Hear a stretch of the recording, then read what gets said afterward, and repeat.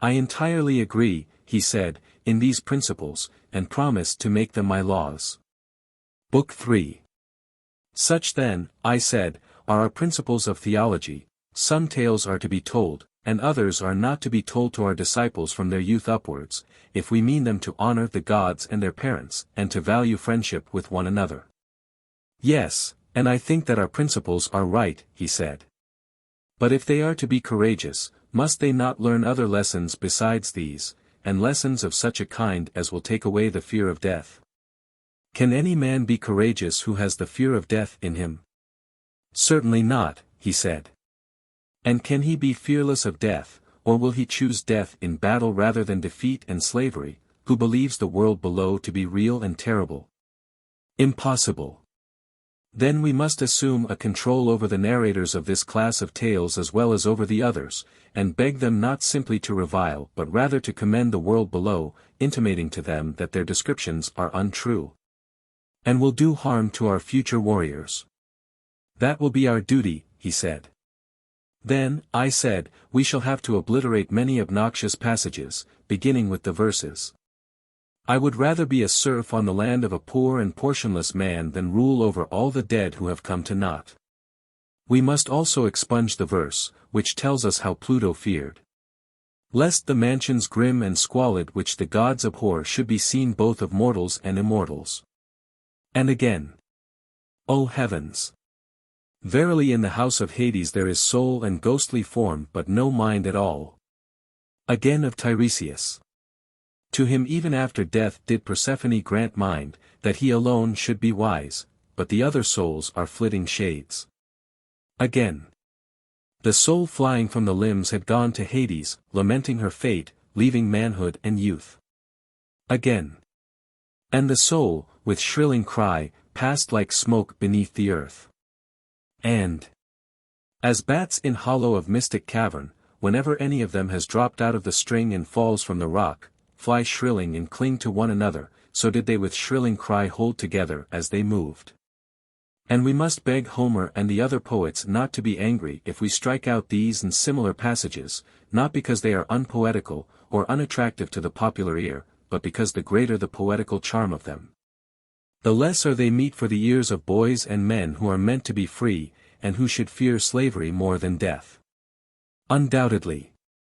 Also we shall have to reject all the terrible and appalling names which describe the world below, Cocytus and Styx, ghosts under the earth, and sapless shades. And any similar words of which the very mention causes a shudder to pass through the inmost soul of him who hears them. I do not say that these horrible stories may not have a use of some kind, but there is a danger that the nerves of our guardians may be rendered too excitable and effeminate by them. There is a real danger, he said. Then we must have no more of them. True. Another and a nobler strain must be composed and sung by us. Clearly. And shall we proceed to get rid of the weepings and wailings of famous men? They will go with the rest. But shall we be right in getting rid of them?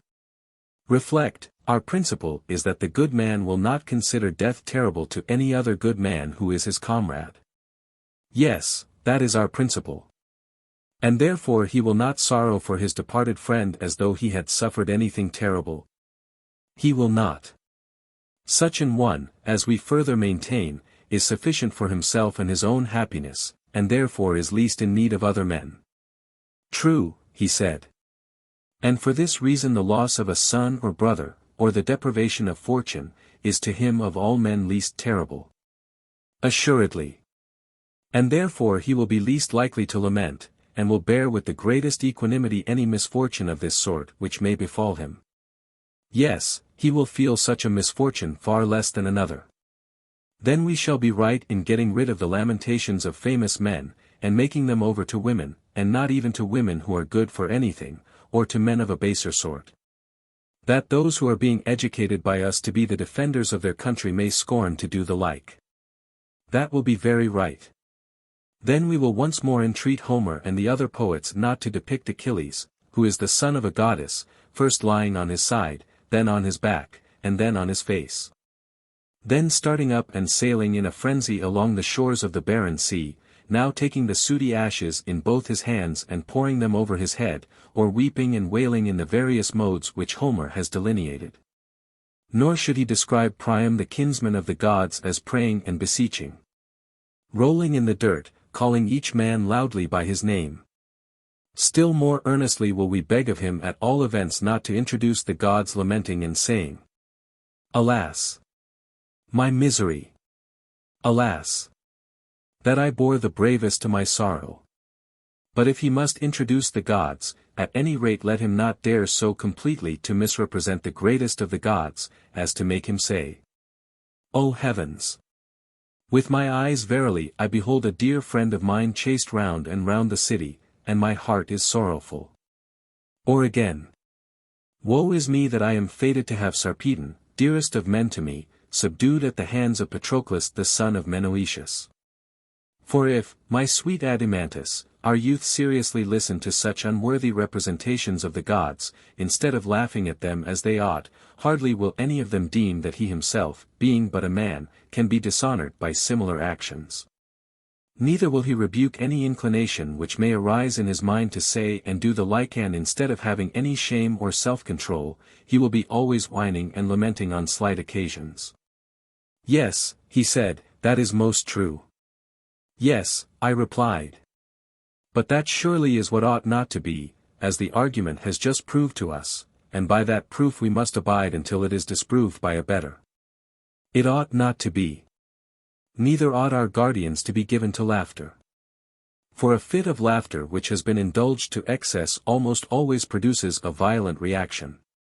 So I believe. Then persons of worth, even if only mortal men, must not be represented as overcome by laughter, and still less must such a representation of the gods be allowed." "Still less of the gods, as you say," he replied.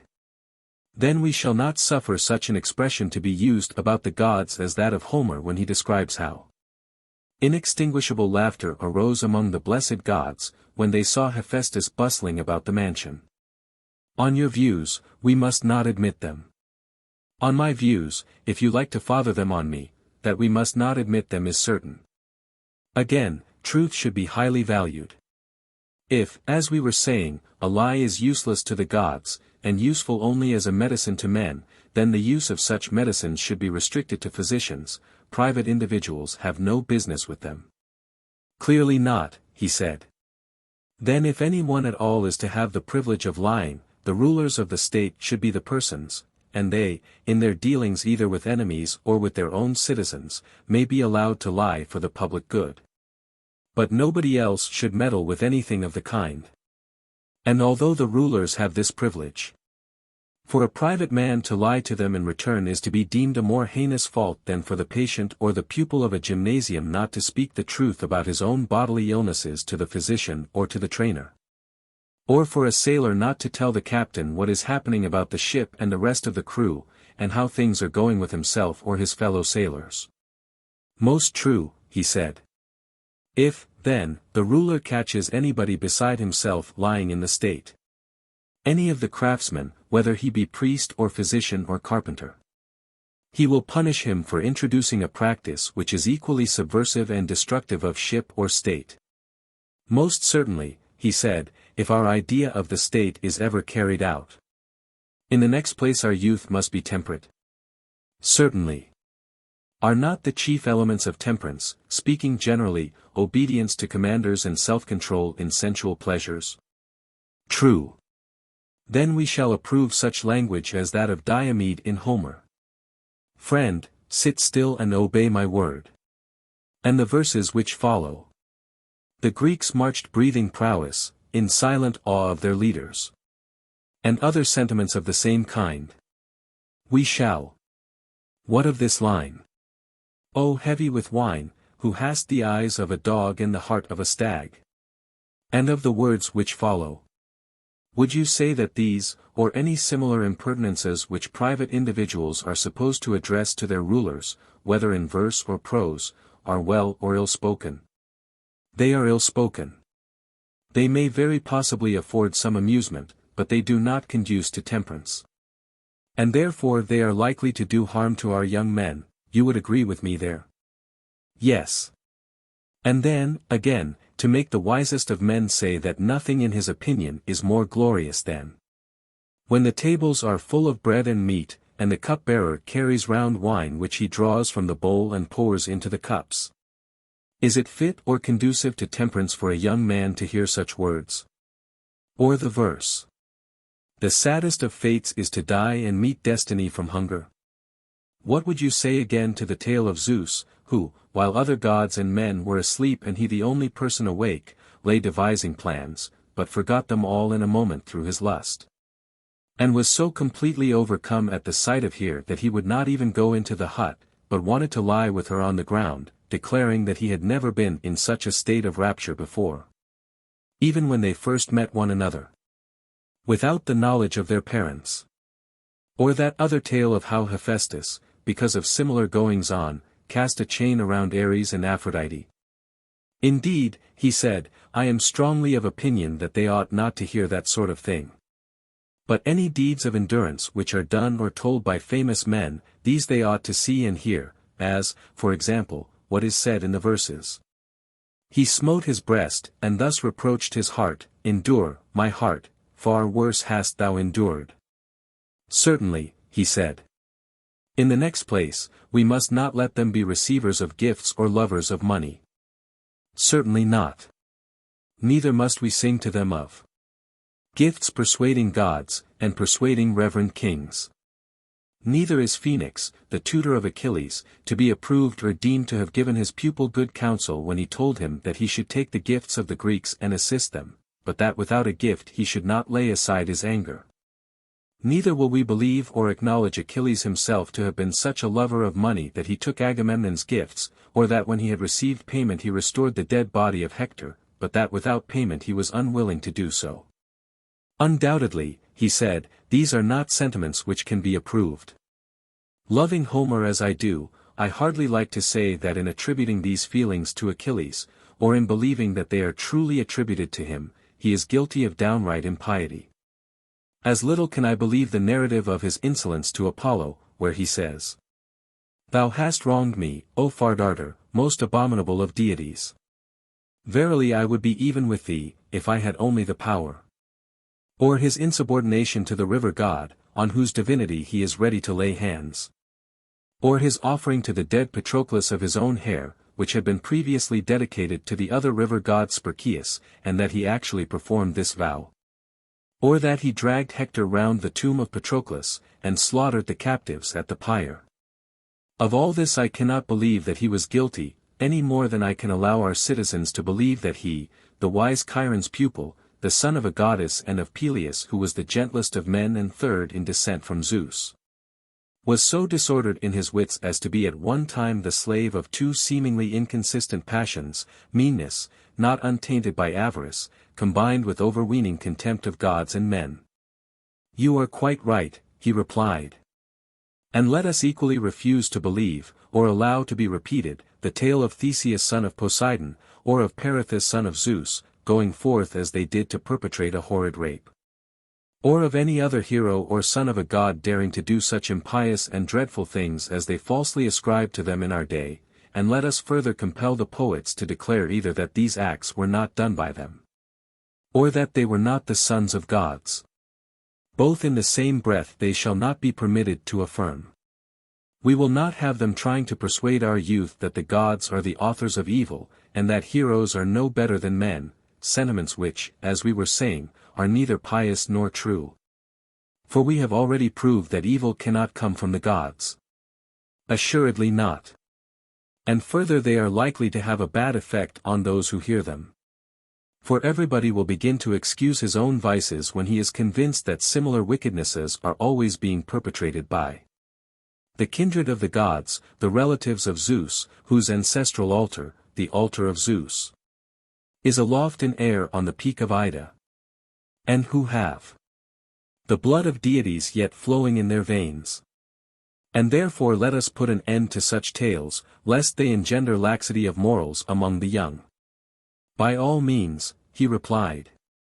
But now that we are determining what classes of subjects are or are not to be spoken of, let us see whether any have been omitted by us. The manner in which gods and demigods and heroes and the world below should be treated has been already laid down. Very true. And what shall we say about men? That is clearly the remaining portion of our subject. Clearly so. But we are not in a condition to answer this question at present, my friend. Why not? Because, if I am not mistaken, we shall have to say that about men poets and storytellers are guilty of making the gravest misstatements when they tell us that wicked men are often happy, and the good miserable. And that injustice is profitable when undetected, but that justice is a man's own loss and another's gain. These things we shall forbid them to utter, and command them to sing and say the opposite. To be sure we shall, he replied. But if you admit that I am right in this, then I shall maintain that you have implied the principle for which we have been all along contending. I grant the truth of your inference. That such things are or are not to be said about men is a question which we cannot determine until we have discovered what justice is, and how naturally advantageous to the possessor, whether he seem to be just or not. Most true, he said. Enough of the subjects of poetry, let us now speak of the style, and when this has been considered, both matter and manner will have been completely treated. I do not understand what you mean, said Adeimantus. Then I must make you understand.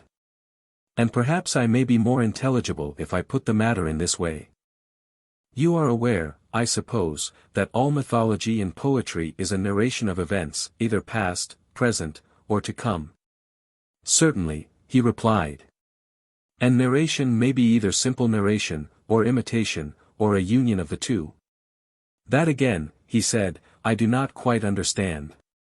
I fear that I must be a ridiculous teacher when I have so much difficulty in making myself apprehended. Like a bad speaker, therefore, I will not take the whole of the subject, but will break a piece off in illustration of my meaning. You know the first lines of the Iliad, in which the poet says that Chryses prayed Agamemnon to release his daughter, and that Agamemnon flew into a passion with him. Whereupon Chryses, failing of his object, invoked the anger of the god against the Achaeans. Now as far as these lines. And he prayed all the Greeks, but especially the 2 sons of Atreus, the chiefs of the people. The poet is speaking in his own person, he never leads us to suppose that he is anyone else.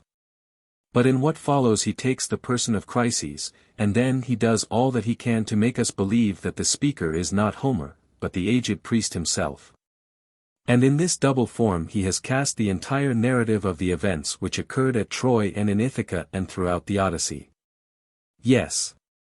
And a narrative it remains both in the speeches which the poet recites from time to time and in the intermediate passages? Quite true. But when the poet speaks in the person of another, may we not say that he assimilates his style to that of the person who, as he informs you, is going to speak? Certainly. And this assimilation of himself to another, either by the use of voice or gesture, is the imitation of the person whose character he assumes? Of course. Then in this case the narrative of the poet may be said to proceed by way of imitation? Very true. Or, if the poet everywhere appears and never conceals himself, then again the imitation is dropped, and his poetry becomes simple narration. However, in order that I may make my meaning quite clear, and that you may no more say, I don't understand, I will show how the change might be effected. If Homer had said, the priest came, having his daughter's ransom in his hands, supplicating the Achaeans, and above all the kings. And then if, instead of speaking in the person of Chryses, he had continued in his own person, the words would have been, not imitation, but simple narration. The passage would have run as follows, I am no poet, and therefore I drop the meter, the priest came and prayed the gods on behalf of the Greeks that they might capture Troy and return safely home. But begged that they would give him back his daughter, and take the ransom which he brought, and respect the god. Thus he spoke, and the other Greeks revered the priest and assented. But Agamemnon was wroth, and bade him depart and not come again, lest the staff and chaplets of the god should be of no avail to him. The daughter of Chryses should not be released, he said, she should grow old with him in Argos. And then he told him to go away and not to provoke him, if he intended to get home unscathed. And the old man went away in fear and silence, and, when he had left the camp, he called upon Apollo by his many names, reminding him of everything which he had done pleasing to him, whether in building his temples, or in offering sacrifice. And praying that his good deeds might be returned to him, and that the Achaeans might expiate his tears by the arrows of the god, and so on. In this way the whole becomes simple narrative. I understand, he said. Or you may suppose the opposite case, that the intermediate passages are omitted, and the dialogue only left. That also, he said, I understand. You mean, for example, as in tragedy. You have conceived my meaning perfectly. And if I mistake not, what you failed to apprehend before is now made clear to you, that poetry and mythology are, in some cases, wholly imitative. Instances of this are supplied by tragedy and comedy.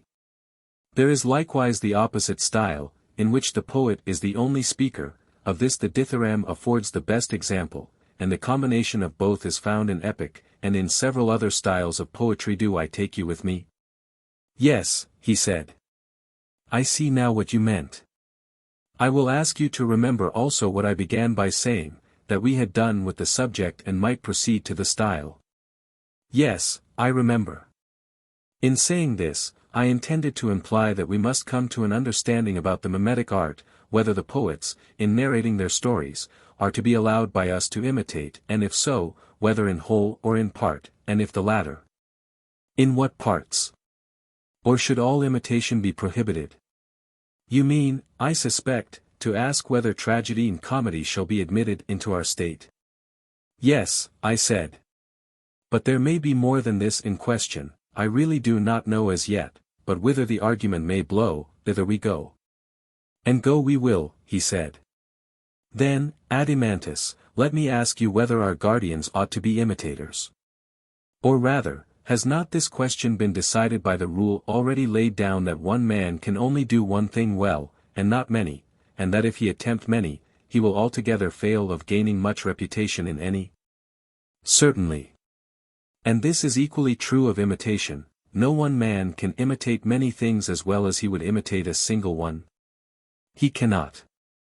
Then the same person will hardly be able to play a serious part in life, and at the same time to be an imitator and imitate many other parts as well. For even when two species of imitation are nearly allied, the same persons cannot succeed in both, as, for example, the writers of tragedy and comedy. Did you not just now call them imitations? Yes, I did. And you are right in thinking that the same persons cannot succeed in both. Any more than they can be rhapsodists and actors at once. True. Neither are comic and tragic actors the same, yet all these things are but imitations. They are so. And human nature, Adeimantus, appears to have been coined into yet smaller pieces, and to be as incapable of imitating many things well, as of performing well the actions of which the imitations are copies. Quite true, he replied. If then we adhere to our original notion and bear in mind that our guardians, setting aside every other business, are to dedicate themselves wholly to the maintenance of freedom in the state, making this their craft, and engaging in no work which does not bear on this end, they ought not to practice or imitate anything else. If they imitate at all, they should imitate from youth upward only those characters which are suitable to their profession, the courageous, temperate, holy, free, and the like. But they should not depict or be skillful at imitating any kind of illiberality or baseness, lest from imitation they should come to be what they imitate. Did you never observe how imitations, beginning in early youth and continuing far into life, at length grow into habits and become a second nature, affecting body, voice, and mind? Yes, certainly, he said. Then, I said, we will not allow those for whom we profess a care and of whom we say that they ought to be good men, to imitate a woman, whether young or old, quarreling with her husband, or striving and vaunting against the gods in conceit of her happiness, or when she is in affliction, or sorrow, or weeping. And certainly not one who is in sickness, love, or labor. Very right, he said. Neither must they represent slaves, male or female, performing the offices of slaves. They must not. And surely not bad men, whether cowards or any others, who do the reverse of what we have just been prescribing, who scold or mock or revile one another in drink or out of drink. Or who in any other manner sin against themselves and their neighbors in word or deed, as the manner of such is. Neither should they be trained to imitate the action or speech of men or women who are mad or bad, for madness, like vice, is to be known but not to be practiced or imitated. Very true, he replied. Neither may they imitate smiths or other artificers, or oarsmen, or boatswains, or the like. How can they, he said, when they are not allowed to apply their minds to the callings of any of these? Nor may they imitate the neighing of horses, the bellowing of bulls, the murmur of rivers and roll of the ocean, thunder, and all that sort of thing. Nay, he said, if madness be forbidden, neither may they copy the behavior of madmen. You mean, I said, if I understand you aright, that there is one sort of narrative style which may be employed by a truly good man when he has anything to say, and that another sort will be used by a man of an opposite character and education. And which are these two sorts? He asked. Suppose, I answered, that a just and good man in the course of a narration comes on some saying or action of another good man, I should imagine that he will like to personate him. And will not be ashamed of this sort of imitation, he will be most ready to play the part of the good man when he is acting firmly and wisely. In a less degree when he is overtaken by illness or love or drink, or has met with any other disaster. But when he comes to a character which is unworthy of him, he will not make a study of that. He will disdain such a person, and will assume his likeness, if at all, for a moment only when he is performing some good action. At other times he will be ashamed to play a part which he has never practiced, nor will he like to fashion and frame himself after the baser models. He feels the employment of such an art, unless in jest, to be beneath him, and his mind revolts at it. So I should expect, he replied. Then he will adopt a mode of narration such as we have illustrated out of Homer, that is to say, his style will be both imitative and narrative, but there will be very little of the former, and a great deal of the latter. Do you agree? Certainly, he said, that is the model which such a speaker must necessarily take. But there is another sort of character who will narrate anything, and, the worse he is, the more unscrupulous he will be. Nothing will be too bad for him, and he will be ready to imitate anything, not as a joke, but in right good earnest, and before a large company. As I was just now saying, he will attempt to represent the roll of thunder, the noise of wind and hail, or the creaking of wheels, and pulleys, and the various sounds of flutes, pipes, trumpets, and all sorts of instruments. He will bark like a dog, bleat like a sheep, or crow like a cock. His entire art will consist in imitation of voice and gesture, and there will be very little narration. That, he said, will be his mode of speaking. These, then, are the two kinds of style. Yes. And you would agree with me in saying that one of them is simple and has but slight changes. And if the harmony and rhythm are also chosen for their simplicity, the result is that the speaker, if he speaks correctly, is always pretty much the same in style. And he will keep within the limits of a single harmony, for the changes are not great, and in like manner he will make use of nearly the same rhythm. That is quite true, he said. Whereas the other requires all sorts of harmonies and all sorts of rhythms, if the music and the style are to correspond, because the style has all sorts of changes. That is also perfectly true, he replied. And do not the two styles, or the mixture of the two, comprehend all poetry, and every form of expression in words? No one can say anything except in one or other of them or in both together. They include all, he said. And shall we receive into our state all the three styles, or one only of the two unmixed styles? Or would you include the mixed? I should prefer only to admit the pure imitator of virtue. Yes, I said, Adeimantus, but the mixed style is also very charming, and indeed the pantomimic, which is the opposite of the one chosen by you, is the most popular style with children and their attendants, and with the world in general. I do not deny it. But I suppose you would argue that such a style is unsuitable to our state, in which human nature is not twofold or manifold, for one man plays one part only. Yes, quite unsuitable. And this is the reason why in our state, and in our state only, we shall find a shoemaker to be a shoemaker and not a pilot also, and a husbandman to be a husbandman and not a die-cast also, and a soldier and not a trader also. And the same throughout. True, he said. And therefore when any one of these pantomimic gentlemen, who are so clever that they can imitate anything, comes to us, and makes a proposal to exhibit himself and his poetry, we will fall down and worship him as a sweet and holy and wonderful being. But we must also inform him that in our state such as he are not permitted to exist, the law will not allow them. And so when we have anointed him with myrrh, and set a garland of wool upon his head, we shall send him away to another city.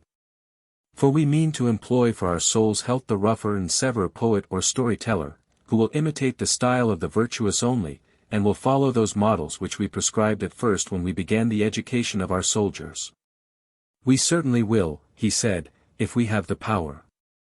Then now, my friend, I said, that part of music or literary education which relates to the story or myth may be considered to be finished, for the matter and manner have both been discussed.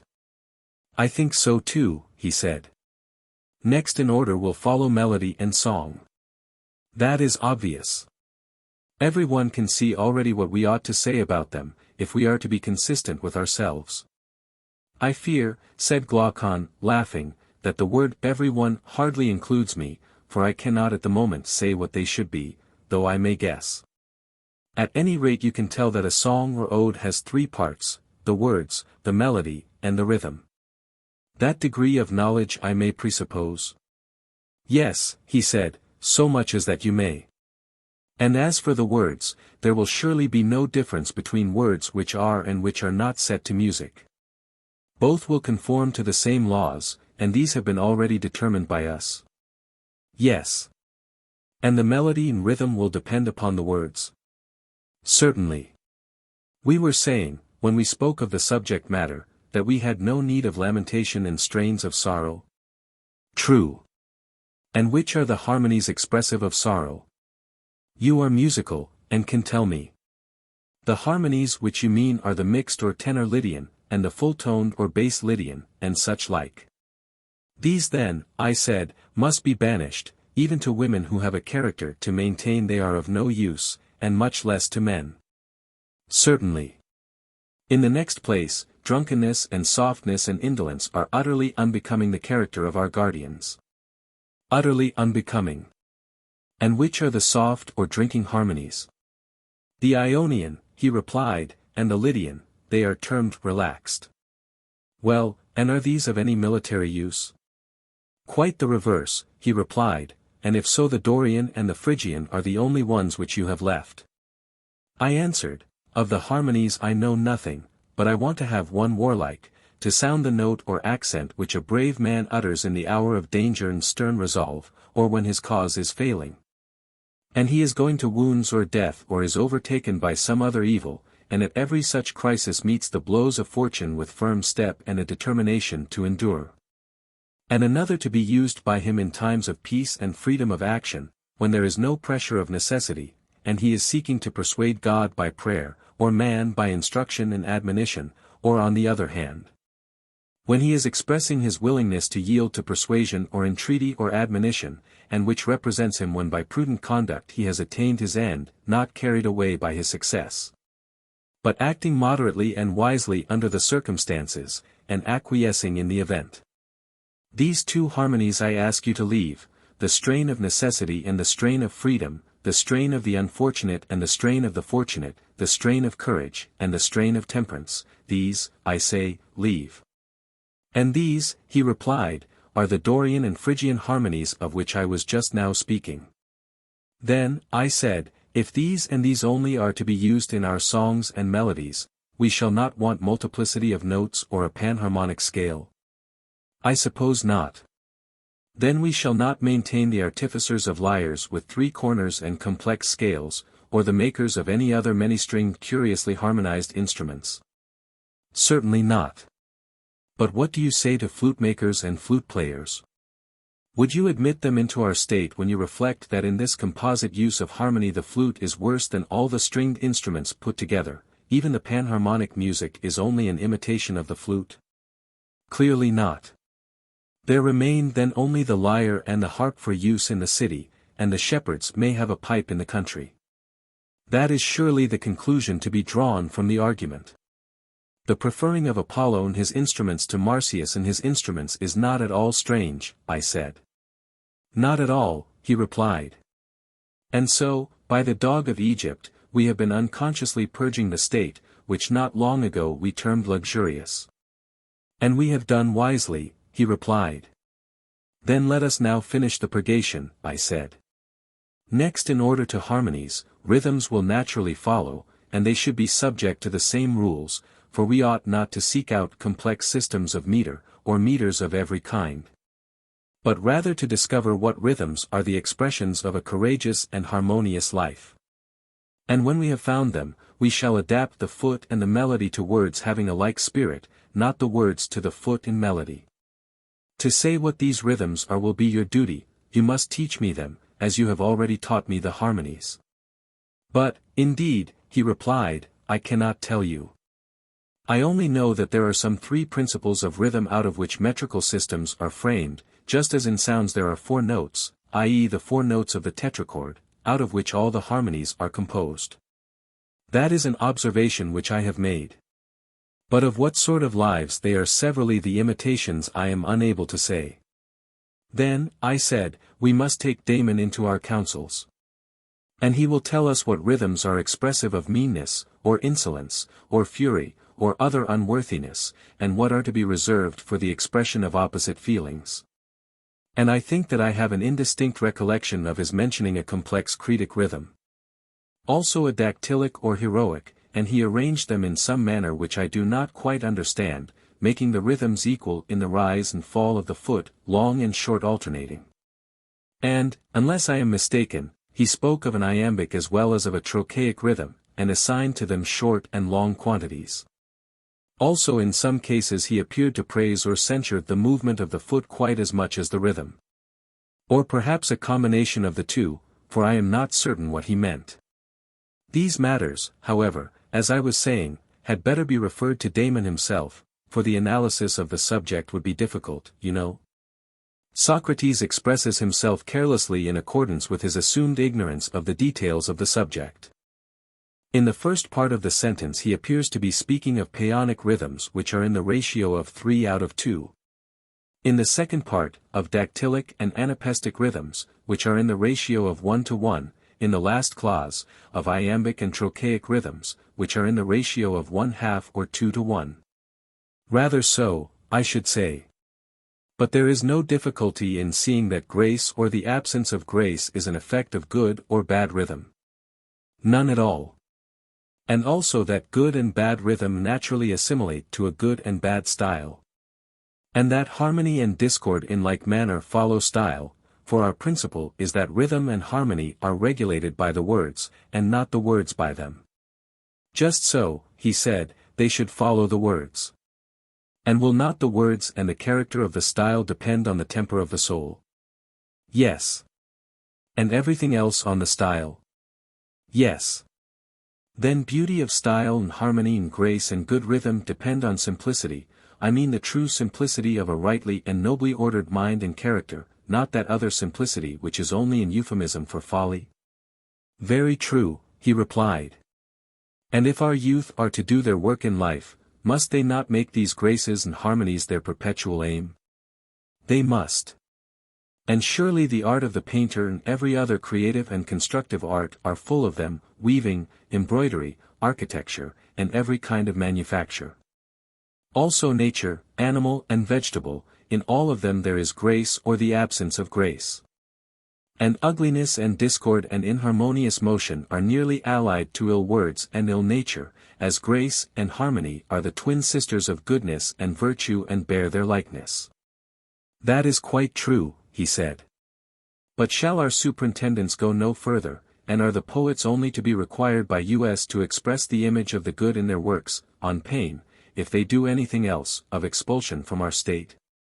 Or is the same control to be extended to other artists, and are they also to be prohibited from exhibiting the opposite forms of vice and intemperance and meanness and indecency in sculpture and building and the other creative arts?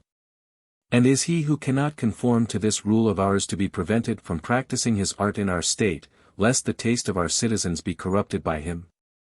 We would not have our guardians grow up amid images of moral deformity, as in some noxious pasture, and their browse and feed upon many a baneful herb and flower day by day, little by little, until they silently gather a festering mass of corruption in their own soul. Let our artists rather be those who are gifted to discern the true nature of the beautiful and graceful, then will our youth dwell in a land of health, amid fair sights and sounds, and receive the good in everything. And beauty, the effluence of fair works, shall flow into the eye and ear, like a health-giving breeze from a purer region, and insensibly draw the soul from earliest years into likeness and sympathy with the beauty of reason. There can be no nobler training than that, he replied. And therefore, I said, Glaucon, musical training is a more potent instrument than any other, because rhythm and harmony find their way into the inward places of the soul, on which they mightily fasten, imparting grace. And making the soul of him who is rightly educated graceful, or of him who is ill-educated ungraceful. And also because he who has received this true education of the inner being will most shrewdly perceive omissions or faults in art and nature, and with a true taste, while he praises and rejoices over and receives into his soul the good, and becomes noble and good, he will justly blame and hate the bad, now in the days of his youth, even before he is able to know the reason why. And when reason comes he will recognize and salute the friend with whom his education has made him long familiar. Yes, he said, I quite agree with you in thinking that our youth should be trained in music and on the grounds which you mention. Just as in learning to read, I said, we were satisfied when we knew the letters of the alphabet, which are very few, in all their recurring sizes and combinations. Not slighting them as unimportant whether they occupy a space large or small, but everywhere eager to make them out. And not thinking ourselves perfect in the art of reading until we recognize them wherever they are found. True. Or, as we recognized the reflection of letters in the water, or in a mirror, only when we know the letters themselves. The same art and study giving us the knowledge of both. Exactly.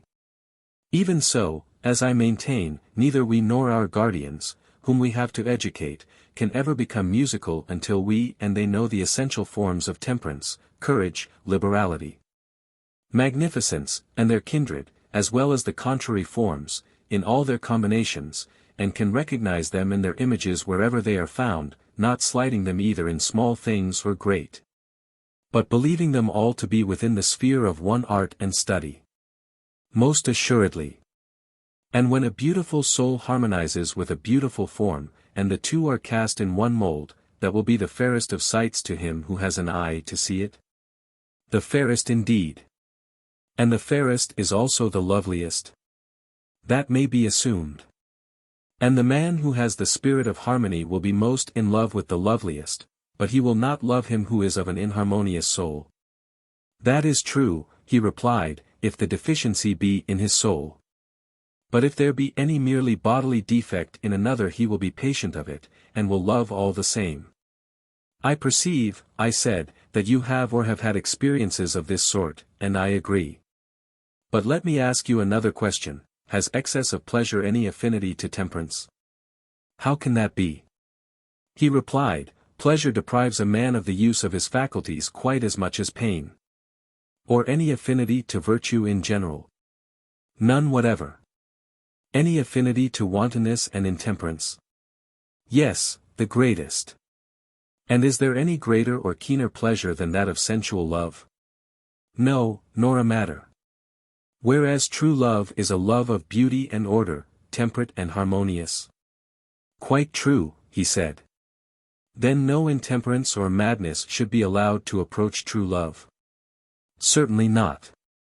Then mad or intemperate pleasure must never be allowed to come near the lover and his beloved. Neither of them can have any part in it if their love is of the right sort.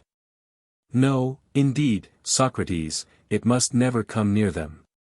Then I suppose that in the city which we are founding you would make a law to the effect that a friend should use no other familiarity to his love than a father would use to his son, and then only for a noble purpose.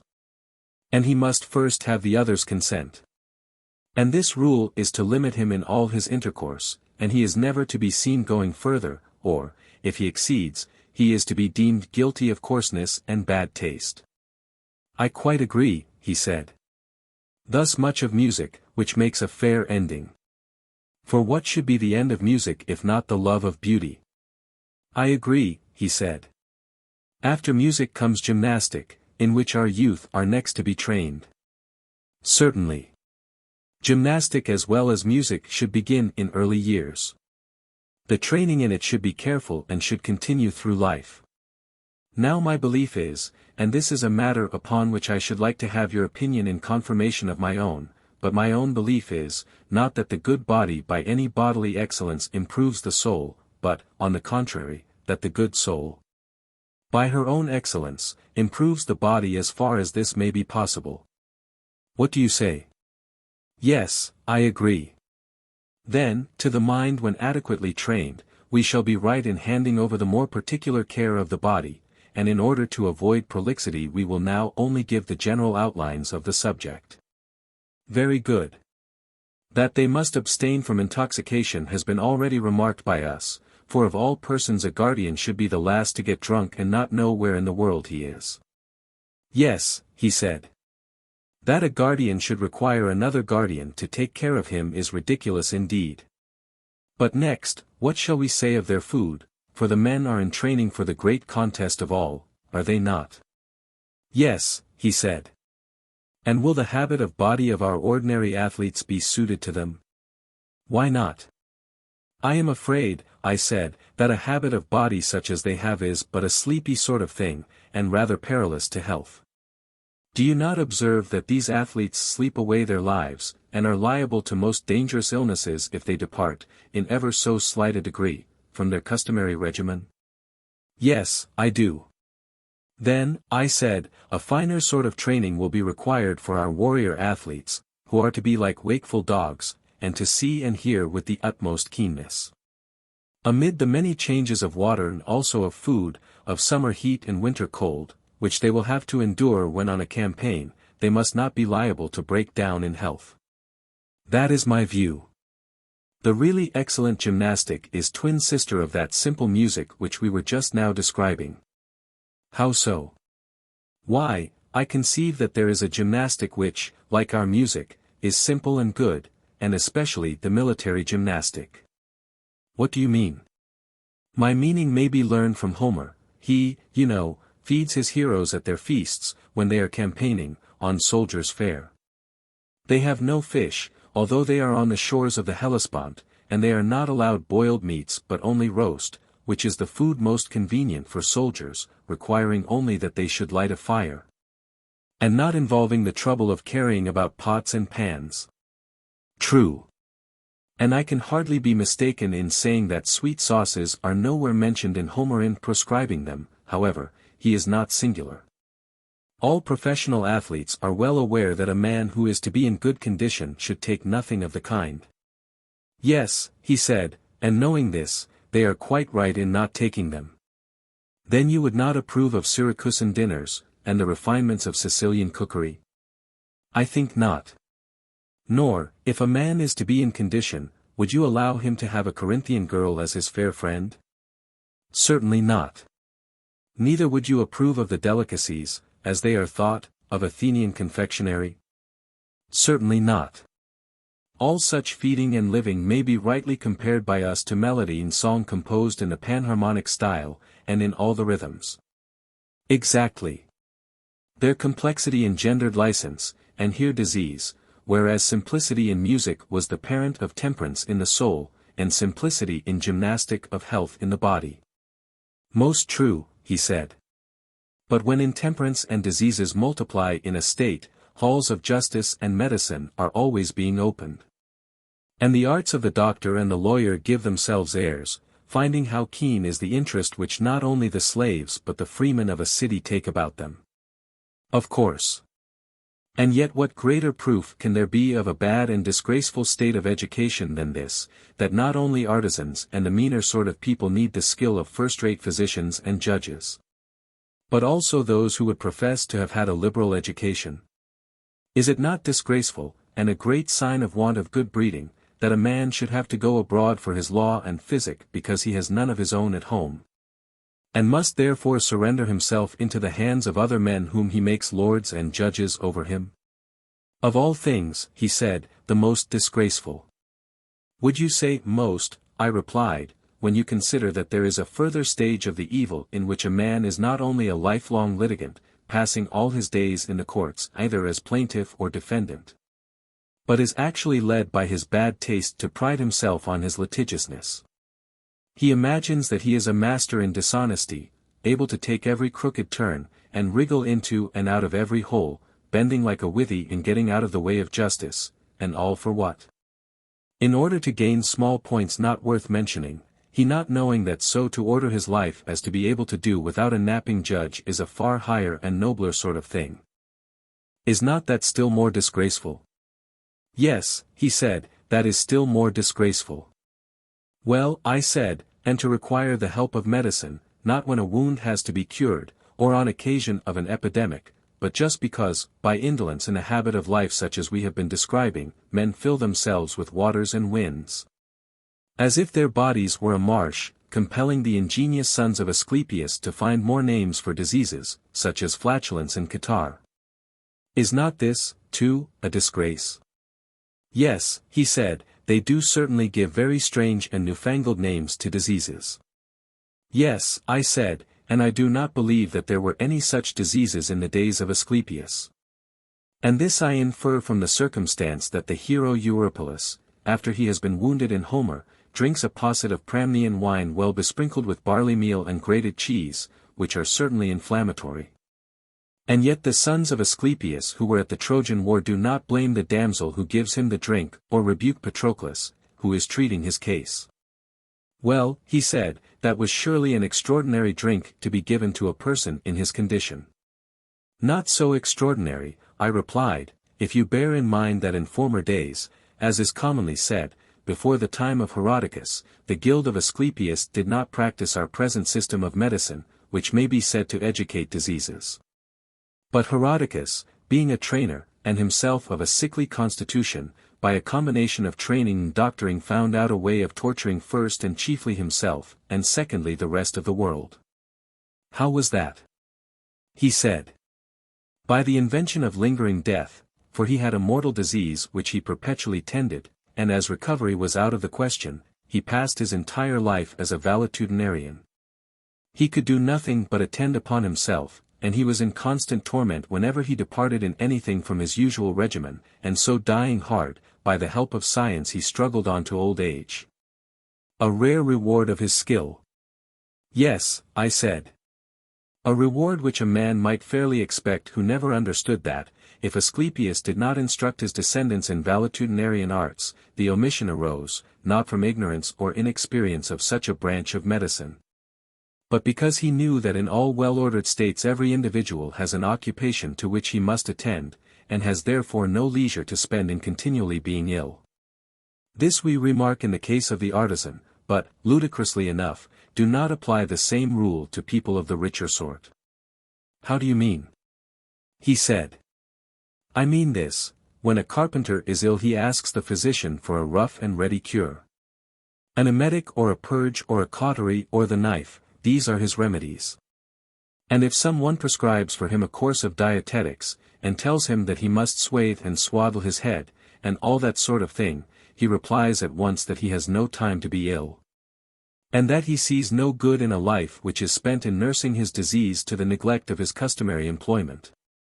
And therefore bidding good-bye to this sort of physician, he resumes his ordinary habits, and either gets well and lives and does his business, or, if his constitution fails, he dies and has no more trouble. Yes, he said, and a man in his condition of life ought to use the art of medicine thus far only. Has he not, I said, an occupation, and what profit would there be in his life if he were deprived of his occupation? Quite true, he said. But with the rich man this is otherwise. Of him we do not say that he has any specially appointed work which he must perform, if he would live. He is generally supposed to have nothing to do. Then you never heard of the saying of Phocylides, that as soon as a man has a livelihood he should practice virtue? Nay, he said, I think that he had better begin somewhat sooner. Let us not have a dispute with him about this, I said. But rather ask ourselves, is the practice of virtue obligatory on the rich man, or can he live without it? And if obligatory on him, then let us raise a further question, whether this dieting of disorders, which is an impediment to the application of the mind in carpentering and the mechanical arts, does not equally stand in the way of the sentiment of Phocylides? Of that, he replied, there can be no doubt. Such excessive care of the body, when carried beyond the rules of gymnastic, is most inimical to the practice of virtue. Yes, indeed, I replied, and equally incompatible with the management of a house, an army, or an office of state. And, what is most important of all, irreconcilable with any kind of study or thought or self-reflection, there is a constant suspicion that headache and giddiness are to be ascribed to philosophy. And hence all practicing or making trial of virtue in the higher sense is absolutely stopped. For a man is always fancying that he is being made ill, and is in constant anxiety about the state of his body. Yes, likely enough. And therefore our politic Asclepius may be supposed to have exhibited the power of his art only to persons who, being generally of healthy constitution and habits of life, had a definite ailment. Such as these he cured by purges and operations, and bade them live as usual, herein consulting the interests of the state. But bodies which disease had penetrated through and through he would not have attempted to cure by gradual processes of evacuation and infusion. He did not want to lengthen out good-for-nothing lives, or to have weak fathers begetting weaker sons. If a man was not able to live in the ordinary way he had no business to cure him, for such a cure would have been of no use either to himself, or to the state. Then, he said, you regard Asclepius as a statesman. Clearly. And his character is further illustrated by his sons. Note that they were heroes in the days of old and practiced the medicines of which I am speaking at the siege of Troy. You will remember how, when Pandarus wounded Menelaus, they sucked the blood out of the wound, and sprinkled soothing remedies.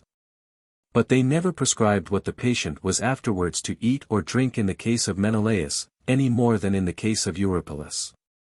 The remedies, as they conceived, were enough to heal any man who before he was wounded was healthy and regular in his habits, and even though he did happen to drink a posset of Pramnian wine, he might get well all the same. But they would have nothing to do with unhealthy and intemperate subjects, whose lives were of no use either to themselves or others. The art of medicine was not designed for their good, and though they were as rich as Midas, the sons of Asclepius would have declined to attend them. They were very acute persons, those sons of Asclepius. Naturally so, I replied. Nevertheless, the tragedians and Pindar disobeying our behests, although they acknowledge that Asclepius was the son of Apollo, say also that he was bribed into healing a rich man who was at the point of death. And for this reason he was struck by lightning. But we, in accordance with the principle already affirmed by us, will not believe them when they tell us both, if he was the son of a god, we maintain that he was not avaricious, or, if he was avaricious, he was not the son of a god. All that, Socrates, is excellent, but I should like to put a question to you, ought there not to be good physicians in a state, and are not the best those who have treated the greatest number of constitutions good and bad? And are not the best judges in like manner those who are acquainted with all sorts of moral natures? Yes, I said, I too would have good judges and good physicians, but do you know whom I think good? Will you tell me? I will, if I can. Let me however note that in the same question you join two things which are not the same. How so? He asked. Why, I said, you join physicians and judges. Now the most skillful physicians are those who, from their youth upwards, have combined with the knowledge of their art the greatest experience of disease. They had better not be robust in health, and should have had all manner of diseases in their own persons. For the body, as I conceive, is not the instrument with which they cure the body. In that case we could not allow them ever to be or to have been sickly, but they cure the body with the mind, and the mind which has become and is sick can cure nothing. That is very true, he said. But with the judge it is otherwise. Since he governs mind by mind. He ought not therefore to have been trained among vicious minds, and to have associated with them from youth upwards, and to have gone through the whole calendar of crime. Only in order that he may quickly infer the crimes of others as he might their bodily diseases from his own self-consciousness. The honorable mind which is to form a healthy judgment should have had no experience or contamination of evil habits when young. And this is the reason why in youth good men often appear to be simple, and are easily practiced upon by the dishonest, because they have no examples of what evil is in their own souls. Yes, he said, they are far too apt to be deceived.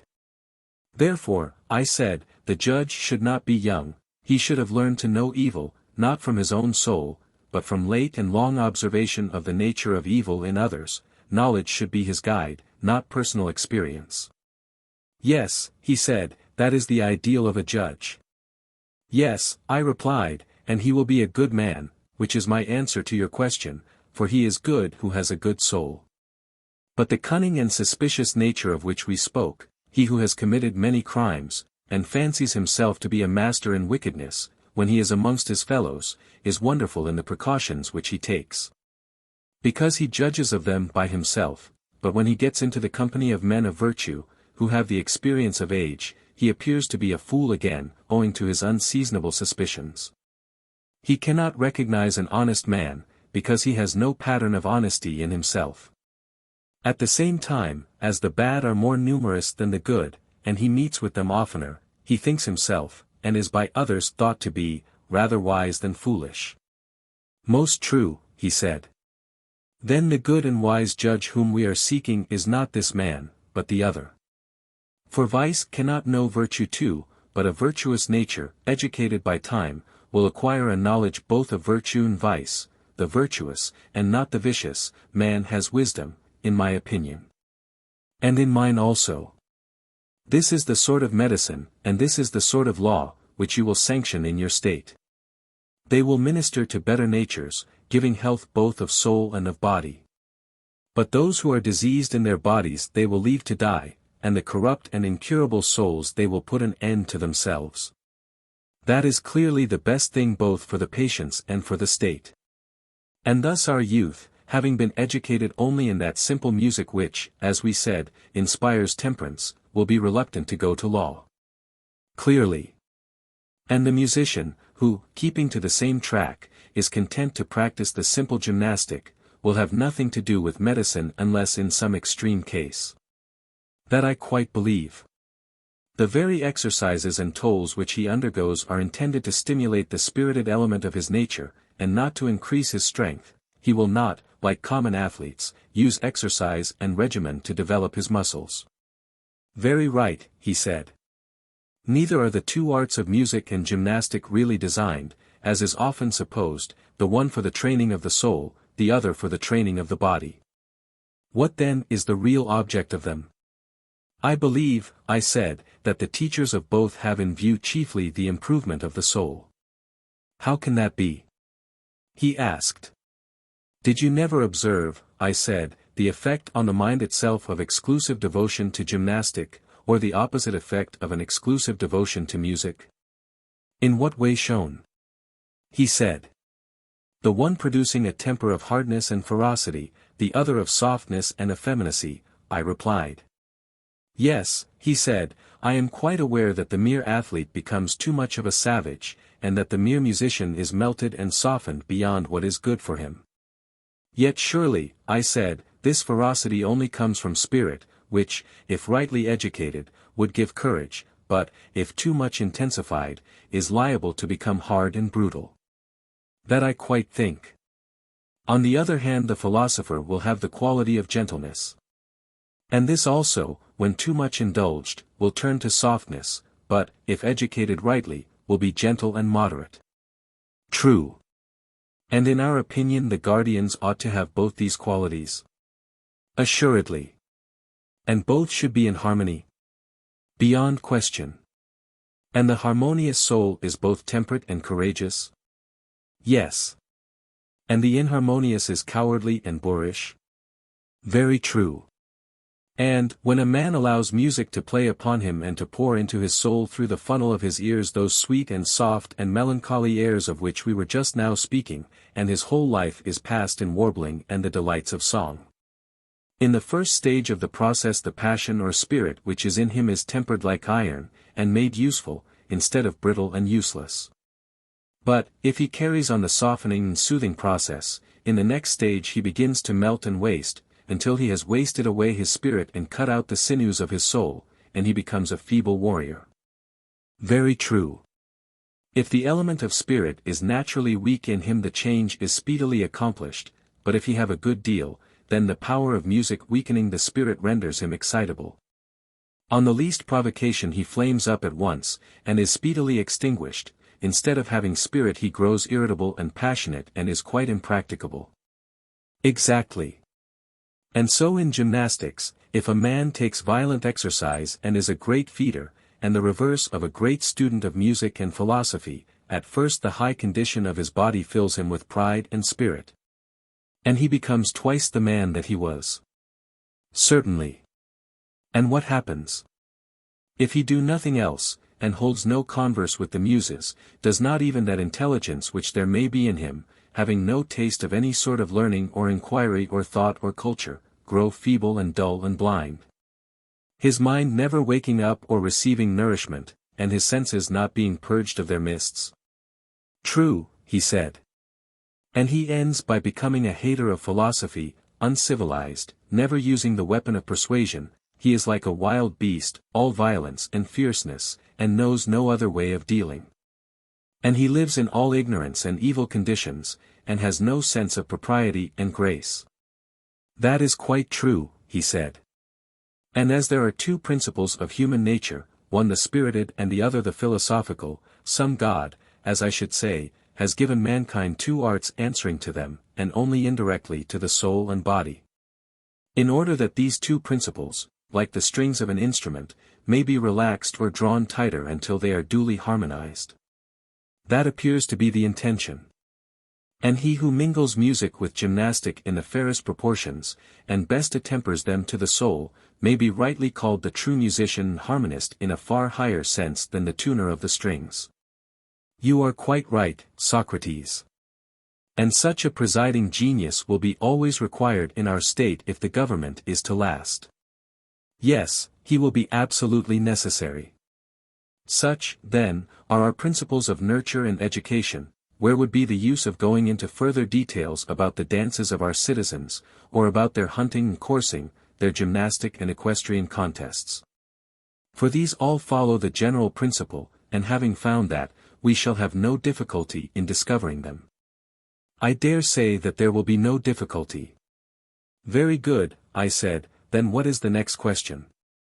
Must we not ask who are to be rulers and who subjects? Certainly. There can be no doubt that the elder must rule the younger. Clearly.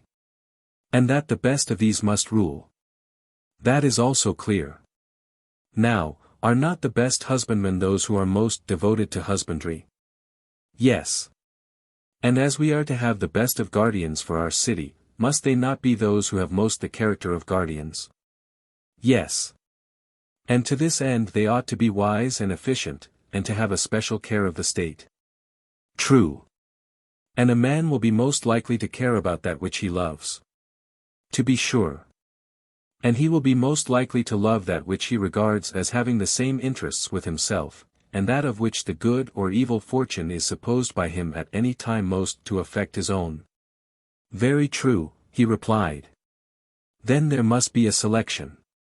Let us note among the guardians those who in their whole life show the greatest eagerness to do what is for the good of their country, and the greatest repugnance to do what is against her interests. Those are the right men. And they will have to be watched at every age, in order that we may see whether they preserve their resolution, and never, under the influence either of force or enchantment, forget or cast off their sense of duty to the state. How cast off? He said. I will explain to you, I replied. A resolution may go out of a man's mind either with his will or against his will, with his will when he gets rid of a falsehood and learns better, against his will whenever he is deprived of a truth. I understand, he said, the willing loss of a resolution, the meaning of the unwilling I have yet to learn. Why, I said, do you not see that men are unwillingly deprived of good, and willingly of evil? Is not to have lost the truth an evil, and to possess the truth a good? And you would agree that to conceive things as they are is to possess the truth? Yes, he replied. I agree with you in thinking that mankind are deprived of truth against their will. And is not this involuntary deprivation caused either by theft, or force, or enchantment? Still, he replied, I do not understand you. I fear that I must have been talking darkly, like the tragedians. I only mean that some men are changed by persuasion and that others forget. Argument steals away the hearts of one class, and time of the other, and this I call theft. Now you understand me? Yes. Those again who are forced, are those whom the violence of some pain or grief compels to change their opinion. I understand, he said, and you are quite right. And you would also acknowledge that the enchanted are those who change their minds either under the softer influence of pleasure, or the sterner influence of fear. Yes, he said, everything that deceives may be said to enchant. Therefore, as I was just now saying, we must inquire who are the best guardians of their own conviction that what they think the interest of the state is to be the rule of their lives. We must watch them from their youth upwards, and make them perform actions in which they are most likely to forget or to be deceived, and he who remembers and is not deceived is to be selected, and he who fails in the trial is to be rejected. That will be the way. Yes. And there should also be toils and pains and conflicts prescribed for them, in which they will be made to give further proof of the same qualities. Very right, he replied. And then, I said, we must try them with enchantments, that is the third sort of test, and see what will be their behavior, like those who take colts amid noise and tumult to see if they are of a timid nature. So must we take our youth amid terrors of some kind, and again pass them into pleasures, and prove them more thoroughly than gold is proved in the furnace, that we may discover whether they are armed against all enchantments. And of a noble bearing always, good guardians of themselves and of the music which they have learned, and retaining under all circumstances a rhythmical and harmonious nature, such as will be most serviceable to the individual and to the state. And he who at every age, as boy and youth and in mature life, has come out of the trial victorious and pure, shall be appointed a ruler and guardian of the state. He shall be honored in life and death, and shall receive sepulture and other memorials of honor, the greatest that we have to give, but him who fails, we must reject. I am inclined to think that this is the sort of way in which our rulers and guardians should be chosen and appointed. I speak generally, and not with any pretension to exactness. And, speaking generally, I agree with you, he said. And perhaps the word guardian, in the fullest sense ought to be applied to this higher class only who preserve us against foreign enemies and maintain peace among our citizens at home, that the one may not have the will, or the others the power, to harm us. The young men whom we before called guardians may be more properly designated auxiliaries and supporters of the principles of the rulers. I agree with you, he said. How then may we devise one of those needful falsehoods of which we lately spoke, just one royal lie which may deceive the rulers, if that be possible, and at any rate the rest of the city? What sort of lie? He said. Nothing new, I replied. Only an old Phoenician tale, laws, of what has often occurred before now in other places, as the poets say, and have made the world believe, though not in our time, and I do not know whether such an event could ever happen again. Or could now even be made probable, if it did. How your words seem to hesitate on your lips. You will not wonder, I replied, at my hesitation when you have heard. Speak, he said, and fear not. Well then, I will speak, although I really know not how to look you in the face, or in what words to utter the audacious fiction, which I propose to communicate gradually, first to the rulers, then to the soldiers, and lastly to the people. They are to be told that their youth was a dream, and the education and training which they received from us, an appearance only. In reality, during all that time they were being formed and fed in the womb of the earth, where they themselves and their arms and appurtenances were manufactured. When they were completed, the earth, their mother, sent them up. And so, their country being their mother and also their nurse, they are bound to advise for her good, and to defend her against attacks, and her citizens they are to regard as children of the earth and their own brothers. You had good reason, he said, to be ashamed of the lie which you were going to tell. True, I replied, but there is more coming, I have only told you half. Citizens, we shall say to them in our tale, you are brothers, yet God has framed you differently. Some of you have the power of command, and in the composition of these he has mingled gold, wherefore also they have the greatest honor. Others he has made of silver, to be auxiliaries, others again who are to be husbandmen and craftsmen he has composed of brass and iron, and the species will generally be preserved in the children. But as all are of the same original stock, a golden parent will sometimes have a silver son, or a silver parent a golden son. And God proclaims as a first principle to the rulers, and above all else, that there is nothing which they should so anxiously guard, or of which they are to be such good guardians, as of the purity of the race. They should observe what elements mingle in their offspring. For if the son of a golden or silver parent has an admixture of brass and iron, then nature orders a transposition of ranks.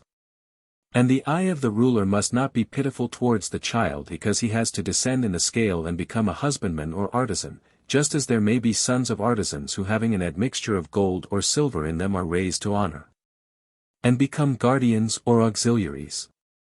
For an oracle says that when a man of brass or iron guards the state, it will be destroyed. Such is the tale. Is there any possibility of making our citizens believe in it? Not in the present generation, he replied. There is no way of accomplishing this, but their sons may be made to believe in the tale, and their sons' sons, and posterity after them. I see the difficulty, I replied.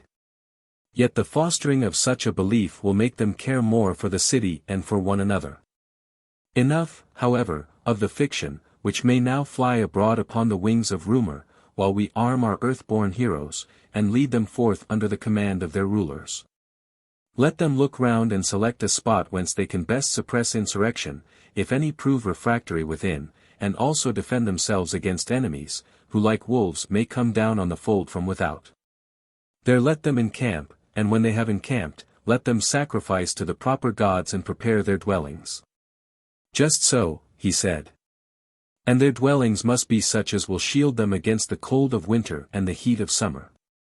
I suppose that you mean houses, he replied. Yes, I said, but they must be the houses of soldiers, and not of shopkeepers. What is the difference? He said. That I will endeavor to explain, I replied. To keep watchdogs, who, from want of discipline or hunger, or some evil habit or other, would turn upon the sheep and worry them, and behave not like dogs but wolves, would be a foul and monstrous thing in a shepherd. Truly monstrous, he said. And therefore every care must be taken that our auxiliaries, being stronger than our citizens, may not grow to be too much for them and become savage tyrants instead of friends and allies. Yes, great care should be taken. And would not a really good education furnish the best safeguard? But they are well educated already, he replied. I cannot be so confident, my dear Glaucon, I said. I am much more certain that they ought to be, and that true education, whatever that may be, will have the greatest tendency to civilize and humanize them in their relations to one another, and to those who are under their protection. Very true, he replied. And not only their education, but their habitations, and all that belongs to them, should be such as will neither impair their virtue as guardians, nor tempt them to prey upon the other citizens. Any man of sense must acknowledge that. He must. Then now let us consider what will be their way of life, if they are to realize our idea of them. In the first place, none of them should have any property of his own beyond what is absolutely necessary, neither should they have a private house or store closed against any one who has a mind to enter. Their provisions should be only such as are required by trained warriors, who are men of temperance and courage. They should agree to receive from the citizens a fixed rate of pay, enough to meet the expenses of the year and no more. And they will go to mess and live together like soldiers in a camp. Gold and silver we will tell them that they have from God. The diviner metal is within them, and they have therefore no need of the dross which is current among men, and ought not to pollute the divine by any such earthly admixture. For that commoner metal has been the source of many unholy deeds, but their own is undefiled. And they alone of all the citizens may not touch or handle silver or gold, or be under the same roof with them, or wear them, or drink from them. And this will be their salvation, and they will be the saviors of the state. But should they ever acquire homes or lands or monies of their own, they will become housekeepers and husbandmen instead of guardians, enemies and tyrants instead of allies of the other citizens. Hating and being hated, plotting and being plotted against, they will pass their whole life in much greater terror of internal than of external enemies, and the hour of ruin, both to themselves and to the rest of the state, will be at hand. For all which reasons may we not say that thus shall our state be ordered, and that these shall be the regulations appointed by us for guardians concerning their houses and all other matters? Yes, said Glaucon. Book 4. Here Adeimantus interposed a question. How would you answer, Socrates, said he, if a person were to say that you are making these people miserable, and that they are the cause of their own unhappiness? The city in fact belongs to them, but they are none the better for it. Whereas other men acquire lands, and build large and handsome houses, and have everything handsome about them, offering sacrifices to the gods on their own account, and practicing hospitality. Moreover, as you were saying just now, they have gold and silver, and all that is usual among the favorites of fortune, but our poor citizens are no better than mercenaries who are quartered in the city and are always mounting guard. Yes, I said. And you may add that they are only fed, and not paid in addition to their food, like other men, and therefore they cannot, if they would, take a journey of pleasure. They have no money to spend on a mistress or any other luxurious fancy, which, as the world goes, is thought to be happiness, and many other accusations of the same nature might be added. But, said he, let us suppose all this to be included in the charge. You mean to ask, I said, what will be our answer? Yes. If we proceed along the old path, my belief, I said, is that we shall find the answer. And our answer will be that, even as they are, our guardians may very likely be the happiest of men, but that our aim in founding the state was not the disproportionate happiness of any one class, but the greatest happiness of the whole. We thought that in a state which is ordered with a view to the good of the whole we should be most likely to find justice, and in the ill-ordered state injustice, and, having found them, we might then decide which of the two is the happier. At present, I take it, we are fashioning the happy state, not piecemeal, or with a view of making a few happy citizens, but as a whole, and by we will proceed to view the opposite kind of state. Suppose that we were painting a statue, and some one came up to us and said, why do you not put the most beautiful colors on the most beautiful parts of the body? The eyes ought to be purple. But you have made them black. To him we might fairly answer, Sir, you would not surely have us beautify the eyes to such a degree that they are no longer eyes. Consider rather whether, by giving this and the other features their due proportion, we make the whole beautiful. And so I say to you, do not compel us to assign to the guardians a sort of happiness which will make them anything but guardians. For we too can clothe our husbandmen in royal apparel, and set crowns of gold on their heads, and bid them till the ground as much as they like, and no more. Our potters also might be allowed to repose on couches, and feast by the fireside, passing round the wine-cup, while their wheel is conveniently at hand, and working at pottery only as much as they like. In this way we might make every class happy, and then, as you imagine, the whole state would be happy. But do not put this idea into our heads. For, if we listen to you, the husbandman will be no longer a husbandman, the potter will cease to be a potter, and no one will have the character of any distinct class in the state. Now this is not of much consequence where the corruption of society, and pretension to be what you are not, is confined to cobblers. But when the guardians of the laws and of the government are only seeming and not real guardians, then see how they turn the state upside down, and on the other hand they alone have the power of giving order and happiness to the state. We mean our guardians to be true saviors and not the destroyers of the state, whereas our opponent is thinking of peasants at a festival, who are enjoying a life of revelry, not of citizens who are doing their duty to the state. But, if so, we mean different things, and he is speaking of something which is not a state. And therefore we must consider whether in appointing our guardians we would look to their greatest happiness individually, or whether this principle of happiness does not rather reside in the state as a whole. But if the latter be the truth, then the guardians and auxiliaries, and all others equally with them, must be compelled or induced to do their own work in the best way. And thus the whole state will grow up in a noble order, and the several classes will receive the proportion of happiness which nature assigns to them. I think that you are quite right. I wonder whether you will agree with another remark which occurs to me. What may that be? There seem to be two causes of the deterioration of the arts. What are they? Wealth, I said, and poverty. How do they act? The process is as follows: when a potter becomes rich, will he, think you, any longer take the same pains with his art? Certainly not. He will grow more and more indolent and careless. Very true. And the result will be that he becomes a worse potter? Yes, he greatly deteriorates. But, on the other hand, if he has no money, and cannot provide himself with tools or instruments, he will not work equally well himself, nor will he teach his sons or apprentices to work equally well. Certainly not.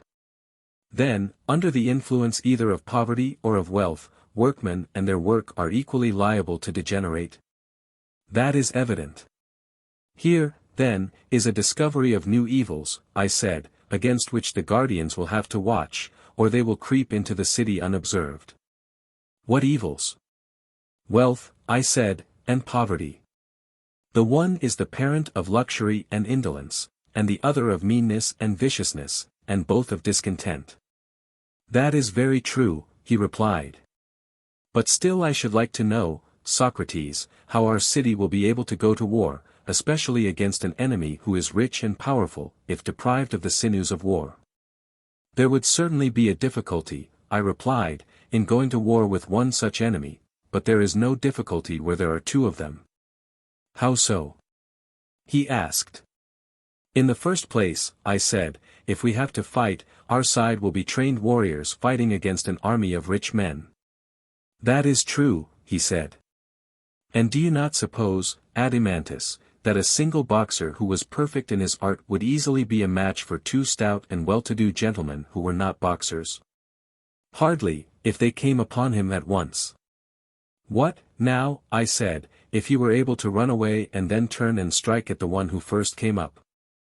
And supposing he were to do this several times under the heat of a scorching sun, might he not, being an expert, overturn more than one stout personage? Certainly, he said, there would be nothing wonderful in that. And yet rich men probably have a greater superiority in the science and practice of boxing than they have in military qualities. Likely enough. Then we may assume that our athletes will be able to fight with 2 or 3 times their own number. I agree with you, for I think you right. And suppose that, before engaging, our citizens send an embassy to one of the 2 cities, telling them what is the truth: silver and gold we neither have nor are permitted to have, but you may. Do you therefore come and help us in war, and take the spoils of the other city, who, on hearing these words, would choose to fight against lean wiry dogs, rather than, with the dogs on their side, against fat and tender sheep? That is not likely. And yet there might be a danger to the poor state if the wealth of many states were to be gathered into one. But how simple of you to use the term state at all of any but our own. Why so? You ought to speak of other states in the plural number. Not one of them is a city, but many cities, as they say in the game.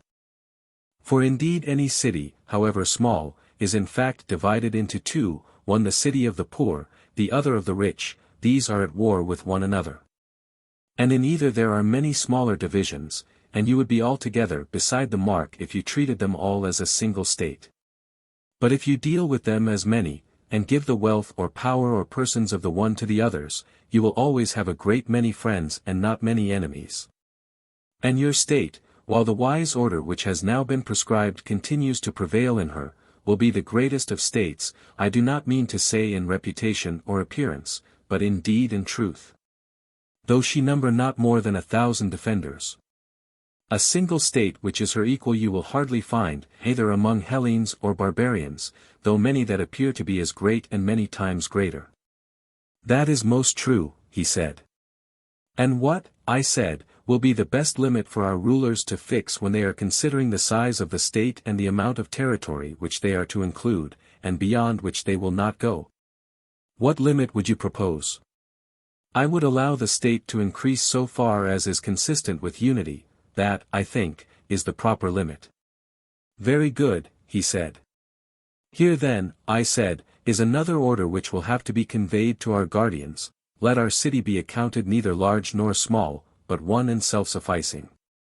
And surely, said he, this is not a very severe order which we impose upon them. And the other, said I, of which we were speaking before is lighter still, I mean the duty of degrading the offspring of the guardians when inferior, and of elevating into the rank of guardians the offspring of the lower classes, when naturally superior. The intention was, that, in the case of the citizens generally, each individual should be put to the use for which nature intended him, one-to-one work, and then every man would do his own business, and be one and not many. And so the whole city would be one and not many. Yes, he said, that is not so difficult. The regulations which we are prescribing, my good Adeimantus, are not, as might be supposed, a number of great principles, but trifles all, if care be taken, as the saying is, of the one great thing, a thing, however, which I would rather call not great, but sufficient for our purpose. What may that be? He asked. Education, I said, and nurture. If our citizens are well educated, and grow into sensible men, they will easily see their way through all these, as well as other matters which I omit. Such, for example, as marriage, the possession of women and the procreation of children, which will all follow the general principle that friends have all things in common, as the proverb says. That will be the best way of settling them. Also, I said, the state, if once started well, moves with accumulating force like a wheel. For good nurture and education implant good constitutions, and these good constitutions taking root in a good education improve more and more, and this improvement affects the breed in man as in other animals. Very possibly, he said. Then to sum up, this is the point to which, above all, the attention of our rulers should be directed, that music and gymnastic be preserved in their original form, and no innovation made. They must do their utmost to maintain them intact. And when any one says that mankind most regard the newest song which the singers have, they will be afraid that he may be praising, not new songs, but a new kind of song. And this ought not to be praised, or conceived to be the meaning of the poet, for any musical innovation is full of danger to the whole state, and ought to be prohibited. So Damon tells me, and I can quite believe him. He says that when modes of music change, the fundamental laws of the state always change with them. Yes, said Adeimantus, and you may add my suffrage to Damon's and your own. Then, I said, our guardians must lay the foundations of their fortress in music. Yes, he said, the lawlessness of which you speak too easily steals in. Yes, I replied, in the form of amusement, and at first sight it appears harmless. Why, yes, he said, and there is no harm, were it not that little by little this spirit of license, finding a home, imperceptibly penetrates into manners and customs. Whence, issuing with greater force, it invades contracts between man, and from contracts goes on to laws and constitutions, in utter recklessness, ending at last, Socrates, by an overthrow of all rights, private as well as public. Is that true? I said. That is my belief, he replied. Then, as I was saying, our youth should be trained from the first in a stricter system, for if amusements become lawless, and the youths themselves become lawless, they can never grow up into well-conducted and virtuous citizens. Very true, he said. And when they have made a good beginning in play, and by the help of music have gained the habit of good order, then this habit of order, in a manner how unlike the lawless play of the others, will accompany them in all their actions and be a principle of growth to them, and if there be any fallen places in the state will raise them up again. Very true, he said. Thus educated, they will invent for themselves any lesser rules which their predecessors have altogether neglected. What do you mean? I mean such things as these, when the young are to be silent before their elders. How they are to show respect to them by standing and making them sit, what honor is due to parents, what garments or shoes are to be worn, the mode of dressing the hair, deportment and manners in general. You would agree with me? Yes. But there is, I think, small wisdom in legislating about such matters. I doubt if it is ever done, nor are any precise written enactments about them likely to be lasting. Impossible. It would seem, Adeimantus, that the direction in which education starts a man, will determine his future life. Does not like always attract like? To be sure. Until some one rare and grand result is reached which may be good, and may be the reverse of good? That is not to be denied. And for this reason, I said, I shall not attempt to legislate further about them. Naturally enough, he replied. Well, and about the business of the agora, and the ordinary dealings between man and man, or again about agreements with artisans, about insult and injury, or the commencement of actions, and the appointment of juries, what would you say? There may also arise questions about any impositions and exactions of market and harbor dues which may be required, and in general about the regulations of markets, police, harbors, and the like. But, O heavens! Shall we condescend to legislate on any of these particulars? I think, he said, that there is no need to impose laws about them on good men. What regulations are necessary they will find out soon enough for themselves. Yes, I said, my friend, if God will only preserve to them the laws which we have given them. And without divine help, said Adeimantus, they will go on for ever making and mending their laws and their lives in the hope of attaining perfection. You would compare them, I said, to those invalids who, having no self-restraint, will not leave off their habits of intemperance. Exactly. Yes, I said, and what a delightful life they lead. They are always doctoring and increasing and complicating their disorders, and always fancying that they will be cured by any nostrum which anybody advises them to try. Such cases are very common, he said, with invalids of this sort. Yes, I replied. And the charming thing is that they deem him their worst enemy who tells them the truth, which is simply that, unless they give up eating and drinking and wenching and idling, neither drug nor cautery nor spell nor amulet nor any other remedy will avail. Charming! He replied. I see nothing charming in going into a passion with a man who tells you what is right. These gentlemen, I said, do not seem to be in your good graces. Assuredly not. Nor would you praise the behavior of states which act like the men whom I was just now describing. For are there not ill-ordered states in which the citizens are forbidden under pain of death to alter the constitution? And yet he who most sweetly courts those who live under this regime and indulges them and fawns upon them and is skillful in anticipating and gratifying their humors is held to be a great and good statesman. Do not these states resemble the persons whom I was describing? Yes, he said, the states are as bad as the men, and I am very far from praising them. But do you not admire, I said, the coolness and dexterity of these ready ministers of political corruption? Yes, he said, I do. But not of all of them, for there are some whom the applause of the multitude has deluded into the belief that they are really statesmen, and these are not much to be admired. What do you mean? I said, you should have more feeling for them. When a man cannot measure, and a great many others who cannot measure declare that he is 4 cubits high, can he help believing what they say? Nay, he said, certainly not in that case. Well, then, do not be angry with them.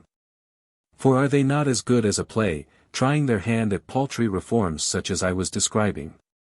They are always fancying that by legislation they will make an end of frauds in contracts, and the other rascalities which I was mentioning, not knowing that they are in reality cutting off the heads of a hydra? Yes, he said. That is just what they are doing. I conceive, I said, that the true legislator will not trouble himself with this class of enactments whether concerning laws or the constitution either in an ill-ordered or in a well-ordered state. For in the former they are quite useless, and in the latter there will be no difficulty in devising them, and many of them will naturally flow out of our previous regulations. What, then, he said, is still remaining to us of the work of legislation? Nothing to us, I replied, but to Apollo, the god of Delphi, there remains the ordering of the greatest and noblest and chiefest things of all. Which are they? He said. The institution of temples and sacrifices, and the entire service of gods, demigods, and heroes. Also the ordering of the repositories of the dead, and the rites which have to be observed by him who would propitiate the inhabitants of the world below. These are matters of which we are ignorant ourselves, and as founders of a city we should be unwise in trusting them to any interpreter but our ancestral deity. He is the God who sits in the center, on the navel of the earth, and he is the interpreter of religion to all mankind. You are right, and we will do as you propose. But where, amid all this, is justice? Son of Ariston, tell me where. Now that our city has been made habitable, light a candle and search, and get your brother and Polemarch and the rest of our friends to help, and let us see where in it we can discover justice and where injustice. And in what they differ from one another, and which of them the man who would be happy should have for his portion, whether seen or unseen by gods and men.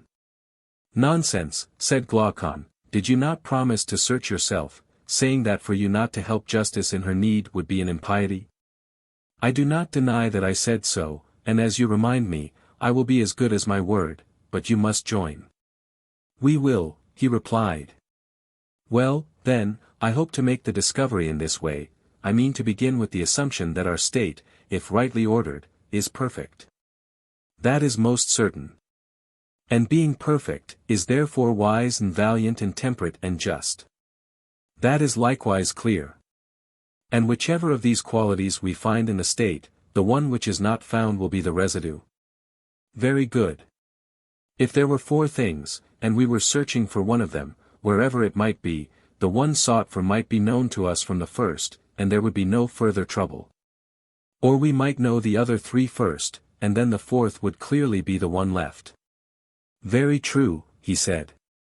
And is not a similar method to be pursued about the virtues, which are also 4 in number? Clearly. First among the virtues found in the state, wisdom comes into view, and in this I detect a certain peculiarity. What is that? The state which we have been describing is said to be wise as being good in counsel. Very true. And good counsel is clearly a kind of knowledge, for not by ignorance, but by knowledge, do men counsel well. Clearly. And the kinds of knowledge in a state are many and diverse. Of course. There is the knowledge of the carpenter. But is that the sort of knowledge which gives a city the title of wise and good in counsel? Certainly not, that would only give a city the reputation of skill in carpentering. Then a city is not to be called wise because possessing a knowledge which counsels for the best about wooden implements? Certainly not. Nor by reason of a knowledge which advises about brazen pots, I said, nor as possessing any other similar knowledge. Not by reason of any of them, he said. Nor yet by reason of a knowledge which cultivates the earth. That would give the city the name of agricultural. Yes. Well, I said, and is there any knowledge in our recently founded state among any of the citizens which advises, not about any particular thing in the state, but about the whole? And considers how a state can best deal with itself and with other states? There certainly is. And what is this knowledge, and among whom is it found? I asked. It is the knowledge of the guardians, he replied, and is found among those whom we were just now describing as perfect guardians. And what is the name which the city derives from the possession of this sort of knowledge? The name of good in counsel and truly wise. And will there be in our city more of these true guardians or more smiths? The smiths, he replied, will be far more numerous. Will not the guardians be the smallest of all the classes who receive a name from the profession of some kind of knowledge? Much the smallest. And so by reason of the smallest part or class, and of the knowledge which resides in this presiding and ruling part of itself, the whole state, being thus constituted according to nature, will be wise. And this, which has the only knowledge worthy to be called wisdom, has been ordained by nature to be of all classes the least. Most true. Thus, then, I said, the nature and place in the state of one of the four virtues has somehow or other been discovered. And, in my humble opinion, very satisfactorily discovered, he replied. Again, I said, there is no difficulty in seeing the nature of courage, and in what part that quality resides which gives the name of courageous to the state. How do you mean? Why, I said, every one who calls any state courageous or cowardly, will be thinking of the part which fights and goes out to war on the state's behalf. No one, he replied, would ever think of any other. The rest of the citizens may be courageous or may be cowardly, but their courage or cowardice will not, as I conceive, have the effect of making the city either the one or the other. Certainly not. The city will be courageous in virtue of a portion of herself which preserves under all circumstances that opinion about the nature of things to be feared and not to be feared in which our legislator educated them, and this is what you term courage. I should like to hear what you are saying once more, for I do not think that I perfectly understand you. I mean that courage is a kind of salvation. Salvation of what? Of the opinion respecting things to be feared, what they are and of what nature, which the law implants through education. And I mean by the words under all circumstances to intimate that in pleasure or in pain, or under the influence of desire or fear, a man preserves, and does not lose this opinion. Shall I give you an illustration? If you please. You know, I said, that dyers, when they want to dye wool for making the true sea purple, begin by selecting their white color first. This they prepare and dress with much care and pains, in order that the white ground may take the purple hue in full perfection. The dyeing then proceeds. And whatever is dyed in this manner becomes a fast color, and no washing either with lyes or without them can take away the bloom. But, when the ground has not been duly prepared, you will have noticed how poor is the look either of purple or of any other color. Yes, he said, I know that they have a washed-out and ridiculous appearance. Then now, I said, you will understand what our object was in selecting our soldiers, and educating them in music and gymnastic. We were contriving influences which would prepare them to take the dye of the laws in perfection, and the color of their opinion about dangers and of every other opinion was to be indelibly fixed by their nurture and training. Not to be washed away by such potent lies as pleasure, mightier agent far in washing the soul than any soda or lie. Or by sorrow, fear, and desire, the mightiest of all other solvents. And this sort of universal saving power of true opinion in conformity with law about real and false dangers I call and maintain to be courage, unless you disagree. But I agree, he replied, for I suppose that you mean to exclude mere uninstructed courage, such as that of a wild beast or of a slave. This, in your opinion, is not the courage which the law ordains, and ought to have another name. Most certainly. Then I may infer courage to be such as you describe? Why, yes, said I, you may, and if you add the words, of a citizen, you will not be far wrong. Hereafter, if you like, we will carry the examination further, but at present we are seeking not for courage but justice, and for the purpose of our inquiry we have said enough. You are right, he replied. Two virtues remain to be discovered in the state, first, temperance, and then justice, which is the end of our search. Very true. Now, can we find justice without troubling ourselves about temperance? I do not know how that can be accomplished, he said, nor do I desire that justice should be brought to light and temperance lost sight of, and therefore I wish that you would do me the favor of considering temperance first. Certainly, I replied, I should not be justified in refusing your request. Then consider, he said. Yes, I replied, I will, and as far as I can at present see, the virtue of temperance has more of the nature of harmony in symphony than the preceding. How so? He asked. Temperance, I replied, is the ordering or controlling of certain pleasures and desires. This is curiously enough implied in the saying of a man being his own master, and other traces of the same notion may be found in language. No doubt, he said. There is something ridiculous in the expression, master of himself, for the master is also the servant and the servant the master, and in all these modes of speaking the same person is denoted. Certainly. The meaning is, I believe, that in the human soul there is a better and also a worse principle, and when the better has the worse under control, then a man is said to be master of himself. And this is a term of praise, but when, owing to evil education or association, the better principle, which is also the smaller, is overwhelmed by the greater mass of the worse, in this case he is blamed and is called the slave of self and unprincipled. Yes, there is reason in that. And now, I said, look at our newly created state, and there you will find one of these two conditions realized. For the state, as you will acknowledge, may be justly called master of itself, if the words, temperance, and self-mastery truly express the rule of the better part over the worse. Yes, he said, I see that what you say is true. Let me further note that the manifold and complex pleasures and desires and pains are generally found in children and women and servants, and in the freemen so-called who are of the lowest and more numerous class. Certainly, he said. Whereas the simple and moderate desires which follow reason, and are under the guidance of mind and true opinion, are to be found only in a few, and those the best born and best educated. Very true.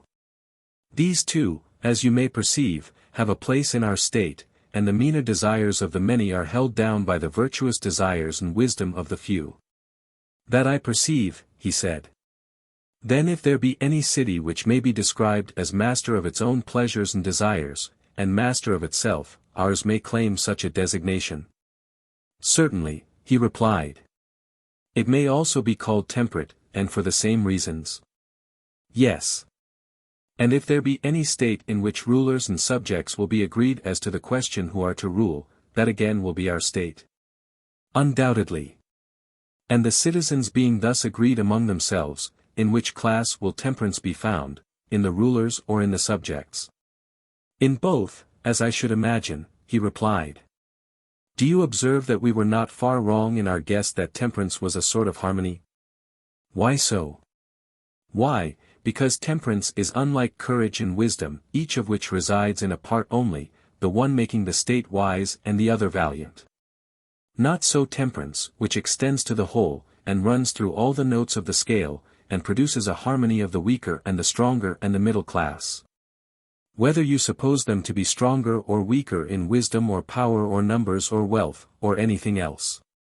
Most truly then may we deem temperance to be the agreement of the naturally superior and inferior, as to the right to rule of either, both in states and individuals.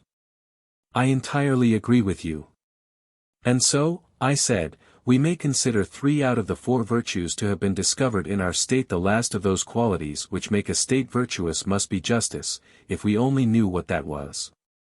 The inference is obvious. The time then has arrived, Glaucon, when, like huntsmen, we should surround the cover, and look sharp that justice does not steal away, and pass out of sight and escape us. For beyond a doubt she is somewhere in this country, watch therefore and strive to catch a sight of her, and if you see her first, let me know. Would that I could. But you should regard me rather as a follower who has just eyes enough to see what you show him, that is about as much as I am good for. Offer up a prayer with me and follow. I will, but you must show me the way. Here is no path, I said, and the wood is dark and perplexing, still we must push on. Let us push on. Here I saw something, halloo. I said, I begin to perceive a track, and I believe that the quarry will not escape. Good news, he said. Truly, I said, we are stupid fellows. Why so? Why, my good sir, at the beginning of our inquiry, ages ago, there was justice tumbling out at our feet, and we never saw her. Nothing could be more ridiculous. Like people who go about looking for what they have in their hands, that was the way with us. We looked not at what we were seeking, but at what was far off in the distance, and therefore, I suppose, we missed her. What do you mean? I mean to say that in reality for a long time past we have been talking of justice, and have failed to recognize her. I grow impatient at the length of your exordium. Well then, tell me, I said, whether I am right or not. You remember the original principle which we were always laying down at the foundation of the state, that one man should practice one thing only, the thing to which his nature was best adapted. Now justice is this principle or a part of it. Yes, we often said that one man should do one thing only. Further, we affirmed that justice was doing one's own business, and not being a busybody. We said so again and again, and many others have said the same to us. Yes, we said so. Then to do one's own business in a certain way may be assumed to be justice. Can you tell me whence I derive this inference? I cannot, but I should like to be told. Because I think that this is the only virtue which remains in the state when the other virtues of temperance and courage and wisdom are abstracted. And, that this is the ultimate cause and condition of the existence of all of them, and while remaining in them is also their preservative, and we were saying that if the three were discovered by us, justice would be the fourth or remaining one. That follows of necessity. If we are asked to determine which of these four qualities by its presence contributes most to the excellence of the state, whether the agreement of rulers and subjects, or the preservation in the soldiers of the opinion which the law ordains about the true nature of dangers, or wisdom and watchfulness in the rulers, or whether this other which I am mentioning, and which is found in children and women, slave and freeman, artisan, ruler, subject, the quality, I mean, of everyone doing his own work, and not being a busybody, would claim the palm, the question is not so easily answered. Certainly, he replied, there would be a difficulty in saying which. Then the power of each individual in the state to do his own work appears to compete with the other political virtues, wisdom, temperance, courage. Yes, he said. And the virtue which enters into this competition is justice. Exactly. Let us look at the question from another point of view. Are not the rulers in a state those to whom you would entrust the office of determining suits at law? Certainly. And are suits decided on any other ground but that a man may neither take what is another's, nor be deprived of what is his own? Yes, that is their principle. Which is a just principle? Yes. Then on this view also justice will be admitted to be the having and doing what is a man's own, and belongs to him. Very true. Think, now, and say whether you agree with me or not. Suppose a carpenter to be doing the business of a cobbler, or a cobbler of a carpenter, and suppose them to exchange their implements or their duties, or the same person to be doing the work of both, or whatever be the change. Do you think that any great harm would result to the state? Not much. But when the cobbler or any other man whom nature designed to be a trader, having his heart lifted up by wealth or strength or the number of his followers, or any like advantage, attempts to force his way into the class of warriors, or a warrior into that of legislators and guardians, for which he is unfitted, and either to take the implements or the duties of the other. Or when one man is trader, legislator, and warrior all in one, then I think you will agree with me in saying that this interchange and this meddling of one with another is the ruin of the state. Most true. Seeing then, I said, that there are three distinct classes, any meddling of one with another, or the change of one into another, is the greatest harm to the state, and may be most justly termed evil-doing. Precisely. And the greatest degree of evil-doing to one's own city would be termed by you injustice? Certainly. This then is injustice. And on the other hand when the trader, the auxiliary, and the guardian each do their own business, that is justice, and will make the city just. I agree with you. We will not, I said, be over-positive as yet. But if, on trial, this conception of justice be verified in the individual as well as in the state, there will be no longer any room for doubt. If it be not verified, we must have a fresh inquiry. First let us complete the old investigation, which we began, as you remember, under the impression that, if we could previously examine justice on the larger scale, there would be less difficulty in discerning her in the individual. That larger example appeared to be the state, and accordingly we constructed as good a one as we could, knowing well that in the good state justice would be found. Let the discovery which we made be now applied to the individual. If they agree, we shall be satisfied, or, if there be a difference in the individual, we will come back to the state and have another trial of the theory. The friction of the two when rubbed together may possibly strike a light in which justice will shine forth, and the vision which is then revealed we will fix in our souls. That will be in regular course, let us do as you say. I proceeded to ask, when two things, a greater and less, are called by the same name, are they like or unlike in so far as they are called the same? Like, he replied. The just man then, if we regard the idea of justice only, will be like the just state. He will. And a state was thought by us to be just when the three classes in the state severally did their own business. And also thought to be temperate and valiant and wise by reason of certain other affections and qualities of these same classes. True, he said. And so of the individual. We may assume that he has the same three principles in his own soul which are found in the state, and he may be rightly described in the same terms, because he is affected in the same manner. Certainly, he said. Once more then, O my friend, we have alighted upon an easy question, whether the soul has these three principles or not. An easy question. Nay, rather, Socrates, the proverb holds that hard is the good. Very true, I said. And I do not think that the method which we are employing is at all adequate to the accurate solution of this question. The true method is another and a longer one. Still we may arrive at a solution not below the level of the previous inquiry. May we not be satisfied with that? He said, under the circumstances, I am quite content. I too, I replied, shall be extremely well satisfied. Then faint not in pursuing the speculation, he said. Must we not acknowledge, I said, that in each of us there are the same principles and habits which there are in the state, and that from the individual they pass into the state, how else can they come there? Take the quality of passion or spirit. It would be ridiculous to imagine that this quality, when found in states, is not derived from the individuals who are supposed to possess it, e.g. the Thracians, Scythians, and in general the northern nations. And the same may be said of the love of knowledge, which is the special characteristic of our part of the world, or of the love of money, which may, with equal truth, be attributed to the Phoenicians and Egyptians. Exactly so, he said. There is no difficulty in understanding this. None whatever. But the question is not quite so easy when we proceed to ask whether these principles are three or one. Whether, that is to say, we learn with one part of our nature, are angry with another, and with a third part desire the satisfaction of our natural appetites. Or whether the whole soul comes into play in each sort of action, to determine that is the difficulty. Yes, he said, there lies the difficulty.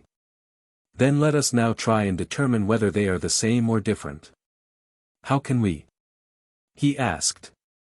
I replied as follows, the same thing clearly cannot act or be acted upon in the same part or in relation to the same thing at the same time, in contrary ways. And therefore whenever this contradiction occurs in things apparently the same, we know that they are really not the same, but different. Good. For example, I said, can the same thing be at rest and in motion at the same time in the same part? Impossible. Still, I said, let us have a more precise statement of terms, lest we should hereafter fall out by the way. Imagine the case of a man who is standing and also moving his hands and his head, and suppose a person to say that one and the same person is in motion and at rest at the same moment. To such a mode of speech we should object. And should rather say that one part of him is in motion while another is at rest. Very true. And suppose the objector to refine still further, and to draw the nice distinction that not only parts of tops, but whole tops, when they spin round with their pegs fixed on the spot, are at rest and in motion at the same time, and he may say the same of anything which revolves in the same spot, his objection would not be admitted by us, because in such cases things are not at rest and in motion in the same parts of themselves. We should rather say that they have both an axis and a circumference, and that the axis stands still, for there is no deviation from the perpendicular, and that the circumference goes round. But if, while revolving, the axis inclines either to the right or left, forwards or backwards, then in no point of view can they be at rest. That is the correct mode of describing them, he replied. Then none of these objections will confuse us, or incline us to believe that the same thing at the same time, in the same part or in relation to the same thing, can act or be acted upon in contrary ways. Certainly not, according to my way of thinking. Yet, I said, that we may not be compelled to examine all such objections, and prove at length that they are untrue, let us assume their absurdity, and go forward on the understanding that hereafter, if this assumption turn out to be untrue, all the consequences which follow shall be withdrawn. Yes, he said, that will be the best way. Well, I said, would you not allow that assent and dissent, desire and aversion, attraction and repulsion, are all of them opposites, whether they are regarded as active or passive, for that makes no difference in the fact of their opposition. Yes, he said, they are opposites. Well, I said, and hunger and thirst, and the desires in general, and again willing and wishing, all these you would refer to the classes already mentioned. You would say, would you not, that the soul of him who desires is seeking after the object of his desire, or that he is drawing to himself the thing which he wishes to possess, or again, when a person wants anything to be given him, his mind, longing for the realization of his desire, intimates his wish to have it by a nod of assent, as if he had been asked a question. Very true. And what would you say of unwillingness and dislike and the absence of desire? Should not these be referred to the opposite class of repulsion and rejection? Certainly. Admitting this to be true of desire generally, let us suppose a particular class of desires, and out of these we will select hunger and thirst, as they are termed, which are the most obvious of them. Let us take that class, he said. The object of one is food, and of the other drink? Yes. And here comes the point, is not thirst the desire which the soul has of drink, and of drink only, not of drink qualified by anything else? For example, warm or cold, or much or little, or, in a word, drink of any particular sort, but if the thirst be accompanied by heat, then the desire is of cold drink, or, if accompanied by cold, then of warm drink. Or, if the thirst be excessive, then the drink which is desired will be excessive. Or, if not great, the quantity of drink will also be small, but thirst pure and simple will desire drink pure and simple, which is the natural satisfaction of thirst, as food is of hunger. Yes, he said. The simple desire is, as you say, in every case of the simple object, and the qualified desire of the qualified object. But here a confusion may arise. And I should wish to guard against an opponent starting up and saying that no man desires drink only, but good drink, or food only, but good food. For good is the universal object of desire, and thirst being a desire, will necessarily be thirst after good drink, and the same is true of every other desire. Yes, he replied, the opponent might have something to say. Nevertheless I should still maintain, that of relatives some have a quality attached to either term of the relation, others are simple and have their correlatives simple. I do not know what you mean. Well, you know of course that the greater is relative to the less. Certainly. And the much greater to the much less. Yes. And the sometime greater to the sometime less, and the greater that is to be to the less that is to be? Certainly, he said. And so of more and less, and of other correlative terms, such as the double and the half, or again, the heavier and the lighter, the swifter and the slower, and of hot and cold, and of any other relatives, is not this true of all of them? Yes. And does not the same principle hold in the sciences? The object of science is knowledge, assuming that to be the true definition, but the object of a particular science is a particular kind of knowledge. I mean, for example, that the science of house building is a kind of knowledge which is defined and distinguished from other kinds and is therefore termed architecture. Certainly. Because it has a particular quality which no other has? Yes.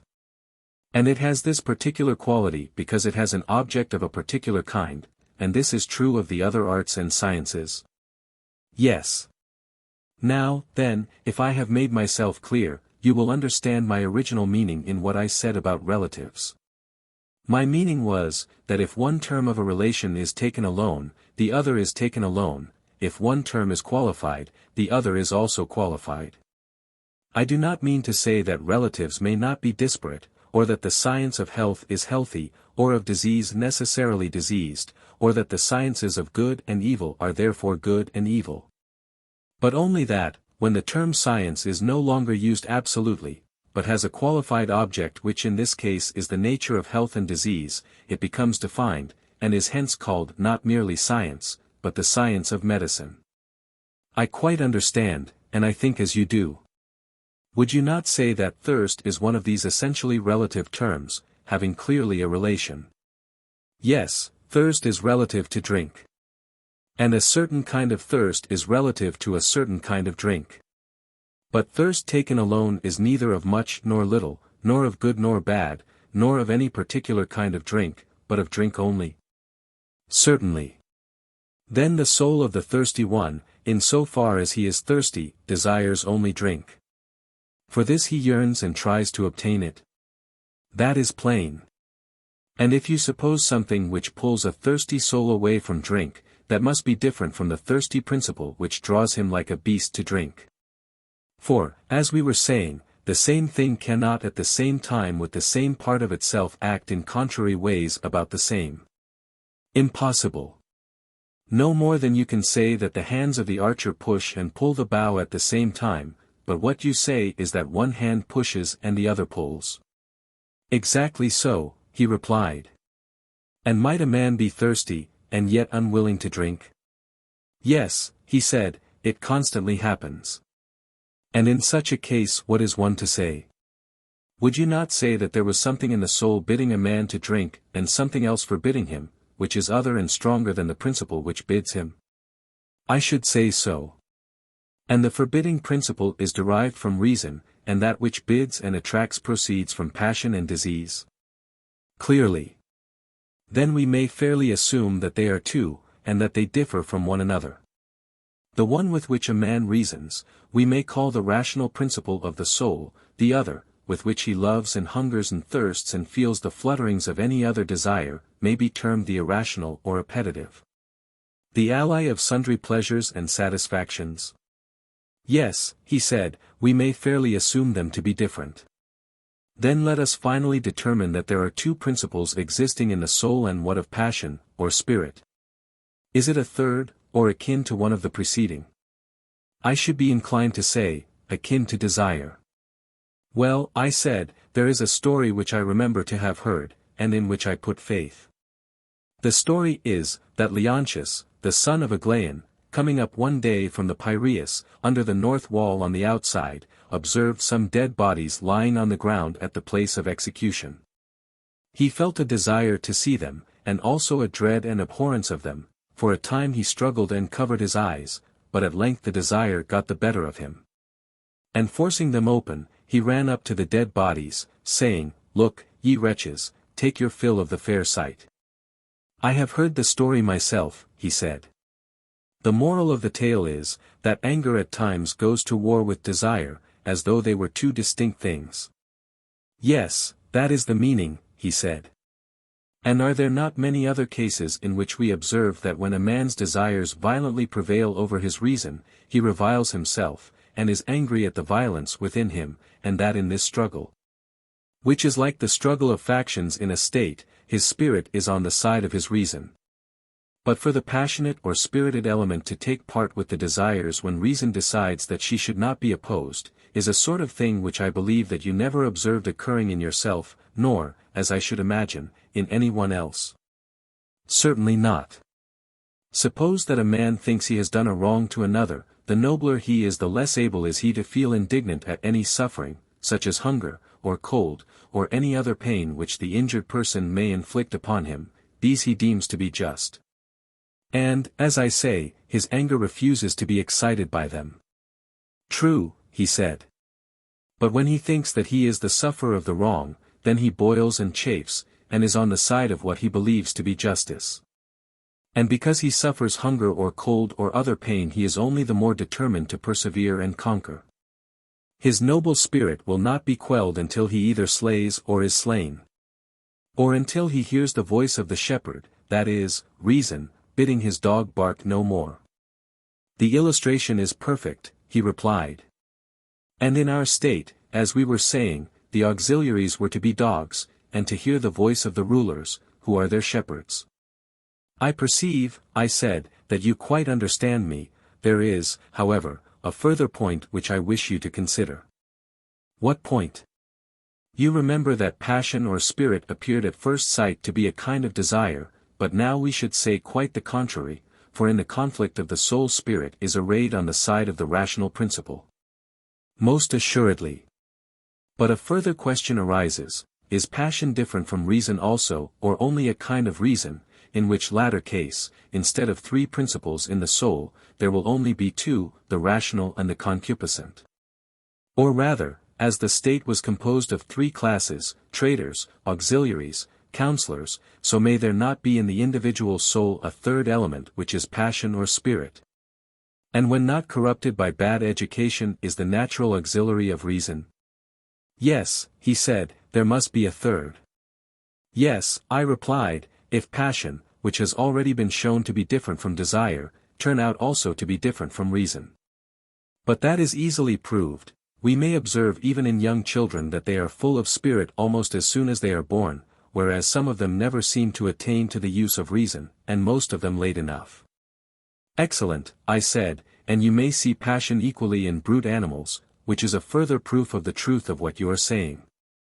And we may once more appeal to the words of Homer, which have been already quoted by us. He smote his breast, and thus rebuked his soul. For in this verse Homer has clearly supposed the power which reasons about the better and worse to be different from the unreasoning anger which is rebuked by it. Very true, he said. And so, after much tossing, we have reached land, and are fairly agreed that the same principles which exist in the state exist also in the individual, and that they are 3 in number. Exactly. Must we not then infer that the individual is wise in the same way, and in virtue of the same quality which makes the state wise? Certainly.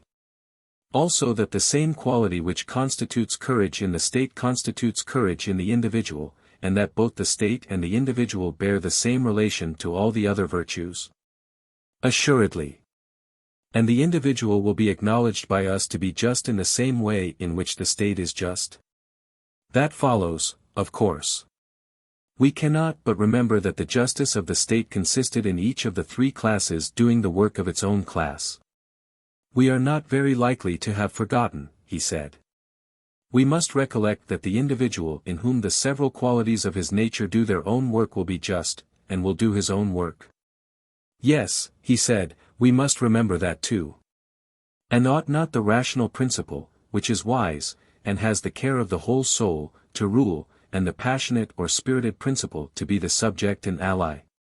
Certainly. And, as we were saying, the united influence of music and gymnastic will bring them into accord, nerving and sustaining the reason with noble words and lessons. And moderating and soothing and civilizing the wildness of passion by harmony and rhythm? Quite true, he said. And these 2, thus nurtured and educated, and having learned truly to know their own functions, will rule over the concupiscent, which in each of us is the largest part of the soul and by nature most insatiable of gain. Over this they will keep guard, lest, waxing great and strong with the fullness of bodily pleasures, as they are termed, the concupiscent soul, no longer confined to her own sphere, should attempt to enslave and rule those who are not her natural-born subjects, and overturn the whole life of man. Very true, he said. Both together will they not be the best defenders of the whole soul and the whole body against attacks from without? The one counseling, and the other fighting under his leader, and courageously executing his commands and counsels. True. And he is to be deemed courageous whose spirit retains in pleasure and in pain the commands of reason about what he ought or ought not to fear. Right, he replied. And him we call wise who has in him that little part which rules, and which proclaims these commands, that part 2 being supposed to have a knowledge of what is for the interest of each of the 3 parts and of the whole? Assuredly. And would you not say that he is temperate who has these same elements in friendly harmony, in whom the one ruling principle of reason, and the 2 subject ones of spirit and desire are equally agreed that reason ought to rule, and do not rebel? Certainly, he said, that is the true account of temperance whether in the state or individual. And surely, I said, we have explained again and again how and by virtue of what quality a man will be just. That is very certain. And is justice dimmer in the individual, and is her form different, or is she the same which we found her to be in the state? There is no difference in my opinion, he said. Because, if any doubt is still lingering in our minds, a few commonplace instances will satisfy us of the truth of what I am saying. What sort of instances do you mean? If the case is put to us, must we not admit that the just state, or the man who is trained in the principles of such a state, will be less likely than the unjust to make away with a deposit of gold or silver? Would any one deny this? No one, he replied. Will the just man or citizen ever be guilty of sacrilege or theft, or treachery either to his friends or to his country? Never. Neither will he ever break faith where there have been oaths or agreements. Impossible. No one will be less likely to commit adultery, or to dishonor his father and mother, or to fail in his religious duties. No one. And the reason is that each part of him is doing its own business, whether in ruling or being ruled. Exactly so. Are you satisfied then that the quality which makes such men in such states is justice, or do you hope to discover some other? Not I, indeed. Then our dream has been realized. And the suspicion which we entertained at the beginning of our work of construction, that some divine power must have conducted us to a primary form of justice, has now been verified? Yes, certainly. And the division of labor which required the carpenter and the shoemaker and the rest of the citizens to be doing each his own business, and not another's, was a shadow of justice, and for that reason it was of use? Clearly. But in reality justice was such as we were describing, being concerned however, not with the outward man, but with the inward. Which is the true self and concernment of man, for the just man does not permit the several elements within him to interfere with one another, or any of them to do the work of others, he sets in order his own inner life. And is his own master and his own law, and at peace with himself.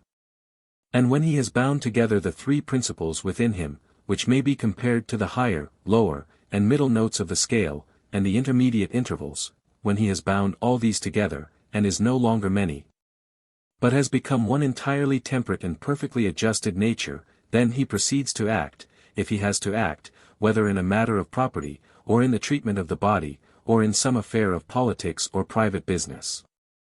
Always thinking and calling that which preserves and cooperates with this harmonious condition, just and good action, and the knowledge which presides over it, wisdom, and that which at any time impairs this condition, he will call unjust action.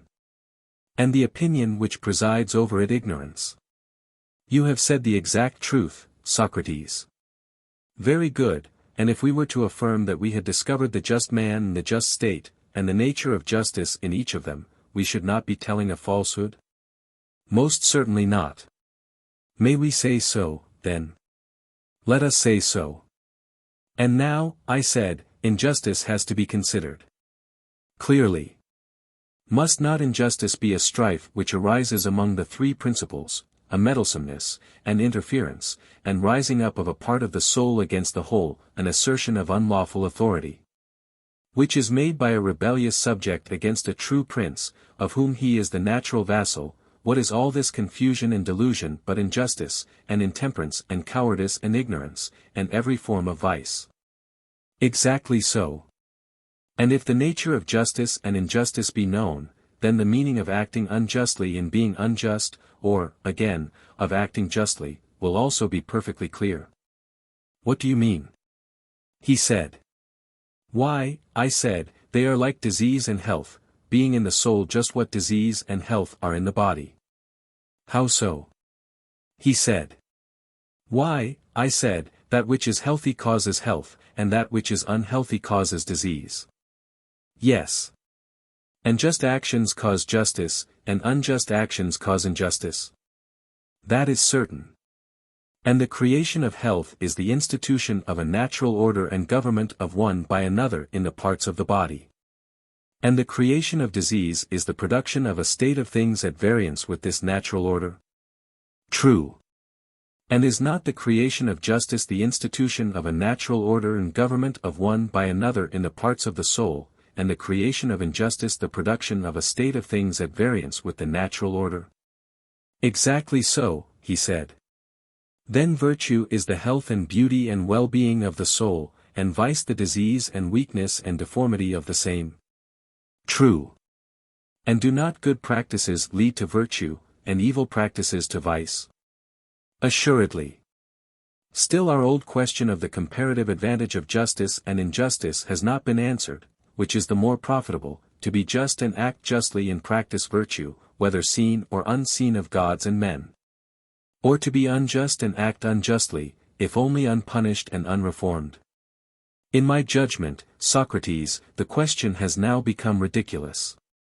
We know that, when the bodily constitution is gone, life is no longer endurable, though pampered with all kinds of meats and drinks, and having all wealth and all power. And shall we be told that when the very essence of the vital principle is undermined and corrupted, life is still worth having to a man? If only he be allowed to do whatever he likes with the single exception that he is not to acquire justice and virtue, or to escape from injustice and vice. Assuming them both to be such as we have described? Yes, I said, the question is, as you say, ridiculous. Still, as we are near the spot at which we may see the truth in the clearest manner with our own eyes, let us not faint by the way. Certainly not, he replied. Come up hither, I said, and behold the various forms of vice, those of them, I mean, which are worth looking at. I am following you, he replied, proceed. I said, the argument seems to have reached a height from which, as from some tower of speculation, a man may look down and see that virtue is one, but that the forms of vice are innumerable, there being 4 special ones which are deserving of note. What do you mean? He said. I mean, I replied, that there appear to be as many forms of the soul as there are distinct forms of the state. How many? There are 5 of the state, and 5 of the soul, I said. What are they? The first, I said, is that which we have been describing, and which may be said to have 2 names, monarchy and aristocracy, accordingly as rule is exercised by one distinguished man or by many. True, he replied. But I regard the 2 names as describing one form only, for whether the government is in the hands of one or many, if the governors have been trained in the manner which we have supposed, the fundamental laws of the state will be maintained. That is true, he replied. Book VIII. Such is the good and true city or state, and the good and true man is of the same pattern, and if this is right every other is wrong. And the evil is one which affects not only the ordering of the state, but also the regulation of the individual soul, and is exhibited in 4 forms. What are they? He said. I was proceeding to tell the order in which the 4 evil forms appeared to me to succeed one another, when Polemarch, who was sitting a little way off, just beyond Adeimantus, began to whisper to him, stretching forth his hand. He took hold of the upper part of his coat by the shoulder, and drew him towards him, leaning forward himself so as to be quite close and saying something in his ear, of which I only caught the words, shall we let him off, or what shall we do? Certainly not, said Adeimantus, raising his voice. Who is it, I said, whom you are refusing to let off? You, he said. I repeated, why am I especially not to be let off? Why, he said, we think that you are lazy, and mean to cheat us out of a whole chapter which is a very important part of the story, and you fancy that we shall not notice your airy way of proceeding. As if it were self-evident to everybody, that in the matter of women and children friends have all things in common. And was I not right, Adeimantus? Yes, he said. But what is right in this particular case, like everything else, requires to be explained, for community may be of many kinds. Please, therefore, to say what sort of community you mean. We have been long expecting that you would tell us something about the family life of your citizens, how they will bring children into the world, and rear them when they have arrived, and, in general, what is the nature of this community of women and children, for we are of opinion that the right or wrong management of such matters will have a great and paramount influence on the state for good or for evil. And now, since the question is still undetermined, and you are taking in hand another state, we have resolved, as you heard, not to let you go until you give an account of all this. To that resolution, said Glaucon, you may regard me as saying agreed. And without more ado, said Thrasymachus, you may consider us all to be equally agreed. I said, you know not what you are doing in thus assailing me. What an argument are you raising about the state? Just as I thought that I had finished, and was only too glad that I had laid this question to sleep, and was reflecting how fortunate I was in your acceptance of what I then said, you ask me to begin again at the very foundation. Ignorant of what a hornet's nest of words you are stirring. Now I foresaw this gathering trouble, and avoided it. For what purpose do you conceive that we have come here, said Thrasymachus, to look for gold, or to hear discourse? Yes, but discourse should have a limit. Yes, Socrates, said Glaucon, and the whole of life is the only limit which wise men assign to the hearing of such discourses. But never mind about us. Take heart yourself and answer the question in your own way, what sort of community of women and children is this which is to prevail among our guardians? And how shall we manage the period between birth and education, which seems to require the greatest care? Tell us how these things will be. Yes, my simple friend, but the answer is the reverse of easy. Many more doubts arise about this than about our previous conclusions. For the practicability of what is said may be doubted. And looked at in another point of view, whether the scheme, if ever so practicable, would be for the best, is also doubtful. Hence I feel a reluctance to approach the subject, lest our aspiration, my dear friend, should turn out to be a dream only. Fear not, he replied, for your audience will not be hard upon you, they are not skeptical or hostile. I said, my good friend, I suppose that you mean to encourage me by these words. Yes, he said. Then let me tell you that you are doing just the reverse. The encouragement which you offer would have been all very well had I myself believed that I knew what I was talking about, to declare the truth about matters of high interest which a man honors and loves among wise men who love him need occasion. No fear or faltering in his mind. But to carry on an argument when you are yourself only a hesitating inquirer, which is my condition, is a dangerous and slippery thing. And the danger is not that I shall be laughed at, of which the fear would be childish, but that I shall miss the truth where I have most need to be sure of my footing, and drag my friends after me in my fall.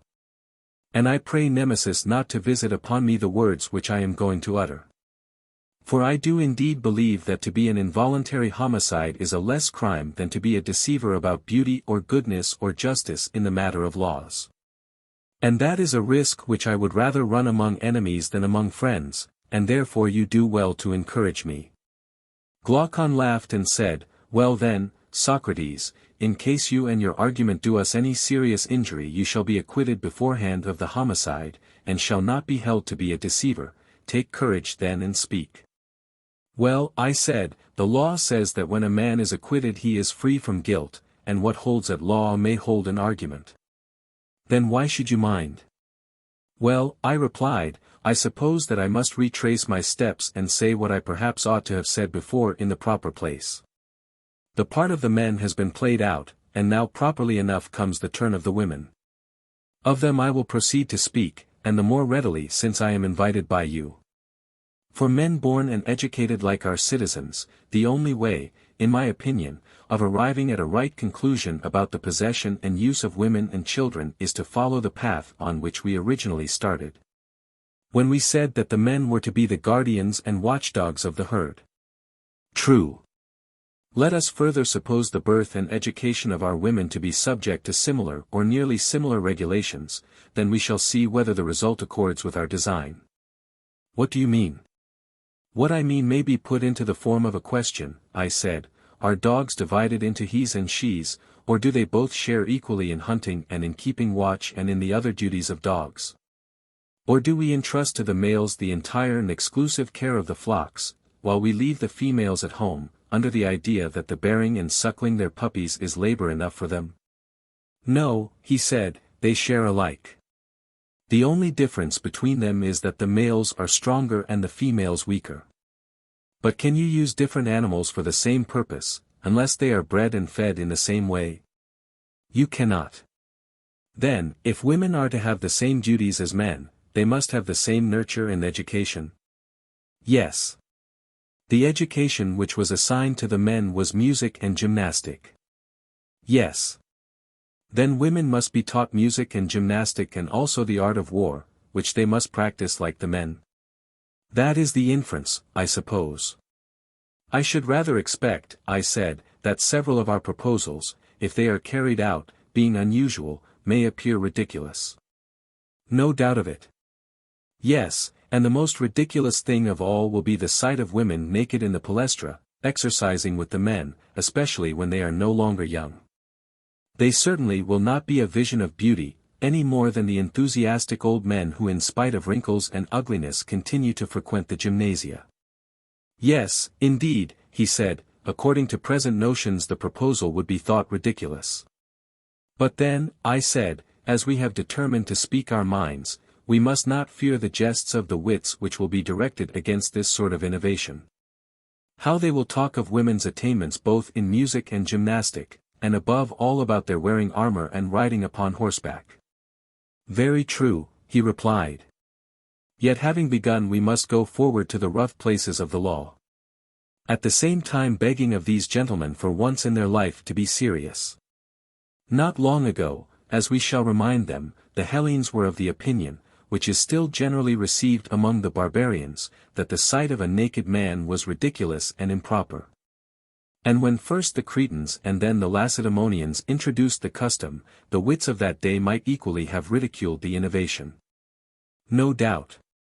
But when experience showed that to let all things be uncovered was far better than to cover them up, and the ludicrous effect to the outward eye vanished before the better principle which reason asserted. Then the man was perceived to be a fool who directs the shafts of his ridicule at any other sight but that of folly and vice, or seriously inclines to weigh the beautiful by any other standard but that of the good. Very true, he replied. First, then, whether the question is to be put in jest or in earnest, let us come to an understanding about the nature of woman. Is she capable of sharing either wholly or partially in the actions of men, or not at all? And is the art of war one of those arts in which she can or cannot share? That will be the best way of commencing the inquiry, and will probably lead to the fairest conclusion. That will be much the best way. Shall we take the other side first and begin by arguing against ourselves? In this manner the adversary's position will not be undefended. Why not? He said. Then let us put a speech into the mouths of our opponents. They will say, Socrates and Glaucon, no adversary need convict you, for you yourselves, at the first foundation of the state, admitted the principle that everybody was to do the one work suited to his own nature. And certainly, if I am not mistaken, such an admission was made by us. And do not the natures of men and women differ very much indeed? And we shall reply, of course they do. Then we shall be asked, whether the tasks assigned to men and to women should not be different, and such as are agreeable to their different natures? Certainly they should. But if so, have you not fallen into a serious inconsistency in saying that men and women, whose natures are so entirely different, ought to perform the same actions? What defense will you make for us, my good sir, against anyone who offers these objections? That is not an easy question to answer when asked suddenly, and I shall and I do beg of you to draw out the case on our side. These are the objections, Glaucon, and there are many others of a like kind, which I foresaw long ago. They made me afraid and reluctant to take in hand any law about the possession and nurture of women and children. By Zeus, he said, the problem to be solved is anything but easy. Why yes, I said, but the fact is that when a man is out of his depth, whether he has fallen into a little swimming bath or into mid-ocean, he has to swim all the same. Very true. And must not we swim and try to reach the shore? We will hope that Arion's dolphin or some other miraculous help may save us. I suppose so, he said. Well then, Let us see if any way of escape can be found. We acknowledged, did we not, that different natures ought to have different pursuits, and that men's and women's natures are different. And now what are we saying? That different natures ought to have the same pursuits. This is the inconsistency which is charged upon us. Precisely. Verily, Glaucon, I said, glorious is the power of the art of contradiction. Why do you say so? Because I think that many a man falls into the practice against his will. When he thinks that he is reasoning he is really disputing, just because he cannot define and divide, and so know that of which he is speaking, and he will pursue a merely verbal opposition in the spirit of contention and not of fair discussion. Yes, he replied, such is very often the case, but what has that to do with us and our argument? A great deal, for there is certainly a danger of our getting unintentionally into a verbal opposition. In what way? Why we valiantly and pugnaciously insist upon the verbal truth, that different natures ought to have different pursuits, but we never considered at all what was the meaning of sameness or difference of nature. Or why we distinguish them when we assign different pursuits to different natures and the same to the same natures. Why, no, he said, that was never considered by us. I said, suppose that by way of illustration we were to ask the question whether there is not an opposition in nature between bald men and hairy men. And if this is admitted by us, then, if bald men are cobblers, we should forbid the hairy men to be cobblers, and conversely. That would be a jest, he said. Yes, I said, a jest, and why? Because we never meant when we constructed the state, that the opposition of natures should extend to every difference, but only to those differences which affected the pursuit in which the individual is engaged. We should have argued, for example, that a physician and one who is in mind a physician may be said to have the same nature. True. Whereas the physician and the carpenter have different natures. Certainly. And if, I said, the male and female sex appear to differ in their fitness for any art or pursuit, we should say that such pursuit or art ought to be assigned to one or the other of them. But if the difference consists only in women bearing and men begetting children, this does not amount to a proof that a woman differs from a man in respect of the sort of education she should receive. And we shall therefore continue to maintain that our guardians and their wives ought to have the same pursuits. Very true, he said. Next, we shall ask our opponent how, in reference to any of the pursuits or arts of civic life, the nature of a woman differs from that of a man. That will be quite fair. And perhaps he, like yourself, will reply that to give a sufficient answer on the instant is not easy, but after a little reflection there is no difficulty. Yes, perhaps. Suppose then that we invite him to accompany us in the argument, and then we may hope to show him that there is nothing peculiar in the constitution of women which would affect them in the administration of the state. By all means. Let us say to him, come now, and we will ask you a question. When you spoke of a nature gifted or not gifted in any respect, did you mean to say that one man will acquire a thing easily, another with difficulty? A little learning will lead the one to discover a great deal, whereas the other, after much study and application, no sooner learns than he forgets. Or again, did you mean, that the one has a body which is a good servant to his mind, while the body of the other is a hindrance to him? Would not these be the sort of differences which distinguish the man gifted by nature from the one who is ungifted? No one will deny that. And can you mention any pursuit of mankind in which the male sex has not all these gifts and qualities in a higher degree than the female? Need I waste time in speaking of the art of weaving, and the management of pancakes and preserves, in which womankind does really appear to be great, and in which for her to be beaten by a man is of all things the most absurd? You are quite right, he replied, in maintaining the general inferiority of the female sex, although many women are in many things superior to many men, yet on the whole what you say is true. And if so, my friend, I said, there is no special faculty of administration in a state which a woman has because she is a woman, or which a man has by virtue of his sex, but the gifts of nature are alike diffused in both. All the pursuits of men are the pursuits of women also, but in all of them a woman is inferior to a man. Very true. Then are we to impose all our enactments on men and none of them on women? That will never do. One woman has a gift of healing, another not, one is a musician, and another has no music in her nature. Very true. And one woman has a turn for gymnastic and military exercises, and another is unwarlike and hates gymnastics. Certainly. And one woman is a philosopher, and another is an enemy of philosophy, one has spirit, and another is without spirit. That is also true. Then one woman will have the temper of a guardian, and another not. Was not the selection of the male guardians determined by differences of this sort? Yes. Men and women alike possess the qualities which make a guardian, they differ only in their comparative strength or weakness. Obviously.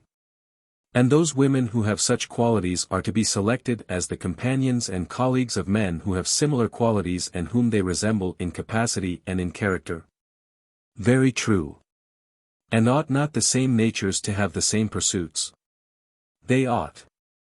Then, as we were saying before, there is nothing unnatural in assigning music and gymnastic to the wives of the guardians, to that point we come round again. Certainly not. The law which we then enacted was agreeable to nature, and therefore not an impossibility or mere aspiration, and the contrary practice, which prevails at present, is in reality a violation of nature. That appears to be true.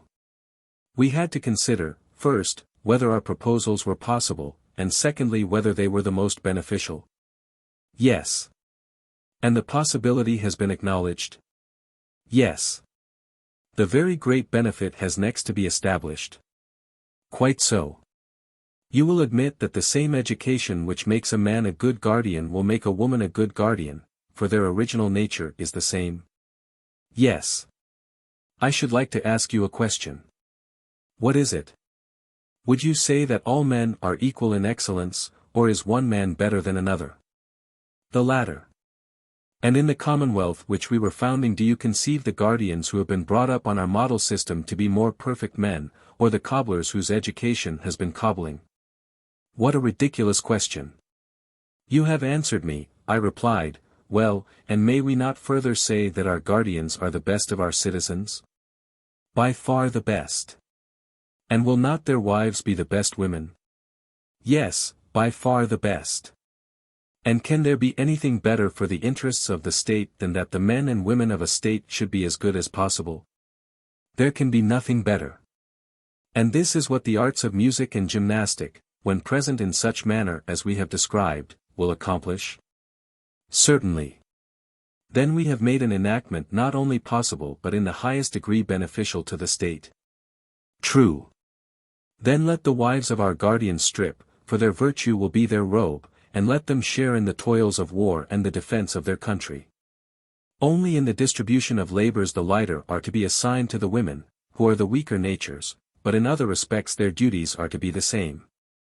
And as for the man who laughs at naked women exercising their bodies from the best of motives, in his laughter he is plucking a fruit of unripe wisdom.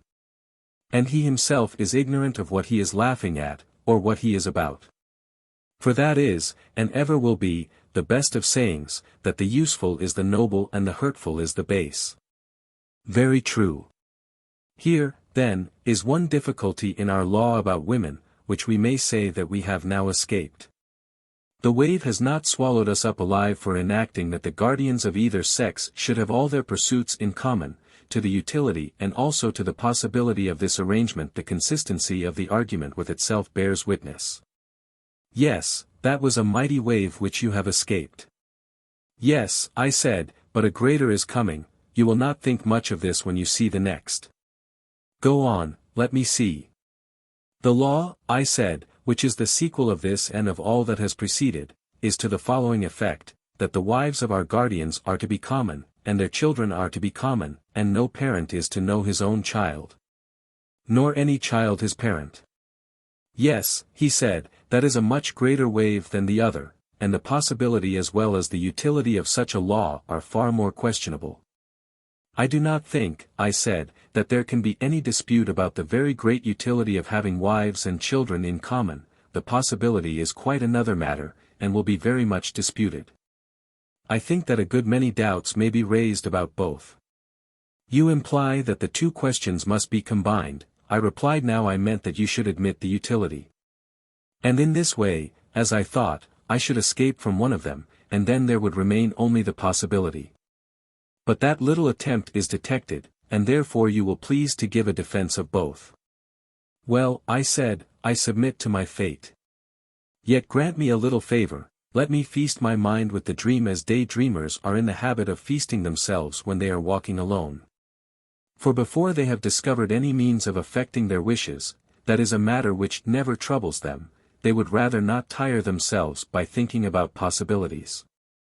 But assuming that what they desire is already granted to them, they proceed with their plan. And delight in detailing what they mean to do when their wish has come true, that is a way which they have of not doing much good to a capacity which was never good for much.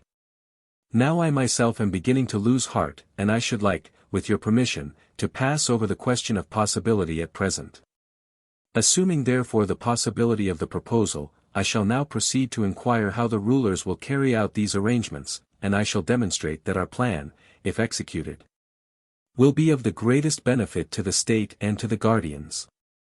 First of all, then, if you have no objection, I will endeavor with your help to consider the advantages of the measure, and hereafter the question of possibility. I have no objection, proceed. First, I think that if our rulers and their auxiliaries are to be worthy of the name which they bear, there must be willingness to obey in the one and the power of command in the other. The guardians must themselves obey the laws, and they must also imitate the spirit of them in any details which are entrusted to their care. That is right, he said.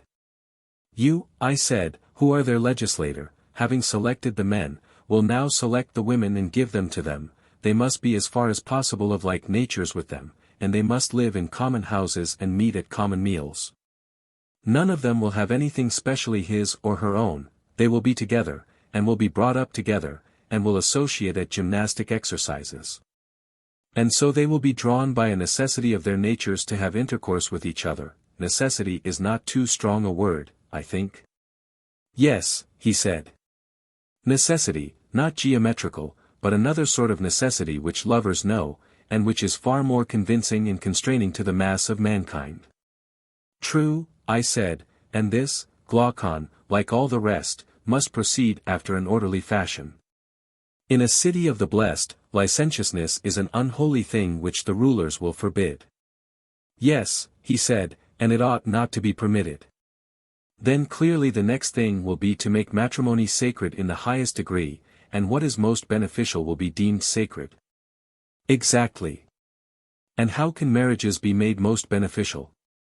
That is a question which I put to you, because I see in your house dogs for hunting, and of the nobler sort of birds not a few. Now, I beseech you, do tell me, have you ever attended to their pairing and breeding? In what particulars? Why, in the first place, although they are all of a good sort, are not some better than others? True. And do you breed from them all indifferently, or do you take care to breed from the best only? From the best. And do you take the oldest or the youngest, or only those of ripe age? I choose only those of ripe age. And if care was not taken in the breeding, your dogs and birds would greatly deteriorate? Certainly. And the same of horses and animals in general? Undoubtedly. Good heavens! My dear friend, I said, what consummate skill will our rulers need if the same principle holds of the human species? Certainly, the same principle holds. But why does this involve any particular skill? Because, I said, our rulers will often have to practice upon the body corporate with medicines. Now you know that when patients do not require medicines, but have only to be put under a regimen, the inferior sort of practitioner is deemed to be good enough, but when medicine has to be given, then the doctor should be more of a man. That is quite true, he said, but to what are you alluding? I mean, I replied, that our rulers will find a considerable dose of falsehood and deceit necessary for the good of their subjects. We were saying that the use of all these things regarded as medicines might be of advantage. And we were very right. And this lawful use of them seems likely to be often needed in the regulations of marriages and births. How so? Why, I said, the principle has been already laid down that the best of either sex should be united with the best as often, and the inferior with the inferior, as seldom as possible. And that they should rear the offspring of the one sort of union, but not of the other, if the flock is to be maintained in first-rate condition. Now these goings-on must be a secret which the rulers only know, or there will be a further danger of our herd, as the guardians may be termed, breaking out into rebellion. Very true. Had we not better appoint certain festivals at which we will bring together the brides and bridegrooms? And sacrifices will be offered and suitable hymeneal songs composed by our poets. The number of weddings is a matter which must be left to the discretion of the rulers, whose aim will be to preserve the average of population.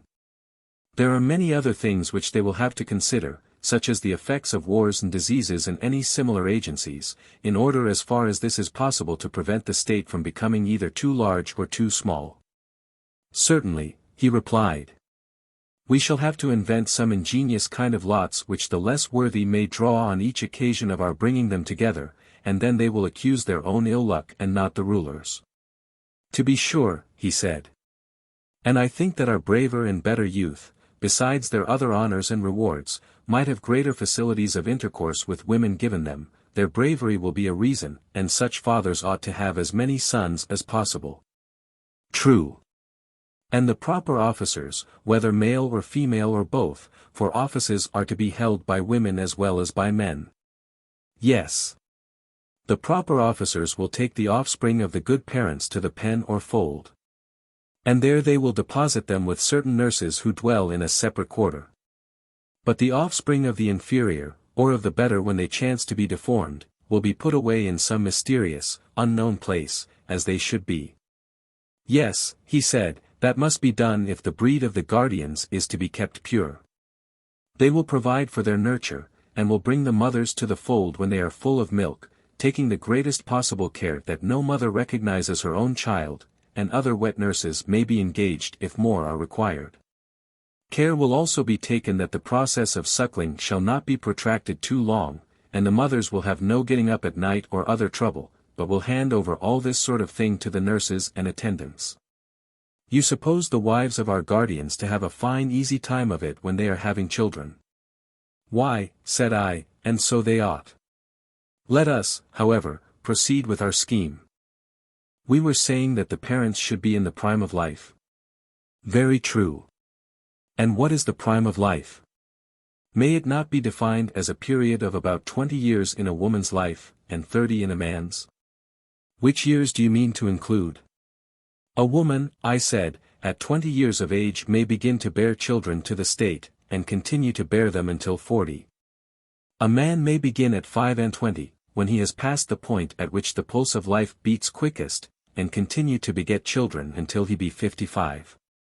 Certainly, he said, both in men and women those years are the prime of physical as well as of intellectual vigor. Any one above or below the prescribed ages who takes part in the public hymeneals shall be said to have done an unholy and unrighteous thing. The child of which he is the father, if it steals into life, will have been conceived under auspices very unlike the sacrifices and prayers, which at each hymeneal priestesses and priest and the whole city will offer. That the new generation may be better and more useful than their good and useful parents, whereas his child will be the offspring of darkness and strange lust. Very true, he replied. And the same law will apply to any one of those within the prescribed age who forms a connection with any woman in the prime of life without the sanction of the rulers. For we shall say that he is raising up a bastard to the state, uncertified and unconsecrated. Very true, he replied. This applies, however, only to those who are within the specified age, after that we allow them to range at will, except that a man may not marry his daughter or his daughter's daughter, or his mother or his mother's mother. And women, on the other hand, are prohibited from marrying their sons or fathers, or son's son or father's father, and so on in either direction. And we grant all this, accompanying the permission with strict orders to prevent any embryo which may come into being from seeing the light. And if any force a way to the birth, the parents must understand that the offspring of such an union cannot be maintained, and arrange accordingly. That also, he said, is a reasonable proposition. But how will they know who are fathers and daughters, and so on? They will never know. The way will be this: dating from the day of the hymeneal, the bridegroom who was then married will call all the male children who are born in the 7th and 10th month afterwards his sons, and the female children his daughters. And they will call him father, and he will call their children his grandchildren, and they will call the elder generation grandfathers and grandmothers. All who were begotten at the time when their fathers and mothers came together will be called their brothers and sisters, and these, as I was saying, will be forbidden to intermarry. This, however, is not to be understood as an absolute prohibition of the marriage of brothers and sisters. If the lot favors them, and they receive the sanction of the Pythian oracle, the law will allow them. Quite right, he replied. Such is the scheme, Glaucon, according to which the guardians of our state are to have their wives and families in common. And now you would have the argument show that this community is consistent with the rest of our polity, and also that nothing can be better, would you not? Yes, certainly. Shall we try to find a common basis by asking of ourselves what ought to be the chief aim of the legislator in making laws and in the organization of a state, what is the greatest good, and what is the greatest evil? And then consider whether our previous description has the stamp of the good or of the evil. By all means. Can there be any greater evil than discord and distraction and plurality where unity ought to reign? Or any greater good than the bond of unity? There cannot. And there is unity where there is community of pleasures and pains, where all the citizens are glad or grieved on the same occasions of joy and sorrow. No doubt. Yes. And where there is no common but only private feeling, a state is disorganized, when you have one half of the world triumphing and the other plunged in grief at the same events happening to the city or the citizens. Certainly. Such differences commonly originate in a disagreement about the use of the terms mine and not mine, his and not his. Exactly so. And is not that the best ordered state in which the greatest number of persons apply the terms mine and not mine in the same way to the same thing? Quite true. Or that again which most nearly approaches to the condition of the individual, as in the body, when but a finger of one of us is hurt, the whole frame, drawn towards the soul as a center and forming one kingdom under the ruling power therein, feels the hurt and sympathizes altogether with the part affected, and we say that the man has a pain in his finger. And the same expression is used about any other part of the body, which has a sensation of pain at suffering or of pleasure at the alleviation of suffering. Very true, he replied. And I agree with you that in the best ordered state there is the nearest approach to this common feeling which you describe. Then when any one of the citizens experiences any good or evil, the whole state will make his case their own, and will either rejoice or sorrow with him. Yes, he said, that is what will happen in a well-ordered state. It will now be time, I said, for us to return to our state and see whether this or some other form is most in accordance with these fundamental principles. Very good. Our state like every other has rulers and subjects. True. All of whom will call one another citizens. Of course. But is there not another name which people give to their rulers in other states? Generally they call them masters, but in democratic states they simply call them rulers. And in our state what other name besides that of citizens do the people give the rulers? They are called saviors and helpers, he replied. And what do the rulers call the people? Their maintainers and foster fathers. And what do they call them in other states? Slaves. And what do the rulers call one another in other states? Fellow rulers. And what in ours? Fellow guardians. Did you ever know an example in any other state of a ruler who would speak of one of his colleagues as his friend and of another as not being his friend? Yes, very often. And the friend he regards and describes as one in whom he has an interest, and the other as a stranger in whom he has no interest. Exactly. But would any of your guardians think or speak of any other guardian as a stranger? Certainly he would not. For every one whom they meet will be regarded by them either as a brother or sister, or father or mother, or son or daughter, or as the child or parent of those who are thus connected with him. Capital, I said. But let me ask you once more, shall they be a family in name only, or shall they in all their actions be true to the name? For example, in the use of the word father, would the care of a father be implied and the filial reverence and duty and obedience to him which the law commands? And is the violator of these duties to be regarded as an impious and unrighteous person who is not likely to receive much good either at the hands of God or of man? Are these to be or not to be the strains which the children will hear repeated in their ears by all the citizens about those who are intimated to them to be their parents and the rest of their kinsfolk? These, he said, and none other. For what can be more ridiculous than for them to utter the names of family ties with the lips only and not to act in the spirit of them? Then in our city the language of harmony and concord will be more often heard than in any other. As I was describing before, when any one is well or ill, the universal word will be, with me it is well or it is ill. Most true. And agreeably to this mode of thinking and speaking, were we not saying that they will have their pleasures and pains in common? Yes, and so they will. And they will have a common interest in the same thing which they will alike call my own, and having this common interest they will have a common feeling of pleasure and pain. Yes, far more so than in other states. And the reason of this, over and above the general constitution of the state, will be that the guardians will have a community of women and children. That will be the chief reason. And this unity of feeling we admitted to be the greatest good, as was implied in our own comparison of a well-ordered state to the relation of the body and the members, when affected by pleasure or pain. That we acknowledged, and very rightly. Then the community of wives and children among our citizens is clearly the source of the greatest good to the state. Certainly. And this agrees with the other principle which we were affirming, that the guardians were not to have houses or lands or any other property. Their pay was to be their food, which they were to receive from the other citizens, and they were to have no private expenses, for we intended them to preserve their true character of guardians. Right, he replied. Both the community of property and the community of families, as I am saying, tend to make them more truly guardians. They will not tear the city in pieces by differing about mine and not mine. Each man dragging any acquisition which he has made into a separate house of his own, where he has a separate wife and children and private pleasures and pains.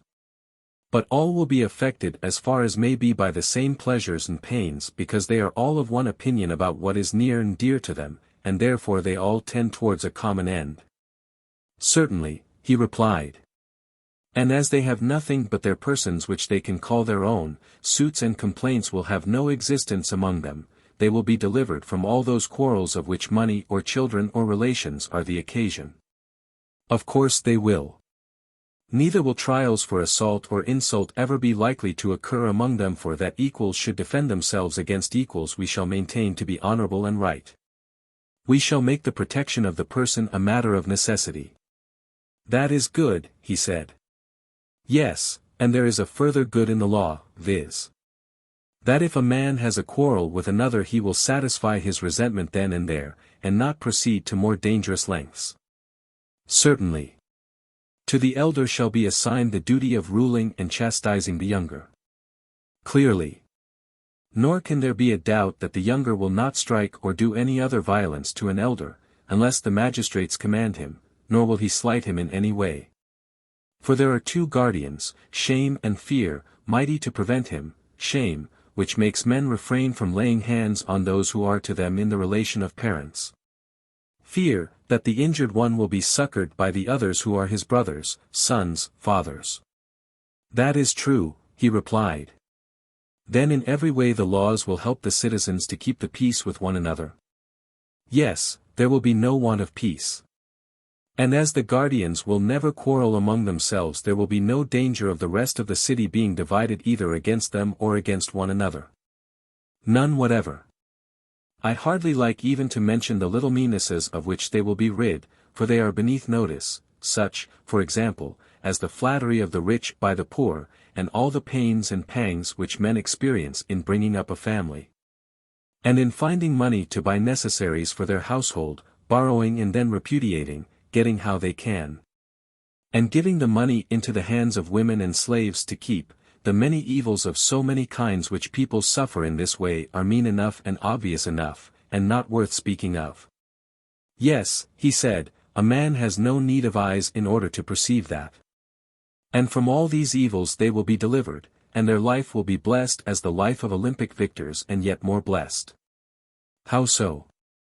The Olympic victor, I said, is deemed happy in receiving a part only of the blessedness which is secured to our citizens, who have won a more glorious victory and have a more complete maintenance at the public cost. For the victory which they have won is the salvation of the whole state, and the crown with which they and their children are crowned is the fullness of all that life needs. They receive rewards from the hands of their country while living, and after death have an honorable burial. Yes, he said, and glorious rewards they are. Do you remember, I said, how in the course of the previous discussion someone who shall be nameless accused us of making our guardians unhappy? They had nothing and might have possessed all things, to whom we replied that, if an occasion offered, we might perhaps hereafter consider this question, but that, as at present advised, we would make our guardians truly guardians, and that we were fashioning the state with a view to the greatest happiness, not of any particular class, but of the whole. Yes, I remember. And what do you say, now that the life of our protectors is made out to be far better and nobler than that of Olympic victors? Is the life of shoemakers, or any other artisans, or of husbandmen, to be compared with it? Certainly not. At the same time I ought here to repeat what I have said elsewhere, that if any of our guardians shall try to be happy in such a manner that he will cease to be a guardian, and is not content with this safe and harmonious life, which, in our judgment, is of all lives the best, but infatuated by some youthful conceit of happiness which gets up into his head shall seek to appropriate the whole state to himself, then he will have to learn how wisely Hesiod spoke, when he said, "Half is more than the whole." If he were to consult me, I should say to him, "Stay where you are, when you have the offer of such a life." You agree then, I said, that men and women are to have a common way of life such as we have described, common education, common children. And they are to watch over the citizens in common whether abiding in the city or going out to war, they are to keep watch together, and to hunt together like dogs. And always and in all things, as far as they are able, women are to share with the men. And in so doing they will do what is best, and will not violate, but preserve the natural relation of the sexes. I agree with you, he replied. The inquiry, I said, has yet to be made, whether such a community be found possible, as among other animals, so also among men, and if possible, in what way possible. You have anticipated the question which I was about to suggest. There is no difficulty, I said, in seeing how war will be carried on by them. How? Why, of course they will go on expeditions together. And will take with them any of their children who are strong enough, that, after the manner of the artisan's child, they may look on at the work which they will have to do when they are grown up. And besides looking on they will have to help and be of use in war, and to wait upon their fathers and mothers. Did you never observe in the arts how the potter's boys look on and help, long before they touch the wheel? Yes, I have. And shall potters be more careful in educating their children and in giving them the opportunity of seeing and practicing their duties than our guardians will be? The idea is ridiculous, he said. There is also the effect on the parents, with whom, as with other animals, the presence of their young ones will be the greatest incentive to valor. That is quite true, Socrates. And yet if they are defeated, which may often happen in war, how great the danger is. The children will be lost as well as their parents, and the state will never recover. True, I said, but would you never allow them to run any risk? I am far from saying that. Well, but if they are ever to run a risk, should they not do so on some occasion when, if they escape disaster, they will be the better for it? Clearly. Whether the future soldiers do or do not see war in the days of their youth is a very important matter, for the sake of which some risk may fairly be incurred. Yes, very important. This then must be our first step, to make our children spectators of war, but we must also contrive that they shall be secured against danger, then all will be well. True. Their parents may be supposed not to be blind to the risks of war, but to know, as far as human foresight can, what expeditions are safe and what dangerous. That may be assumed. And they will take them on the safe expeditions and be cautious about the dangerous ones. True. And they will place them under the command of experienced veterans who will be their leaders and teachers. Very properly. Still, the dangers of war cannot be always foreseen, there is a good deal of chance about them. True. Then against such chances the children must be at once furnished with wings, in order that in the hour of need they may fly away and escape. What do you mean? He said. I mean that we must mount them on horses in their earliest youth, and when they have learnt to ride, take them on horseback to see war. The horses must not be spirited and warlike, but the most tractable and yet the swiftest that can be had. In this way they will get an excellent view of what is hereafter to be their own business, and if there is danger they have only to follow their elder leaders and escape. I believe that you are right, he said. Next, as to war. What are to be the relations of your soldiers to one another and to their enemies? I should be inclined to propose that the soldier who leaves his rank or throws away his arms, or is guilty of any other act of cowardice, should be degraded into the rank of a husbandman or artisan. What do you think? By all means, I should say. And he who allows himself to be taken prisoner may as well be made a present of to his enemies, he is their lawful prey, and let them do what they like with him. Certainly. But the hero who has distinguished himself, what shall be done to him? In the first place, he shall receive honor in the army from his youthful comrades, every one of them in succession shall crown him. What do you say? I approve. And what do you say to his receiving the right hand of fellowship? To that too, I agree. But you will hardly agree to my next proposal. What is your proposal? That he should kiss and be kissed by them. Most certainly, and I should be disposed to go further, and say, let no one whom he has a mind to kiss refuse to be kissed by him while the expedition lasts. So that if there be a lover in the army, whether his love be youth or maiden, he may be more eager to win the prize of valor. Capital, I said. That the brave man is to have more wives than others has been already determined, and he is to have first choices in such matters more than others, in order that he may have as many children as possible. Agreed. Again, there is another manner in which, according to Homer, brave youths should be honored. For he tells how Ajax, after he had distinguished himself in battle, was rewarded with long chins, which seems to be a compliment appropriate to a hero in the flower of his age. Being not only a tribute of honor but also a very strengthening thing. Most true, he said. Then in this, I said, Homer shall be our teacher. And we too, at sacrifices and on the like occasions, will honor the brave according to the measure of their valor, whether men or women, with hymns and those other distinctions which we were mentioning. Also with seats of precedence, and meats and full cups. And in honoring them, we shall be at the same time training them. That, he replied, is excellent. Yes, I said. And when a man dies gloriously in war, shall we not say, in the first place, that he is of the golden race? To be sure. Nay, have we not the authority of Hesiod for affirming that when they are dead, they are holy angels upon the earth, authors of good, averters of evil, the guardians of speech-gifted men? Yes, and we accept his authority. We must learn of the god how we are to order the sepulture of divine and heroic personages, and what is to be their special distinction, and we must do as he bids. By all means. And in ages to come we will reverence them and kneel before their sepulchres as at the graves of heroes. And not only they but any who are deemed preeminently good, whether they die from age, or in any other way, shall be admitted to the same honors. That is very right, he said. Next, how shall our soldiers treat their enemies? What about this? In what respect do you mean? First of all, in regard to slavery. Do you think it right that Hellenes should enslave Hellenic states, or allow others to enslave them, if they can help? Should not their custom be to spare them, considering the danger which there is that the whole race may one day fall under the yoke of the barbarians? To spare them is infinitely better. Then no Hellene should be owned by them as a slave.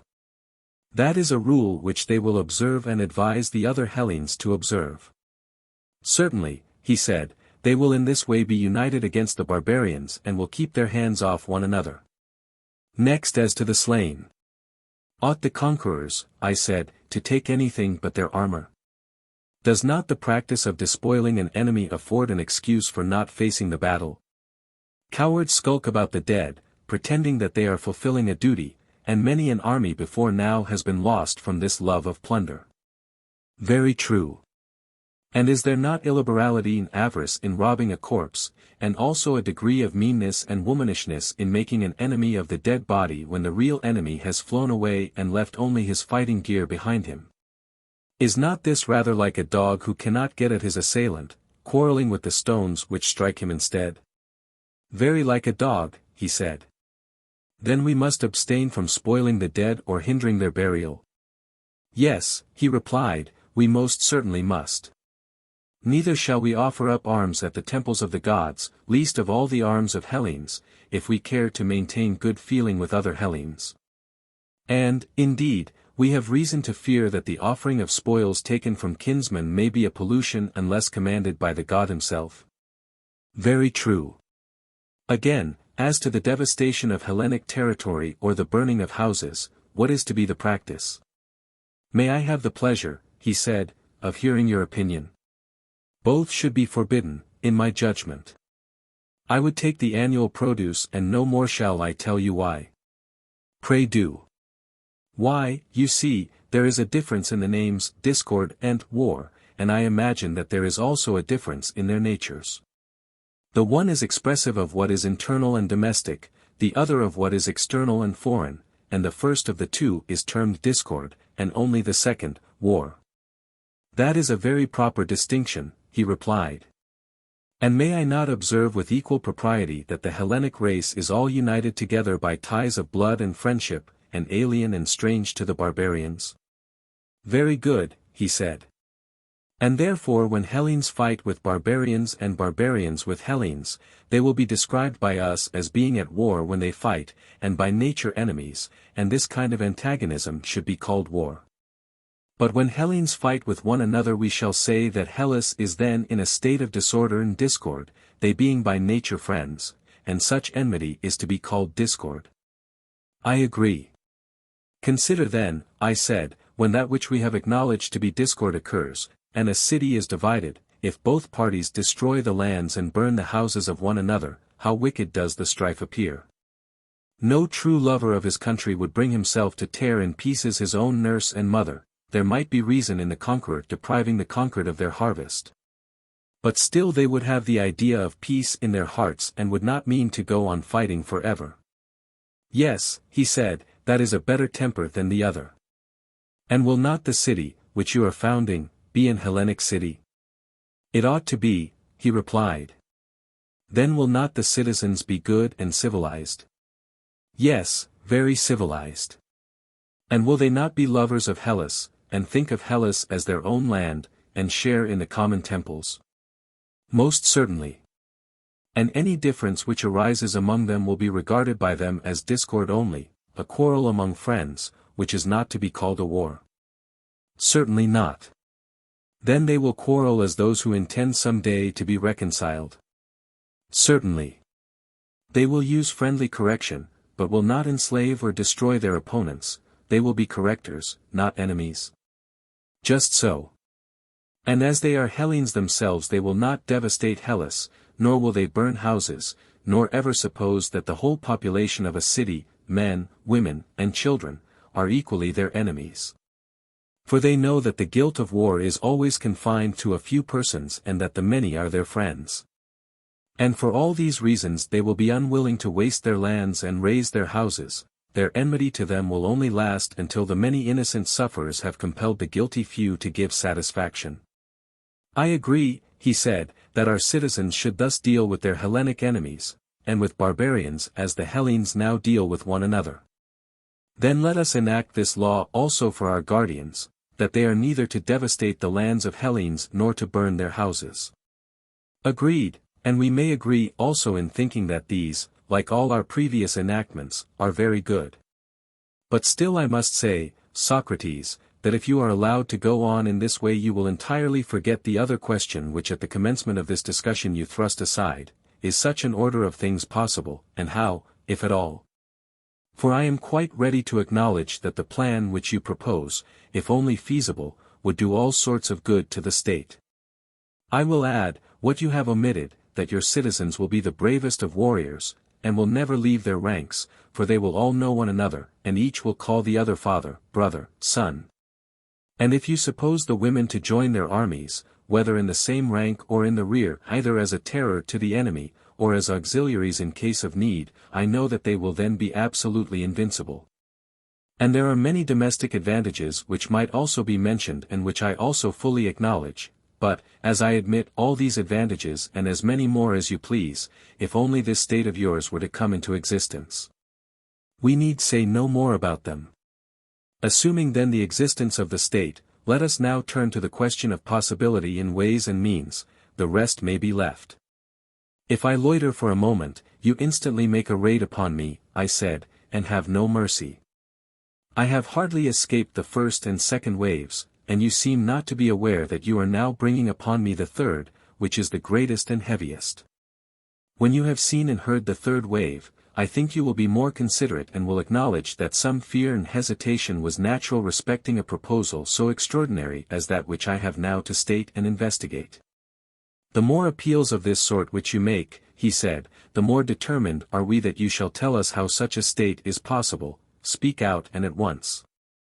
Let me begin by reminding you that we found our way hither in the search after justice and injustice. True, he replied, but what of that? I was only going to ask whether, if we have discovered them, we are to require that the just man should in nothing fail of absolute justice. Or may we be satisfied with an approximation, and the attainment in him of a higher degree of justice than is to be found in other men? The approximation will be enough. We were inquiring into the nature of absolute justice and into the character of the perfectly just, and into injustice and the perfectly unjust, that we might have an ideal. We were to look at these in order that we might judge of our own happiness and unhappiness according to the standard which they exhibited and the degree in which we resembled them, but not with any view of showing that they could exist in fact. True, he said. Would a painter be any the worse because, after having delineated with consummate art an ideal of a perfectly beautiful man, he was unable to show that any such man could ever have existed? He would be none the worse. Well, and were we not creating an ideal of a perfect state? To be sure. And is our theory a worse theory because we are unable to prove the possibility of a city being ordered in the manner described? Surely not, he replied. That is the truth, I said. But if, at your request, I am to try and show how and under what conditions the possibility is highest, I must ask you, having this in view, to repeat your former admissions. What admissions? I want to know whether ideals are ever fully realized in language. Does not the word express more than the fact, and must not the actual, whatever a man may think, always, in the nature of things, fall short of the truth? What do you say? I agree. Then you must not insist on my proving that the actual state will in every respect coincide with the ideal, if we are only able to discover how a city may be governed nearly as we proposed. You will admit that we have discovered the possibility which you demand. And will be contented. I am sure that I should be contented, will not you? Yes, I will. Let me next endeavor to show what is that fault in states which is the cause of their present maladministration, and what is the least change which will enable a state to pass into the truer form. And let the change, if possible, be of one thing only, or, if not, of two, at any rate, let the changes be as few and slight as possible. Certainly, he replied. I think, I said, that there might be a reform of the state if only one change were made, which is not a slight or easy though still a possible one. What is it? He said. Now then, I said, I go to meet that which I liken to the greatest of the waves. Yet shall the word be spoken, even though the wave break and drown me in laughter and dishonor, and do you mark my words? Proceed. I said, until philosophers are kings, or the kings and princes of this world have the spirit and power of philosophy, and political greatness and wisdom meet in one. And those commoner natures who pursue either to the exclusion of the other are compelled to stand aside, cities will never have rest from their evils, nor the human race, as I believe. And then only will this our state have a possibility of life and behold the light of day. Such was the thought, my dear Glaucon, which I would fain have uttered if it had not seemed too extravagant, for to be convinced that in no other state can there be happiness private or public is indeed a hard thing. Socrates, what do you mean? I would have you consider that the word which you have uttered is one at which numerous persons, and very respectable persons too, in a figure pulling off their coats all in a moment, and seizing any weapon that comes to hand, will run at you might and main, before you know where you are, intending to do heaven knows what. And if you don't prepare an answer, and put yourself in motion, you will be pared by their fine wits, and no mistake. You got me into the scrape, I said. And I was quite right. However, I will do all I can to get you out of it. But I can only give you goodwill and good advice, and, perhaps, I may be able to fit answers to your questions better than another, that is all. And now, having such an auxiliary, you must do your best to show the unbelievers that you are right. I ought to try, I said, since you offer me such invaluable assistance. And I think that, if there is to be a chance of our escaping, we must explain to them whom we mean when we say that philosophers are to rule in the state.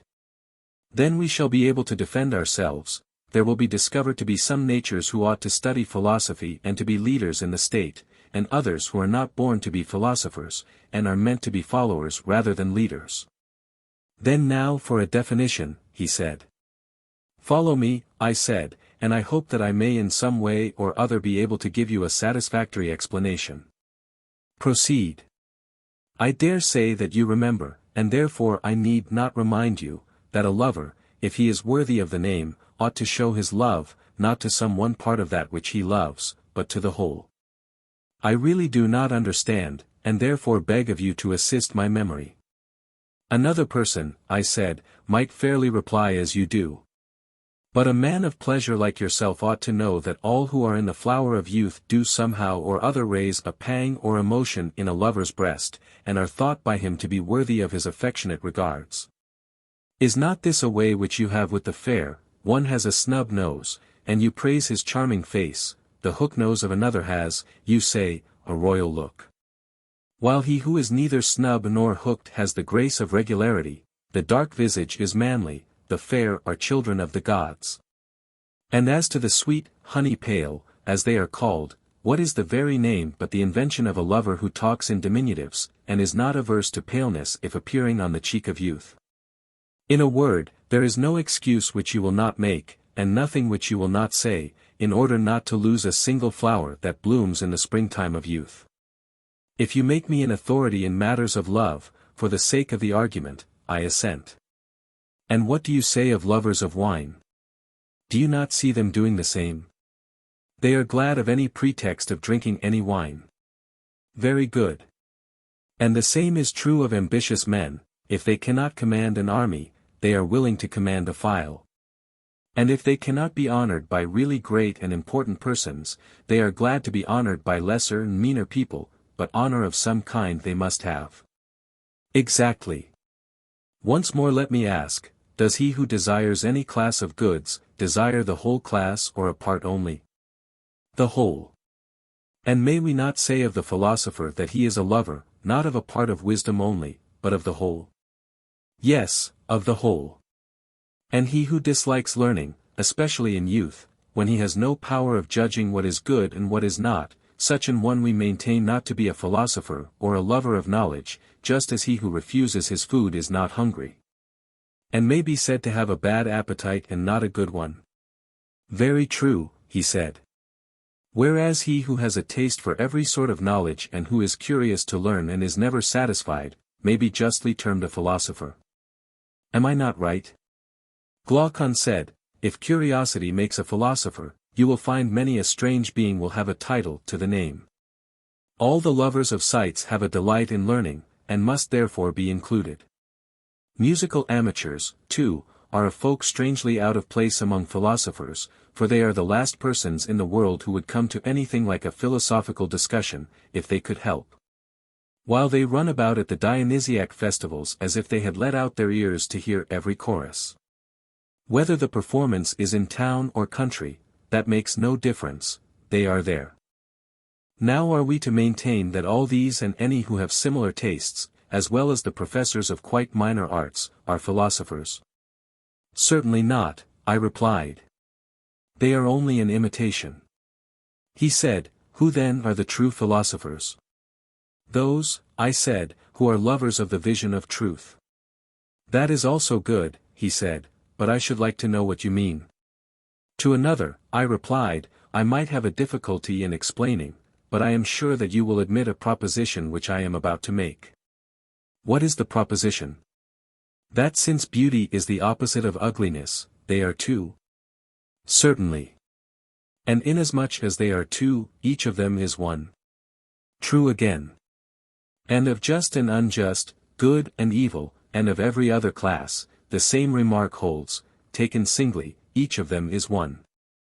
But from the various combinations of them with actions and things and with one another, they are seen in all sorts of lights and appear many. Very true.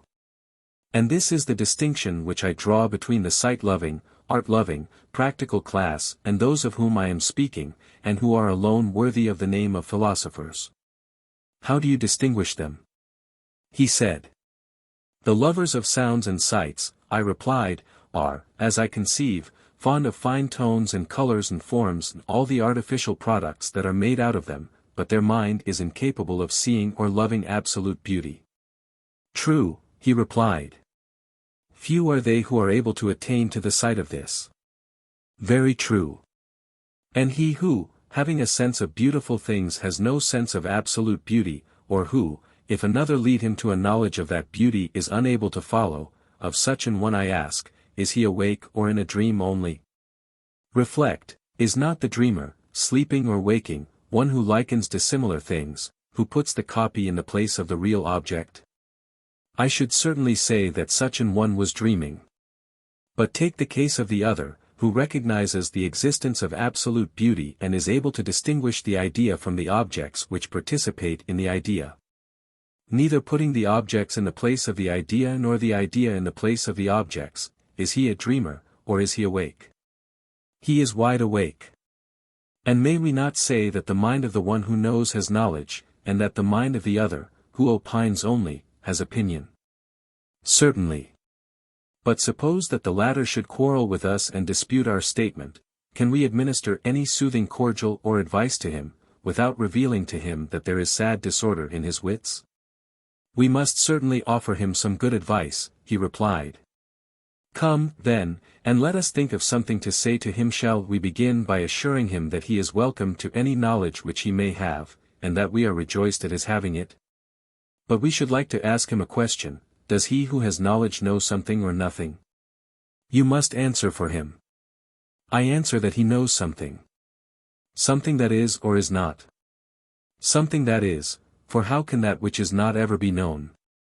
And are we assured, after looking at the matter from many points of view, that absolute being is or may be absolutely known, but that the utterly non-existent is utterly unknown? Nothing can be more certain. Good. But if there be anything which is of such a nature as to be and not to be, that will have a place intermediate between pure being and the absolute negation of being? Yes, between them. And, as knowledge corresponded to being and ignorance of necessity to not being, for that intermediate between being and not being there has to be discovered a corresponding intermediate between ignorance and knowledge, if there be such. Certainly. Do we admit the existence of opinion? Undoubtedly. As being the same with knowledge, or another faculty. Another faculty. Then opinion and knowledge have to do with different kinds of matter corresponding to this difference of faculties? Yes. And knowledge is relative to being and knows being. But before I proceed further I will make a division. What division? I will begin by placing faculties in a class by themselves. They are powers in us, and in all other things, by which we do as we do. Sight and hearing, for example, I should call faculties. Have I clearly explained the class which I mean? Yes, I quite understand. Then let me tell you my view about them. I do not see them, and therefore the distinctions of figure, color, and the like, which enable me to discern the differences of some things, do not apply to them. In speaking of a faculty I think only of its sphere and its result, and that which has the same sphere and the same result I call the same faculty, but that which has another sphere and another result I call different. Would that be your way of speaking? Yes. And will you be so very good as to answer one more question? Would you say that knowledge is a faculty, or in what class would you place it? Certainly knowledge is a faculty, and the mightiest of all faculties. And is opinion also a faculty? Certainly, he said, for opinion is that with which we are able to form an opinion. And yet you were acknowledging a little while ago that knowledge is not the same as opinion. Why, yes, he said, how can any reasonable being ever identify that which is infallible with that which errs? An excellent answer, proving, I said, that we are quite conscious of a distinction between them. Yes. Then knowledge and opinion having distinct powers have also distinct spheres or subject matters. That is certain. Being is the sphere or subject matter of knowledge, and knowledge is to know the nature of being. Yes. An opinion is to have an opinion. Yes. And do we know what we opine? Or is the subject matter of opinion the same as the subject matter of knowledge? Nay, he replied, that has been already disproven. If difference in faculty implies difference in the sphere or subject matter, and if, as we were saying, opinion and knowledge are distinct faculties, then the sphere of knowledge and of opinion cannot be the same. Then if being is the subject matter of knowledge, something else must be the subject matter of opinion? Yes, something else. Well then, is not being the subject matter of opinion? Or, rather, how can there be an opinion at all about not being? Reflect, when a man has an opinion, has he not an opinion about something? Can he have an opinion which is an opinion about nothing? Impossible. He who has an opinion about some one thing. Yes. And not being is not one thing but, properly speaking, nothing. True. Of not being, ignorance was assumed to be the necessary correlative, of being, knowledge. True, he said. Then opinion is not concerned either with being or with not being. Not with either. And can therefore neither be ignorance nor knowledge. That seems to be true. But is opinion to be sought without and beyond either of them, in a greater clearness than knowledge, or in a greater darkness than ignorance? In neither. Then I suppose that opinion appears to you to be darker than knowledge, but lighter than ignorance? Both, and in no small degree. And also to be within and between them? Yes. Then you would infer that opinion is intermediate? No question. But were we not saying before, that if anything appeared to be of a sort which is and is not at the same time, that sort of thing would appear also to lie in the interval between pure being and absolute not being? And that the corresponding faculty is neither knowledge nor ignorance, but will be found in the interval between them? True. And in that interval there has now been discovered something which we call opinion? There has. Then what remains to be discovered is the object which partakes equally of the nature of being and not being, and cannot rightly be termed either, pure and simple. This unknown term, when discovered, we may truly call the subject of opinion, and assign each to their proper faculty, the extremes to the faculties of the extremes and the mean to the faculty of the mean. True.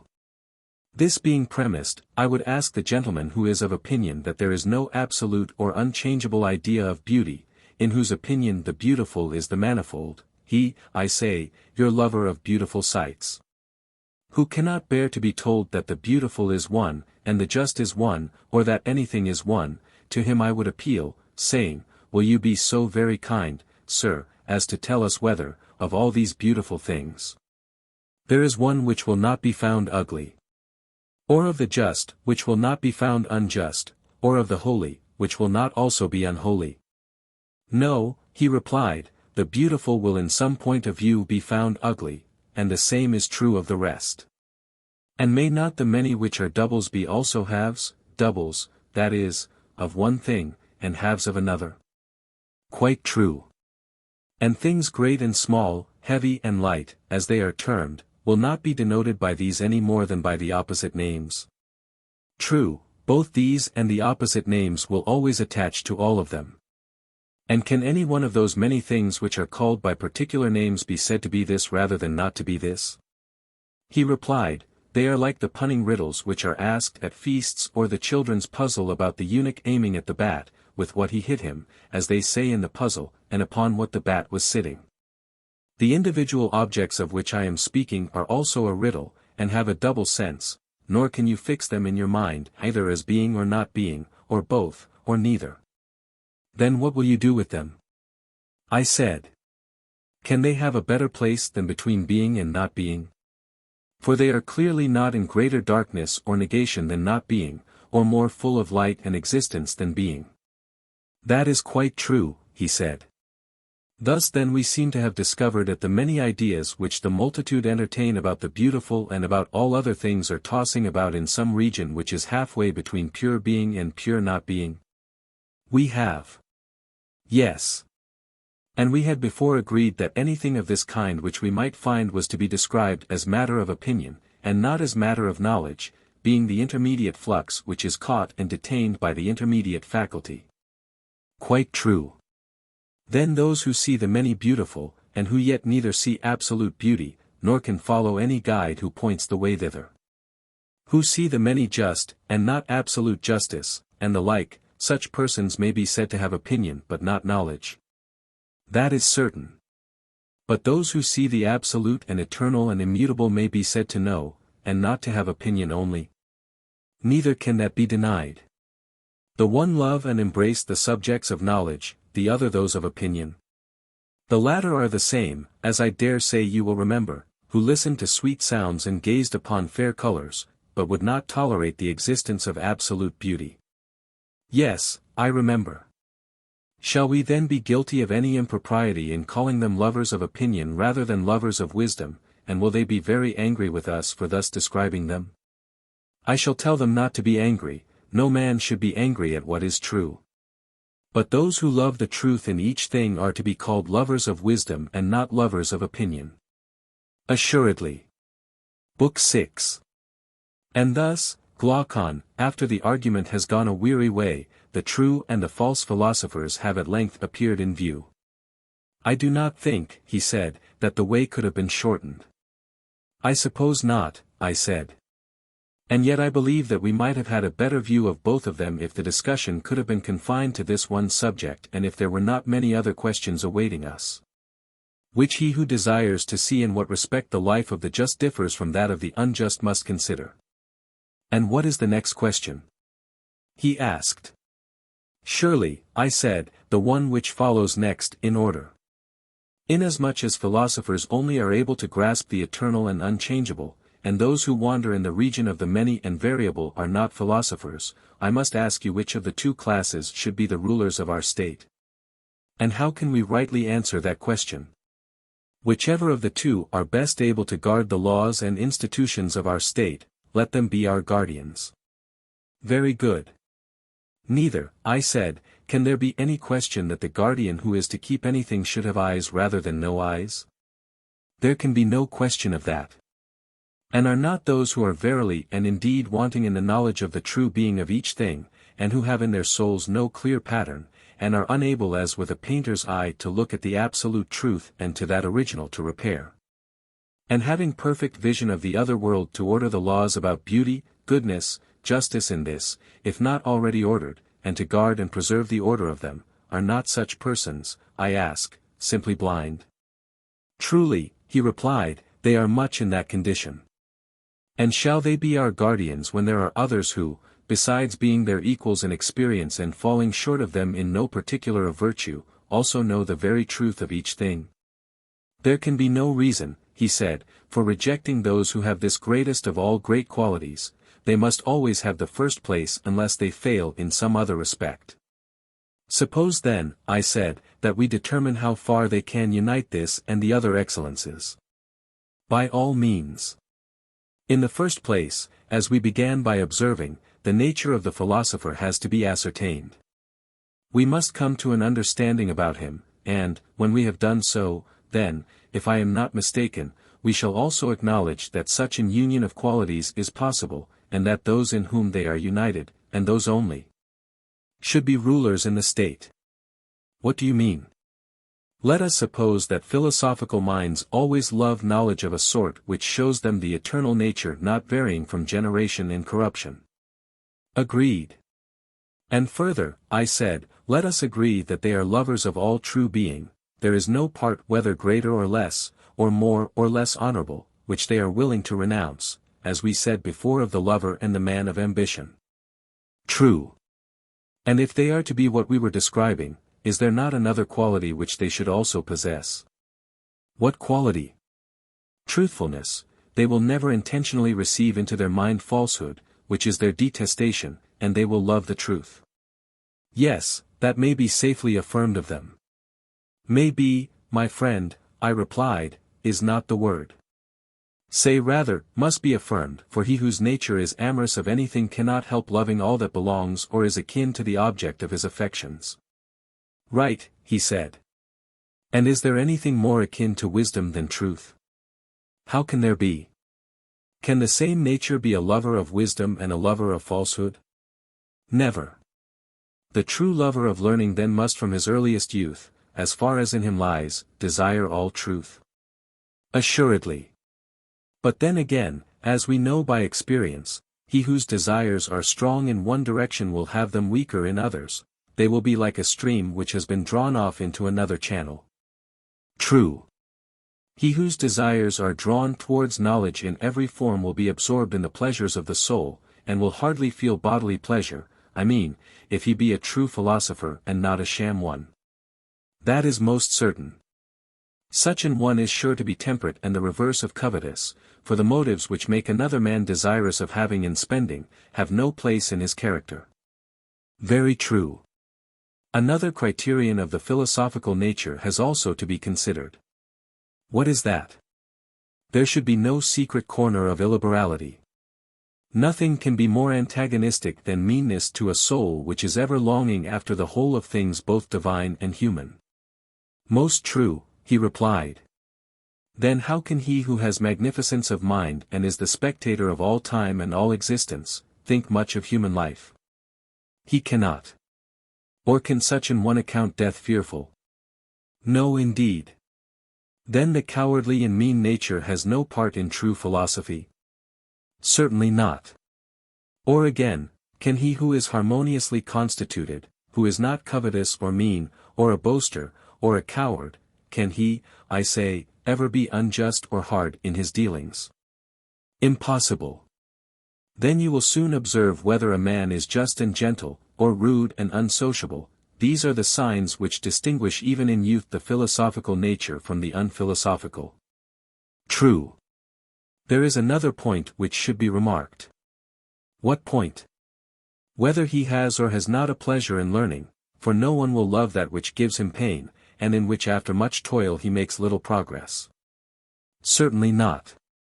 And again, if he is forgetful and retains nothing of what he learns, will he not be an empty vessel? That is certain. Laboring in vain, he must end in hating himself and his fruitless occupation. Yes. Then a soul which forgets cannot be ranked among genuine philosophic natures. We must insist that the philosopher should have a good memory. Certainly. And once more, the inharmonious and unseemly nature can only tend to disproportion. Undoubtedly. And do you consider truth to be akin to proportion or to disproportion? To proportion. Then, besides other qualities, we must try to find a naturally well-proportioned and gracious mind, which will move spontaneously towards the true being of everything. Certainly. Well, and do not all these qualities, which we have been enumerating, go together, and are they not, in a manner, necessary to a soul, which is to have a full and perfect participation of being? They are absolutely necessary, he replied. And must not that be a blameless study which he only can pursue who has the gift of a good memory, and is quick to learn, noble, gracious, the friend of truth, justice, courage, temperance, who are his kindred? The god of jealousy himself, he said, could find no fault with such a study. And to men like him, I said, when perfected by years and education, and to these only you will entrust the state. Here Adeimantus interposed and said, to these statements, Socrates, no one can offer a reply. But when you talk in this way, a strange feeling passes over the minds of your hearers. They fancy that they are led astray a little at each step in the argument, owing to their own want of skill in asking and answering questions. These littles accumulate, and at the end of the discussion they are found to have sustained a mighty overthrow, and all their former notions appear to be turned upside down. And as unskillful players of draughts are at last shut up by their more skillful adversaries and have no peace to move, so they too find themselves shut up at last, for they have nothing to say in this new game of which words are the counters. And yet all the time they are in the right. The observation is suggested to me by what is now occurring. For any one of us might say, that although in words he is not able to meet you at each step of the argument, he sees as a fact that the votaries of philosophy, when they carry on the study, not only in youth as a part of education, but as the pursuit of their maturer years, most of them become strange monsters, not to say utter rogues, and that those who may be considered the best of them are made useless to the world by the very study which you extol. Well, and do you think that those who say so are wrong? I cannot tell, he replied, but I should like to know what is your opinion. Hear my answer, I am of opinion that they are quite right. Then how can you be justified in saying that cities will not cease from evil until philosophers rule in them, when philosophers are acknowledged by us to be of no use to them? You ask a question, I said, to which a reply can only be given in a parable. Yes, Socrates, and that is a way of speaking to which you are not at all accustomed, I suppose. I perceive, I said, that you are vastly amused at having plunged me into such a hopeless discussion. But now hear the parable, and then you will be still more amused at the meagreness of my imagination, for the manner in which the best men are treated in their own states is so grievous that no single thing on earth is comparable to it. And therefore, if I am to plead their cause, I must have recourse to fiction, and put together a figure made up of many things, like the fabulous unions of goats and stags which are found in pictures. Imagine then a fleet or a ship in which there is a captain who is taller and stronger than any of the crew, but he is a little deaf and has a similar infirmity in sight, and his knowledge of navigation is not much better. The sailors are quarreling with one another about the steering, every one is of opinion that he has a right to steer, though he has never learned the art of navigation and cannot tell who taught him or when he learned. And will further assert that it cannot be taught, and they are ready to cut in pieces anyone who says the contrary. They throng about the captain, begging and praying him to commit the helm to them. And if at any time they do not prevail, but others are preferred to them, they kill the others or throw them overboard, and having first chained up the noble captain's senses with drink or some narcotic drug, they mutiny and take possession of the ship and make free with the stores. Thus, eating and drinking, they proceed on their voyage in such manner as might be expected of them. Him who is their partisan cleverly aids them in their plot for getting the ship out of the captain's hands into their own whether by force or persuasion, they compliment with the name of sailor, pilot, able seaman. And abuse the other sort of man, whom they call a good-for-nothing. But that the true pilot must pay attention to the year and seasons and sky and stars and winds, and whatever else belongs to his art, if he intends to be really qualified for the command of a ship, and that he must and will be the steerer. Whether other people like or not, the possibility of this union of authority with the steerer's art has never seriously entered into their thoughts or been made part of their calling. Now in vessels which are in a state of mutiny and by sailors who are mutineers, how will the true pilot be regarded? Will he not be called by them a prater, a stargazer, a good-for-nothing? Of course, said Adeimantus. Then you will hardly need, I said, to hear the interpretation of the figure, which describes the true philosopher in his relation to the state, for you understand already. Certainly. Then suppose you now take this parable to the gentleman who is surprised at finding that philosophers have no honor in their cities, explain it to him and try to convince him that their having honor would be far more extraordinary. I will say to him, that, in deeming the best votaries of philosophy to be useless to the rest of the world, he is right, but also tell him to attribute their uselessness to the fault of those who will not use them, and not to themselves. The pilot should not humbly beg the sailors to be commanded by him, that is not the order of nature. Neither are the wise to go to the doors of the rich. The ingenious author of this saying told a lie, but the truth is, that, when a man is ill, whether he be rich or poor, to the physician he must go, and he who wants to be governed, to him who is able to govern. The ruler who is good for anything ought not to beg his subjects to be ruled by him, although the present governors of mankind are of a different stamp. They may be justly compared to the mutinous sailors, and the true helmsmen to those who are called by them good-for-nothings and stargazers. Precisely so, he said. For these reasons, and among men like these, philosophy, the noblest pursuit of all, is not likely to be much esteemed by those of the opposite faction. Not that the greatest and most lasting injury is done to her by her opponents, but by her own professing followers, the same of whom you suppose the accuser to say, that the greater number of them are errant rogues, and the best are useless. In which opinion I agreed. Yes.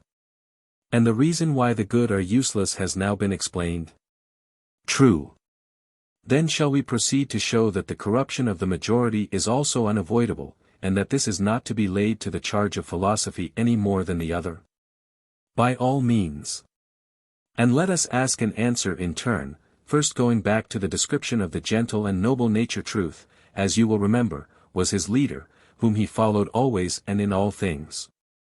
Failing in this, he was an impostor, and had no part or lot in true philosophy. Yes, that was said. Well, and is not this one quality, to mention no others, greatly at variance with present notions of him? Certainly, he said. And have we not a right to say in his defense, that the true lover of knowledge is always striving after being, that is his nature. He will not rest in the multiplicity of individuals which is an appearance only, but will go on, the keen edge will not be blunted. Nor the force of his desire abate until he have attained the knowledge of the true nature of every essence by a sympathetic and kindred power in the soul, and by that power drawing near and mingling and becoming incorporate with very being. Having begotten mind and truth, he will have knowledge and will live and grow truly, and then, and not till then, will he cease from his travail. Nothing, he said, can be more just than such a description of him. And will the love of a lie be any part of a philosopher's nature? Will he not utterly hate a lie? He will. And when truth is the captain, we cannot suspect any evil of the band which he leads. Impossible. Justice and health of mind will be of the company, and temperance will follow after. True, he replied. Neither is there any reason why I should again set in array the philosopher's virtues, as you will doubtless remember that courage, magnificence, apprehension, memory, were his natural gifts. And you objected that, although no one could deny what I then said, still, if you leave words and look at facts, the persons who are thus described are some of them manifestly useless, and the greater number utterly depraved. We were then led to inquire into the grounds of these accusations, and have now arrived at the point of asking why are the majority bad, which question of necessity brought us back to the examination and definition of the true philosopher. Exactly. And we have next to consider the corruptions of the philosophic nature, why so many are spoiled and so few escape spoiling. I am speaking of those who were said to be useless but not wicked, and, when we have done with them, we will speak of the imitators of philosophy. What manner of men are they who aspire after a profession which is above them and of which they are unworthy, and then, by their manifold inconsistencies, bring upon philosophy, and upon all philosophers, that universal reprobation of which we speak? What are these corruptions? He said. I will see if I can explain them to you. Every one will admit that a nature having in perfection all the qualities which we required in a philosopher, is a rare plant which is seldom seen among men. Rare indeed. And what numberless and powerful causes tend to destroy these rare natures? What causes? In the first place there are their own virtues, their courage, temperance, and the rest of them. Every one of which praiseworthy qualities, and this is a most singular circumstance, destroys and distracts from philosophy the soul which is the possessor of them. That is very singular, he replied. Then there are all the ordinary goods of life, beauty, wealth, strength, rank, and great connections in the state. You understand the sort of things, these also have a corrupting and distracting effect. I understand. But I should like to know more precisely what you mean about them. Grasp the truth as a whole, I said, and in the right way, you will then have no difficulty in apprehending the preceding remarks, and they will no longer appear strange to you. And how am I to do so? He asked.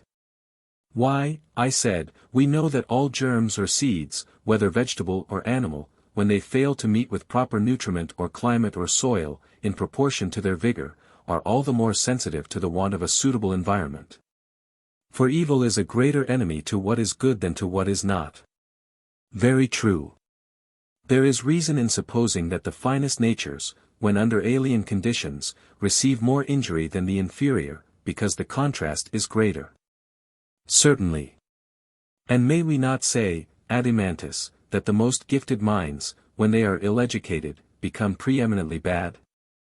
Do not great crimes and the spirit of pure evil spring out of a fullness of nature ruined by education rather than from any inferiority, whereas weak natures are scarcely capable of any very great good or very great evil? There I think that you are right. And our philosopher follows the same analogy. He is like a plant which, having proper nurture, must necessarily grow and mature into all virtue, but, if sown and planted in an alien soil, becomes the most noxious of all weeds. Unless he be preserved by some divine power. Do you really think, as people so often say, that our youth are corrupted by sophists, or that private teachers of the art corrupt them in any degree worth speaking of? Are not the public who say these things the greatest of all sophists? And do they not educate to perfection young and old, men and women alike, and fashion them after their own hearts? When is this accomplished? He said. When they meet together, and the world sits down at an assembly, or in a court of law, or a theatre, or a camp, or in any other popular resort, and there is a great uproar, and they praise some things which are being said or done, and blame other things, equally exaggerating both, shouting and clapping their hands, and the echo of the rocks and the place in which they are assembled redoubles the sound of the praise or blame, at such a time will not a young man's heart, as they say, leap within him? Will any private training enable him to stand firm against the overwhelming flood of popular opinion? Or will he be carried away by the stream? Will he not have the notions of good and evil which the public in general have? He will do as they do, and as they are, such will he be. Yes, Socrates, necessity will compel him. And yet, I said, there is a still greater necessity, which has not been mentioned. What is that? The gentle force of attainder or confiscation or death, which, as you are aware, these new sophists and educators, who are the public, apply when their words are powerless. Indeed they do, and in right good earnest. Now what opinion of any other sophist, or of any private person, can be expected to overcome in such an unequal contest? None, he replied. No, indeed, I said, even to make the attempt is a great piece of folly. There neither is, nor has been, nor is ever likely to be, any different type of character which has had no other training in virtue but that which is supplied by public opinion. I speak, my friend, of human virtue only. What is more than human, as the proverb says, is not included, for I would not have you ignorant that, in the present evil state of governments, whatever is saved and comes to good is saved by the power of God, as we may truly say. I quite assent, he replied. Then let me crave your assent also to a further observation. What are you going to say? Why, that all those mercenary individuals, whom the many call sophists and whom they deem to be their adversaries, do, in fact, teach nothing but the opinion of the many, that is to say, the opinions of their assemblies, and this is their wisdom. I might compare them to a man who should study the tempers and desires of a mighty strong beast who is fed by him. He would learn how to approach and handle him, also at what times and from what causes he is dangerous or the reverse. And what is the meaning of his several cries, and by what sounds, when another utters them, he is soothed or infuriated. And you may suppose further, that when, by continually attending upon him, he has become perfect in all this, he calls his knowledge wisdom, and makes of it a system or art, which he proceeds to teach. Although he has no real notion of what he means by the principles or passions of which he is speaking, but calls this honorable and that dishonorable, or good or evil, or just or unjust. All in accordance with the tastes and tempers of the great brute. Good he pronounces to be that in which the beast delights, and evil to be that which he dislikes. And he can give no other account of them except that the just and noble are the necessary, having never himself seen, and having no power of explaining to others the nature of either, or the difference between them, which is immense. By heaven, would not such an one be a rare educator? Indeed he would. And in what way does he who thinks that wisdom is the discernment of the tempers and tastes of the motley multitude, whether in painting or music, or, finally, in politics, differ from him whom I have been describing? For when a man consorts with the many, and exhibits to them his poem or other work of art or the service which he has done the state, making them his judges when he is not obliged, the so-called necessity of Diomed will oblige him to produce whatever they praise. And yet the reasons are utterly ludicrous which they give in confirmation of their own notions about the honorable and good. Did you ever hear any of them which were not? No, nor am I likely to hear. You recognize the truth of what I have been saying. Then let me ask you to consider further whether the world will ever be induced to believe in the existence of absolute beauty rather than of the many beautiful, or of the absolute in each kind rather than of the many in each kind. Certainly not. Then the world cannot possibly be a philosopher. Impossible. And therefore philosophers must inevitably fall under the censure of the world. They must. And of individuals who consort with the mob and seek to please them? That is evident. Then, do you see any way in which the philosopher can be preserved in his calling to the end? And remember what we were saying of him, that he was to have quickness and memory and courage and magnificence. These were admitted by us to be the true philosopher's gifts. Yes. Will not such an one from his early childhood be in all things first among all, especially if his bodily endowments are like his mental ones? Certainly, he said. And his friends and fellow citizens will want to use him as he gets older for their own purposes? No question. Falling at his feet, they will make requests to him and do him honor and flatter him, because they want to get into their hands now, the power which he will one day possess. That often happens, he said. And what will a man such as he is be likely to do under such circumstances, especially if he be a citizen of a great city, rich and noble, and a tall proper youth? Will he not be full of boundless aspirations, and fancy himself able to manage the affairs of Hellenes and of barbarians? And having got such notions into his head, will he not dilate and elevate himself in the fullness of vain pomp and senseless pride? To be sure he will.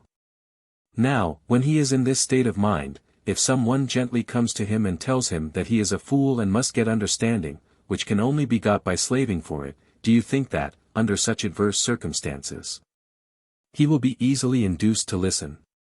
Far otherwise. And even if there be some one who through inherent goodness or natural reasonableness has had his eyes opened a little and is humbled and taken captive by philosophy, how will his friends behave when they think that they are likely to lose the advantage which they were hoping to reap from his companionship?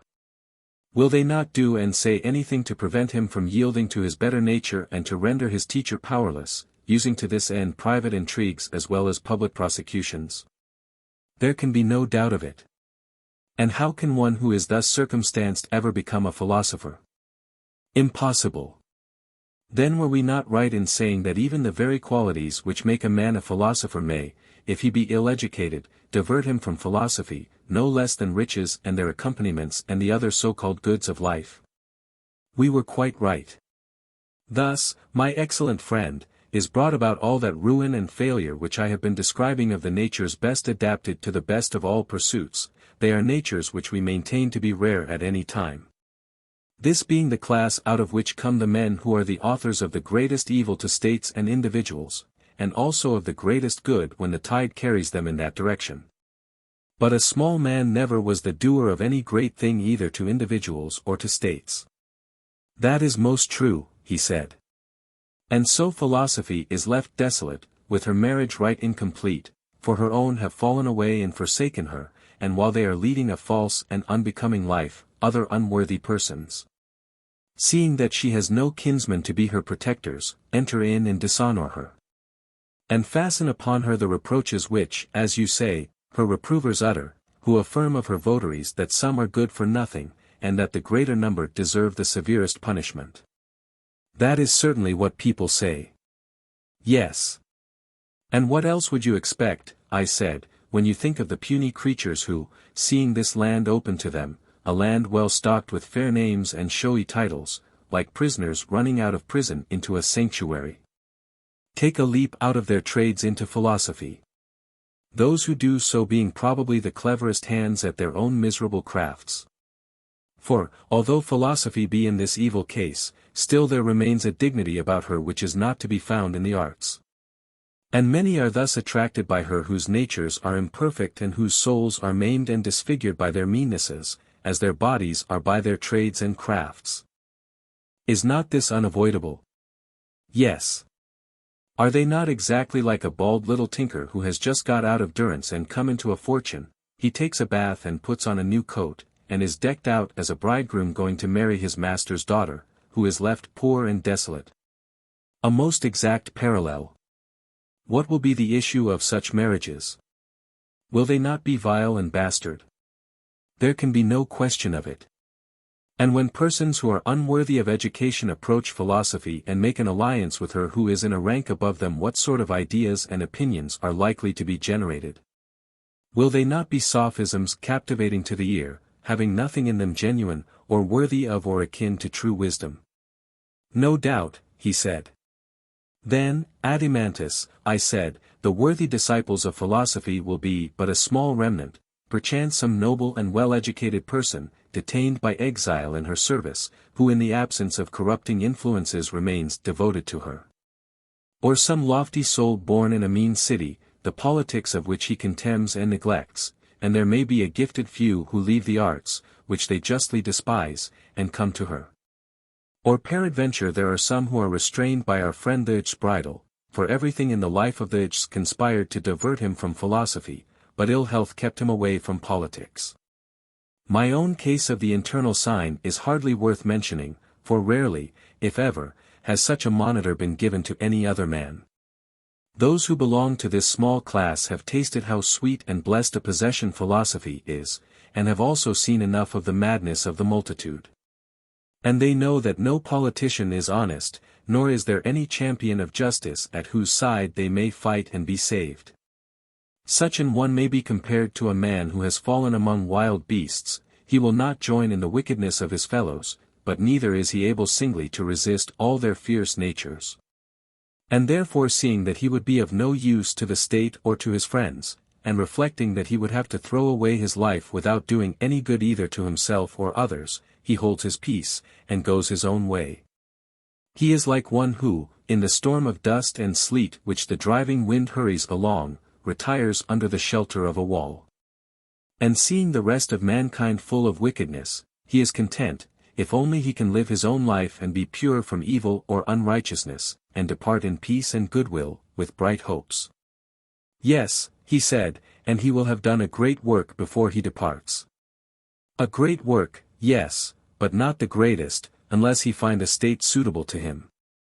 For in a state which is suitable to him, he will have a larger growth and be the savior of his country, as well as of himself. The causes why philosophy is in such an evil name have now been sufficiently explained, the injustice of the charges against her has been shown. Is there anything more which you wish to say? Nothing more on that subject, he replied. But I should like to know which of the governments now existing is in your opinion the one adapted to her. Not any of them, I said. And that is precisely the accusation which I bring against them. Not one of them is worthy of the philosophic nature, and hence that nature is warped and estranged. As the exotic seed which is sown in a foreign land becomes denaturalized, and is wont to be overpowered and to lose itself in the new soil, even so this growth of philosophy, instead of persisting, degenerates and receives another character.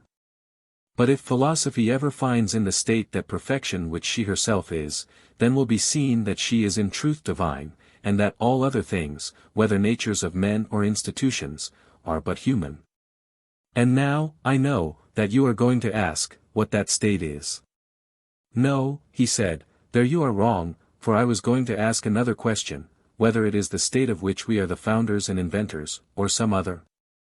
Yes, I replied, ours in most respects.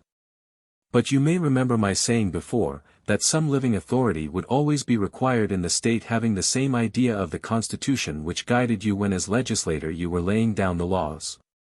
That was said, he replied. Yes, but not in a satisfactory manner. You frightened us by interposing objections, which certainly showed that the discussion would be long and difficult, and what still remains is the reverse of easy. What is there remaining?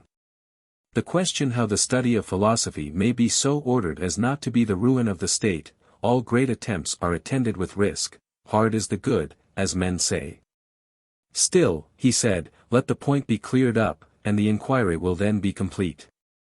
I shall not be hindered, I said, by any want of will, but, if at all, by a want of power. My zeal you may see for yourselves.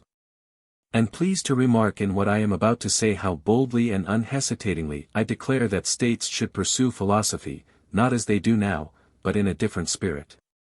In what manner? At present, I said, the students of philosophy are quite young.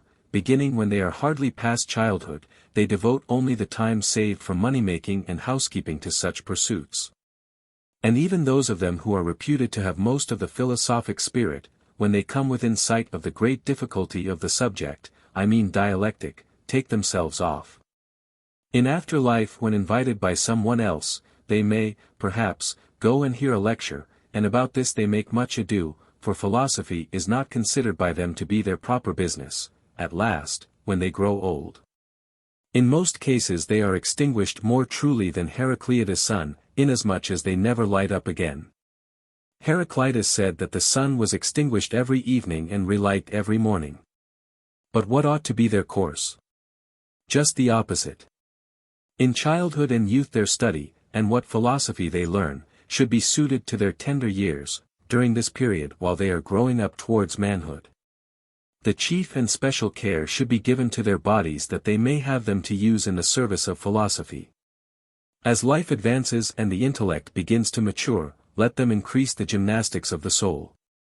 But when the strength of our citizens fails and is past civil and military duties, then let them range at will and engage in no serious labor, as we intend them to live happily here, and to crown this life with a similar happiness in another. How truly in earnest you are, Socrates! He said, I am sure of that, and yet most of your hearers, if I am not mistaken, are likely to be still more earnest in their opposition to you, and will never be convinced, Thrasymachus least of all. Do not make a quarrel, I said, between Thrasymachus and me, who have recently become friends, although, indeed, we were never enemies. For I shall go on striving to the utmost until I either convert him and other men, or do something which may profit them against the day when they live again, and hold the like discourse in another state of existence. You are speaking of a time which is not very near. Rather, I replied, of a time which is as nothing in comparison with eternity. Nevertheless, I do not wonder that the many refuse to believe. For they have never seen that of which we are now speaking realized, they have seen only a conventional imitation of philosophy, consisting of words artificially brought together, not like these of ours having a natural unity. But a human being who in word and work is perfectly molded, as far as he can be, into the proportion and likeness of virtue, such a man ruling in a city which bears the same image, they have never yet seen. Neither one nor many of them, do you think that they ever did? No indeed. No, my friend, and they have seldom, if ever, heard free and noble sentiments. Such as men utter when they are earnestly and by every means in their power seeking after truth for the sake of knowledge, while they look coldly on the subtleties of controversy, of which the end is opinion and strife. whether they meet with them in the courts of law or in society. They are strangers, he said, to the words of which you speak. And this was what we foresaw, and this was the reason why truth forced us to admit, not without fear and hesitation, that neither cities nor states nor individuals will ever attain perfection until the small class of philosophers whom we termed useless but not corrupt are providentially compelled, whether they will or not, to take care of the state. And until a like necessity be laid on the state to obey them. Or until kings, or if not kings, the sons of kings or princes, are divinely inspired with a true love of true philosophy. That either or both of these alternatives are impossible, I see no reason to affirm. If they were so, we might indeed be justly ridiculed as dreamers and visionaries. Am I not right? Quite right. If then, in the countless ages of the past, or at the present hour in some foreign clime which is far away and beyond our ken, the perfected philosopher is or has been or hereafter shall be compelled by a superior power to have the charge of the state, we are ready to assert to the death, that this our constitution has been, and is, and will be whenever the muse of philosophy is queen.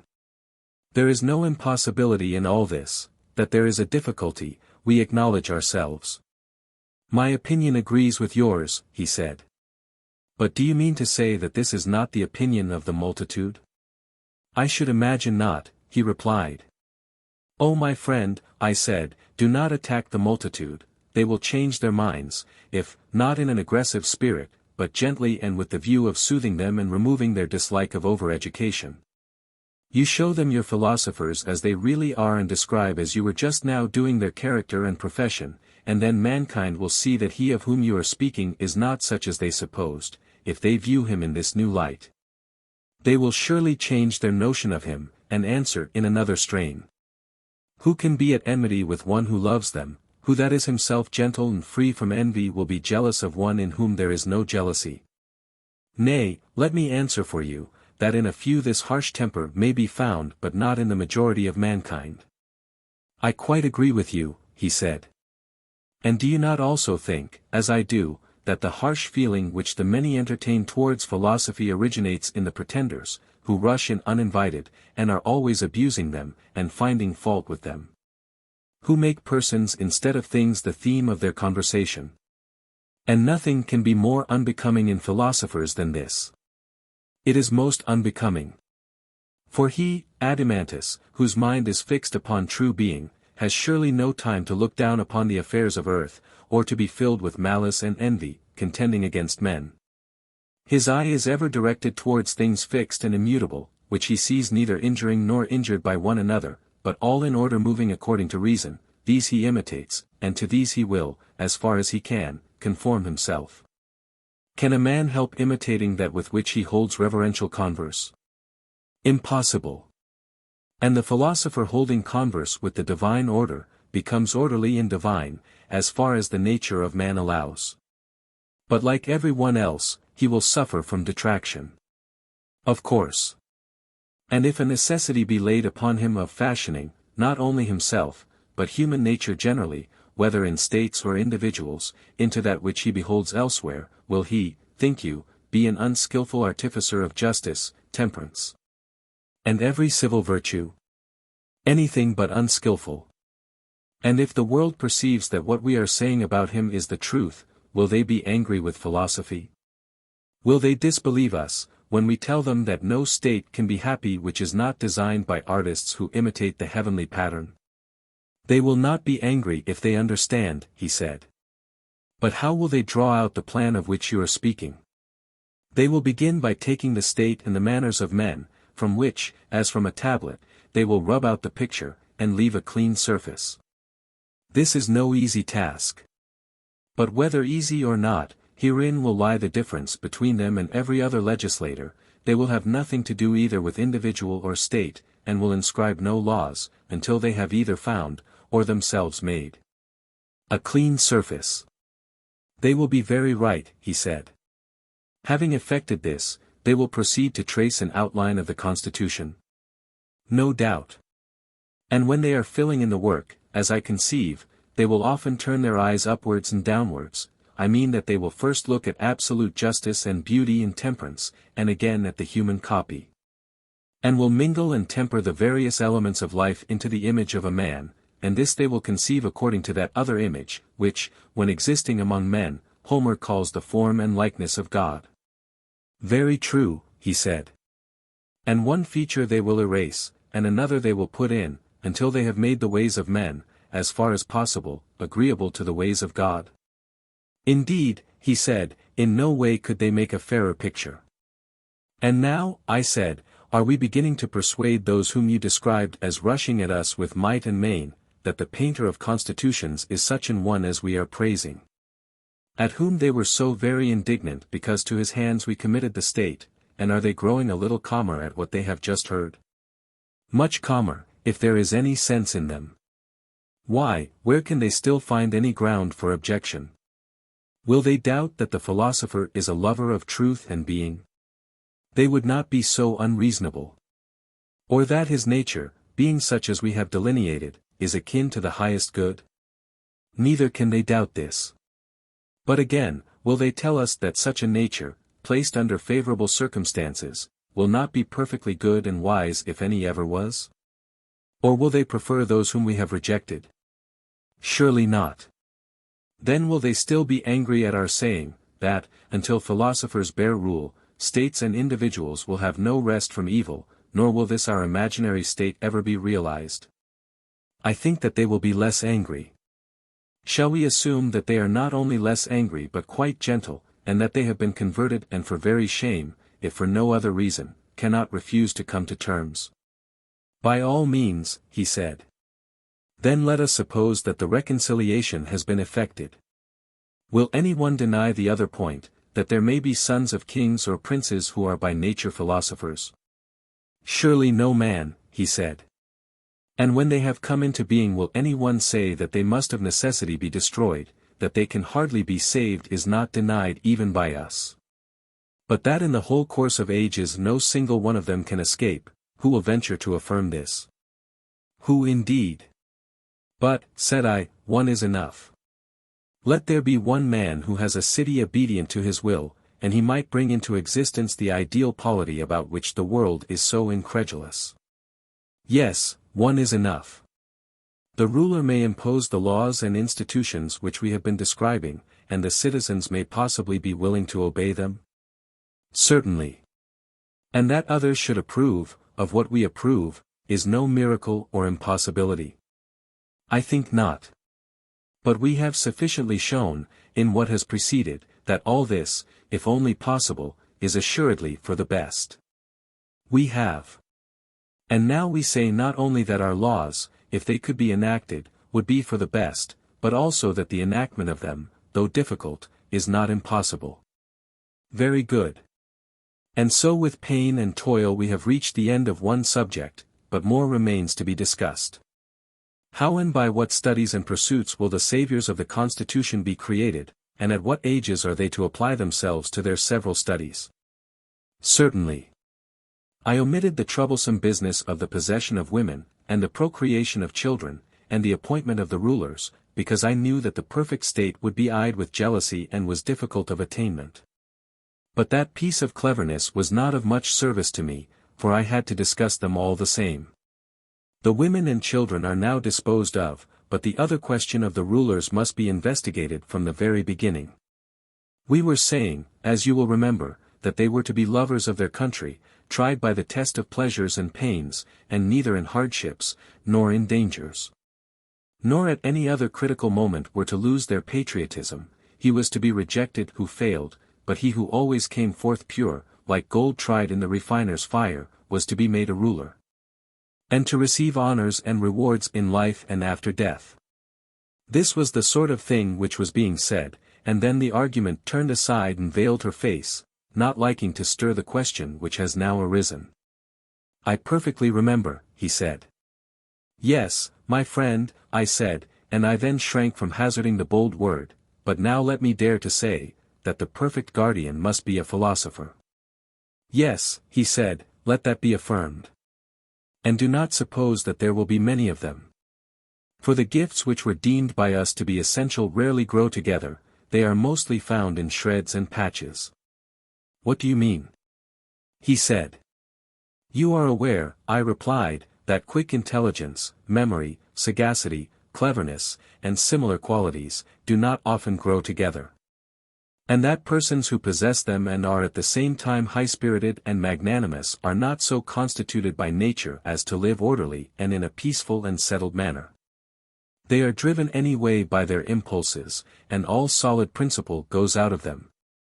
Very true, he said. On the other hand, those steadfast natures which can better be depended upon, which in a battle are impregnable to fear and immovable, are equally immovable when there is anything to be learned. They are always in a torpid state, and are apt to yawn and go to sleep over any intellectual toil. Quite true. And yet we were saying that both qualities were necessary in those to whom the higher education is to be imparted, and who are to share in any office or command. Certainly, he said. And will they be a class which is rarely found? Yes, indeed. Then the aspirant must not only be tested in those labors and dangers and pleasures which we mentioned before, but there is another kind of probation which we did not mention, he must be exercised also in many kinds of knowledge. To see whether the soul will be able to endure the highest of all, or will faint under them, as in any other studies and exercises. Yes, he said, you are quite right in testing him. But what do you mean by the highest of all knowledge? You may remember, I said, that we divided the soul into 3 parts. And distinguished the several natures of justice, temperance, courage, and wisdom. Indeed, he said, if I had forgotten, I should not deserve to hear more. And do you remember the word of caution which preceded the discussion of them? To what do you refer? We were saying, if I am not mistaken, that he who wanted to see them in their perfect beauty must take a longer and more circuitous way, at the end of which they would appear. But that we could add on a popular exposition of them on a level with the discussion which had preceded. And you replied that such an exposition would be enough for you, and so the inquiry was continued in what to me seemed to be a very inaccurate manner. Whether you were satisfied or not, it is for you to say. Yes, he said, I thought and the others thought that you gave us a fair measure of truth. But, my friend, I said, a measure of such things which in any degree falls short of the whole truth is not fair measure. For nothing imperfect is the measure of anything, although persons are too apt to be contented and think that they need search no further. Not an uncommon case when people are indolent. Yes, I said. And there cannot be any worse fault in a guardian of the state and of the laws. True. The guardian then, I said, must be required to take the longer circuit, and toil at learning as well as at gymnastics, or he will never reach the highest knowledge of all which, as we were just now saying, is his proper calling. What, he said, is there a knowledge still higher than this, higher than justice and the other virtues? Yes, I said, there is. And of the virtues too we must behold not the outline merely, as at present, nothing short of the most finished picture should satisfy us. When little things are elaborated with an infinity of pains, in order that they may appear in their full beauty and utmost clearness, how ridiculous that we should not think the highest truths worthy of attaining the highest accuracy. A right noble thought, but do you suppose that we shall refrain from asking you what is this highest knowledge? Nay, I said, ask if you will. But I am certain that you have heard the answer many times, and now you either do not understand me or, as I rather think, you are disposed to be troublesome. For you have often been told that the idea of good is the highest knowledge, and that all other things become useful and advantageous only by their use of this. You can hardly be ignorant that of this I was about to speak, concerning which, as you have often heard me say, we know so little, and, without which, any other knowledge or possession of any kind will profit us nothing. Do you think that the possession of all other things is of any value if we do not possess the good? Or the knowledge of all other things if we have no knowledge of beauty and goodness? Assuredly not. You are further aware that most people affirm pleasure to be the good, but the finer sort of wits say it is knowledge. Yes. And you are aware too that the latter cannot explain what they mean by knowledge, but are obliged after all to say knowledge of the good? How ridiculous! Yes, I said, that they should begin by reproaching us with our ignorance of the good, and then presume our knowledge of it, for the good they define to be knowledge of the good. Just as if we understood them when they use the term good, this is of course ridiculous. Most true, he said. And those who make pleasure their good are in equal perplexity, for they are compelled to admit that there are bad pleasures as well as good. Certainly. And therefore to acknowledge that bad and good are the same. True. There can be no doubt about the numerous difficulties in which this question is involved. There can be none. Further, do we not see that many are willing to do or to have or to seem to be what is just and honorable without the reality? But no one is satisfied with the appearance of good, the reality is what they seek. In the case of the good, appearance is despised by every one. Very true, he said. Of this then, which every soul of man pursues and makes the end of all his actions, having a presentiment that there is such an end, and yet hesitating because neither knowing the nature or having the same assurance of this as of other things. And therefore losing whatever good there is in other things, of a principle such and so great as this ought the best man in our state, to whom everything is entrusted, to be in the darkness of ignorance. Certainly not, he said. I am sure, I said, that he who does not know how the beautiful and the just are likewise good will be but a sorry guardian of them, and I suspect that no one who is ignorant of the good will have a true knowledge of them. That, he said, is a shrewd suspicion of yours. And if we only have a guardian who has this knowledge our state will be perfectly ordered? Of course, he replied. But I wish that you would tell me whether you conceive this supreme principle of the good to be knowledge or pleasure, or different from either. I said, I knew all along that a fastidious gentleman like you would not be contented with the thoughts of other people about these matters. True, Socrates. But I must say that one who like you has passed a lifetime in the study of philosophy should not be always repeating the opinions of others, and never telling his own. Well, but has anyone a right to say positively what he does not know? Not, he said, with the assurance of positive certainty, he has no right to do that, but he may say what he thinks, as a matter of opinion. And do you not know, I said, that all mere opinions are bad, and the best of them blind? You would not deny that those who have any true notion without intelligence are only like blind men who feel their way along the road? Very true. And do you wish to behold what is blind and crooked and base, when others will tell you of brightness and beauty? Still, I must implore you, Socrates, said Glaucon, not to turn away just as you are reaching the goal. If you will only give such an explanation of the good as you have already given of justice and temperance and the other virtues, we shall be satisfied. Yes, my friend, and I shall be at least equally satisfied, but I cannot help fearing that I shall fail, and that my indiscreet zeal will bring ridicule upon me. No, sweet sirs, let us not at present ask what is the actual nature of the good, for to reach what is now in my thoughts would be an effort too great for me. But of the child of the good who is likest him, I would fain speak, if I could be sure that you wished to hear, otherwise, not. By all means, he said, tell us about the child, and you shall remain in our debt for the account of the parent. I do indeed wish, I replied, that I could pay, and you receive, the account of the parent, and not, as now, of the offspring only. Take, however, this latter by way of interest, and at the same time have a care that I do not render a false account, although I have no intention of deceiving you. Yes, we will take all the care that we can. Proceed. Yes, I said, but I must first come to an understanding with you, and remind you of what I have mentioned in the course of this discussion, and at many other times. What? The old story, that there is a many beautiful and a many good, and so of other things which we describe and define, to all of them the term many is applied. True, he said.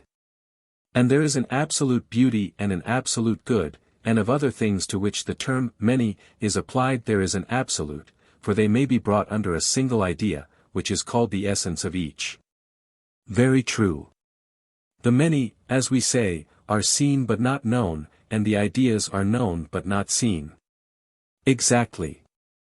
And what is the organ with which we see the visible things? The sight, he said.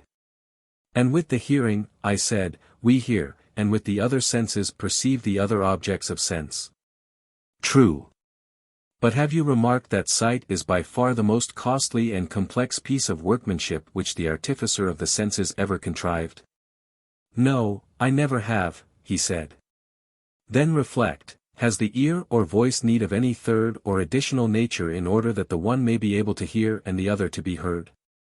Nothing of the sort. No, indeed, I replied. And the same is true of most, if not all, the other senses. You would not say that any of them requires such an addition? Certainly not. But you see that without the addition of some other nature there is no seeing or being seen. How do you mean? Sight being, as I conceive, in the eyes, and he who has eyes wanting to see. Color being also present in them, still unless there be a third nature specially adapted to the purpose, the owner of the eyes will see nothing and the colors will be invisible. Of what nature are you speaking? Of that which you term light, I replied. True, he said. Noble, then, is the bond which links together sight and visibility, and great beyond other bonds by no small difference of nature, for light is their bond, and light is no ignoble thing. Nay, he said, the reverse of ignoble. And which, I said, of the gods in heaven would you say was the lord of this element? Whose is that light which makes the eye to see perfectly and the visible to appear? You mean the sun, as you and all mankind say. May not the relation of sight to this deity be described as follows? How? Neither sight nor the eye in which sight resides is the sun. No. Yet of all the organs of sense the eye is the most like the sun. By far the most like. And the power which the eye possesses is a sort of effluence which is dispensed from the sun. Exactly. Then the sun is not sight, but the author of sight who is recognized by sight. True, he said. And this is he whom I call the child of the good, whom the good begot in his own likeness, to be in the visible world, in relation to sight and the things of sight. What the good is in the intellectual world in relation to mind and the things of mind. Will you be a little more explicit? He said. Why, you know, I said, that the eyes, when a person directs them towards objects on which the light of day is no longer shining, but the moon and stars only, see dimly, and are nearly blind, they seem to have no clearness of vision in them. Very true. But when they are directed towards objects on which the sun shines, they see clearly and there is sight in them? Certainly. And the soul is like the eye, when resting upon that on which truth and being shine, the soul perceives and understands, and is radiant with intelligence. But when turned towards the twilight of becoming and perishing, then she has opinion only, and goes blinking about, and is first of one opinion and then of another, and seems to have no intelligence. Just so. Now, that which imparts truth to the known and the power of knowing to the knower is what I would have you term the idea of good, and this you will deem to be the cause of science. And of truth in so far as the latter becomes the subject of knowledge. Beautiful too, as are both truth and knowledge, you will be right in esteeming this other nature as more beautiful than either. And, as in the previous instance, light and sight may be truly said to be like the sun, and yet not to be the sun, so in this other sphere, science and truth may be deemed to be like the good, but not the good. The good has a place of honor yet higher.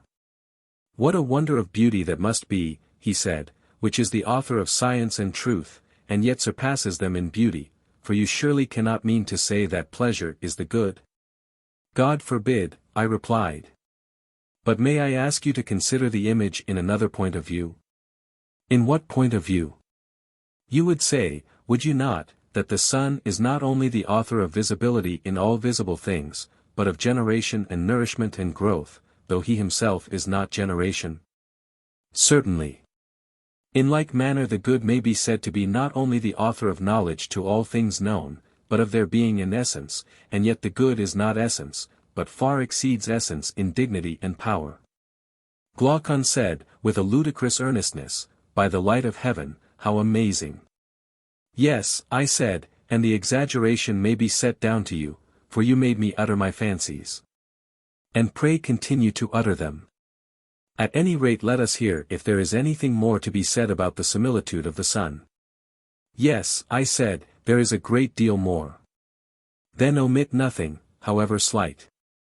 I will do my best, I said. But I should think that a great deal will have to be omitted. I hope not, he said. You have to imagine, then, that there are two ruling powers, and that one of them is set over the intellectual world, the other over the visible. I do not say heaven, lest you should fancy that I am playing upon the name, aranas, oritas. May I suppose that you have this distinction of the visible and intelligible fixed in your mind? I have. Now take a line which has been cut into two unequal parts, and divide each of them again in the same proportion, and suppose the two main divisions to answer, one to the visible and the other to the intelligible. And then compare the subdivisions in respect of their clearness and want of clearness, and you will find that the first section in the sphere of the visible consists of images. And by images I mean, in the first place, shadows, and in the second place, reflections in water and in solid, smooth and polished bodies and the like. Do you understand? Yes, I understand. Imagine, now, the other section, of which this is only the resemblance, to include the animals which we see, and everything that grows or is made. Very good. Would you not admit that both the sections of this division have different degrees of truth, and that the copy is to the original as the sphere of opinion is to the sphere of knowledge? Most undoubtedly. Next proceed to consider the manner in which the sphere of the intellectual is to be divided. In what manner?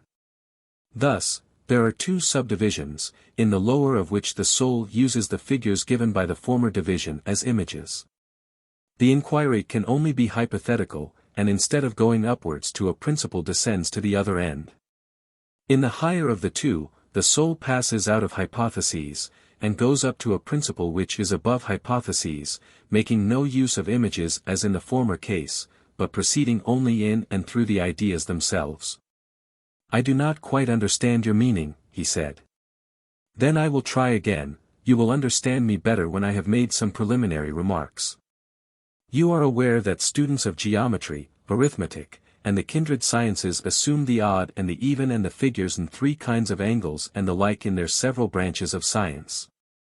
These are their hypotheses, which they and every body are supposed to know, and therefore they do not deign to give any account of them either to themselves or others.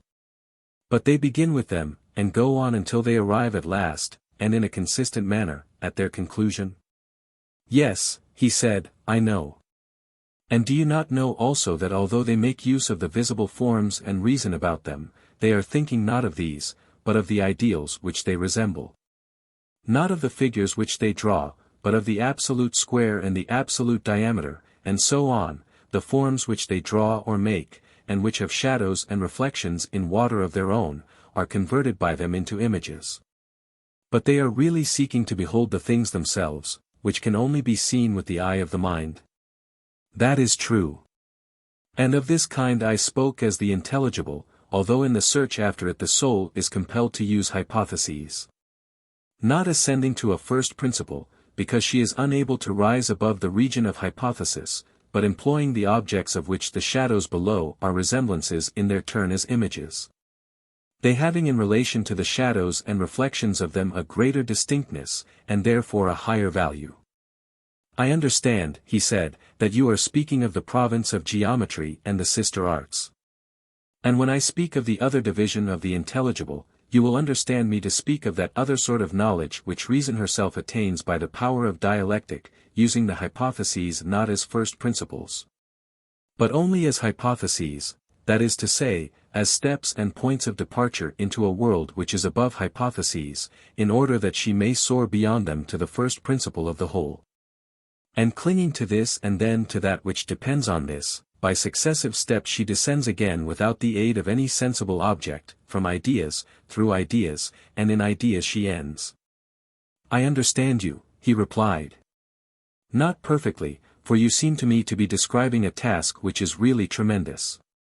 But, at any rate, I understand you to say that knowledge and being, which the science of dialectic contemplates, are clearer than the notions of the arts, as they are termed, which proceed from hypotheses only, these are also contemplated by the understanding, and not by the senses, yet, because they start from hypotheses and do not ascend to a principle. Those who contemplate them appear to you not to exercise the higher reason upon them, although when a first principle is added to them they are cognizable by the higher reason. And the habit which is concerned with geometry and the cognate sciences I suppose that you would term understanding and not reason, as being intermediate between opinion and reason. You have quite conceived my meaning, I said. And now, corresponding to these four divisions, let there be four faculties in the soul, reason answering to the highest, understanding to the second, faith, or conviction, to the third, and perception of shadows to the last, and let there be a scale of them, and let us suppose that the several faculties have clearness in the same degree that their objects have truth. I understand, he replied, and give my assent, and accept your arrangement. Book 7. And now, I said, let me show in a figure how far our nature is enlightened or unenlightened. Behold. Human beings living in an underground den, which has a mouth open towards the light and reaching all along the den. Here they have been from their childhood, and have their legs and necks chained so that they cannot move, and can only see before them, being prevented by the chains from turning round their heads. Above and behind them a fire is blazing at a distance, and between the fire and the prisoners there is a raised way. And you will see, if you look, a low wall built along the way, like the screen which marionette players have in front of them, over which they show the puppets. I see. And do you see, I said, men passing along the wall carrying all sorts of vessels, and statues and figures of animals made of wood and stone and various materials, which appear over the wall. Some of them are talking, others silent. You have shown me a strange image, and they are strange prisoners. Like ourselves, I replied, and they see only their own shadows, or the shadows of one another, which the fire throws on the opposite wall of the cave. True, he said. How could they see anything but the shadows if they were never allowed to move their heads? And of the objects which are being carried in like manner they would only see the shadows. Yes, he said. And if they were able to converse with one another, would they not suppose that they were naming what was actually before them? Very true. And suppose further that the prison had an echo which came from the other side, would they not be sure to fancy when one of the passers-by spoke that the voice which they heard came from the passing shadow? No question, he replied. To them, I said, the truth would be literally nothing but the shadows of the images. That is certain. And now look again, and see what will naturally follow if the prisoners are released and disabused of their error. At first, when any of them is liberated and compelled suddenly to stand up and turn his neck round and walk and look towards the light, he will suffer sharp pains. The glare will distress him, and he will be unable to see the realities of which in his former state he had seen the shadows. And then conceive some one saying to him, that what he saw before was an illusion, but that now, when he is approaching nearer to being and his eye is turned towards more real existence, he has a clearer vision, what will be his reply? And you may further imagine that his instructor is pointing to the objects as they pass and requiring him to name them. Will he not be perplexed? Will he not fancy that the shadows which he formerly saw are truer than the objects which are now shown to him? Far truer. And if he is compelled to look straight at the light, will he not have a pain in his eyes which will make him turn away to take refuge in the objects of vision which he can see, and which he will conceive to be in reality clearer than the things which are now being shown to him? True, he said. And suppose once more, that he is reluctantly dragged up a steep and rugged ascent, and held fast until he is forced into the presence of the sun himself, is he not likely to be pained and irritated? When he approaches the light his eyes will be dazzled, and he will not be able to see anything at all of what are now called realities. Not all in a moment, he said. He will require to grow accustomed to the sight of the upper world. And first he will see the shadows best, next the reflections of men and other objects in the water, and then the objects themselves, then he will gaze upon the light of the moon, the stars, and the spangled heaven. And he will see the sky and the stars by night better than the sun or the light of the sun by day. Certainly.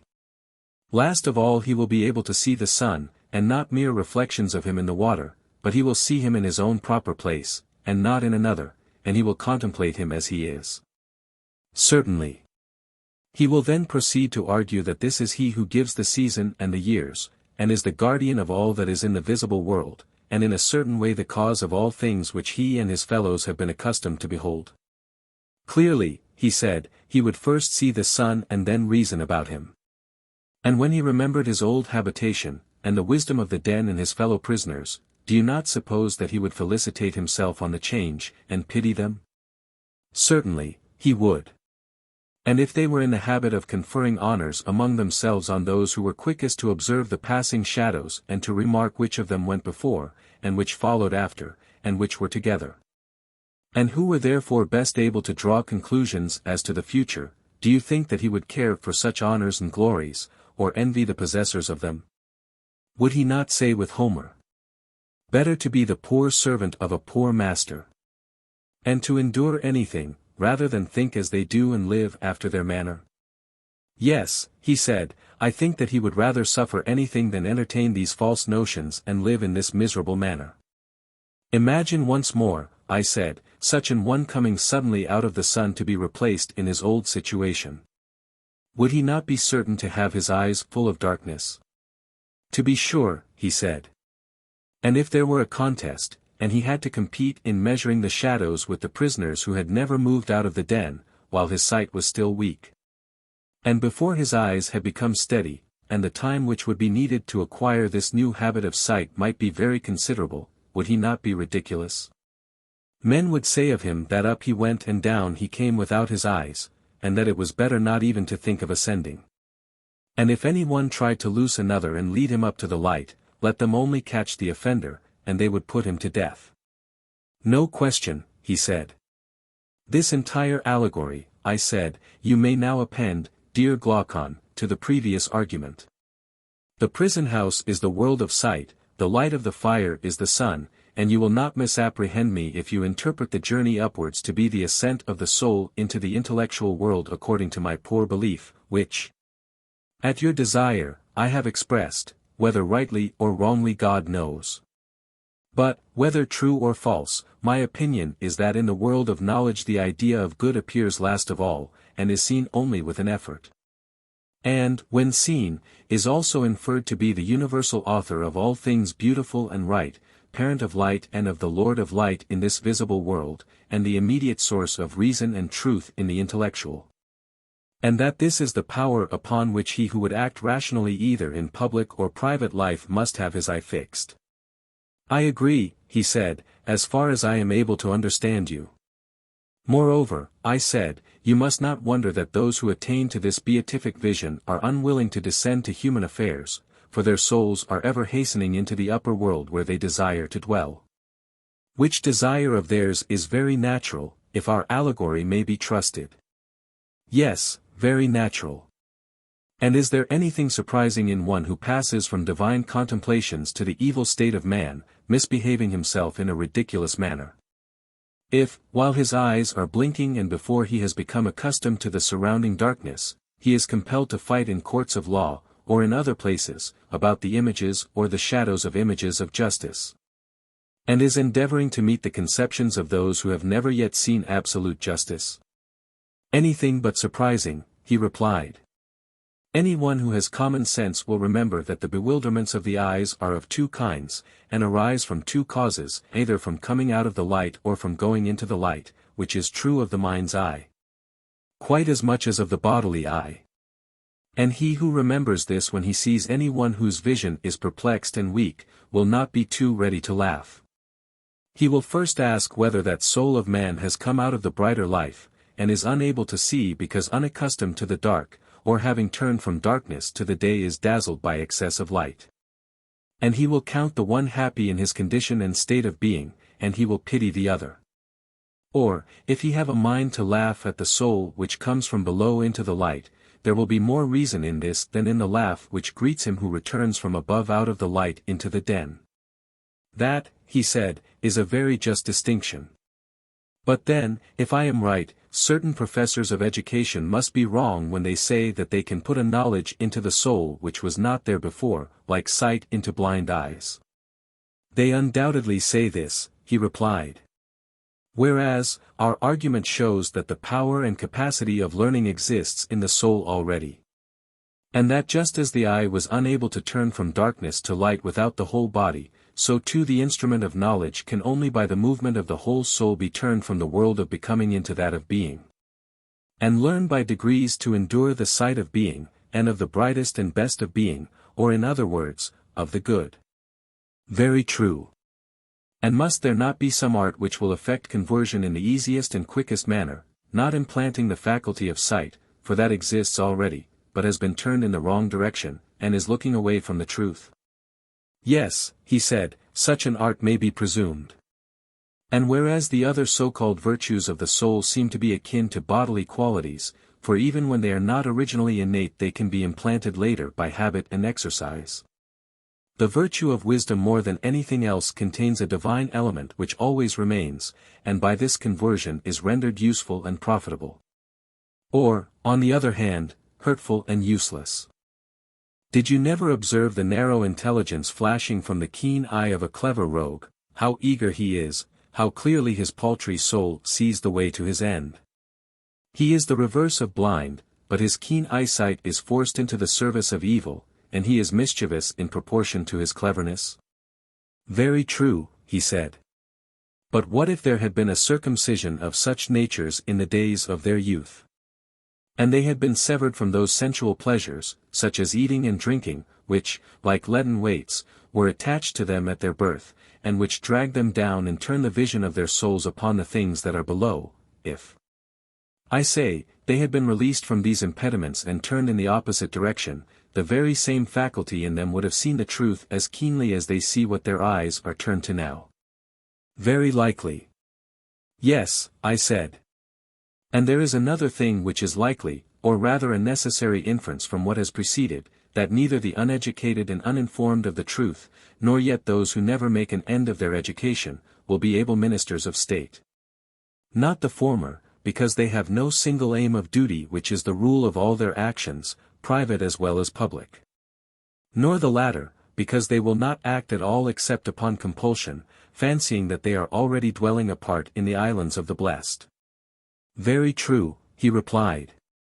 Then, I said, the business of us who are the founders of the state will be to compel the best minds to attain that knowledge which we have already shown to be the greatest of all. They must continue to ascend until they arrive at the good. But when they have ascended and seen enough we must not allow them to do as they do now. What do you mean? I mean that they remain in the upper world, but this must not be allowed.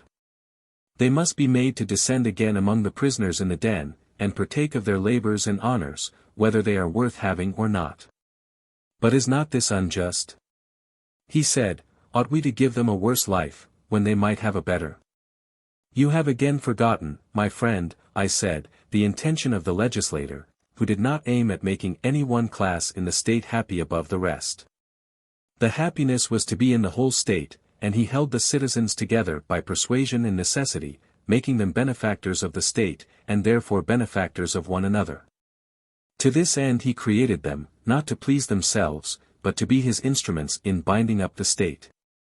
True, he said, I had forgotten. Observe, Glaucon, that there will be no injustice in compelling our philosophers to have a care and providence of others. We shall explain to them that in other states, men of their class are not obliged to share in the toils of politics, and this is reasonable, for they grow up at their own sweet will, and the government would rather not have them. Being self-taught, they cannot be expected to show any gratitude for a culture which they have never received. But we have brought you into the world to be rulers of the hive, kings of yourselves and of the other citizens, and have educated you far better and more perfectly than they have been educated, and you are better able to share in the double duty.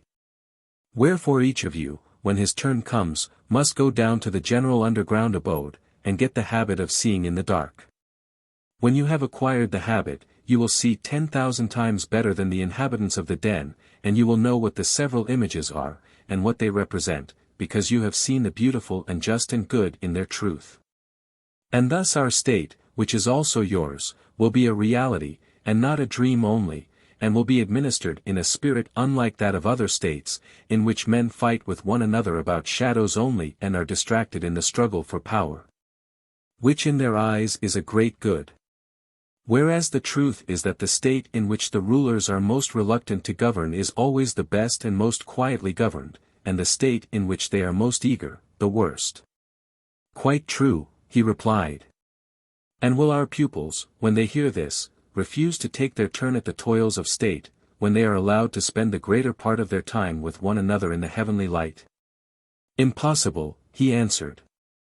For they are just men, and the commands which we impose upon them are just. There can be no doubt that every one of them will take office as a stern necessity, and not after the fashion of our present rulers of state. Yes, my friend, I said. And there lies the point: you must contrive for your future rulers another and a better life than that of a ruler, and then you may have a well-ordered state. For only in the state which offers this, will they rule who are truly rich, not in silver and gold, but in virtue and wisdom, which are the true blessings of life. Whereas if they go to the administration of public affairs, poor and hungering after their own private advantage, thinking that hence they are to snatch the chief good, order there can never be. For they will be fighting about office, and the civil and domestic broils which thus arise will be the ruin of the rulers themselves and of the whole state. Most true, he replied. And the only life which looks down upon the life of political ambition is that of true philosophy. Do you know of any other? Indeed, I do not, he said. And those who govern ought not to be lovers of the task. For, if they are, there will be rival lovers, and they will fight. No question. Who then are those whom we shall compel to be guardians? Surely they will be the men who are wisest about affairs of state, and by whom the state is best administered, and who at the same time have other honors and another and a better life than that of politics. They are the men, and I will choose them, he replied. And now shall we consider in what way such guardians will be produced, and how they are to be brought from darkness to light, as some are said to have ascended from the world below to the gods. By all means, he replied. The process, I said, is not the turning over of an oyster shell, in allusion to a game in which two parties fled or pursued according as an oyster shell which was thrown into the air fell with the dark or light side uppermost. But the turning round of a soul passing from a day which is little better than night to the true day of being, that is, the ascent from below, which we affirm to be true philosophy. Quite so. And should we not inquire what sort of knowledge has the power of effecting such a change? Certainly. What sort of knowledge is there which would draw the soul from becoming to being? And another consideration has just occurred to me. You will remember that our young men are to be warrior athletes? Yes, that was said. Then this new kind of knowledge must have an additional quality. What quality? Usefulness in war. Yes, if possible. There were two parts in our former scheme of education, were there not? Just so. There was gymnastic which presided over the growth and decay of the body, and may therefore be regarded as having to do with generation and corruption. True. Then that is not the knowledge which we are seeking to discover. No. But what do you say of music, which also entered to a certain extent into our former scheme? Music, he said, as you will remember, was the counterpart of gymnastic, and trained the guardians by the influences of habit, by harmony making them harmonious, by rhythm rhythmical, but not giving them science. And the words, whether fabulous or possibly true, had kindred elements of rhythm and harmony in them. But in music there was nothing which tended to that good which you are now seeking. You are most accurate, I said, in your recollection. In music there certainly was nothing of the kind. But what branch of knowledge is there, my dear Glaucon, which is of the desired nature, since all the useful arts were reckoned mean by us? Undoubtedly. And yet if music and gymnastic are excluded, and the arts are also excluded, what remains? Well, I said, there may be nothing left of our special subjects, and then we shall have to take something which is not special, but of universal application. What may that be? A something which all arts and sciences and intelligences use in common, and which every one first has to learn among the elements of education. What is that? The little matter of distinguishing 1, 2, and 3, in a word, number and calculation. Do not all arts and sciences necessarily partake of them? Yes. Then the art of war partakes of them? To be sure. Then Polymedes, whenever he appears in tragedy, proves Agamemnon ridiculously unfit to be a general. Did you never remark how he declares that he had invented number, and had numbered the ships and set in array the ranks of the army at Troy? Which implies that they had never been numbered before, and Agamemnon must be supposed literally to have been incapable of counting his own feet. How could he if he was ignorant of number? And if that is true, what sort of general must he have been? I should say a very strange one, if this was as you say. Can we deny that a warrior should have a knowledge of arithmetic? Certainly he should, if he is to have the smallest understanding of military tactics, or indeed, I should rather say, if he is to be a man at all. I should like to know whether you have the same notion which I have of this study. What is your notion? It appears to me to be a study of the kind which we are seeking, and which leads naturally to reflection, but never to have been rightly used, for the true use of it is simply to draw the soul towards being. Will you explain your meaning? He said. I will try, I said.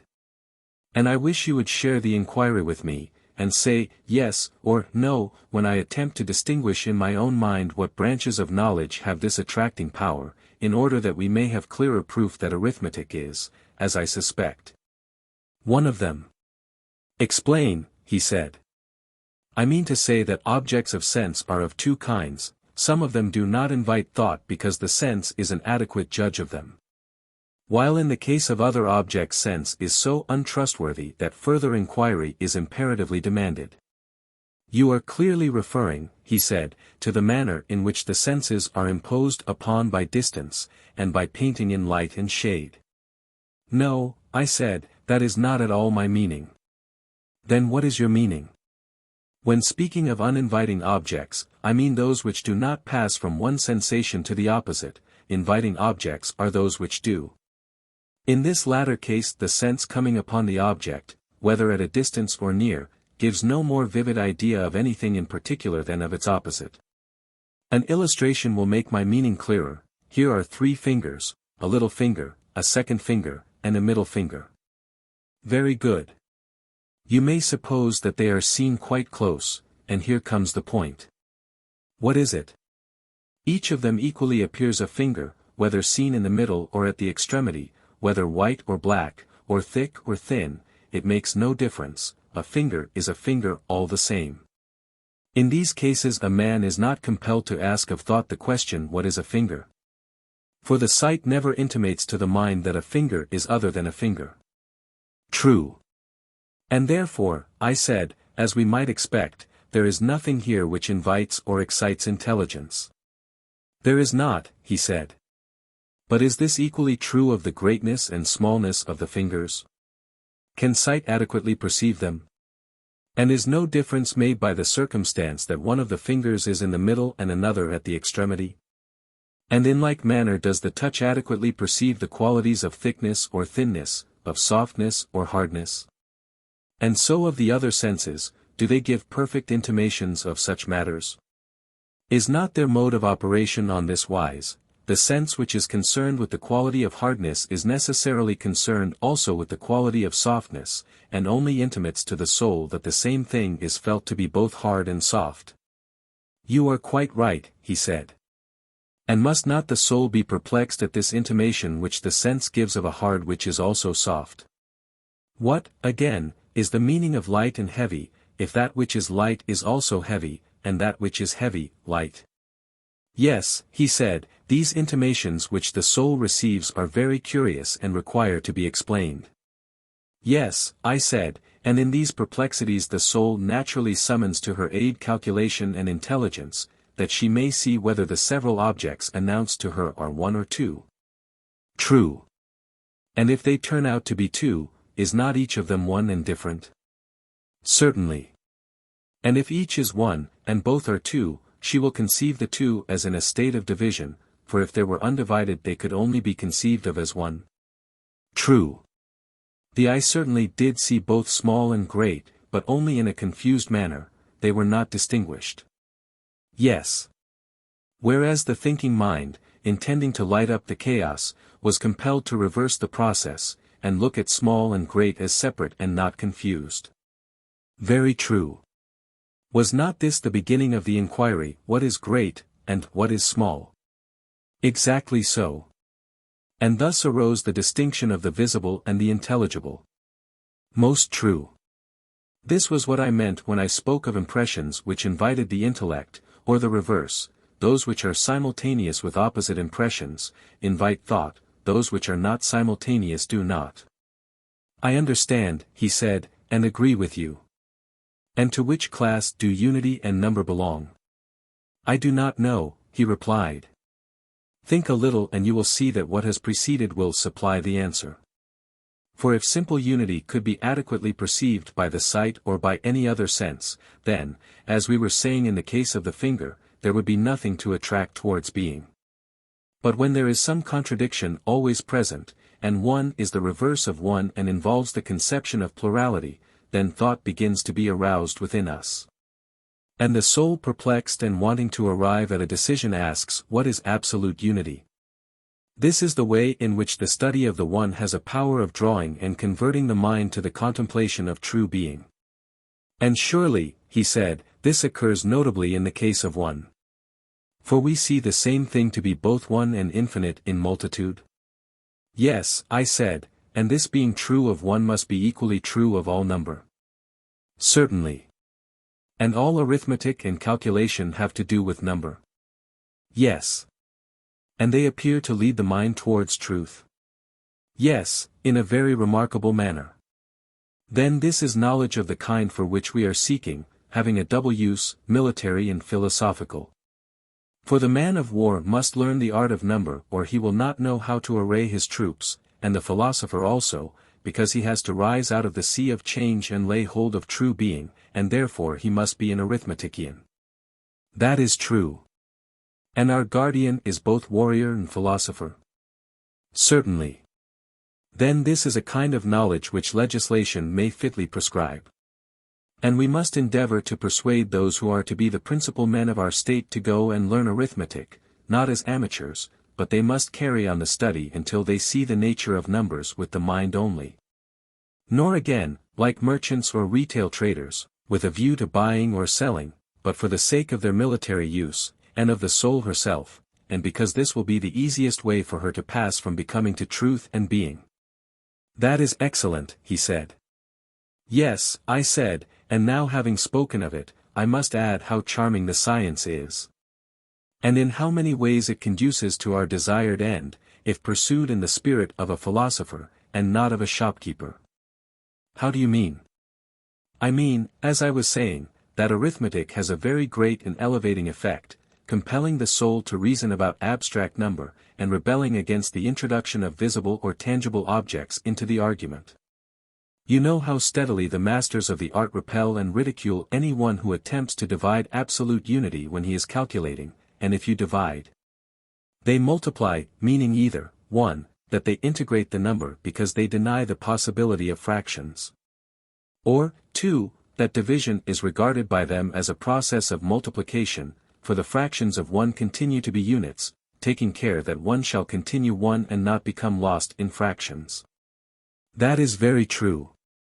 Now, suppose a person were to say to them, "O my friends, what are these wonderful numbers about which you are reasoning, in which, as you say, there is a unity such as you demand, and each unit is equal, invariable, indivisible?" What would they answer? They would answer, as I should conceive, that they were speaking of those numbers which can only be realized in thought. Then you see that this knowledge may be truly called necessary, necessitating as it clearly does the use of the pure intelligence in the attainment of pure truth. Yes, that is a marked characteristic of it. And have you further observed, that those who have a natural talent for calculation are generally quick at every other kind of knowledge? And even the dull, if they have had an arithmetical training, although they may derive no other advantage from it, always become much quicker than they would otherwise have been. Very true, he said.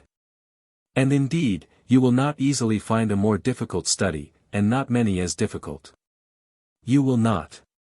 And, for all these reasons, arithmetic is a kind of knowledge in which the best natures should be trained, and which must not be given up. I agree. Let this then be made one of our subjects of education. And next, shall we inquire whether the kindred science also concerns us? You mean geometry? Exactly so.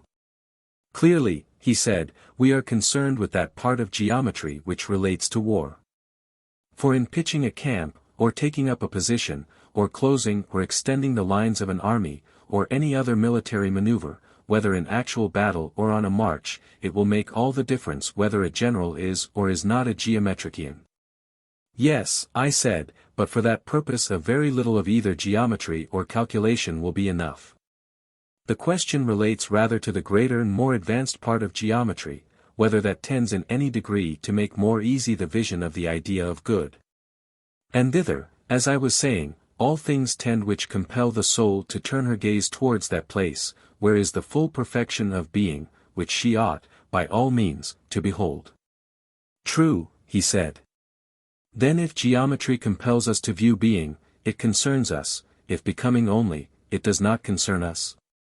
Yes, that is what we assert.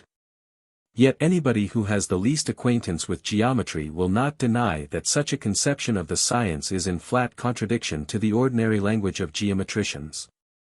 How so? They have in view practice only, and are always speaking, in a narrow and ridiculous manner, of squaring and extending and applying and the like. They confuse the necessities of geometry with those of daily life. Whereas knowledge is the real object of the whole science. Certainly, he said. Then must not a further admission be made? What admission? That the knowledge at which geometry aims is knowledge of the eternal, and not of aught perishing and transient. That, he replied, may be readily allowed, and is true. Then, my noble friend, geometry will draw the soul towards truth, and create the spirit of philosophy, and raise up that which is now unhappily allowed to fall down. Nothing will be more likely to have such an effect. Then nothing should be more sternly laid down than that the inhabitants of your fair city should by all means learn geometry. Moreover, the science has indirect effects, which are not small. Of what kind? He said. There are the military advantages of which you spoke, I said, and in all departments of knowledge, as experience proves, any one who has studied geometry is infinitely quicker of apprehension than one who has not. Yes indeed, he said, there is an infinite difference between them. Then shall we propose this as a second branch of knowledge which our youth will study? Let us do so, he replied. And suppose we make astronomy the third, what do you say? I am strongly inclined to it, he said. The observation of the seasons and of months and years is as essential to the general as it is to the farmer or sailor. I am amused, I said, at your fear of the world, which makes you guard against the appearance of insisting upon useless studies. And I quite admit the difficulty of believing that in every man there is an eye of the soul which, when by other pursuits lost and dimmed, is by these purified and reillumined. And is more precious far than 10,000 bodily eyes, for by it alone is truth seen. Now there are two classes of persons, one class of those who will agree with you and will take your words as a revelation. Another class to whom they will be utterly unmeaning, and who will naturally deem them to be idle tales, for they see no sort of profit which is to be obtained from them. And therefore you had better decide at once with which of the two you are proposing to argue. You will very likely say with neither, and that your chief aim in carrying on the argument is your own improvement. At the same time you do not grudge to others any benefit which they may receive. I think that I should prefer to carry on the argument mainly on my own behalf. Then take a step backward, for we have gone wrong in the order of the sciences. What was the mistake? He said. After plane geometry, I said, we proceeded at once to solids in revolution, instead of taking solids in themselves. Whereas after the second dimension the third, which is concerned with cubes and dimensions of depth, ought to have followed. That is true, Socrates, but so little seems to be known as yet about these subjects. Why, yes, I said, and for two reasons. In the first place, no government patronizes them, this leads to a want of energy in the pursuit of them, and they are difficult. In the second place, students cannot learn them unless they have a director. But then a director can hardly be found, and even if he could, as matters now stand, the students, who are very conceited, would not attend to him. That, however, would be otherwise if the whole state became the director of these studies and gave honor to them. Then disciples would want to come, and there would be continuous and earnest search, and discoveries would be made.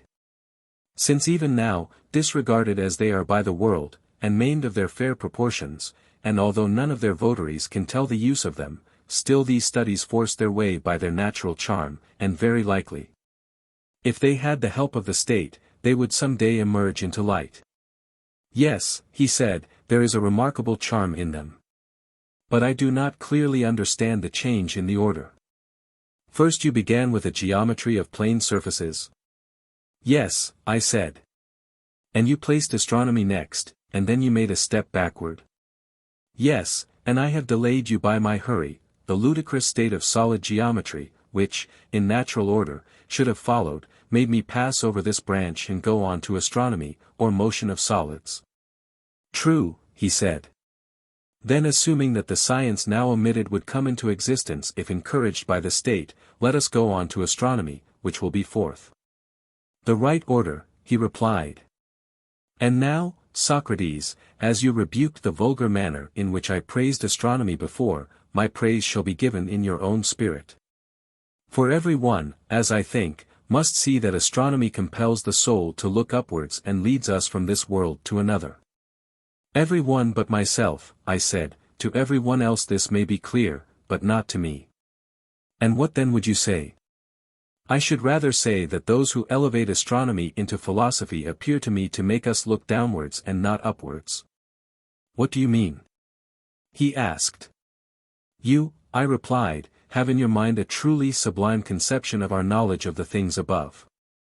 And I dare say that if a person were to throw his head back and study the fretted ceiling, you would still think that his mind was the percipient, and not his eyes. And you are very likely right, and I may be a simpleton, but, in my opinion, that knowledge only which is of being and of the unseen can make the soul look upwards, and whether a man gapes at the heavens or blinks on the ground. Seeking to learn some particular of sense, I would deny that he can learn, for nothing of that sort is matter of science. His soul is looking downwards, not upwards, whether his way to knowledge is by water or by land, whether he floats or only lies on his back. I acknowledge, he said, the justice of your rebuke. Still, I should like to ascertain how astronomy can be learned in any manner more conducive to that knowledge of which we are speaking. I will tell you, I said, the starry heaven which we behold is wrought upon a visible ground, and therefore, although the fairest and most perfect of visible things, must necessarily be deemed inferior far to the true motions of absolute swiftness and absolute slowness, which are relative to each other, and carry with them that which is contained in them, in the true number and in every true figure. Now, these are to be apprehended by reason and intelligence, but not by sight. True, he replied. The spangled heavens should be used as a pattern and with a view to that higher knowledge. Their beauty is like the beauty of figures or pictures excellently wrought by the hand of Daedalus, or some other great artist, which we may chance to behold. Any geometrician who saw them would appreciate the exquisiteness of their workmanship, but he would never dream of thinking that in them he could find the true equal or the true double, or the truth of any other proportion. No, he replied, such an idea would be ridiculous. And will not a true astronomer have the same feeling when he looks at the movements of the stars? Will he not think that heaven and the things in heaven are framed by the Creator of them in the most perfect manner? But he will never imagine that the proportions of night and day, or of both to the month, or of the month to the year, or of the stars to these and to one another, and any other things that are material and visible can also be eternal and subject to no deviation, that would be absurd. And it is equally absurd to take so much pains in investigating their exact truth. I quite agree, though I never thought of this before. Then, I said, in astronomy, as in geometry, we should employ problems, and let the heavens alone if we would approach the subject in the right way and so make the natural gift of reason to be of any real use. That, he said, is a work infinitely beyond our present astronomers. Yes, I said, and there are many other things which must also have a similar extension given to them, if our legislation is to be of any value. But can you tell me of any other suitable study? No, he said, not without thinking. Motion, I said, has many forms, and not one only. 2 of them are obvious enough even to wits no better than ours. And there are others, as I imagine, which may be left to wiser persons. But where are the 2? There is a second, I said, which is the counterpart of the one already named.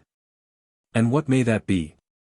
The second, I said, would seem relatively to the ears to be what the first is to the eyes, for I conceive that as the eyes are designed to look up at the stars, so are the ears to hear harmonious motions.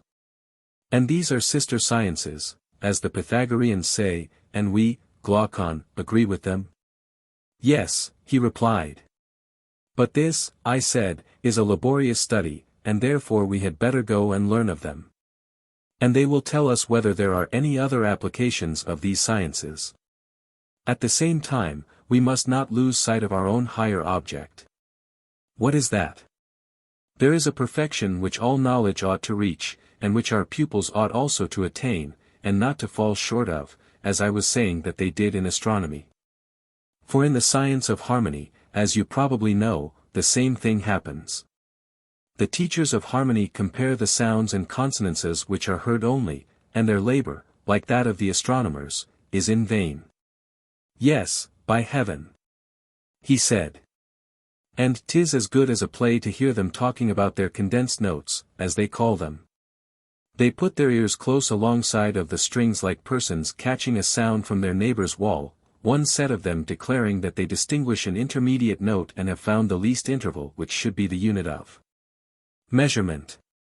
The others insisting that the 2 sounds have passed into the same, either party setting their ears before their understanding. You mean, I said, those gentlemen who tease and torture the strings and rack them on the pegs of the instrument. I might carry on the metaphor and speak after their manner of the blows which the plectrum gives. And make accusations against the strings, both of backwardness and forwardness to sound. But this would be tedious, and therefore I will only say that these are not the men, and that I am referring to the Pythagoreans, of whom I was just now proposing to inquire about harmony. For they too are in error, like the astronomers. They investigate the numbers of the harmonies which are heard, but they never attain to problems, that is to say, they never reach the natural harmonies of number, or reflect why some numbers are harmonious and others not. That, he said, is a thing of more than mortal knowledge. A thing, I replied, which I would rather call useful, that is, if sought after with a view to the beautiful and good, but if pursued in any other spirit, useless. Very true, he said. Now, when all these studies reach the point of intercommunion and connection with one another, and come to be considered in their mutual affinities, then, I think, but not till then, will the pursuit of them have a value for our objects. Otherwise there is no profit in them. I suspect so, but you are speaking, Socrates, of a vast work. What do you mean? I said, the prelude or what? Do you not know that all this is but the prelude to the actual strain which we have to learn? For you surely would not regard the skilled mathematician as a dialectician? Assuredly not, he said, I have hardly ever known a mathematician who was capable of reasoning. But do you imagine that men who are unable to give and take a reason will have the knowledge which we require of them? Neither can this be supposed. And so, Glaucon, I said, we have at last arrived at the hymn of dialectic. This is that strain which is of the intellect only, but which the faculty of sight will nevertheless be found to imitate. For sight, as you may remember, was imagined by us after a while to behold the real animals and stars, and last of all the sun himself. And so with dialectic. When a person starts on the discovery of the absolute by the light of reason only, and without any assistance of sense, and perseveres until by pure intelligence he arrives at the perception of the absolute good, he at last finds himself at the end of the intellectual world, as in the case of sight at the end of the visible. Exactly, he said. Then this is the progress which you call dialectic? True. But the release of the prisoners from chains, and their translation from the shadows to the images and to the light, and the ascent from the underground den to the sun. While in his presence they are vainly trying to look on animals and plants and the light of the sun, but are able to perceive even with their weak eyes the images in the water, which are divine. And are the shadows of true existence, not shadows of images cast by a light of fire, which compared with the sun is only an image, this power of elevating the highest principle in the soul to the contemplation of that which is best in existence. With which we may compare the raising of that faculty which is the very light of the body to the sight of that which is brightest in the material and visible world. This power is given, as I was saying, by all that study and pursuit of the arts which has been described. I agree in what you are saying, he replied, which may be hard to believe, yet, from another point of view, is harder still to deny. This, however, is not a theme to be treated of in passing only, but will have to be discussed again and again. And so, whether our conclusion be true or false, let us assume all this, and proceed at once from the prelude or preamble to the chief strain, a play upon the Greek word, which means both law and strain, and describe that in like manner. Say, then, what is the nature and what are the divisions of dialectic, and what are the paths which lead thither, for these paths will also lead to our final rest. Dear Glaucon, I said, you will not be able to follow me here, though I would do my best, and you should behold not an image only but the absolute truth, according to my notion. Whether what I told you would or would not have been a reality I cannot venture to say, but you would have seen something like reality, of that I am confident. Doubtless, he replied. But I must also remind you, that the power of dialectic alone can reveal this, and only to one who is a disciple of the previous sciences. Of that assertion you may be as confident as of the last. And assuredly no one will argue that there is any other method of comprehending by any regular process all true existence or of ascertaining what each thing is in its own nature. For the arts in general are concerned with the desires or opinions of men, or are cultivated with a view to production and construction, or for the preservation of such productions and constructions. And as to the mathematical sciences which, as we were saying, have some apprehension of true being, geometry and the like, they only dream about being. But never can they behold the waking reality so long as they leave the hypotheses which they use unexamined, and are unable to give an account of them. For when a man knows not his own first principle, and when the conclusion and intermediate steps are also constructed out of he knows not what, how can he imagine that such a fabric of convention can ever become science? Impossible, he said. Then dialectic, and dialectic alone, goes directly to the first principle and is the only science which does away with hypotheses in order to make her ground secure. The eye of the soul, which is literally buried in an outlandish slough, is by her gentle aid lifted upwards, and she uses as handmaids and helpers in the work of conversion, the sciences which we have been discussing. Custom terms them sciences, but they ought to have some other name, implying greater clearness than opinion and less clearness than science, and this, in our previous sketch, was called understanding. But why should we dispute about names when we have realities of such importance to consider? Why indeed, he said, when any name will do which expresses the thought of the mind with clearness. At any rate, we are satisfied, as before, to have 4 divisions. 2 for intellect and 2 for opinion, and to call the first division science, the second understanding, the third belief, and the fourth perception of shadows, opinion being concerned with becoming, and intellect with being. And so to make a proportion. As being is to becoming, so is pure intellect to opinion.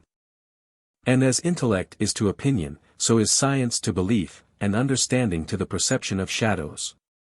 But let us defer the further correlation and subdivision of the subjects of opinion and of intellect, for it will be a long inquiry, many times longer than this has been. As far as I understand, he said, I agree. And do you also agree, I said, in describing the dialectician as one who attains a conception of the essence of each thing? And he who does not possess and is therefore unable to impart this conception, in whatever degree he fails, may in that degree also be said to fail in intelligence. Will you admit so much? Yes, he said, how can I deny it? And you would say the same of the conception of the good? Until the person is able to abstract and define rationally the idea of good, and unless he can run the gauntlet of all objections, and is ready to disprove them, not by appeals to opinion, but to absolute truth. Never faltering at any step of the argument, unless he can do all this, you would say that he knows neither the idea of good nor any other good. He apprehends only a shadow, if anything at all, which is given by opinion and not by science, dreaming and slumbering in this life. Before he is well awake here, he arrives at the world below, and has his final quietus. In all that I should most certainly agree with you.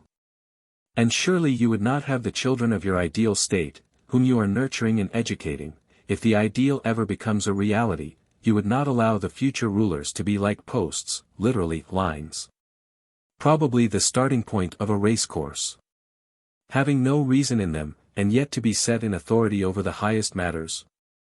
Certainly not. Then you will make a law that they shall have such an education as will enable them to attain the greatest skill in asking and answering questions. Yes, he said, you and I together will make it. Dialectic, then, as you will agree, is the coping stone of the sciences, and is set over them. No other science can be placed higher, the nature of knowledge can no further go. I agree, he said.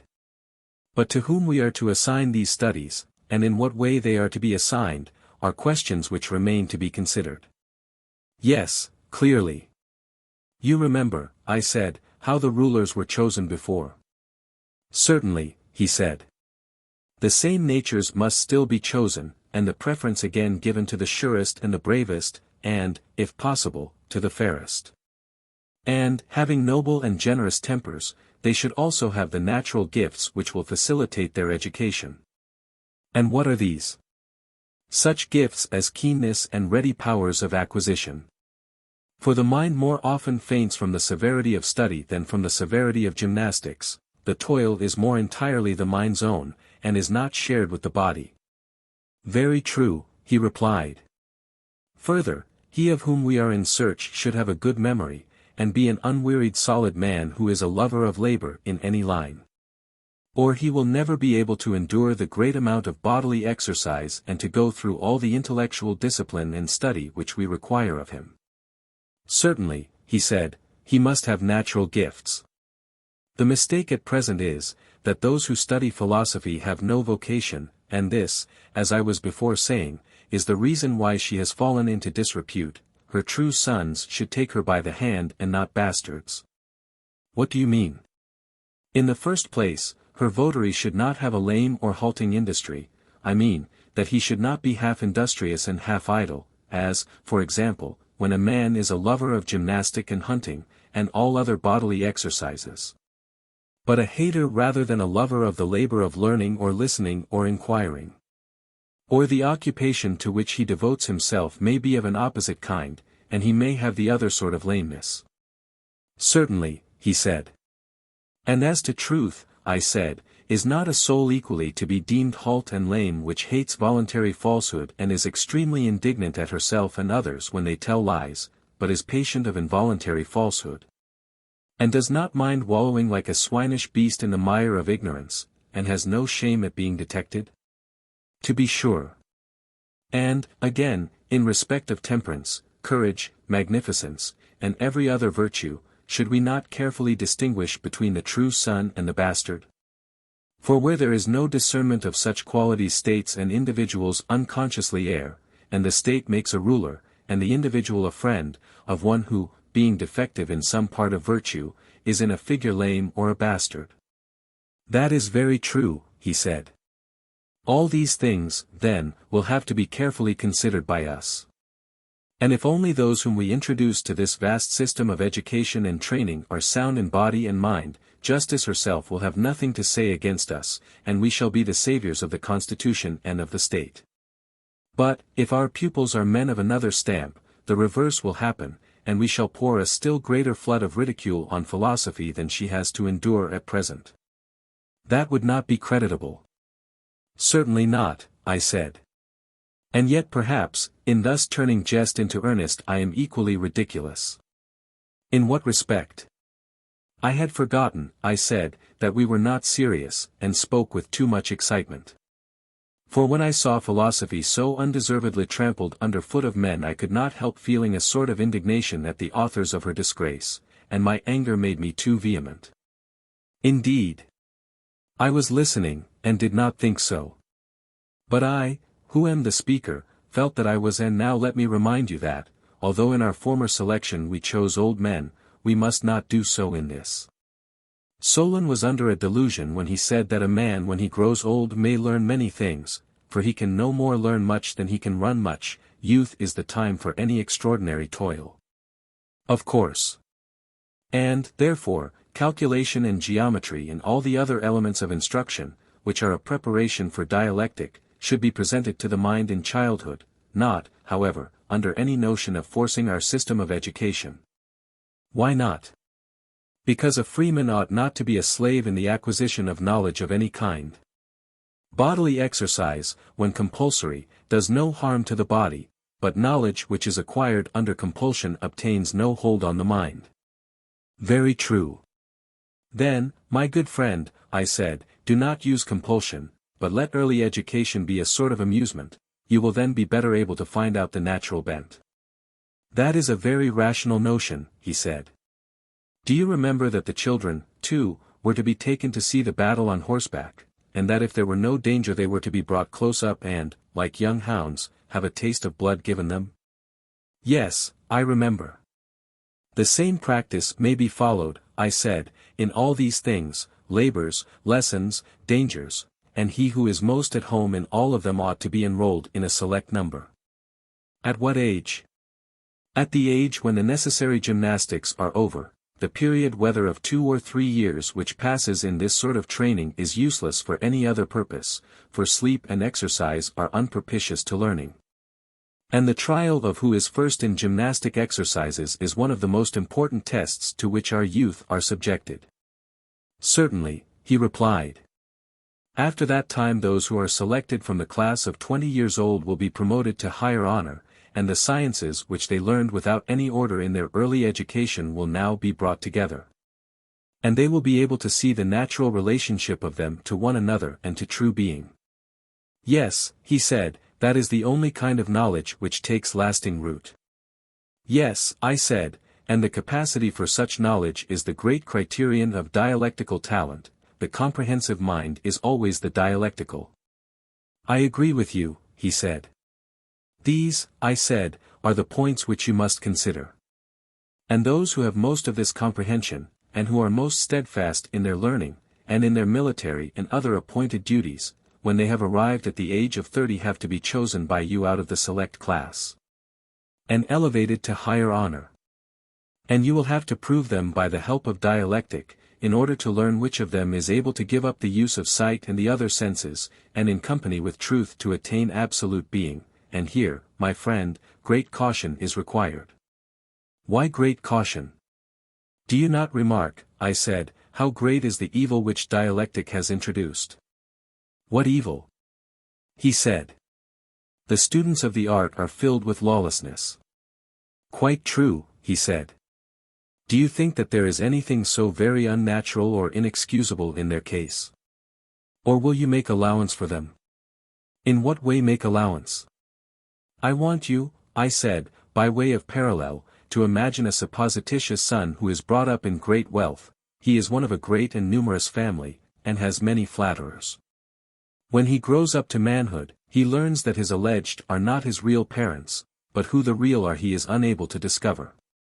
Can you guess how he will be likely to behave towards his flatterers and his supposed parents, first of all during the period when he is ignorant of the false relation, and then again when he knows? Or shall I guess for you? If you please. Then I should say, that while he is ignorant of the truth he will be likely to honor his father and his mother and his supposed relations more than the flatterers.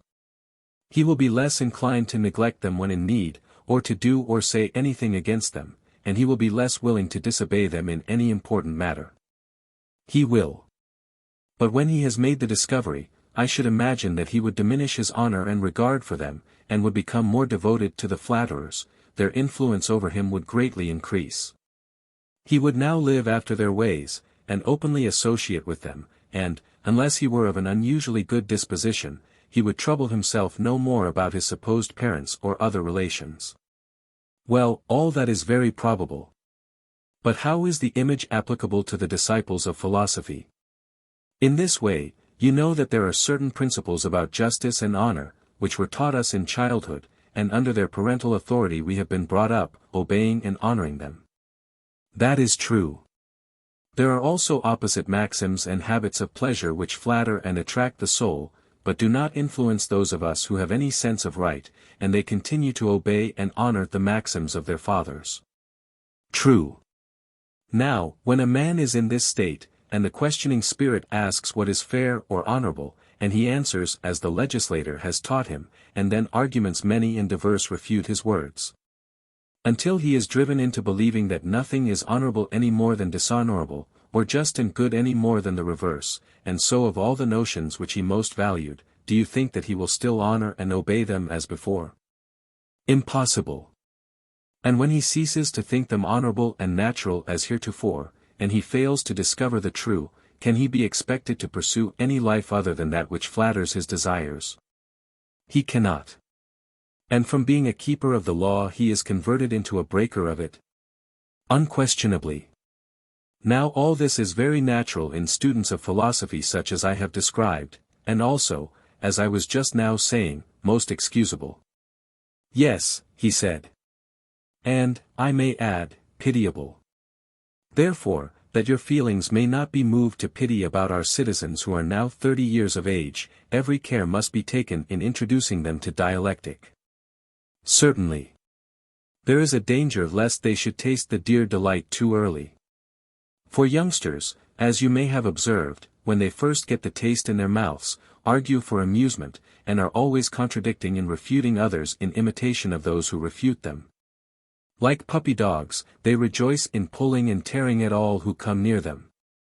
Yes, he said, there is nothing which they like better.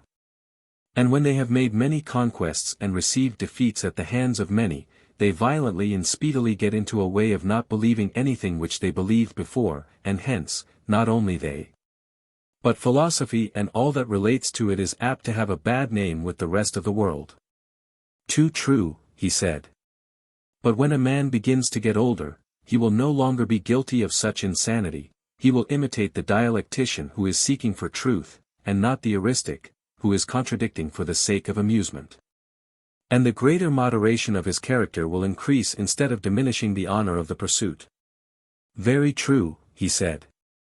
And did we not make special provision for this, when we said that the disciples of philosophy were to be orderly and steadfast, not, as now, any chance aspirant or intruder?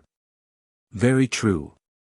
Suppose, I said, the study of philosophy to take the place of gymnastics and to be continued diligently and earnestly and exclusively for twice the number of years which were passed in bodily exercise, will that be enough?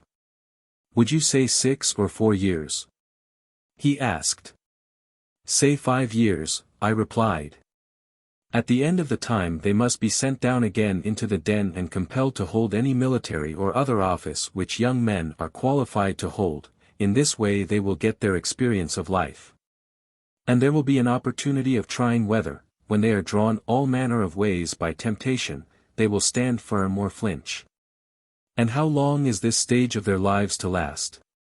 15 years, I answered.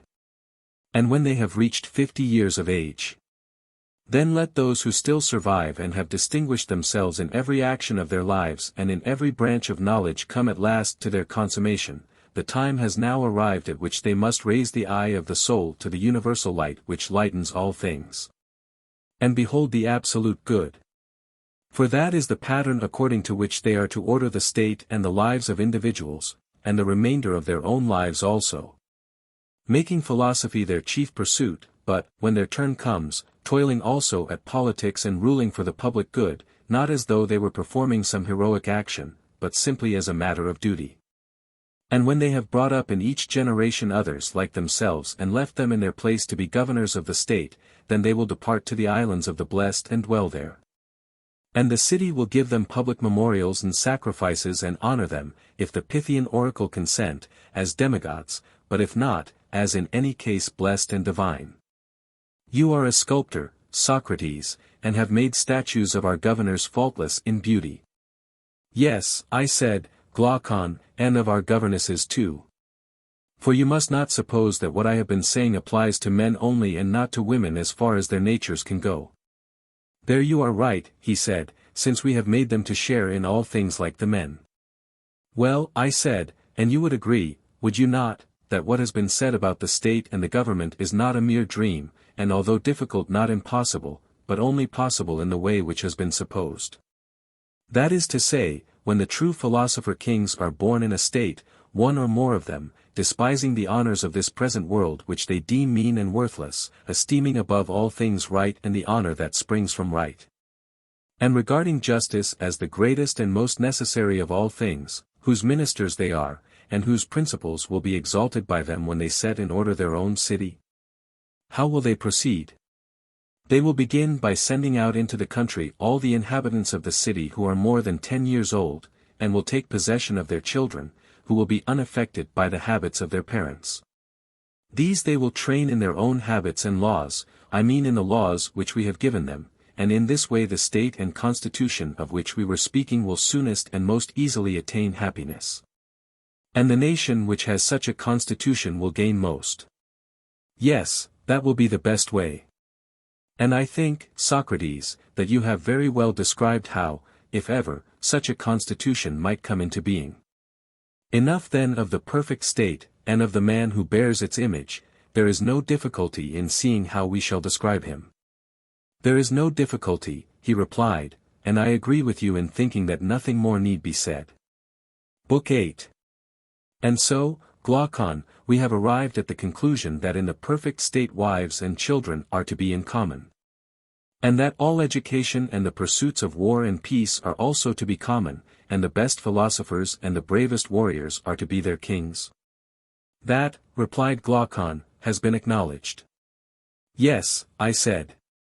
And we have further acknowledged that the governors, when appointed themselves, will take their soldiers and place them in houses such as we were describing, which are common to all, and contain nothing private, or individual. And about their property, you remember what we agreed? Yes, I remember that no one was to have any of the ordinary possessions of mankind. They were to be warrior athletes and guardians, receiving from the other citizens, in lieu of annual payment, only their maintenance, and they were to take care of themselves and of the whole state. True, I said. And now that this division of our task is concluded, let us find the point at which we digressed, that we may return into the old path. There is no difficulty in returning. You implied, then as now, that you had finished the description of the state. You said that such a state was good, and that the man was good who answered to it, although, as now appears, you had more excellent things to relate both of state and man. And you said further, that if this was the true form, then the others were false. And of the false forms, you said, as I remember, that there were 4 principal ones, and that their defects, and the defects of the individuals corresponding to them, were worth examining. When we had seen all the individuals, and finally agreed as to who was the best and who was the worst of them, we were to consider whether the best was not also the happiest, and the worst the most miserable. I asked you what were the 4 forms of government of which you spoke, and then Polemarch and Adeimantus put in their word, and you began again, and have found your way to the point at which we have now arrived. Your recollection, I said, is most exact. Then, like a wrestler, he replied, you must put yourself again in the same position, and let me ask the same questions, and do you give me the same answer which you were about to give me then? Yes, if I can, I will, I said. I shall particularly wish to hear what were the 4 constitutions of which you were speaking. That question, I said, is easily answered. The 4 governments of which I spoke, so far as they have distinct names, are, first, those of Crete and Sparta, which are generally applauded. What is termed oligarchy comes next. This is not equally approved, and is a form of government which teems with evils. Thirdly, democracy, which naturally follows oligarchy, although very different, and lastly comes tyranny, great and famous, which differs from them all, and is the 4th and worst disorder of a state. I do not know, do you? Of any other constitution which can be said to have a distinct character. There are lordships and principalities which are bought and sold, and some other intermediate forms of government. But these are nondescripts and may be found equally among Hellenes and among barbarians. Yes, he replied, we certainly hear of many curious forms of government which exist among them. Do you know, I said, that governments vary as the dispositions of men vary, and that there must be as many of the one as there are of the other? For we cannot suppose that states are made of oak and rock, and not out of the human natures which are in them, and which in a figure turn the scale and draw other things after them. Yes, he said, the states are as the men are. They grow out of human characters. Then if the constitutions of states are 5, the dispositions of individual minds will also be 5? Certainly. Him who answers to aristocracy, and whom we rightly call just and good, we have already described. We have. Then let us now proceed to describe the inferior sort of natures, being the contentious and ambitious, who answer to the Spartan polity, also the oligarchical, democratical, and tyrannical. Let us place the most just by the side of the most unjust, and when we see them we shall be able to compare the relative happiness or unhappiness of him who leads a life of pure justice or pure injustice. The inquiry will then be completed. And we shall know whether we ought to pursue injustice, as Thrasymachus advises, or in accordance with the conclusions of the argument to prefer justice. Certainly, he replied, we must do as you say.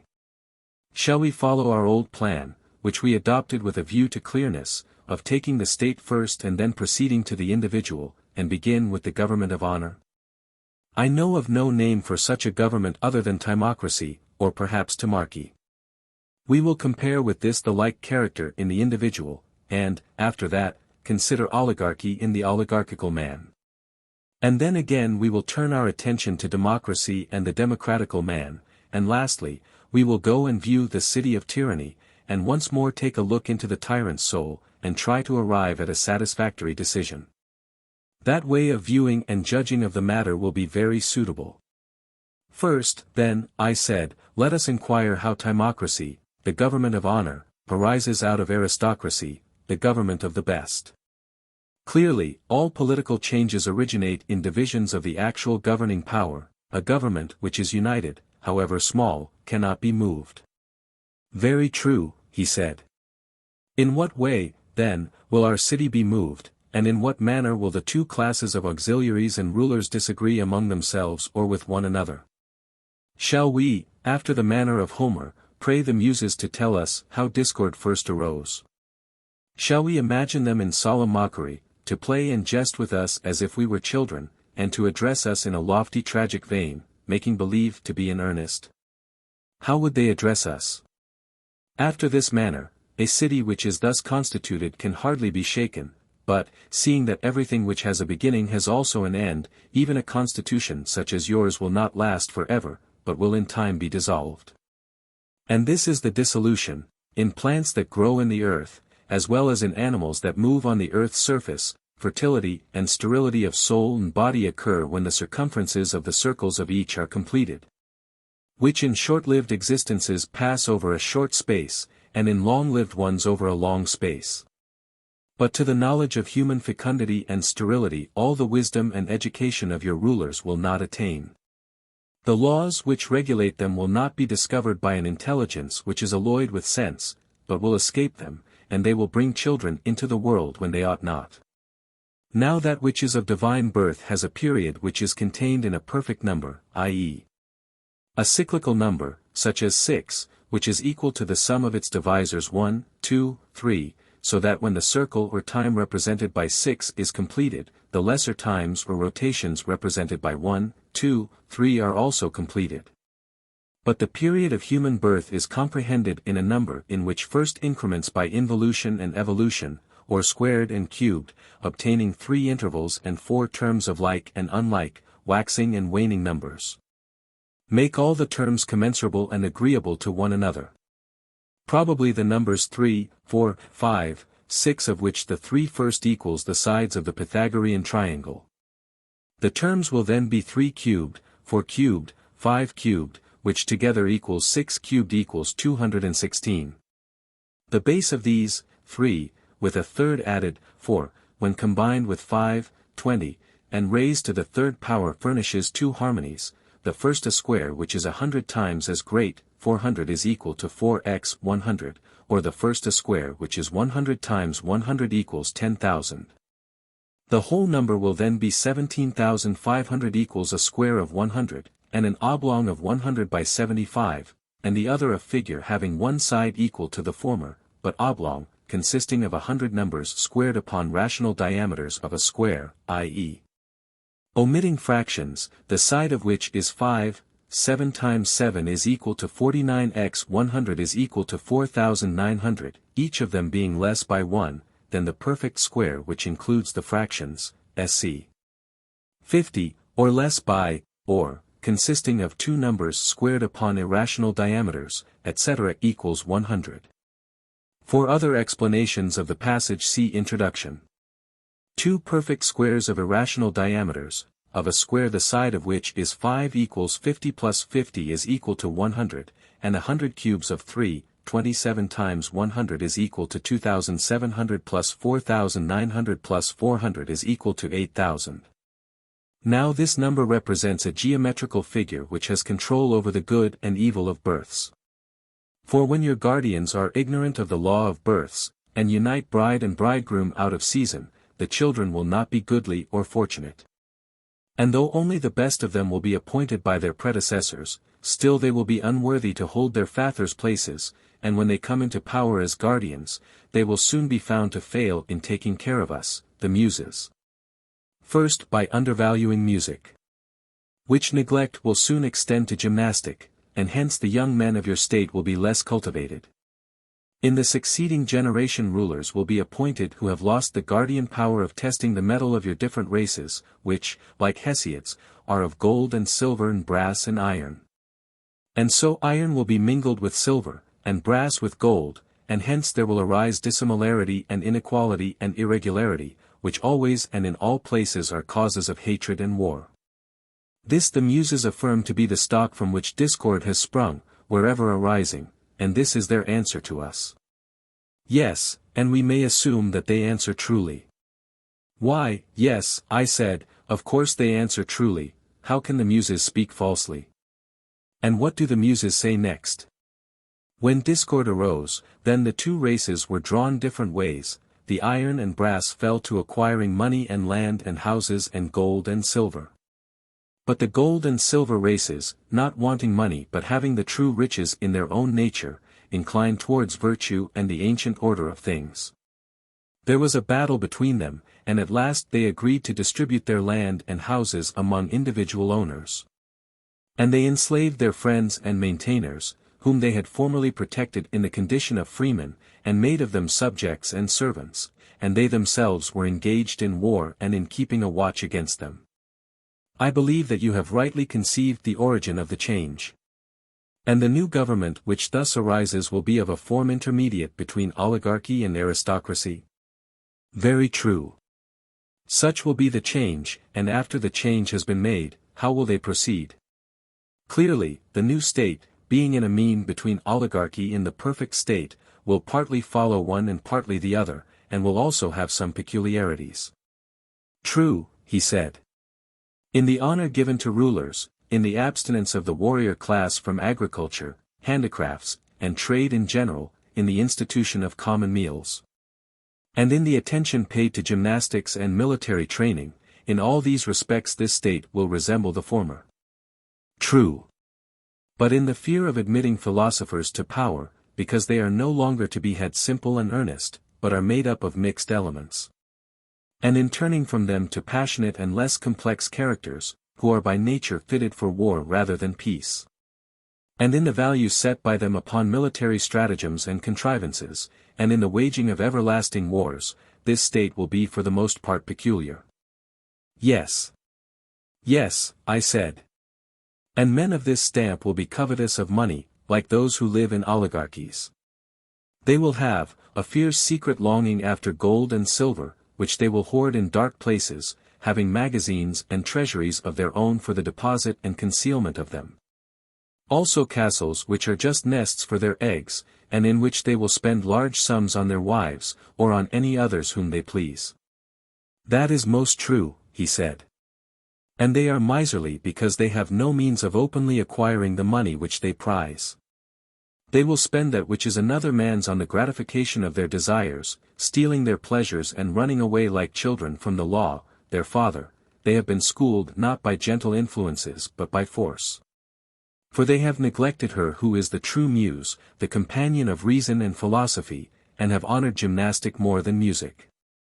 Undoubtedly, he said, the form of government which you describe is a mixture of good and evil.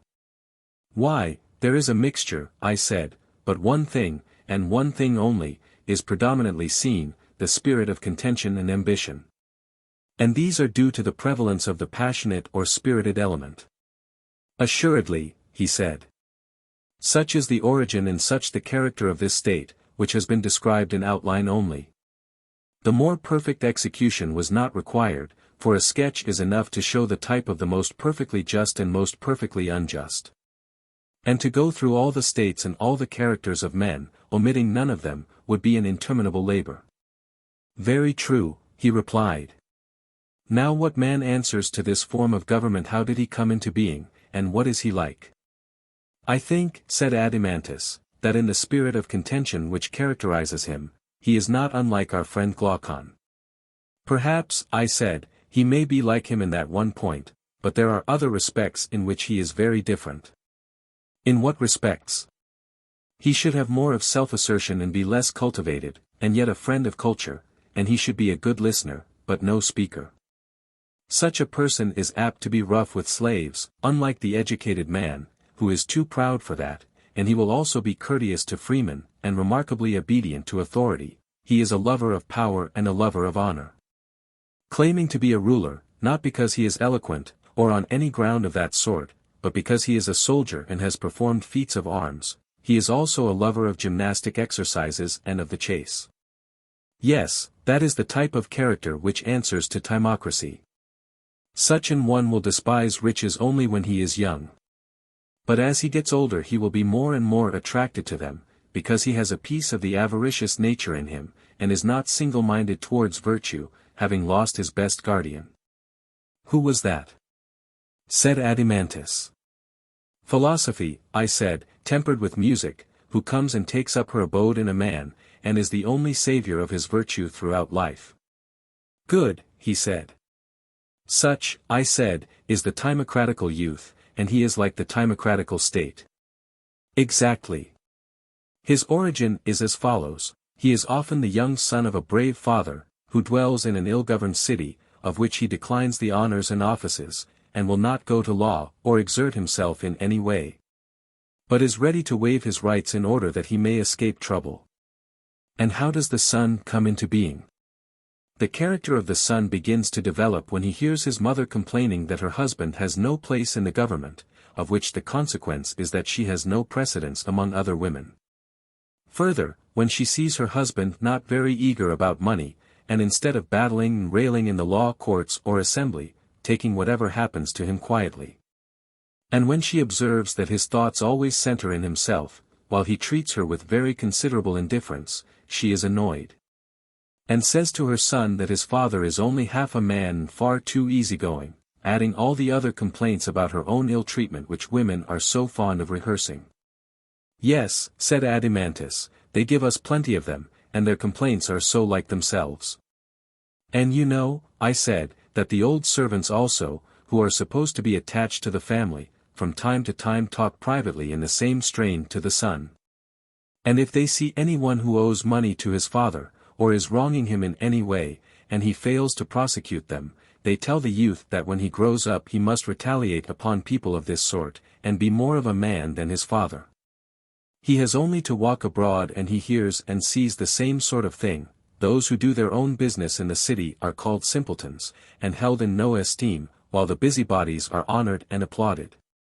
The result is that the young man, hearing and seeing all these things, hearing, too, the words of his father, and having a nearer view of his way of life, and making comparisons of him and others, is drawn opposite ways. While his father is watering and nourishing the rational principle in his soul, the others are encouraging the passionate and appetitive.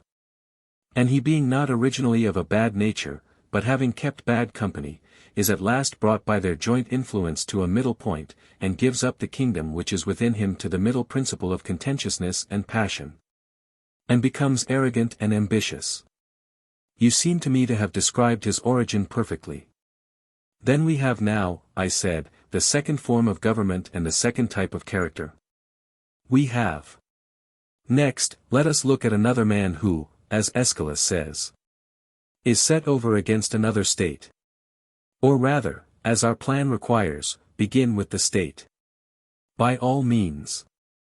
I believe that oligarchy follows next in order. And what manner of government do you term oligarchy?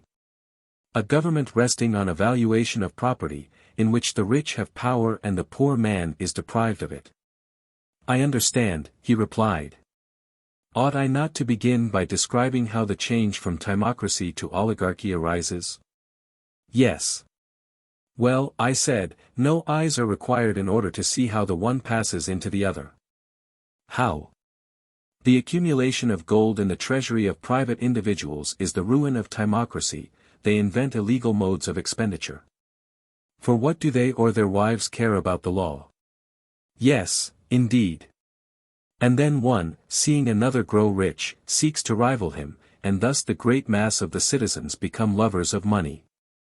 Likely enough.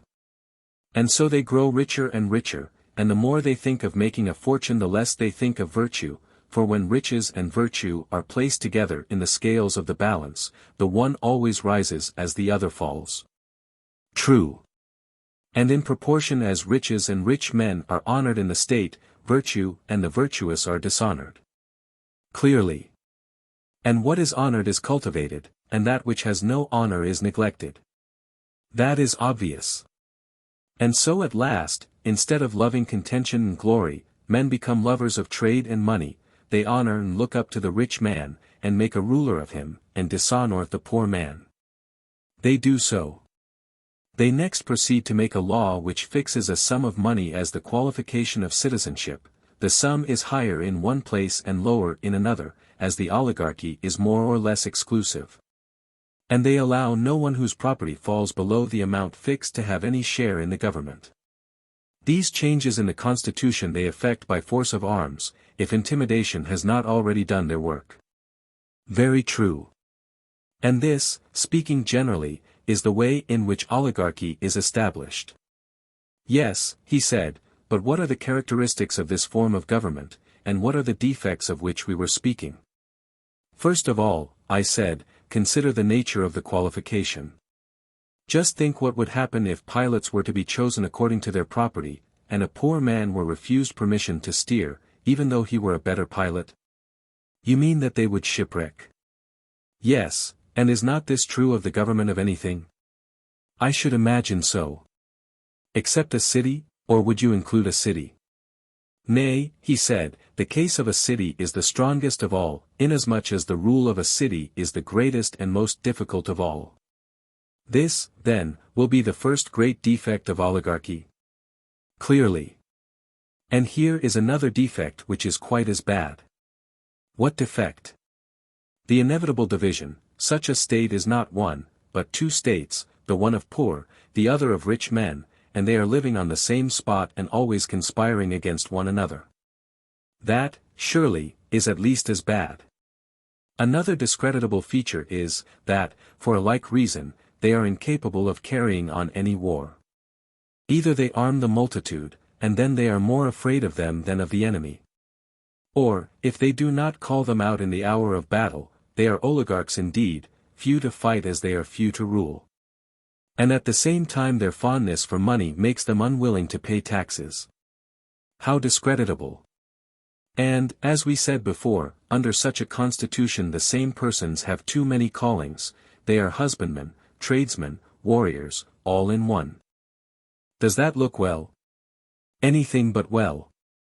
There is another evil which is, perhaps, the greatest of all, and to which this state first begins to be liable. What evil? A man may sell all that he has, and another may acquire his property. Yet after the sale he may dwell in the city of which he is no longer a part, being neither trader, nor artisan, nor horseman, nor hoplite, but only a poor, helpless creature. Yes, that is an evil which also first begins in this state. The evil is certainly not prevented there, for oligarchies have both the extremes of great wealth and utter poverty.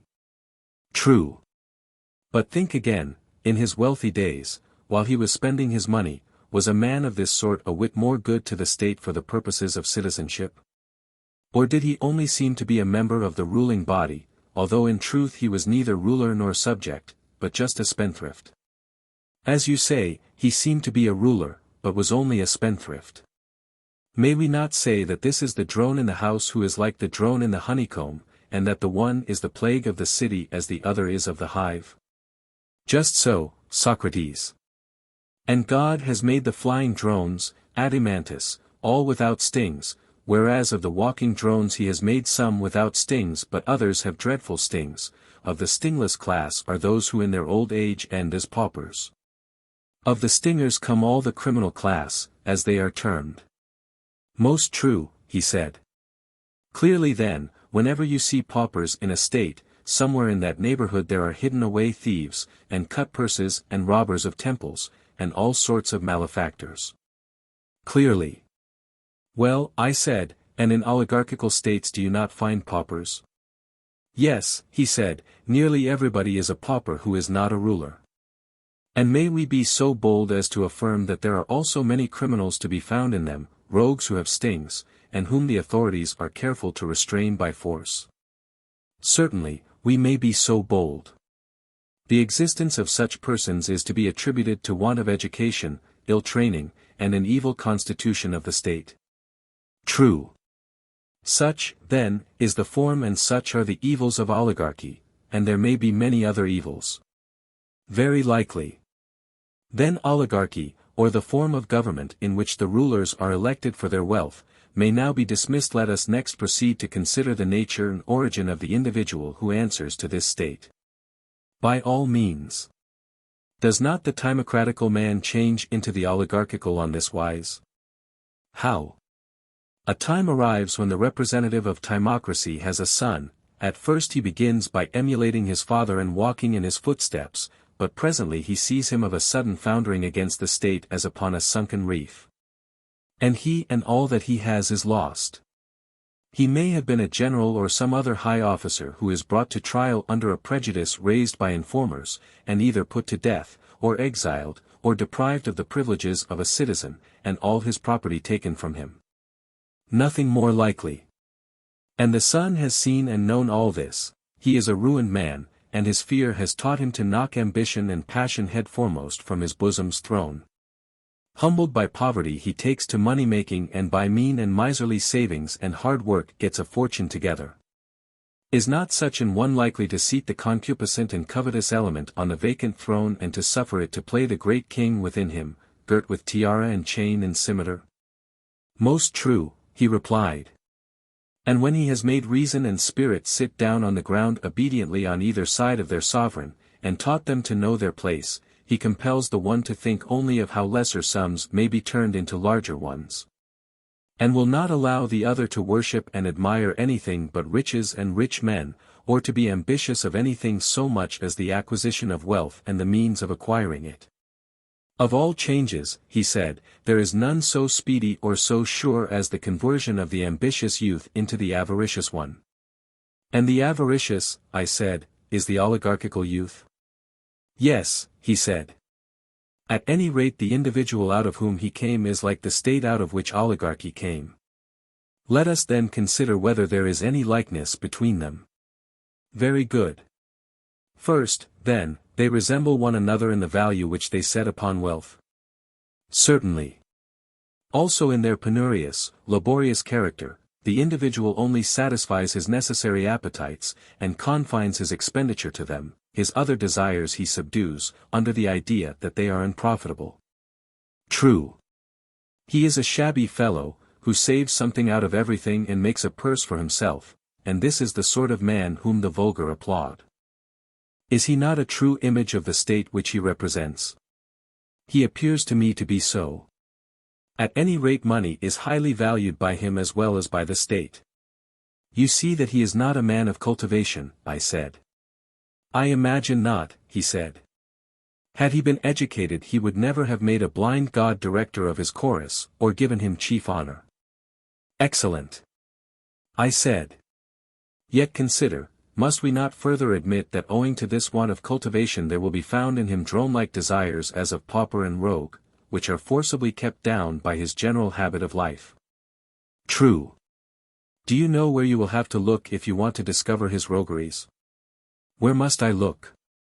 You should see him where he has some great opportunity of acting dishonestly, as in the guardianship of an orphan.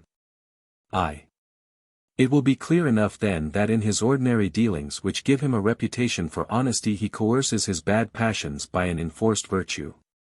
Not making them see that they are wrong, or taming them by reason, but by necessity and fear constraining them, and because he trembles for his possessions. To be sure.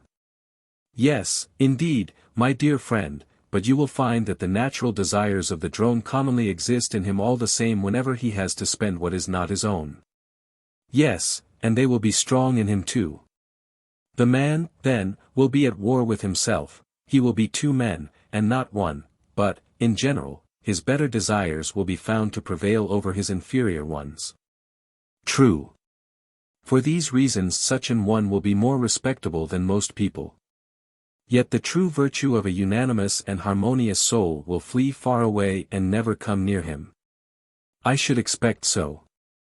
And surely, the miser individually will be an ignoble competitor in a state for any prize of victory, or other object of honorable ambition, he will not spend his money in the contest for glory. So afraid is he of awakening his expensive appetites and inviting them to help and join in the struggle. In true oligarchical fashion he fights with a small part only of his resources, and the result commonly is that he loses the prize and saves his money. Very true. Can we any longer doubt, then, that the miser and money-maker answers to the oligarchical state? There can be no doubt. Next comes democracy, of this the origin and nature have still to be considered by us. And then we will inquire into the ways of the democratic man, and bring him up for judgment. That, he said, is our method. Well, I said, and how does the change from oligarchy into democracy arise? Is it not on this wise? The good at which such a state aims is to become as rich as possible, a desire which is insatiable. What then? The rulers, being aware that their power rests upon their wealth, refuse to curtail by law the extravagance of the spendthrift youth because they gain by their ruin. They take interest from them and buy up their estates and thus increase their own wealth and importance. To be sure. There can be no doubt that the love of wealth and the spirit of moderation cannot exist together in citizens of the same state to any considerable extent, one or the other will be disregarded. That is tolerably clear. And in oligarchical states, from the general spread of carelessness and extravagance, men of good family have often been reduced to beggary. Yes, often. And still they remain in the city. There they are, ready to sting and fully armed, and some of them owe money, some have forfeited their citizenship, a third class are in both predicaments. And they hate and conspire against those who have got their property, and against everybody else, and are eager for revolution. That is true.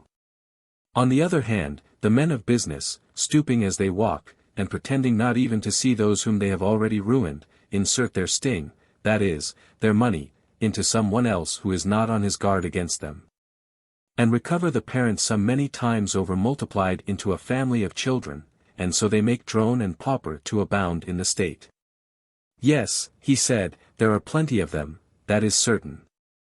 The evil blazes up like a fire, and they will not extinguish it either by restricting a man's use of his own property, or by another remedy. What other? One which is the next best, and has the advantage of compelling the citizens to look to their characters. Let there be a general rule that every one shall enter into voluntary contracts at his own risk. And there will be less of this scandalous money-making, and the evils of which we were speaking will be greatly lessened in the state. Yes, they will be greatly lessened. At present the governors, induced by the motives which I have named, treat their subjects badly. While they and their adherents, especially the young men of the governing class, are habituated to lead a life of luxury and idleness both of body and mind, they do nothing, and are incapable of resisting either pleasure or pain. Very true. They themselves care only for making money, and are as indifferent as the pauper to the cultivation of virtue. Yes, quite as indifferent. Such is the state of affairs which prevails among them. And often rulers and their subjects may come in one another's way, whether on a journey or on some other occasion of meeting, on a pilgrimage or a march, as fellow soldiers or fellow sailors. Aye, and they may observe the behavior of each other in the very moment of danger, for where danger is, there is no fear that the poor will be despised by the rich, and very likely the wiry sunburnt poor man may be placed in battle at the side of a wealthy one who has never spoilt his complexion and has plenty of superfluous flesh, when he sees such an one puffing and at his wit's end. How can he avoid drawing the conclusion that men like him are only rich because no one has the courage to despoil them? And when they meet in private, will not people be saying to one another, "Our warriors are not good for much"? Yes, he said, I am quite aware that this is their way of talking. And, as in a body which is diseased, the addition of a touch from without may bring on illness. And sometimes even when there is no external provocation a commotion may arise within, in the same way wherever there is weakness in the state there is also likely to be illness, of which the occasion may be very slight. The one party introducing from without their oligarchical, the other their democratical allies, and then the state falls sick, and is at war with herself. And may be at times distracted, even when there is no external cause. Yes, surely. And then democracy comes into being after the poor have conquered their opponents, slaughtering some and banishing some, while to the remainder they give an equal share of freedom and power. And this is the form of government in which the magistrates are commonly elected by lot. Yes, he said, that is the nature of democracy, whether the revolution has been effected by arms, or whether fear has caused the opposite party to withdraw. And now what is their manner of life, and what sort of a government have they? For as the government is, such will be the man. Clearly, he said. In the first place, are they not free? And is not the city full of freedom and frankness? A man may say and do what he likes. 'Tis said so, he replied. And where freedom is, the individual is clearly able to order for himself his own life as he pleases. Clearly. Then in this kind of state there will be the greatest variety of human natures. There will. This, then, seems likely to be the fairest of states, being like an embroidered robe which is spangled with every sort of flower. And just as women and children think a variety of colors to be of all things most charming, so there are many men to whom this state, which is spangled with the manners and characters of mankind, will appear to be the fairest of states. Yes. Yes, my good sir, and there will be no better in which to look for a government. Why? Because of the liberty which reigns there, they have a complete assortment of constitutions. And he who has a mind to establish a state, as we have been doing, must go to a democracy as he would to a bazaar at which they sell them, and pick out the one that suits him, then, when he has made his choice, he may found his state. He will be sure to have patterns enough. And there being no necessity, I said, for you to govern in this state, even if you have the capacity, or to be governed, unless you like, or go to war when the rest go to war, or to be at peace when others are at peace. Unless you are so disposed, there being no necessity also, because some law forbids you to hold office or be a dicast, that you should not hold office or be a dicast. If you have a fancy, is not this a way of life which for the moment is supremely delightful? For the moment, yes. And is not their humanity to the condemned in some cases quite charming? Have you not observed how, in a democracy, many persons, although they have been sentenced to death or exile, just stay where they are and walk about the world, the gentleman parades like a hero, and nobody sees or cares? Yes, he replied, many and many a one. See too, I said, the forgiving spirit of democracy, and that don't care about trifles, and the disregard which she shows of all the fine principles which we solemnly laid down at the foundation of the city, as when we said that, except in the case of some rarely gifted nature, there never will be a good man who has not from his childhood been used to play amid things of beauty and make of them a joy and a study, how grandly does she trample all these fine notions of ours under her feet. Never giving a thought to the pursuits which make a statesman, and promoting to honor any one who professes to be the people's friend. Yes, she is of a noble spirit. These and other kindred characteristics are proper to democracy, which is a charming form of government, full of variety and disorder, and dispensing a sort of equality to equals and unequals alike. We know her well. Consider now, I said, what manner of man the individual is, or rather consider, as in the case of the state, how he comes into being. Very good, he said. Is not this the way? He is the son of the miserly and oligarchical father who has trained him in his own habits. Exactly. And, like his father, he keeps under by force the pleasures which are of the spending and not of the getting sort, being those which are called unnecessary. Obviously. Would you like, for the sake of clearness, to distinguish which are the necessary and which are the unnecessary pleasures? I should. Are not necessary pleasures those of which we cannot get rid, and of which the satisfaction is a benefit to us? And they are rightly called so, because we are framed by nature to desire both what is beneficial and what is necessary, and cannot help it. True. We are not wrong therefore in calling them necessary. We are not. And the desires of which a man may get rid, if he takes pains from his youth upwards, of which the presence, moreover, does no good, and in some cases the reverse of good, shall we not be right in saying that all these are unnecessary? Yes, certainly. Suppose we select an example of either kind, in order that we may have a general notion of them. Very good. Will not the desire of eating, that is, of simple food and condiments, in so far as they are required for health and strength, be of the necessary class? That is what I should suppose. The pleasure of eating is necessary in two ways. It does us good and it is essential to the continuance of life. Yes. But the condiments are only necessary in so far as they are good for health. Certainly. And the desire which goes beyond this, of more delicate food, or other luxuries, which might generally be got rid of, if controlled and trained in youth, and is hurtful to the body, and hurtful to the soul in the pursuit of wisdom and virtue, may be rightly called unnecessary. Very true. May we not say that these desires spend, and that the others make money because they conduce to production? Certainly. And of the pleasures of love, and all other pleasures, the same holds good? True. And the drone of whom we spoke was he who was surfeited in pleasures and desires of this sort, and was the slave of the unnecessary desires, whereas he who was subject to the necessary only was miserly and oligarchical. Very true. Again, let us see how the democratical man grows out of the oligarchical. The following, as I suspect, is commonly the process. What is the process? When a young man who has been brought up as we were just now describing, in a vulgar and miserly way, has tasted drone's honey and has come to associate with fierce and crafty natures who are able to provide for him all sorts of refinements and varieties of pleasure, then, as you may imagine, the change will begin of the oligarchical principle within him into the democratical. Inevitably.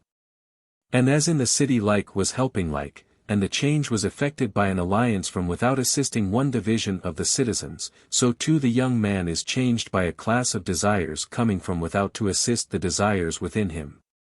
That which is akin and alike again helping that which is akin and alike. Certainly. And if there be any ally which aids the oligarchical principle within him, whether the influence of a father or of kindred, advising or rebuking him, then there arises in his soul a faction and an opposite faction, and he goes to war with himself. It must be so. And there are times when the democratical principle gives way to the oligarchical, and some of his desires die, and others are banished, a spirit of reverence enters into the young man's soul and order is restored. Yes, he said, that sometimes happens. And then, again, after the old desires have been driven out, fresh ones spring up, which are akin to them, and because he their father does not know how to educate them, wax fierce and numerous. Yes, he said, that is apt to be the way. They draw him to his old associates, and holding secret intercourse with them, breed and multiply in him. Very true.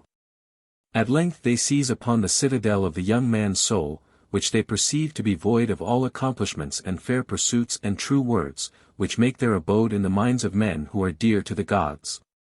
And are their best guardians and sentinels. None better. False and boastful conceits and phrases mount upwards and take their place. They are certain to do so. And so the young man returns into the country of the lotus-eaters, and takes up his dwelling there in the face of all men. And if any help be sent by his friends to the oligarchical part of him, the aforesaid vain conceits shut the gate of the king's fastness. And they will neither allow the embassy itself to enter, nor if private advisers offer the fatherly counsel of the aged will they listen to them or receive them. There is a battle and they gain the day, and then modesty, which they call silliness, is ignominiously thrust into exile by them, and temperance, which they nickname unmanliness, is trampled in the mire and cast forth. They persuade men that moderation and orderly expenditure are vulgarity and meanness, and so, by the help of a rabble of evil appetites, they drive them beyond the border. Yes, with a will. And when they have emptied and swept clean the soul of him who is now in their power and who is being initiated by them in great mysteries, the next thing is to bring back to their house insolence and anarchy and waste and impudence in bright array, having garlands on their heads, and a great company with them, hymning their praises and calling them by sweet names. Insolence they term breeding, and anarchy liberty, and waste magnificence, and impudence courage. And so the young man passes out of his original nature, which was trained in the school of necessity, into the freedom and libertinism of useless and unnecessary pleasures. Yes, he said, the change in him is visible enough. After this he lives on, spending his money and labor and time on unnecessary pleasures quite as much as on necessary ones.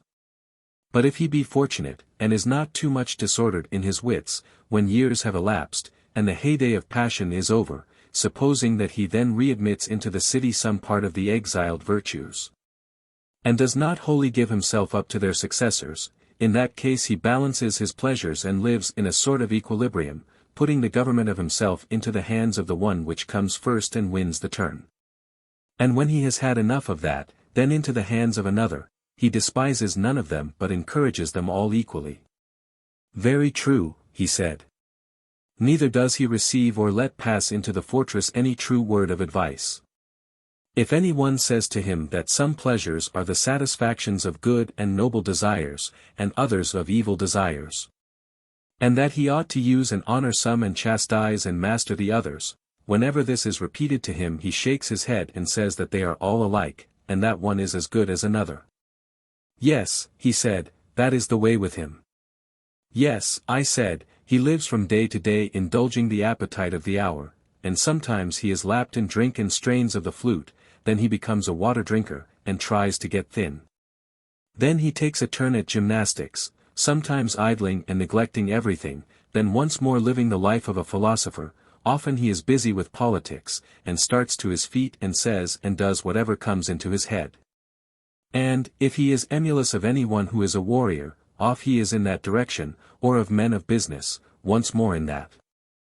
His life has neither law nor order, and this distracted existence he terms joy and bliss and freedom, and so he goes on. Yes, he replied, he is all liberty and equality.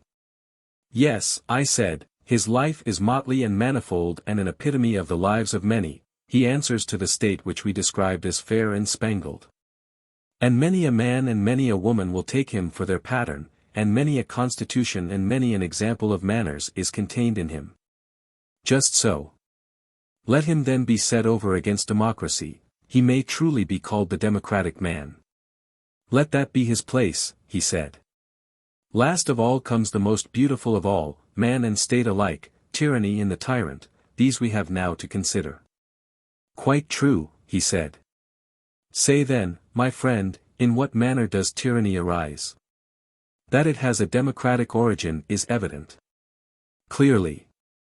And does not tyranny spring from democracy in the same manner as democracy from oligarchy, I mean, after a sort? How?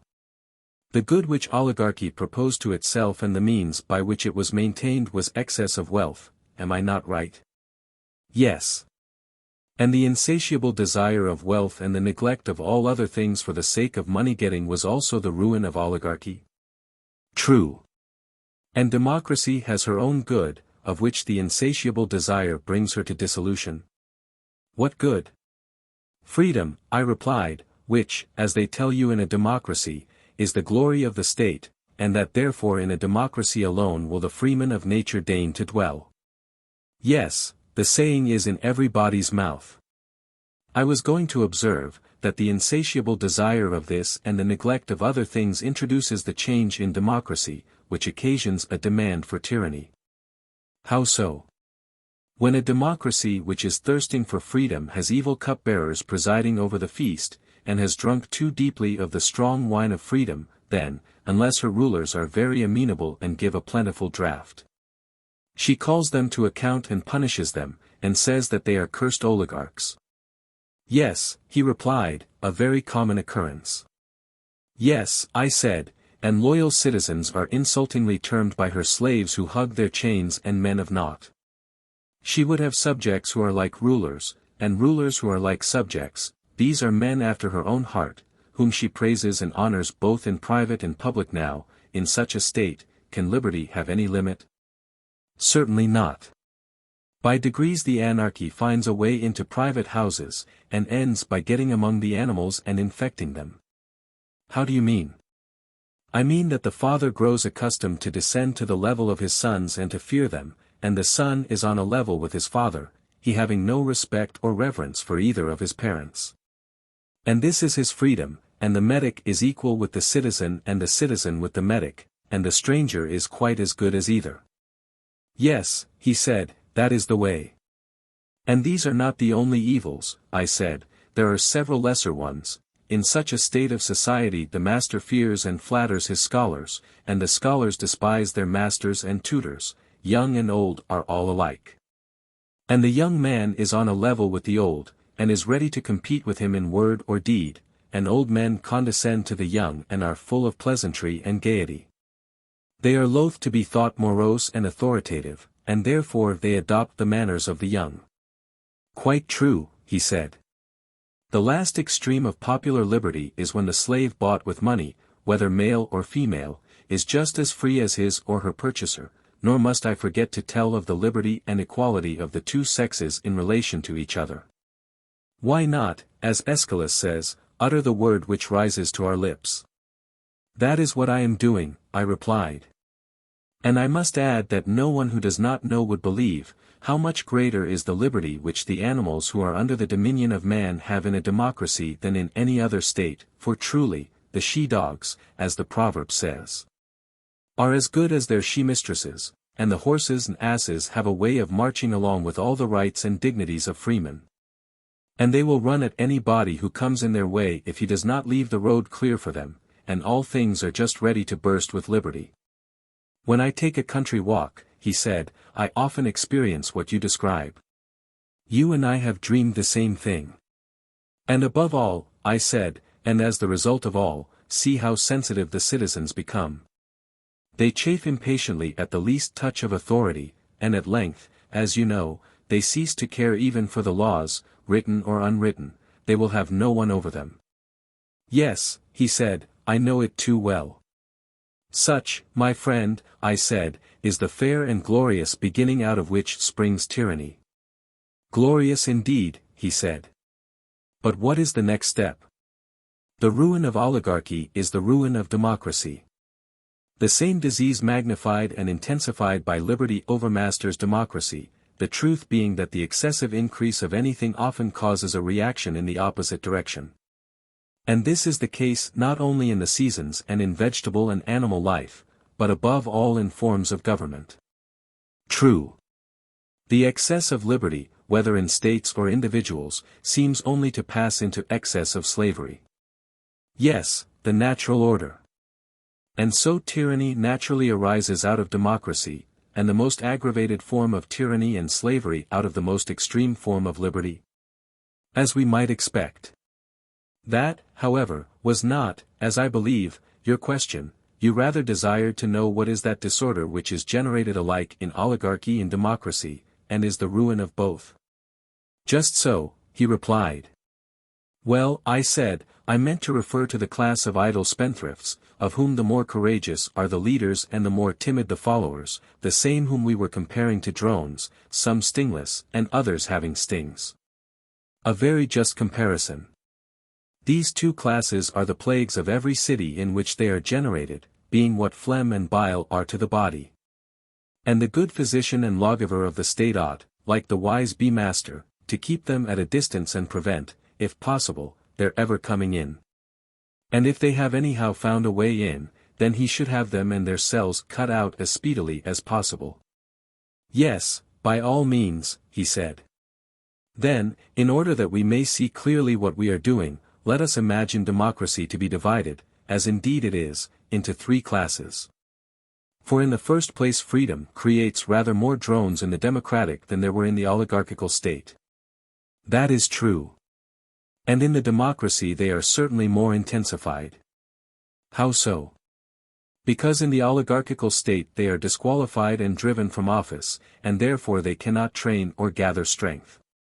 Whereas in a democracy they are almost the entire ruling power, and while the keener sort speak and act, the rest keep buzzing about the bema and do not suffer a word to be said on the other side.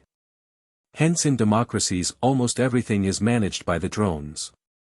Very true, he said. Then there is another class which is always being severed from the mass. What is that? They are the orderly class, which in a nation of traders is sure to be the richest. Naturally so. They are the most squeezable persons and yield the largest amount of honey to the drones. Why, he said, there is little to be squeezed out of people who have little.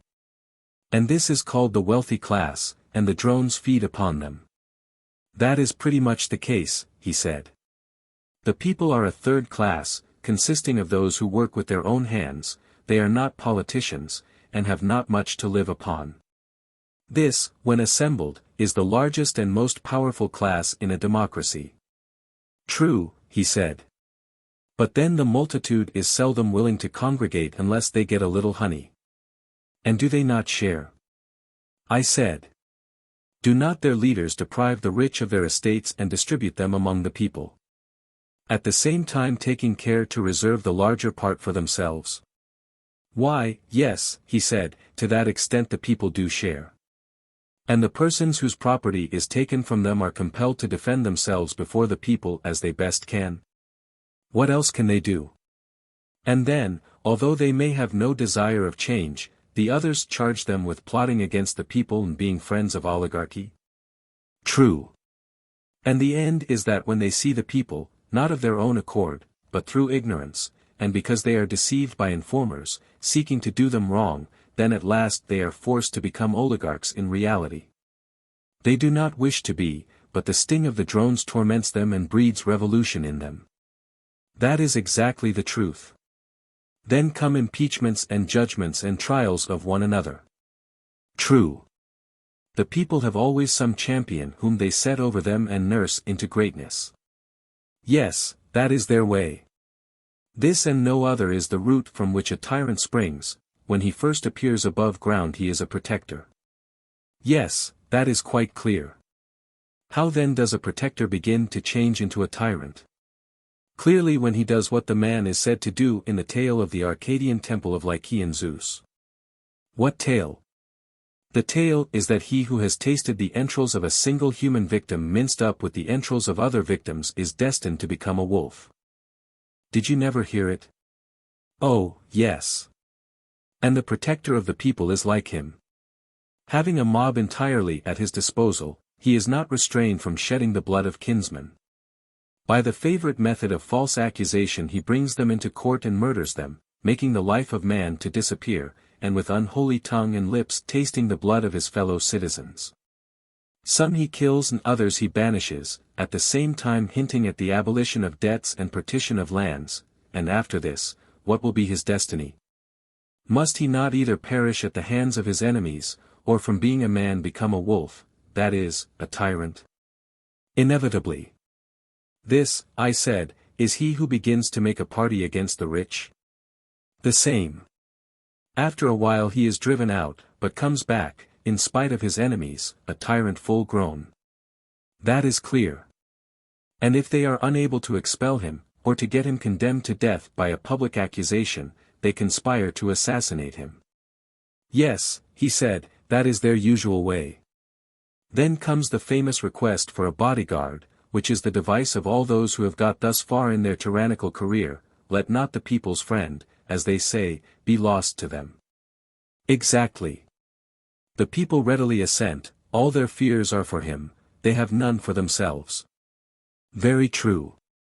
And when a man who is wealthy and is also accused of being an enemy of the people sees this, then, my friend, as the oracle said to Croesus, by pebbly Hermus shore he flees and rests not, and is not ashamed to be a coward.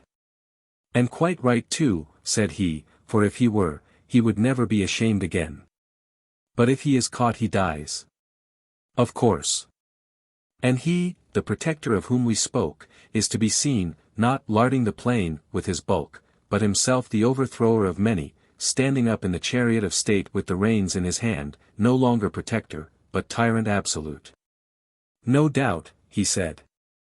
And now let us consider the happiness of the man, and also of the state in which a creature like him is generated. Yes, he said, let us consider that.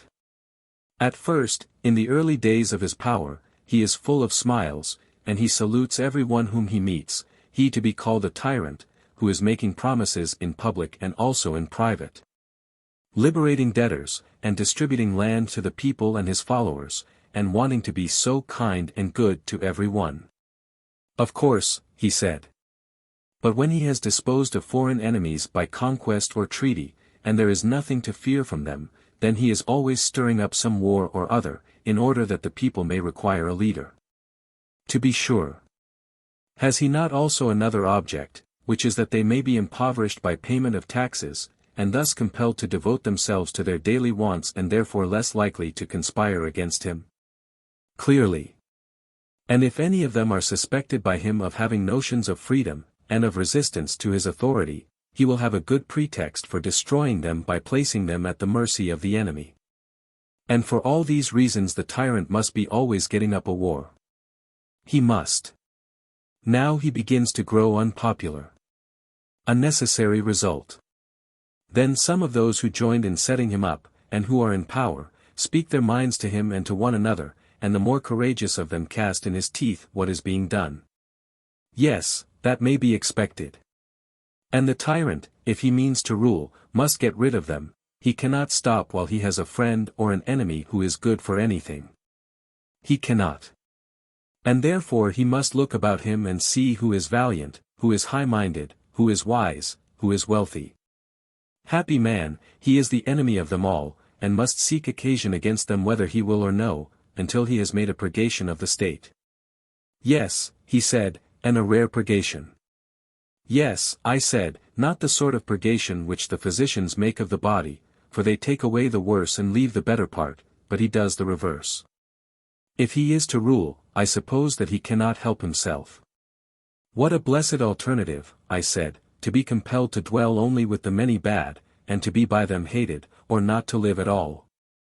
Yes, that is the alternative. And the more detestable his actions are to the citizens, the more satellites and the greater devotion in them will he require. Certainly. And who are the devoted band, and where will he procure them? They will flock to him, he said, of their own accord, if he pays them. By the dog. I said, here are more drones, of every sort and from every land. Yes, he said, there are. But will he not desire to get them on the spot? How do you mean? He will rob the citizens of their slaves, he will then set them free and enroll them in his bodyguard. To be sure, he said, and he will be able to trust them best of all. What a blessed creature, I said, must this tyrant be. He has put to death the others and has these for his trusted friends. Yes, he said, they are quite of his sort. Yes, I said, and these are the new citizens whom he has called into existence, who admire him and are his companions, while the good hate and avoid him. Of course. Verily, then, tragedy is a wise thing and Euripides a great tragedian. Why so? Why? Because he is the author of the pregnant saying, "Tyrants are wise by living with the wise." And he clearly meant to say that they are the wise whom the tyrant makes his companions. Yes, he said, and he also praises tyranny as godlike. And many other things of the same kind are said by him and by the other poets. And therefore, I said, the tragic poets being wise men will forgive us and any others who live after our manner if we do not receive them into our state, because they are the eulogists of tyranny. Yes, he said, those who have the wit will doubtless forgive us. But they will continue to go to other cities and attract mobs, and hire voices fair and loud and persuasive, and draw the cities over to tyrannies and democracies. Very true.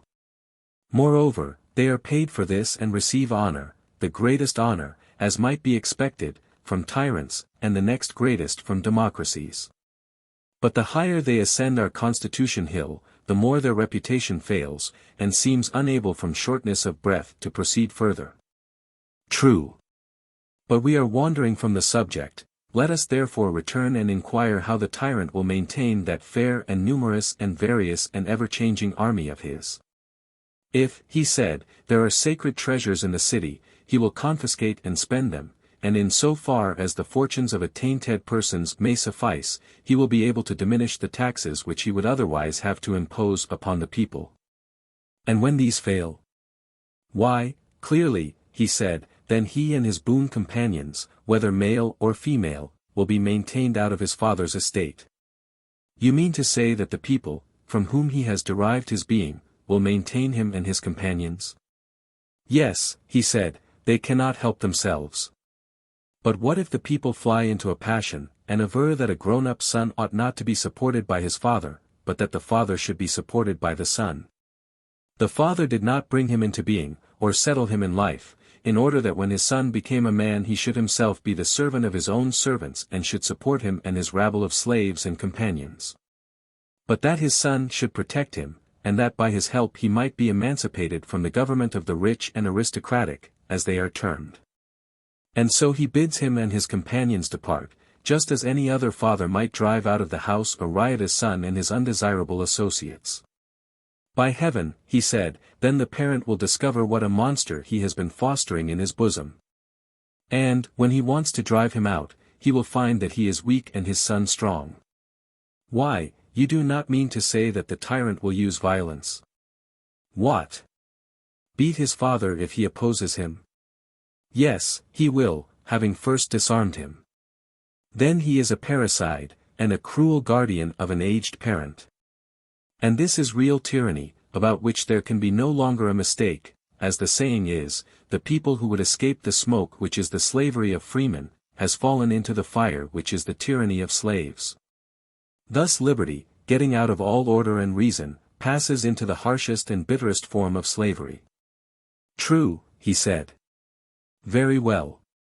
And may we not rightly say that we have sufficiently discussed the nature of tyranny, and the manner of the transition from democracy to tyranny? Yes, quite enough, he said. Book 9.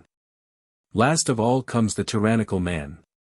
About whom we have once more to ask, how is he formed out of the democratical? And how does he live, in happiness or in misery? Yes, he said, he is the only one remaining. There is, however, I said, a previous question which remains unanswered. What question?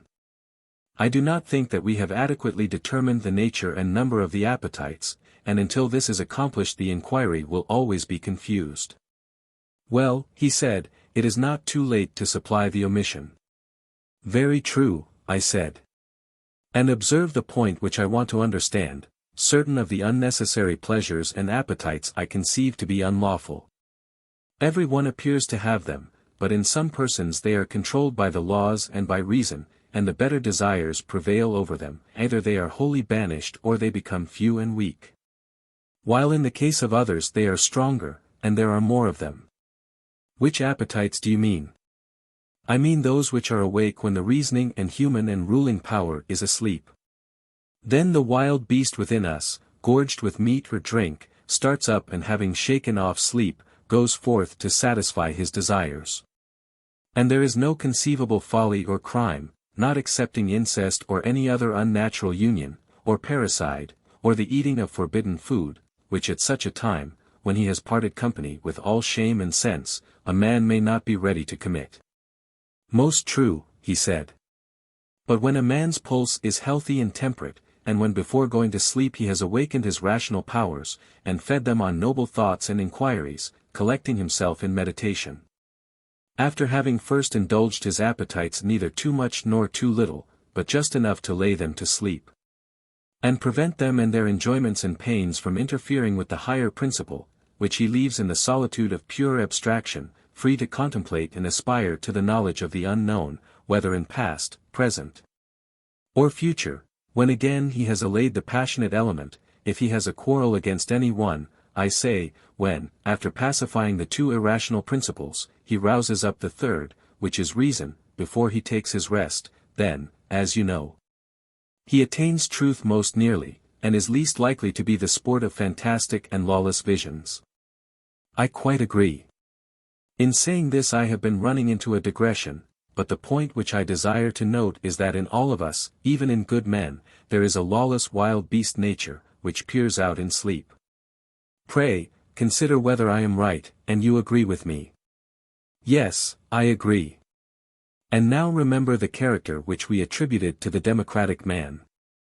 He was supposed from his youth upwards to have been trained under a miserly parent, who encouraged the saving appetites in him, but discountenanced the unnecessary, which aim only at amusement and ornament. True. And then he got into the company of a more refined, licentious sort of people, and taking to all their wanton ways rushed into the opposite extreme from an abhorrence of his father's meanness. At last, being a better man than his corruptors, he was drawn in both directions until he halted midway and led a life, not of vulgar and slavish passion, but of what he deemed moderate indulgence in various pleasures. After this manner the democrat was generated out of the oligarch. Yes, he said, that was our view of him, and is so still. And now, I said, years will have passed away, and you must conceive this man, such as he is, to have a son, who is brought up in his father's principles. I can imagine him. Then you must further imagine the same thing to happen to the son which has already happened to the father. He is drawn into a perfectly lawless life, which by his seducers is termed perfect liberty. And his father and friends take part with his moderate desires, and the opposite party assist the opposite ones. As soon as these dire magicians and tyrant-makers find that they are losing their hold on him, they contrive to implant in him a master passion.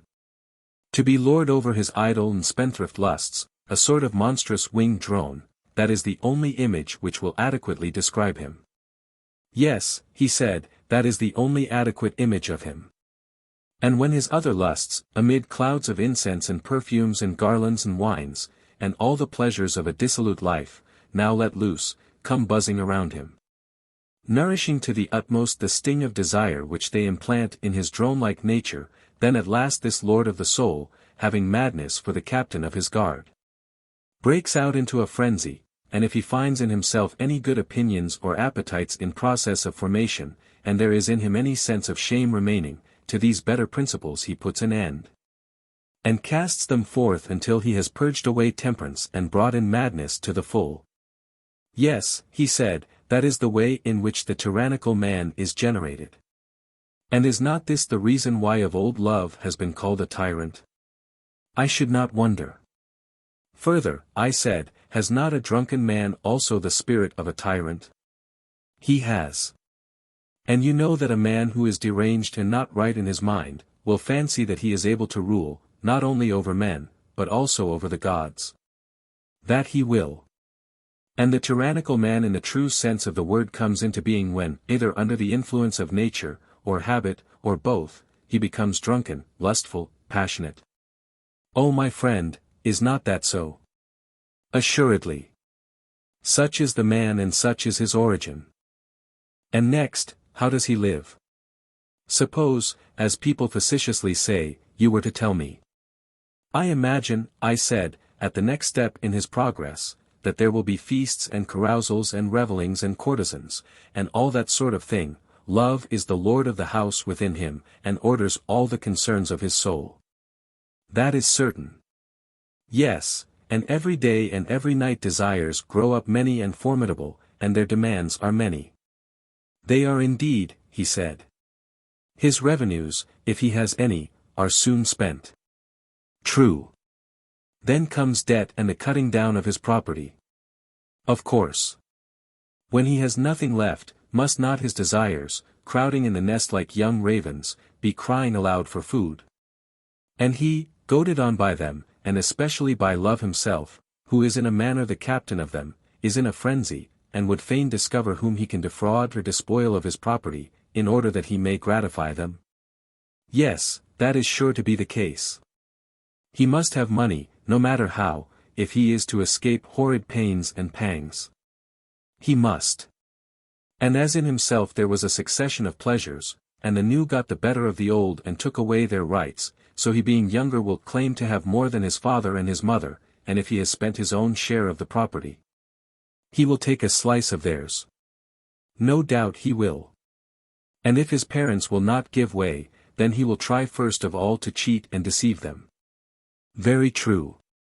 And if he fails, then he will use force and plunder them. Yes, probably. And if the old man and woman fight for their own, what then, my friend? Will the creature feel any compunction at tyrannizing over them? Nay, he said, I should not feel at all comfortable about his parents. But, oh heavens! Adeimantus, on account of some new-fangled love of a harlot, who is anything but a necessary connection, can you believe that he would strike the mother who is his ancient friend and necessary to his very existence? And would place her under the authority of the other, when she is brought under the same roof with her?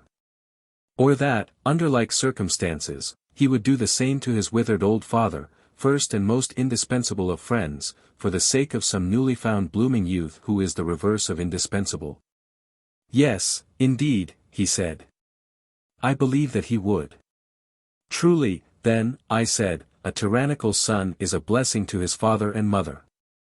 He is indeed, he replied. He first takes their property, and when that fails, and pleasures are beginning to swarm in the hive of his soul, then he breaks into a house, or steals the garments of some nightly wayfarer, next he proceeds to clear a temple. Meanwhile the old opinions which he had when a child, and which gave judgment about good and evil, are overthrown by those others which have just been emancipated, and are now the bodyguard of love and share his empire. These in his democratic days, when he was still subject to the laws and to his father, were only let loose in the dreams of sleep. But now that he is under the dominion of love, he becomes always and in waking reality what he was then very rarely and in a dream only. He will commit the foulest murder, or eat forbidden food, or be guilty of any other horrid act. Love is his tyrant, and lives lordly in him and lawlessly, and being himself a king, leads him on, as a tyrant leads a state, to the performance of any reckless deed by which he can maintain himself and the rabble of his associates. Whether those whom evil communications have brought in from without, or those whom he himself has allowed to break loose within him by reason of a similar evil nature in himself. Have we not here a picture of his way of life? Yes, indeed, he said.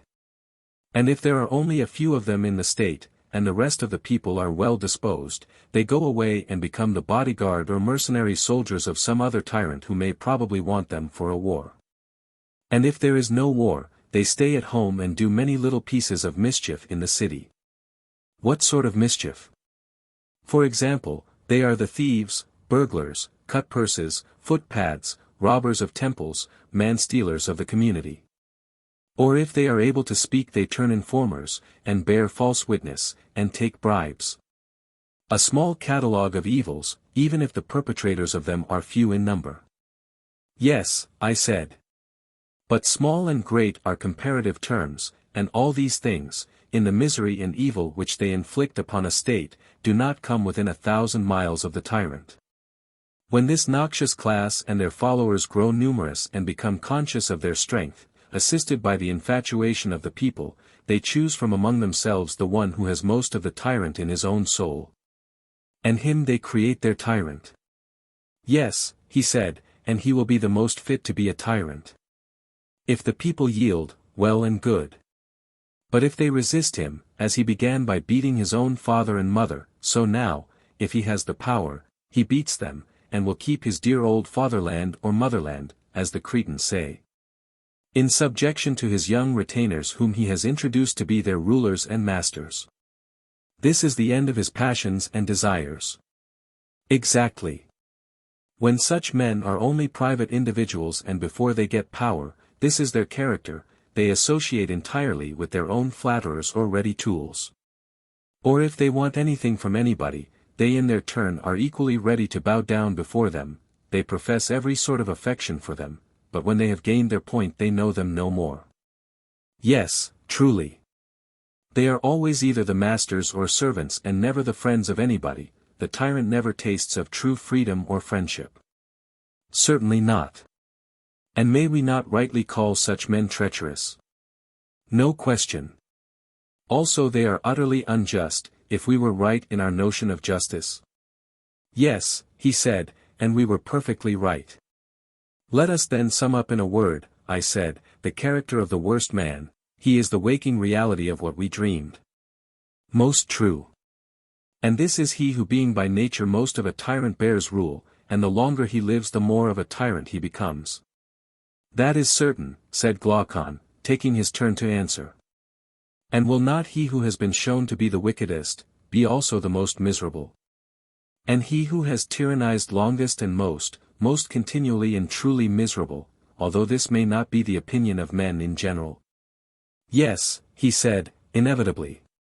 And must not the tyrannical man be like the tyrannical state, and the democratical man like the democratical state, and the same of the others? Certainly. And as state is to state in virtue and happiness, so is man in relation to man? To be sure. Then comparing our original city, which was under a king, and the city which is under a tyrant, how do they stand as to virtue?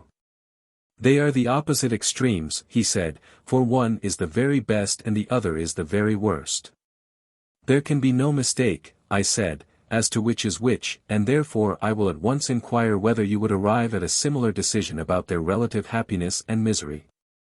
And here we must not allow ourselves to be panic-stricken at the apparition of the tyrant, who is only a unit and may perhaps have a few retainers about him.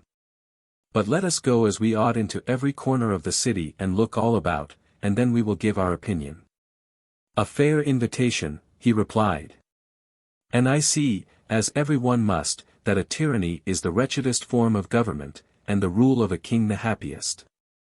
And in estimating the men too, may I not fairly make a like request, that I should have a judge whose mind can enter into and see through human nature? He must not be like a child who looks at the outside and is dazzled at the pompous aspect which the tyrannical nature assumes to the beholder, but let him be one who has a clear insight.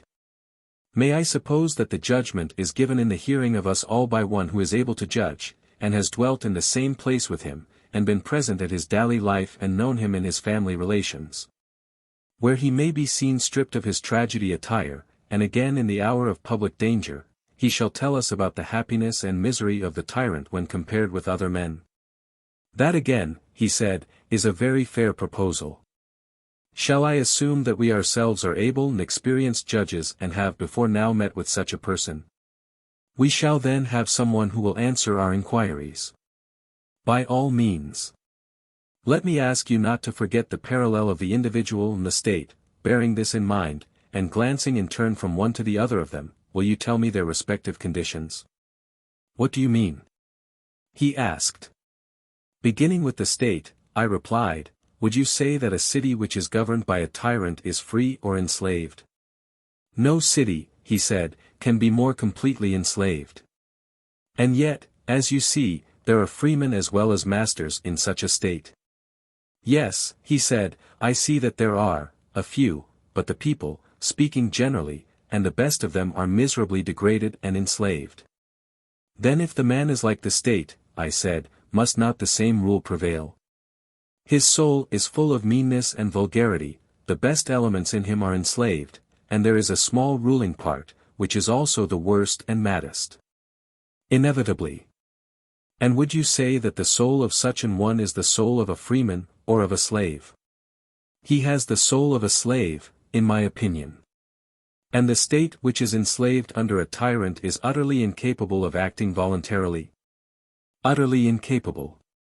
And also the soul which is under a tyrant, I am speaking of the soul taken as a whole, is least capable of doing what she desires. There is a gadfly which goads her, and she is full of trouble and remorse.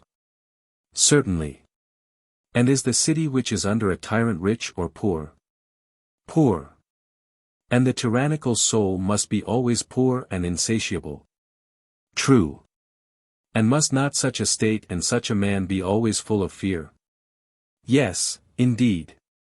Is there any state in which you will find more of lamentation and sorrow and groaning and pain? Certainly not.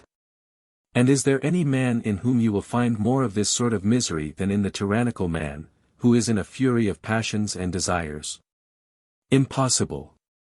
Reflecting upon these and similar evils, you held the tyrannical state to be the most miserable of states. And I was right, he said. Certainly, I said, and when you see the same evils in the tyrannical man, what do you say of him? I say that he is by far the most miserable of all men. There, I said, I think that you are beginning to go wrong. What do you mean? I do not think that he has as yet reached the utmost extreme of misery. Then who is more miserable? One of whom I am about to speak. Who is that? He who is of a tyrannical nature, and instead of leading a private life has been cursed with the further misfortune of being a public tyrant. From what has been said, I gather that you are right. Yes, I replied, but in this high argument you should be a little more certain, and should not conjecture only, for of all questions, this respecting good and evil is the greatest. Very true, he said. Let me then offer you an illustration, which may, I think, throw a light upon this subject. What is your illustration? The case of rich individuals in cities who possess many slaves. From them you may form an idea of the tyrant's condition, for they both have slaves, the only difference is that he has more slaves. Yes, that is the difference. You know that they live securely and have nothing to apprehend from their servants. What should they fear? Nothing. But do you observe the reason of this? Yes. The reason is, that the whole city is leagued together for the protection of each individual. Very true, I said. But imagine one of these owners, the master say of some 50 slaves, together with his family and property and slaves, carried off by a god into the wilderness. Where there are no freemen to help him, will he not be in an agony of fear lest he and his wife and children should be put to death by his slaves? Yes, he said, he will be in the utmost fear. The time has arrived when he will be compelled to flatter divers of his slaves, and make many promises to them of freedom and other things, much against his will. He will have to cajole his own servants. Yes, he said, that will be the only way of saving himself. And suppose the same God, who carried him away, to surround him with neighbors who will not suffer one man to be the master of another, and who, if they could catch the offender, would take his life. His case will be still worse, if you suppose him to be everywhere surrounded and watched by enemies. And is not this the sort of prison in which the tyrant will be bound, he who being by nature such as we have described, is full of all sorts of fears and lusts? His soul is dainty and greedy, and yet alone, of all men in the city, he is never allowed to go on a journey, or to see the things which other freemen desire to see, but he lives in his hole like a woman hidden in the house. And is jealous of any other citizen who goes into foreign parts and sees anything of interest. Very true, he said.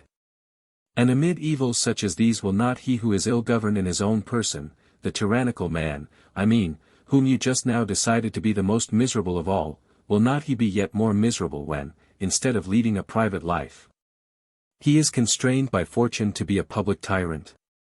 He has to be master of others when he is not master of himself. He is like a diseased or paralytic man who is compelled to pass his life, not in retirement, but fighting and combating with other men. Yes, he said, the similitude is most exact. Is not his case utterly miserable? And does not the actual tyrant lead a worse life than he whose life you determine to be the worst? Certainly.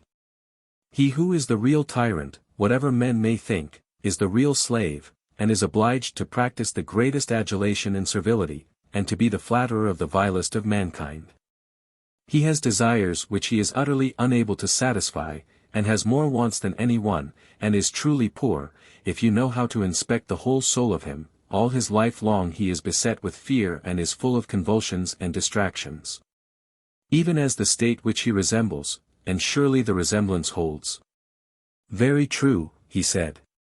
Moreover, as we were saying before, he grows worse from having power, he becomes and is of necessity more jealous, more faithless, more unjust, more friendless, more impious, than he was at first. He is the purveyor and cherisher of every sort of vice, and the consequence is that he is supremely miserable, and that he makes everybody else as miserable as himself. No man of any sense will dispute your words. Come then, I said, and as the general umpire in theatrical contests proclaims the result, do you also decide who in your opinion is first in the scale of happiness, and who second?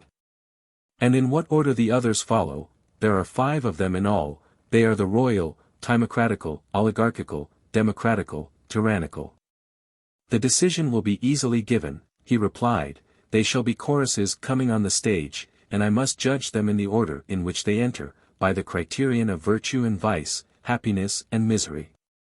Need we hire a herald, or shall I announce, that the son of Ariston, the best, has decided that the best and justest is also the happiest, and that this is he who is the most royal man and king over himself? And that the worst and most unjust man is also the most miserable, and that this is he who being the greatest tyrant of himself is also the greatest tyrant of his state? Make the proclamation yourself, he said. And shall I add, whether seen or unseen by gods and men? Let the words be added. Then this, I said, will be our first proof, and there is another, which may also have some weight. What is that?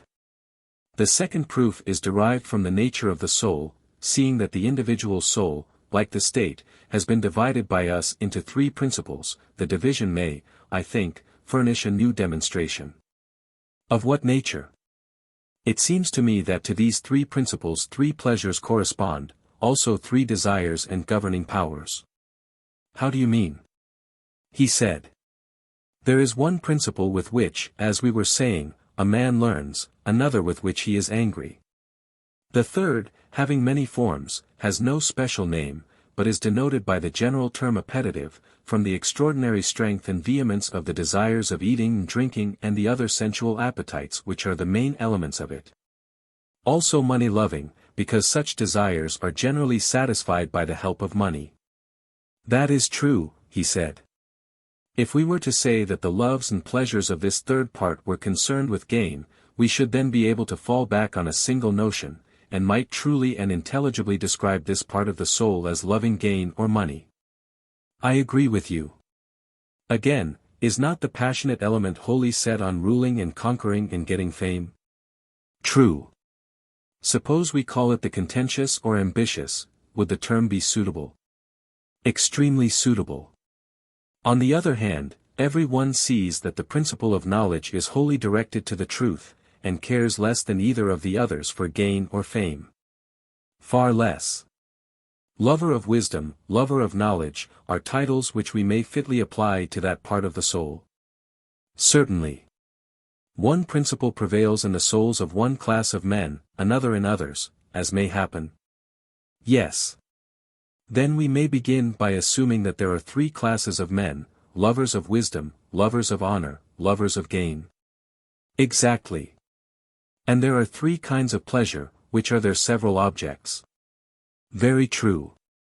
Now, if you examine the 3 classes of men, and ask of them in turn which of their lives is pleasantest, each will be found praising his own and depreciating that of others. The money-maker will contrast the vanity of honor or of learning if they bring no money with the solid advantages of gold and silver.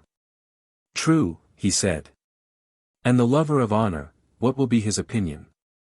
Will he not think that the pleasure of riches is vulgar, while the pleasure of learning, if it brings no distinction, is all smoke and nonsense to him? Very true. And are we to suppose, I said, that the philosopher sets any value on other pleasures in comparison with the pleasure of knowing the truth, and in that pursuit abiding, ever learning, not so far indeed from the heaven of pleasure? Does he not call the other pleasures necessary, under the idea that if there were no necessity for them, he would rather not have them.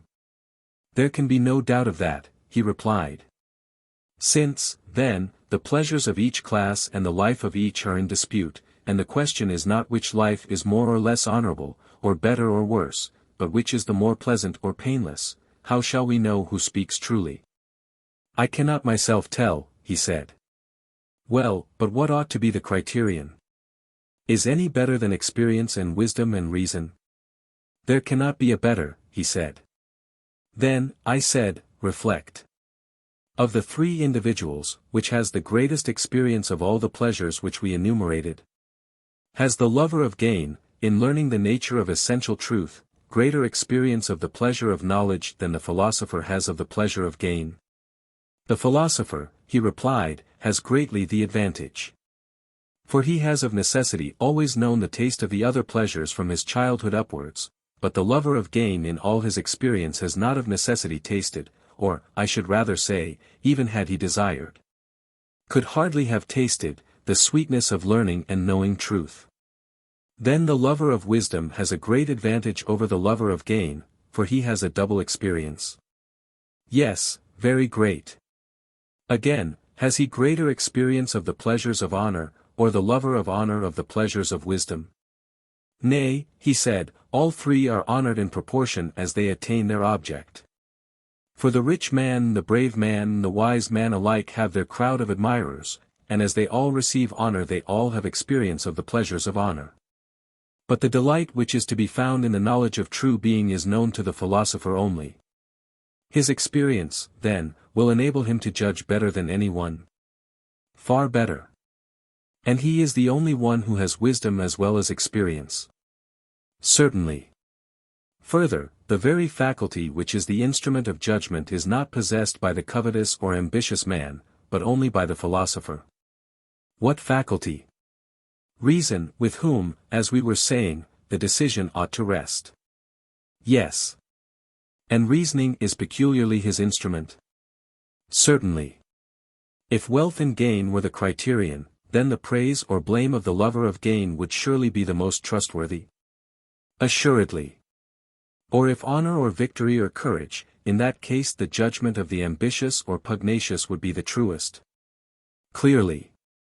But since experience and wisdom and reason are the judges, the only inference possible, he replied, is that pleasures which are approved by the lover of wisdom and reason are the truest.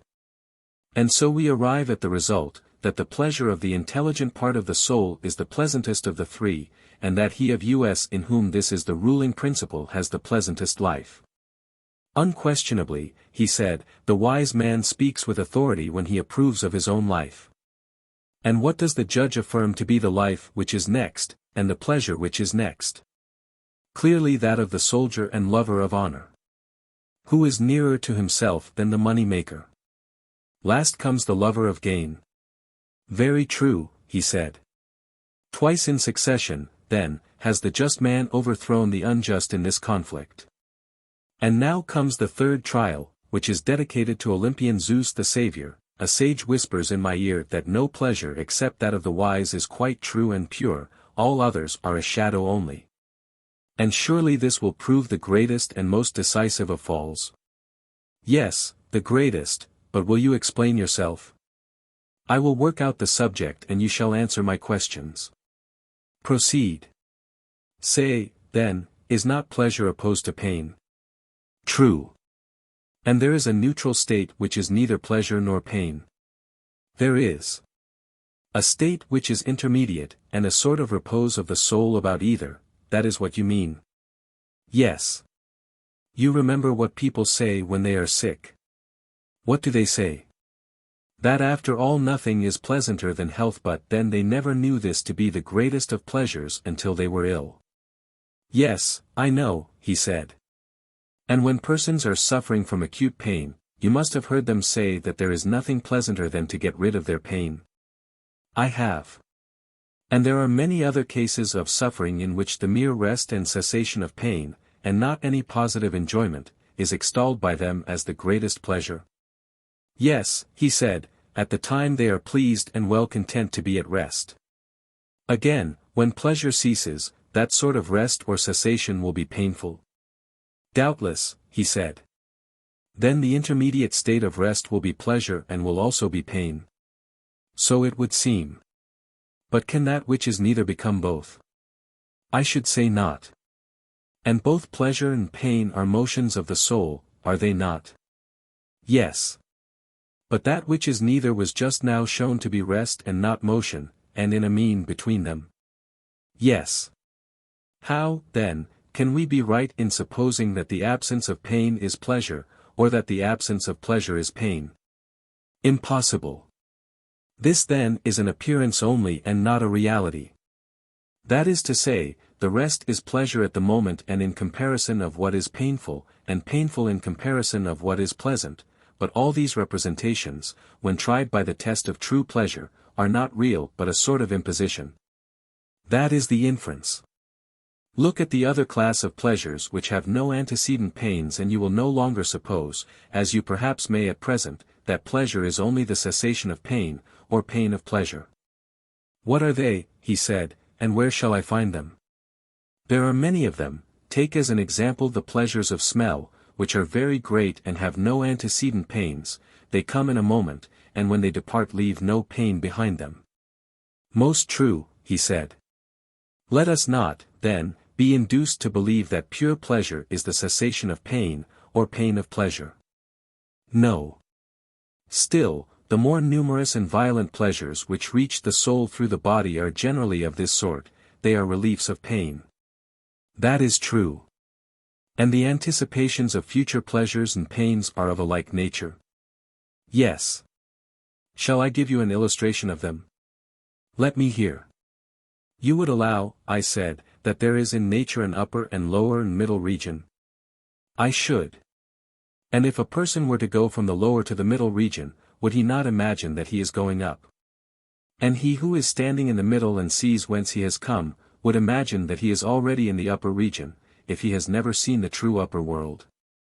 To be sure, he said, how can he think otherwise? But if he were taken back again he would imagine, and truly imagine, that he was descending? No doubt. All that would arise out of his ignorance of the true upper and middle and lower regions? Yes. Then can you wonder that persons who are inexperienced in the truth, as they have wrong ideas about many other things, should also have wrong ideas about pleasure and pain and the intermediate state? So that when they are only being drawn towards the painful they feel pain and think the pain which they experience to be real, and in like manner, when drawn away from pain to the neutral or intermediate state, they firmly believe that they have reached the goal of satiety and pleasure. They, not knowing pleasure, err in contrasting pain with the absence of pain, which is like contrasting black with gray instead of white. Can you wonder, I say, at this? No, indeed, I should be much more disposed to wonder at the opposite. Look at the matter thus: hunger, thirst, and the like, are inanitions of the bodily state. Yes. And ignorance and folly are inanitions of the soul. True. And food and wisdom are the corresponding satisfactions of either. Certainly. And is the satisfaction derived from that which has less or from that which has more existence the truer? Clearly, from that which has more. What classes of things have a greater share of pure existence in your judgment? Those of which food and drink and condiments and all kinds of sustenance are examples? Or the class which contains true opinion and knowledge and mind and all the different kinds of virtue? Put the question in this way: which has a more pure being, that which is concerned with the invariable, the immortal, and the true, and is of such a nature, and is found in such natures? Or that which is concerned with and found in the variable and mortal, and is itself variable and mortal? Far purer, he replied, is the being of that which is concerned with the invariable. And does the essence of the invariable partake of knowledge in the same degree as of essence? Yes, of knowledge in the same degree. And of truth in the same degree? Yes. And, conversely, that which has less of truth will also have less of essence? Necessarily. Then, in general, those kinds of things which are in the service of the body have less of truth and essence than those which are in the service of the soul. Far less. And has not the body itself less of truth and essence than the soul? Yes. What is filled with more real existence, and actually has a more real existence, is more really filled than that which is filled with less real existence and is less real. Of course. And if there be a pleasure in being filled with that which is according to nature, that which is more really filled with more real being will more really and truly enjoy true pleasure. Whereas that which participates in less real being will be less truly and surely satisfied, and will participate in an illusory and less real pleasure. Unquestionably. Those then who know not wisdom and virtue, and are always busy with gluttony and sensuality, go down and up again as far as the mean, and in this region they move at random throughout life, but they never pass into the true upper world. Thither they neither look, nor do they ever find their way, neither are they truly filled with true being, nor do they taste of pure and abiding pleasure. Like cattle, with their eyes always looking down and their heads stooping to the earth, that is, to the dining table, they fatten and feed and breed, and, in their excessive love of these delights, they kick and butt at one another with horns and hoofs which are made of iron. And they kill one another by reason of their insatiable lust. For they fill themselves with that which is not substantial, and the part of themselves which they fill is also unsubstantial and incontinent. Verily, Socrates, said Glaucon, you describe the life of the many like an oracle. Their pleasures are mixed with pains, how can they be otherwise? For they are mere shadows and pictures of the true, and are colored by contrast, which exaggerates both light and shade, and so they implant in the minds of fools insane desires of themselves. And they are fought about as Stesichorus says that the Greeks fought about the shadow of Helen at Troy in ignorance of the truth. Something of that sort must inevitably happen. And must not the like happen with the spirited or passionate element of the soul? Will not the passionate man who carries his passion into action, be in the like case, whether he is envious and ambitious, or violent and contentious, or angry and discontented? If he be seeking to attain honor and victory and the satisfaction of his anger without reason or sense? Yes, he said, the same will happen with the spirited element also. Then may we not confidently assert that the lovers of money and honor, when they seek their pleasures under the guidance and in the company of reason and knowledge, and pursue after and win the pleasures which wisdom shows them, will also have the truest pleasures in the highest degree which is attainable to them, inasmuch as they follow truth. And they will have the pleasures which are natural to them, if that which is best for each one is also most natural to him. Yes, certainly, the best is the most natural. And when the whole soul follows the philosophical principle, and there is no division, the several parts are just, and do each of them their own business, and enjoy severally the best and truest pleasures of which they are capable. Exactly. But when either of the two other principles prevails, it fails in attaining its own pleasure, and compels the rest to pursue after a pleasure which is a shadow only and which is not their own. True. And the greater the interval which separates them from philosophy and reason, the more strange and elusive will be the pleasure. Yes. And is not that farthest from reason which is at the greatest distance from law and order? Clearly. And the lustful and tyrannical desires are, as we saw, at the greatest distance. Yes. And the royal and orderly desires are nearest. Yes. Then the tyrant will live at the greatest distance from true or natural pleasure, and the king at the least. Certainly. But if so, the tyrant will live most unpleasantly, and the king most pleasantly. Inevitably. Would you know the measure of the interval which separates them? Will you tell me? There appear to be 3 pleasures, 1 genuine and 2 spurious. Now the transgression of the tyrant reaches a point beyond the spurious. He has run away from the region of law and reason, and taken up his abode with certain slave pleasures which are his satellites, and the measure of his inferiority can only be expressed in a figure. How do you mean? I assume, I said, that the tyrant is in the 3rd place from the oligarch, the democrat was in the middle. Yes. And if there is truth in what has preceded, he will be wedded to an image of pleasure which is thrice removed as to truth from the pleasure of the oligarch. He will. And the oligarch is 3rd from the royal. Since we count as one royal and aristocratical, Yes, he is third. Then the tyrant is removed from true pleasure by the space of a number which is 3 times 3. Manifestly. The shadow then of tyrannical pleasure determined by the number of length will be a plane figure. Certainly. And if you raise the power and make the plane a solid, there is no difficulty in seeing how vast is the interval by which the tyrant is parted from the king. Yes, the arithmetician will easily do the sum. Or if some person begins at the other end and measures the interval by which the king is parted from the tyrant in truth of pleasure, he will find him, when the multiplication is completed, living 729 times more pleasantly. And the tyrant more painfully by this same interval. What a wonderful calculation! And how enormous is the distance which separates the just from the unjust in regard to pleasure and pain! Yet a true calculation, I said, and a number which nearly concerns human life, if human beings are concerned with days and nights and months and years, 729 nearly equals the number of days and nights in the year. Yes, he said, human life is certainly concerned with them.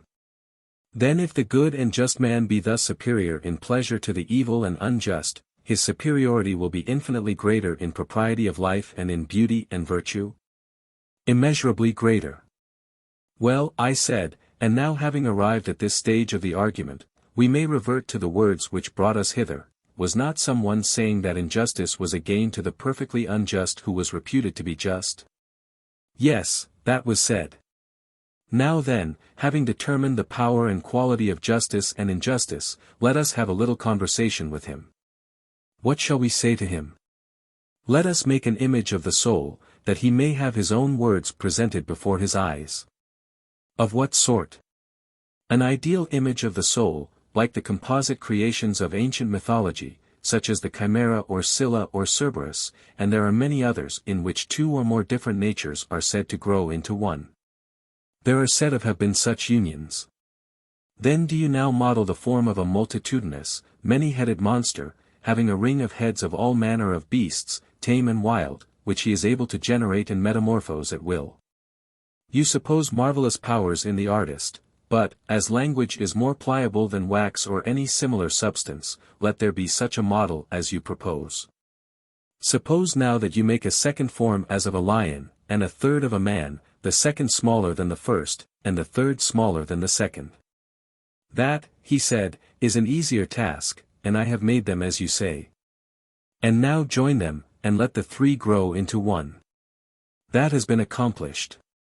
Next fashion the outside of them into a single image, as of a man, so that he who is not able to look within, and sees only the outer hull, may believe the beast to be a single human creature. I have done so, he said. And now, to him who maintains that it is profitable for the human creature to be unjust, and unprofitable to be just, let us reply that, if he be right. It is profitable for this creature to feast the multitudinous monster and strengthen the lion and the lion-like qualities, but to starve and weaken the man, who is consequently liable to be dragged about at the mercy of either of the other 2. And he is not to attempt to familiarize or harmonize them with one another, he ought rather to suffer them to fight and bite and devour one another. Certainly, he said, that is what the approver of injustice says. To him the supporter of justice makes answer that he should ever so speak and act as to give the man within him in some way or other the most complete mastery over the entire human creature. He should watch over the many-headed monster like a good husbandman, fostering and cultivating the gentle qualities, and preventing the wild ones from growing. He should be making the lion heart his ally, and in common care of them all should be uniting the several parts with one another and with himself. Yes, he said, that is quite what the maintainer of justice say.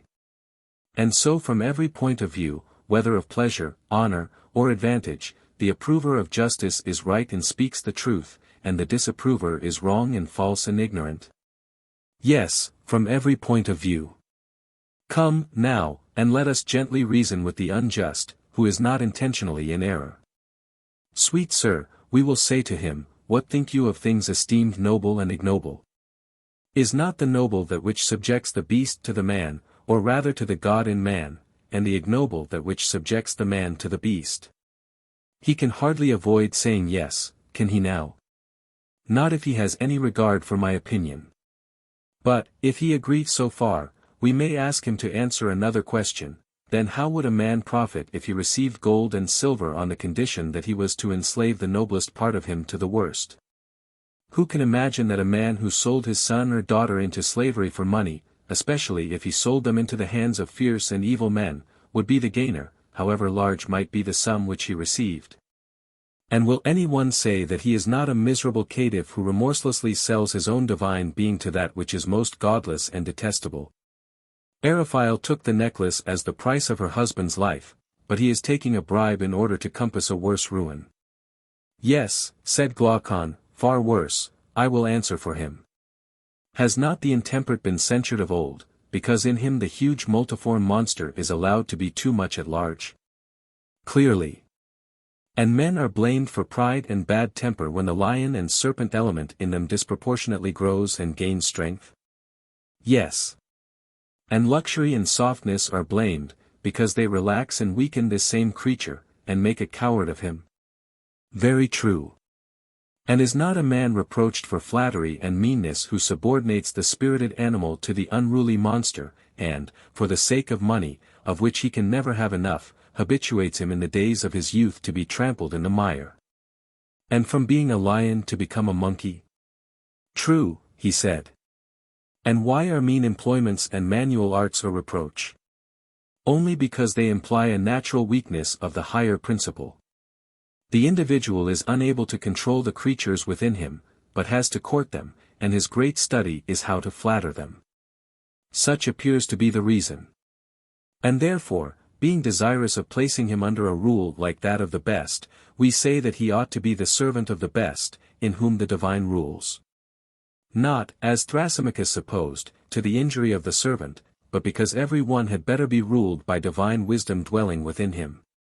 Or, if this be impossible, then by an external authority, in order that we may be all, as far as possible, under the same government, friends and equals. True, he said. And this is clearly seen to be the intention of the law, which is the ally of the whole city. And is seen also in the authority which we exercise over children, and the refusal to let them be free until we have established in them a principle analogous to the constitution of a state.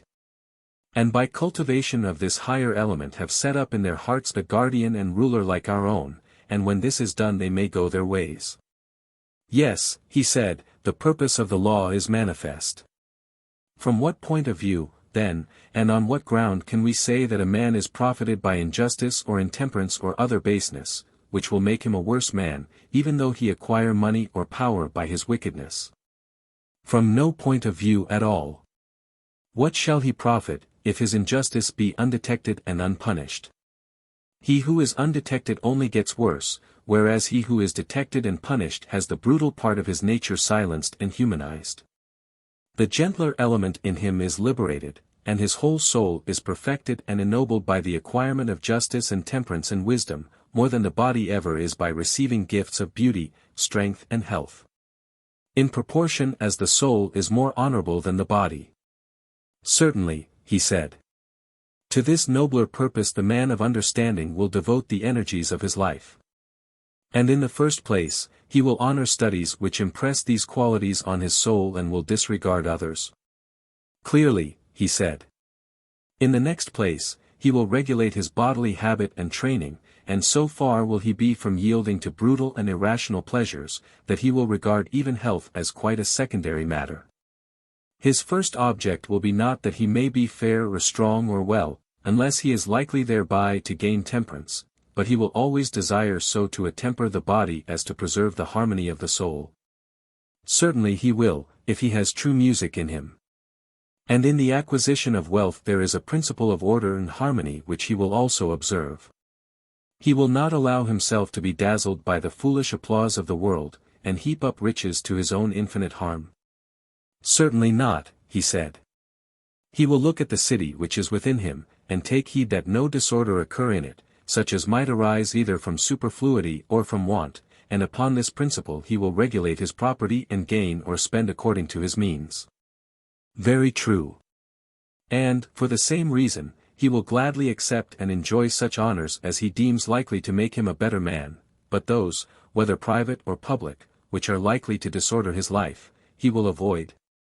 Then, if that is his motive, he will not be a statesman. By the dog of Egypt, he will. In the city which is his own he certainly will, though in the land of his birth perhaps not, unless he have a divine call. I understand. You mean that he will be a ruler in the city of which we are the founders, and which exists in idea only, for I do not believe that there is such an one anywhere on earth. In heaven, I replied, there is laid up a pattern of it, methinks, which he who desires may behold, and beholding, may set his own house in order. But whether such an one exists, or ever will exist in fact, is no matter. For he will live after the manner of that city, having nothing to do with any other. I think so, he said. Book X.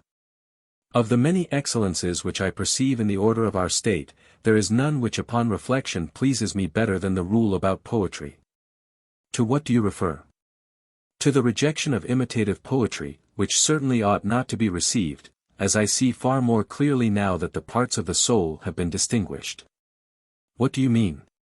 Speaking in confidence, for I should not like to have my words repeated to the tragedians and the rest of the imitative tribe, but I do not mind saying to you, that all poetical imitations are ruinous to the understanding of the hearers. And that the knowledge of their true nature is the only antidote to them. Explain the purport of your remark. Well, I will tell you, although I have always from my earliest youth had an awe and love of Homer, which even now makes the words falter on my lips, for he is the great captain and teacher of the whole of that charming tragic company. But a man is not to be reverenced more than the truth, and therefore I will speak out. Very good, he said. Listen to me then, or rather, answer me. Put your question. Can you tell me what imitation is? For I really do not know. A likely thing, then, that I should know. Why not? For the duller eye may often see a thing sooner than the keener. Very true, he said, but in your presence, even if I had any faint notion, I could not muster courage to utter it. Will you inquire yourself? Well then, shall we begin the inquiry in our usual manner? Whenever a number of individuals have a common name, we assume them to have also a corresponding idea or form. Do you understand me? I do. Let us take any common instance. There are beds and tables in the world, plenty of them, are there not? Yes. But there are only two ideas or forms of them, one the idea of a bed, the other of a table. True. And the maker of either of them makes a bed or he makes a table for our use, in accordance with the idea, that is our way of speaking in this and similar instances, but no artificer makes the ideas themselves, how could he? Impossible. And there is another artist, I should like to know what you would say of him. Who is he? One who is the maker of all the works of all other workmen. What an extraordinary man. Wait a little, and there will be more reason for your saying so. For this is he who is able to make not only vessels of every kind, but plants and animals, himself and all other things, the earth and heaven, and the things which are in heaven or under the earth. He makes the gods also. He must be a wizard and no mistake. Oh! You are incredulous, are you? Do you mean that there is no such maker or creator, or that in one sense there might be a maker of all these things but in another not? Do you see that there is a way in which you could make them all yourself? What way? An easy way enough. Or rather, there are many ways in which the feat might be quickly and easily accomplished, none quicker than that of turning a mirror round and round. You would soon enough make the sun and the heavens, and the earth and yourself. And other animals and plants, and all the other things of which we were just now speaking, in the mirror. Yes, he said, but they would be appearances only. Very good, I said, you are coming to the point now. And the painter too is, as I conceive, just such another, a creator of appearances, is he not? Of course. But then I suppose you will say that what he creates is untrue. And yet there is a sense in which the painter also creates a bed. Yes, he said, but not a real bed. And what of the maker of the bed? Were you not saying that he too makes, not the idea which, according to our view, is the essence of the bed, but only a particular bed? Yes, I did. Then if he does not make that which exists, he cannot make true existence, but only some semblance of existence. And if any one were to say that the work of the maker of the bed, or of any other workman, has real existence, he could hardly be supposed to be speaking the truth. At any rate, he replied, philosophers would say that he was not speaking the truth. No wonder, then, that his work too is an indistinct expression of truth. No wonder. Suppose now that by the light of the examples just offered we inquire who this imitator is? If you please. Well then, here are 3 beds, one existing in nature, which is made by God, as I think that we may say, for no one else can be the maker. No. There is another which is the work of the carpenter. Yes. And the work of the painter is a third? Yes. Beds, then, are of 3 kinds, and there are 3 artists who superintend them, God, the maker of the bed, and the painter. Yes, there are 3 of them. God, whether from choice or from necessity, made one bed in nature and one only. 2 or more such ideal beds neither ever have been nor ever will be made by God. Why is that? Because even if he had made but 2, a third would still appear behind them which both of them would have for their idea, and that would be the ideal bed and not the 2 others. Very true, he said. God knew this, and he desired to be the real maker of a real bed, not a particular maker of a particular bed, and therefore he created a bed which is essentially and by nature one only. So we believe. Shall we, then, speak of him as the natural author or maker of the bed? Yes, he replied, inasmuch as by the natural process of creation he is the author of this and of all other things. And what shall we say of the carpenter, is not he also the maker of the bed? Yes. But would you call the painter a creator and maker? Certainly not. Yet if he is not the maker, what is he in relation to the bed? I think, he said, that we may fairly designate him as the imitator of that which the others make. Good, I said, then you call him who is third in the descent from nature an imitator? Certainly, he said. And the tragic poet is an imitator, and therefore, like all other imitators, he is thrice removed from the king and from the truth? That appears to be so. Then about the imitator we are agreed. And what about the painter? I would like to know whether he may be thought to imitate that which originally exists in nature, or only the creations of artists. The latter. As they are or as they appear. You have still to determine this. What do you mean?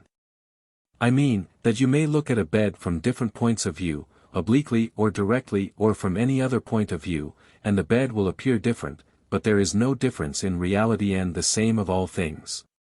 Yes, he said, the difference is only apparent. Now let me ask you another question, which is the art of painting designed to be, an imitation of things as they are, or as they appear, of appearance or of reality? Of appearance. Then the imitator, I said, is a long way off the truth, and can do all things because he lightly touches on a small part of them, and that part an image. For example, a painter will paint a cobbler, carpenter, or any other artist, though he knows nothing of their arts. And, if he is a good artist, he may deceive children or simple persons, when he shows them his picture of a carpenter from a distance, and they will fancy that they are looking at a real carpenter. Certainly. And whenever any one informs us that he has found a man who knows all the arts, and all things else that anybody knows, and every single thing with a higher degree of accuracy than any other man, whoever tells us this, I think that we can only imagine him to be a simple creature who is likely to have been deceived by some wizard or actor whom he met, and whom he thought all-knowing. Because he himself was unable to analyze the nature of knowledge and ignorance and imitation. Most true. And so, when we hear persons saying that the tragedians, and Homer, who is at their head, know all the arts and all things human, virtue as well as vice, and divine things too, for that the good poet cannot compose well unless he knows his subject. And that he who has not this knowledge can never be a poet, we ought to consider whether here also there may not be a similar illusion. Perhaps they may have come across imitators and been deceived by them.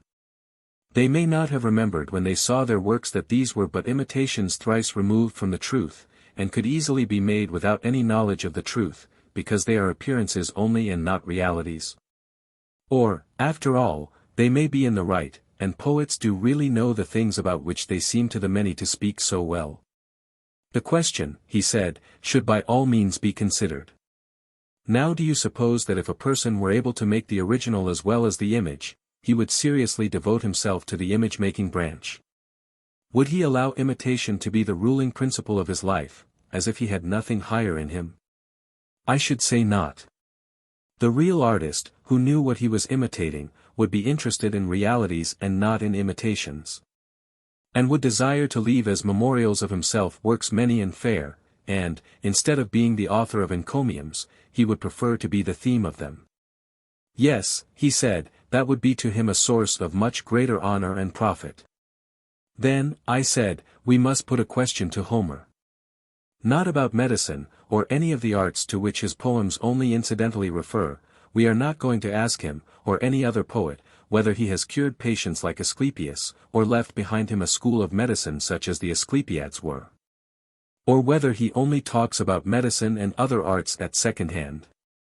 But we have a right to know respecting military tactics, politics, education, which are the chiefest and noblest subjects of his poems, and we may fairly ask him about them.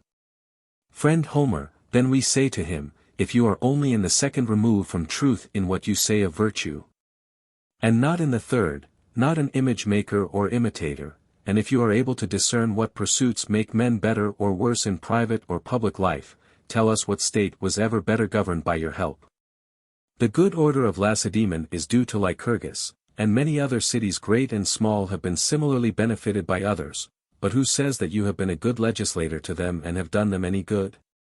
Italy and Sicily boast of Charondas, and there is Solon who is renowned among us, but what city has anything to say about you?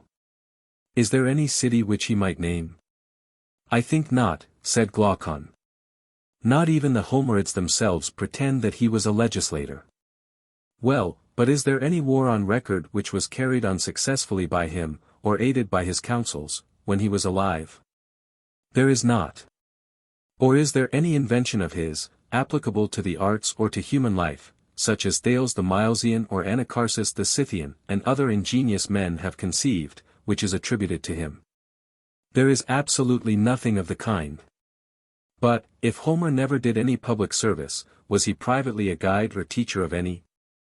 Had he in his lifetime friends who loved to associate with him, and who handed down to posterity an Homeric way of life, such as was established by Pythagoras who was so greatly beloved for his wisdom? And whose followers are to this day quite celebrated for the order which was named after him? Nothing of the kind is recorded of him. For surely, Socrates, Creophilus, the companion of Homer, that child of flesh, whose name always makes us laugh, might be more justly ridiculed for his stupidity, if, as is said, Homer was greatly neglected by him and others in his own day when he was alive. Yes, I replied, that is the tradition.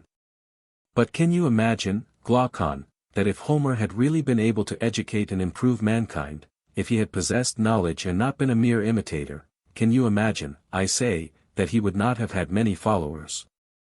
And been honored and loved by them? Protagoras of Abdera, and Prodicus of Ceos, and a host of others have only to whisper to their contemporaries, you will never be able to manage either your own house or your own state until you appoint us to be your ministers of education, and this ingenious device of theirs has such an effect in making men love them that their companions all but carry them about on their shoulders. And is it conceivable that the contemporaries of Homer, or again of Hesiod, would have allowed either of them to go about as rhapsodists, if they had really been able to make mankind virtuous? Would they not have been as unwilling to part with them as with gold, and have compelled them to stay at home with them? Or, if the master would not stay, then the disciples would have followed him about everywhere, until they had got education enough? Yes, Socrates, that, I think, is quite true. Then must we not infer that all these poetical individuals, beginning with Homer, are only imitators, they copy images of virtue and the like, but the truth they never reach? The poet is like a painter who, as we have already observed, will make a likeness of a cobbler though he understands nothing of cobbling, and his picture is good enough for those who know no more than he does, and judge only by colors and figures. Quite so. In like manner the poet with his words and phrases may be said to lay on the colors of the several arts, himself understanding their nature only enough to imitate them. And other people, who are as ignorant as he is, and judge only from his words, imagine that if he speaks of cobbling, or of military tactics, or of anything else, in meter and harmony and rhythm, he speaks very well, such is the sweet influence which melody and rhythm by nature have. And I think that you must have observed again and again what a poor appearance the tales of poets make when stripped of the colors which music puts upon them, and recited in simple prose. Yes, he said.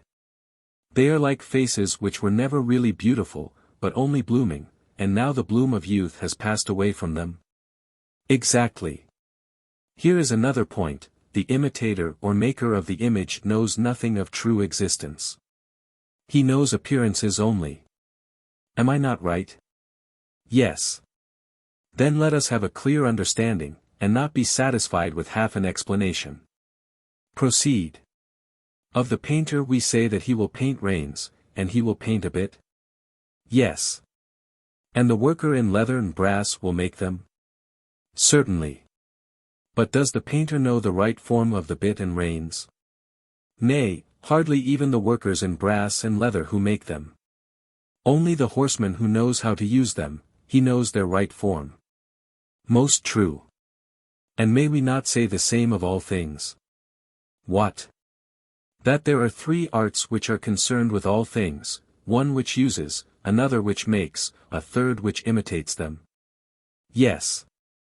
And the excellence or beauty or truth of every structure, animate or inanimate, and of every action of man, is relative to the use for which nature or the artist has intended them. True. Then the user of them must have the greatest experience of them, and he must indicate to the maker the good or bad qualities which develop themselves in use. For example, the flute player will tell the flute maker which of his flutes is satisfactory to the performer, he will tell him how he ought to make them, and the other will attend to his instructions. Of course. The one knows and therefore speaks with authority about the goodness and badness of flutes, while the other, confiding in him, will do what he is told by him. True. The instrument is the same, but about the excellence or badness of it the maker will only attain to a correct belief. And this he will gain from him who knows, by talking to him and being compelled to hear what he has to say, whereas the user will have knowledge. True. But will the imitator have either? Will he know from use whether or no his drawing is correct or beautiful? Or will he have right opinion from being compelled to associate with another who knows and gives him instructions about what he should draw? Neither. Then he will no more have true opinion than he will have knowledge about the goodness or badness of his imitations? I suppose not. The imitative artist will be in a brilliant state of intelligence about his own creations? Nay, very much the reverse. And still he will go on imitating without knowing what makes a thing good or bad, and may be expected therefore to imitate only that which appears to be good to the ignorant multitude? Just so. Thus far then we are pretty well agreed that the imitator has no knowledge worth mentioning of what he imitates. Imitation is only a kind of play or sport, and the tragic poets, whether they write in iambic or in heroic verse, are imitators in the highest degree. Very true. And now tell me, I conjure you, has not imitation been shown by us to be concerned with that which is thrice removed from the truth? Certainly. And what is the faculty in man to which imitation is addressed? What do you mean?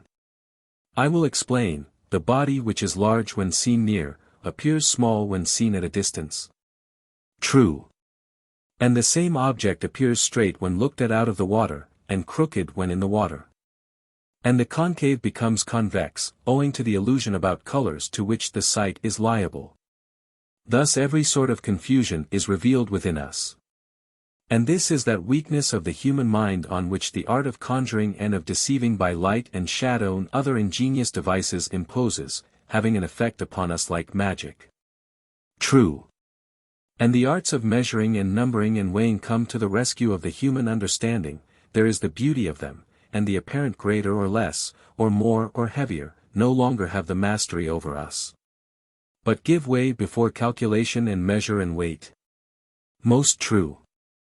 And this, surely, must be the work of the calculating and rational principle in the soul. To be sure. And when this principle measures and certifies that some things are equal, or that some are greater or less than others, there occurs an apparent contradiction. True. But were we not saying that such a contradiction is impossible? The same faculty cannot have contrary opinions at the same time about the same thing? Very true. Then that part of the soul which has an opinion contrary to measure is not the same with that which has an opinion in accordance with measure. True. And the better part of the soul is likely to be that which trusts to measure and calculation. Certainly. And that which is opposed to them is one of the inferior principles of the soul. No doubt. This was the conclusion at which I was seeking to arrive when I said that painting or drawing, and imitation in general, when doing their own proper work, are far removed from truth. And the companions and friends and associates of a principle within us which is equally removed from reason, and that they have no true or healthy aim. Exactly. The imitative art is an inferior who marries an inferior, and has inferior offspring. Very true. And is this confined to the sight only, or does it extend to the hearing also, relating in fact to what we term poetry? Probably the same would be true of poetry. Do not rely, I said, on a probability derived from the analogy of painting, but let us examine further and see whether the faculty with which poetical imitation is concerned is good or bad. By all means. We may state the question thus: imitation imitates the actions of men, whether voluntary or involuntary, on which, as they imagine, a good or bad result has ensued, and they rejoice or sorrow accordingly. Is there anything more? No, there is nothing else. But in all this variety of circumstances is the man at unity with himself, or rather, as in the instance of sight there was confusion and opposition in his opinions about the same things. So here also is there not strife and inconsistency in his life. Though I need hardly raise the question again, for I remember that all this has been already admitted, and the soul has been acknowledged by us to be full of these and 10,000 similar oppositions occurring at the same moment. And we were right, he said. Yes, I said, thus far we were right, but there was an omission which must now be supplied. What was the omission? Were we not saying that a good man, who has the misfortune to lose his son or anything else which is most dear to him, will bear the loss with more equanimity than another? Yes. But will he have no sorrow, or shall we say that although he cannot help sorrowing, he will moderate his sorrow? The latter, he said, is the truer statement. Tell me, will he be more likely to struggle and hold out against his sorrow when he is seen by his equals, or when he is alone? It will make a great difference whether he is seen or not. When he is by himself he will not mind saying or doing many things which he would be ashamed of anyone hearing or seeing him do. True. There is a principle of law and reason in him which bids him resist, as well as a feeling of his misfortune which is forcing him to indulge his sorrow. True. But when a man is drawn in two opposite directions, to and from the same object, this, as we affirm, necessarily implies two distinct principles in him. Certainly. One of them is ready to follow the guidance of the law. How do you mean? The law would say that to be patient under suffering is best, and that we should not give way to impatience, as there is no knowing whether such things are good or evil, and nothing is gained by impatience. Also, because no human thing is of serious importance, and grief stands in the way of that which at the moment is most required. What is most required? He asked. That we should take counsel about what has happened, and when the dice have been thrown order our affairs in the way which reason deems best. Not, like children who have had a fall, keeping hold of the part struck and wasting time in setting up a howl, but always accustoming the soul forthwith to apply a remedy, raising up that which is sickly and fallen. Banishing the cry of sorrow by the healing art. Yes, he said, that is the true way of meeting the attacks of fortune. Yes, I said, and the higher principle is ready to follow this suggestion of reason? Clearly. And the other principle, which inclines us to recollection of our troubles and to lamentation, and can never have enough of them, we may call irrational, useless, and cowardly. Indeed, we may. And does not the latter, I mean the rebellious principle, furnish a great variety of materials for imitation? Whereas the wise and calm temperament, being always nearly equable, is not easy to imitate or to appreciate when imitated, especially at a public festival when a promiscuous crowd is assembled in a theatre. For the feeling represented is one to which they are strangers. Certainly. Then the imitative poet who aims at being popular is not by nature made, nor is his art intended, to please or to affect the rational principle in the soul. But he will prefer the passionate and fitful temper, which is easily imitated. Clearly. And now we may fairly take him and place him by the side of the painter, for he is like him in two ways. First, inasmuch as his creations have an inferior degree of truth, in this, I say, he is like him. And he is also like him in being concerned with an inferior part of the soul, and therefore we shall be right in refusing to admit him into a well-ordered state, because he awakens and nourishes and strengthens the feelings and impairs the reason. As in a city when the evil are permitted to have authority and the good are put out of the way, so in the soul of man, as we maintain, the imitative poet implants an evil constitution. For he indulges the irrational nature which has no discernment of greater and less, but thinks the same thing at one time great and at another small. He is a manufacturer of images and is very far removed from the truth. Exactly. But we have not yet brought forward the heaviest count in our accusation, the power which poetry has of harming even the good, and there are very few who are not harmed, is surely an awful thing. Yes, certainly, if the effect is what you say. Hear and judge, the best of us, as I conceive, when we listen to a passage of Homer, or one of the tragedians, in which he represents some pitiful hero who is drawling out his sorrows in a long oration, or weeping and smiting his breast, the best of us, you know, delight in giving way to sympathy, and are in raptures at the excellence of the poet who stirs our feelings most. Yes, of course I know. But when any sorrow of our own happens to us, then you may observe that we pride ourselves on the opposite quality, we would fain be quiet and patient. This is the manly part, and the other which delighted us in the recitation is now deemed to be the part of a woman. Very true, he said. Now can we be right in praising and admiring another who is doing that which any one of us would abominate and be ashamed of in his own person? No, he said, that is certainly not reasonable. Nay, I said, quite reasonable from one point of view. What point of view? If you consider, I said, that when in misfortune we feel a natural hunger and desire to relieve our sorrow by weeping and lamentation, and that this feeling which is kept under control in our own calamities is satisfied and delighted by the poets. The better nature in each of us, not having been sufficiently trained by reason or habit, allows the sympathetic element to break loose because the sorrow is another's.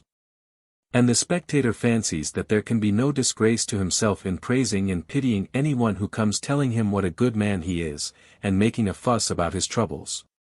He thinks that the pleasure is a gain, and why should he be supercilious and lose this and the poem too? Few persons ever reflect, as I should imagine, that from the evil of other men something of evil is communicated to themselves. And so the feeling of sorrow which has gathered strength at the sight of the misfortunes of others is with difficulty repressed in our own. How very true! And does not the same hold also of the ridiculous? There are jests which you would be ashamed to make yourself, and yet on the comic stage, or indeed in private, when you hear them, you are greatly amused by them, and are not at all disgusted at their unseemliness. The case of pity is repeated. There is a principle in human nature which is disposed to raise a laugh, and this which you once restrained by reason, because you were afraid of being thought a buffoon, is now let out again. And having stimulated the risible faculty at the theatre, you are betrayed unconsciously to yourself into playing the comic poet at home. Quite true, he said. And the same may be said of lust and anger and all the other affections, of desire and pain and pleasure, which are held to be inseparable from every action. In all of them poetry feeds and waters the passions instead of drying them up. She lets them rule, although they ought to be controlled, if mankind are ever to increase in happiness and virtue. I cannot deny it. Therefore, Glaucon, I said, whenever you meet with any of the eulogists of Homer declaring that he has been the educator of Hellas, and that he is profitable for education and for the ordering of human things, and that you should take him up again and get to know him and regulate your whole life according to him, we may love and honor those who say these things. They are excellent people, as far as their lights extend. And we are ready to acknowledge that Homer is the greatest of poets and first of tragedy writers. But we must remain firm in our conviction that hymns to the gods and praises of famous men are the only poetry which ought to be admitted into our state. For if you go beyond this and allow the honeyed muse to enter, either in epic or lyric verse, not law and the reason of mankind, which by common consent have ever been deemed best, but pleasure and pain will be the rulers in our state. That is most true, he said. And now since we have reverted to the subject of poetry, let this our defense serve to show the reasonableness of our former judgment in sending away out of our state an art having the tendencies which we have described. For reason constrained us, but that she may not impute to us any harshness or want of politeness, let us tell her that there is an ancient quarrel between philosophy and poetry, of which there are many proofs, such as the saying of the yelping hound howling at her lord, or of one mighty in the vain talk of fools, and the mob of sages circumventing Zeus, and the subtle thinkers who are beggars after all. And there are innumerable other signs of ancient enmity between them. Notwithstanding this, let us assure our sweet friend in the sister arts of imitation, that if she will only prove her title to exist in a well-ordered state we shall be delighted to receive her. We are very conscious of her charms. But we may not on that account betray the truth. I dare say, Glaucon, that you are as much charmed by her as I am, especially when she appears in Homer. Yes, indeed, I am greatly charmed. Shall I propose, then, that she be allowed to return from exile, but upon this condition only, that she make a defense of herself in lyrical or some other metre? Certainly.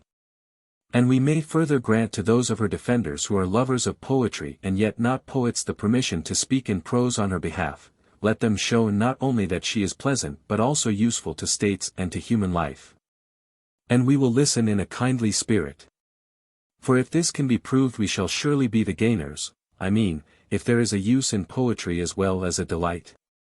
Certainly, he said, we shall be the gainers. If her defense fails, then, my dear friend, like other persons who are enamored of something, but put a restraint upon themselves when they think their desires are opposed to their interests, so too must we after the manner of lovers give her up, though not without a struggle. We too are inspired by that love of poetry which the education of noble states has implanted in us, and therefore we would have her appear at her best and truest.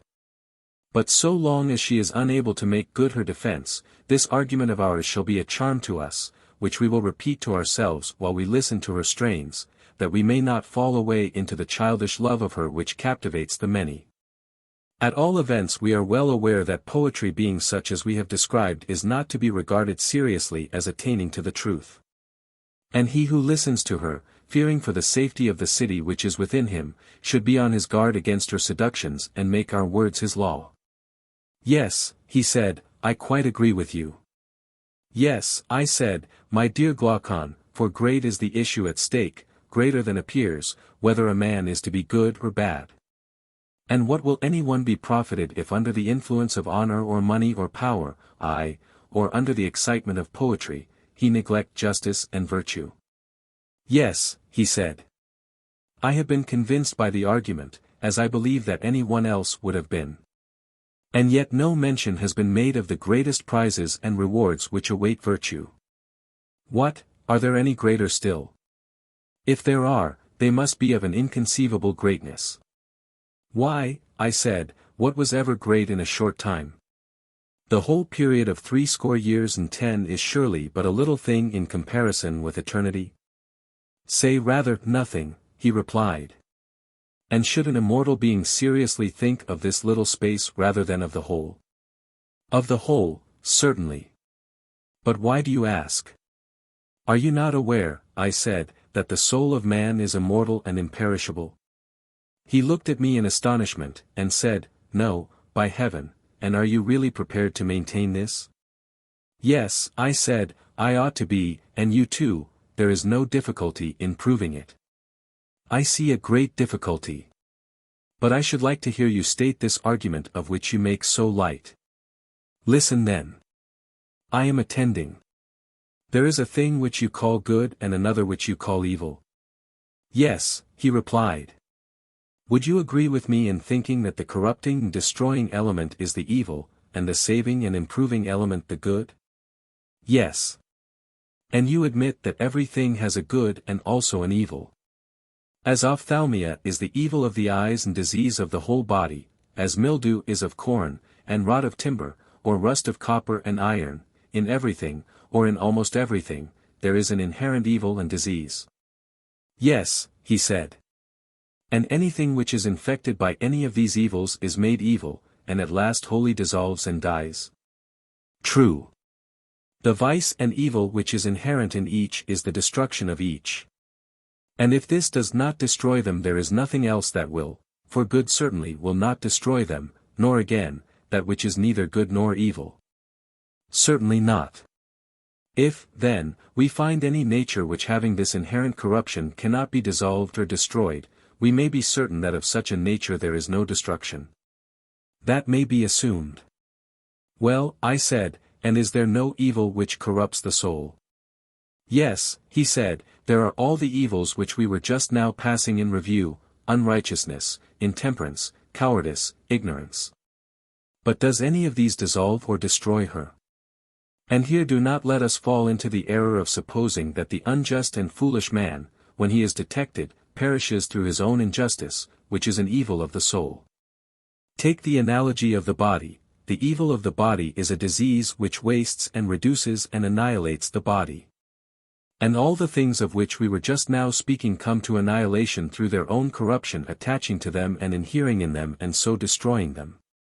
Is not this true? Yes. Consider the soul in like manner. Does the injustice or other evil which exists in the soul waste and consume her? Do they by attaching to the soul and inhering in her at last bring her to death, and so separate her from the body? Certainly not. And yet, I said, it is unreasonable to suppose that anything can perish from without through affection of external evil which could not be destroyed from within by a corruption of its own. It is, he replied. Consider, I said, Glaucon, that even the badness of food, whether staleness, decomposition, or any other bad quality, when confined to the actual food, is not supposed to destroy the body. Although, if the badness of food communicates corruption to the body, then we should say that the body has been destroyed by a corruption of itself, which is disease, brought on by this. But that the body, being one thing, can be destroyed by the badness of food, which is another, and which does not engender any natural infection, this we shall absolutely deny. Very true. And, on the same principle, unless some bodily evil can produce an evil of the soul, we must not suppose that the soul, which is one thing, can be dissolved by any merely external evil which belongs to another. Yes, he said, there is reason in that. Either, then, let us refute this conclusion, or, while it remains unrefuted, let us never say that fever, or any other disease, or the knife put to the throat, or even the cutting up of the whole body into the minutest pieces, can destroy the soul. Until she herself is proved to become more unholy or unrighteous in consequence of these things being done to the body. But that the soul, or anything else if not destroyed by an internal evil, can be destroyed by an external one, is not to be affirmed by any man. And surely, he replied, no one will ever prove that the souls of men become more unjust in consequence of death. But if someone who would rather not admit the immortality of the soul boldly denies this, and says that the dying do really become more evil and unrighteous, then, if the speaker is right, I suppose that injustice, like disease, must be assumed to be fatal to the unjust, and that those who take this disorder die by the natural inherent power of destruction which evil has, and which kills them sooner or later, but in quite another way from that in which, at present, The wicked receive death at the hands of others as the penalty of their deeds. Nay, he said, in that case injustice, if fatal to the unjust, will not be so very terrible to him, for he will be delivered from evil. But I rather suspect the opposite to be the truth, and that injustice which, if it have the power, will murder others, keeps the murderer alive, and well awake too, so far removed is her dwelling place from being a house of death. True, I said. If the inherent natural vice or evil of the soul is unable to kill or destroy her, hardly will that which is appointed to be the destruction of some other body destroy a soul or anything else except that of which it was appointed to be the destruction. Yes, that can hardly be. But the soul which cannot be destroyed by an evil, whether inherent or external, must exist forever, and if existing forever, must be immortal. Certainly. That is the conclusion, I said. And, if a true conclusion, then the souls must always be the same, for if none be destroyed they will not diminish in number. Neither will they increase, for the increase of the immortal natures must come from something mortal, and all things would thus end in immortality. Very true. But this we cannot believe, reason will not allow us, any more than we can believe the soul, in her truest nature, to be full of variety in difference and dissimilarity. What do you mean? He said. The soul, I said, being, as is now proven, immortal, must be the fairest of compositions and cannot be compounded of many elements. Certainly not. Her immortality is demonstrated by the previous argument, and there are many other proofs. But to see her as she really is, not as we now behold her, marred by communion with the body in other miseries, you must contemplate her with the eye of reason, in her original purity. And then her beauty will be revealed, and justice and injustice and all the things which we have described will be manifested more clearly. Thus far, we have spoken the truth concerning her as she appears at present, but we must remember also that we have seen her only in a condition which may be compared to that of the sea god Glaucus, whose original image can hardly be discerned because his natural members are broken off and crushed and damaged by the waves in all sorts of ways, and incrustations have grown over them of seaweed and shells and stones, so that he is more like some monster than he is to his own natural form. And the soul which we behold is in a similar condition, disfigured by 10,000 ills. But not there, Glaucon, not there must we look. Where then? At her love of wisdom. Let us see whom she affects, and what society and converse she seeks in virtue of her near kindred with the immortal and eternal and divine.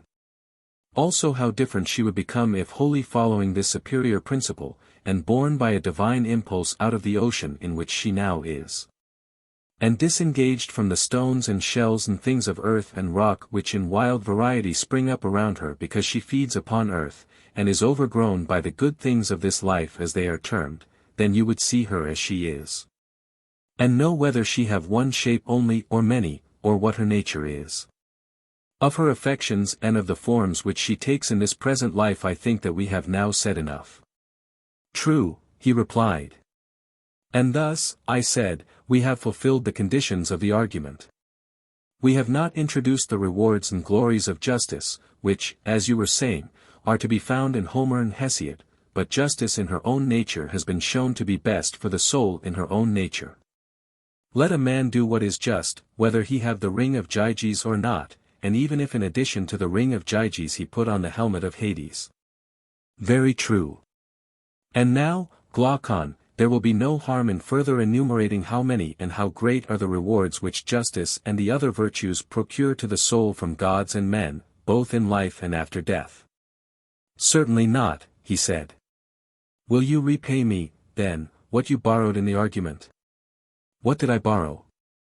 The assumption that the just man should appear unjust and the unjust just, for you were of opinion that even if the true state of the case could not possibly escape the eyes of gods and men, still this admission ought to be made for the sake of the argument, in order that pure justice might be weighed against pure injustice. Do you remember? I should be much to blame if I had forgotten. Then, as the cause is decided, I demand on behalf of justice that the estimation in which she is held by gods and men and which we acknowledge to be her due should now be restored to her by us. Since she has been shown to confer reality, and not to deceive those who truly possess her, let what has been taken from her be given back, that so she may win that palm of appearance which is hers also, and which she gives to her own. The demand, he said, is just. In the first place, I said, and this is the first thing which you will have to give back, the nature both of the just and unjust is truly known to the gods. Granted. And if they are both known to them, one must be the friend and the other the enemy of the gods, as we admitted from the beginning? True. And the friend of the gods may be supposed to receive from them all things at their best, excepting only such evil as is the necessary consequence of former sins? Certainly. Then this must be our notion of the just man, that even when he is in poverty or sickness or any other seeming misfortune, all things will in the end work together for good to him in life and death, for the gods have a care of any one whose desire is to become just and to be like God, as far as man can attain the divine likeness, by the pursuit of virtue. Yes, he said, if he is like God he will surely not be neglected by him. And of the unjust may not the opposite be supposed? Certainly. Such, then, are the palms of victory which the gods give the just? That is my conviction. And what do they receive of men?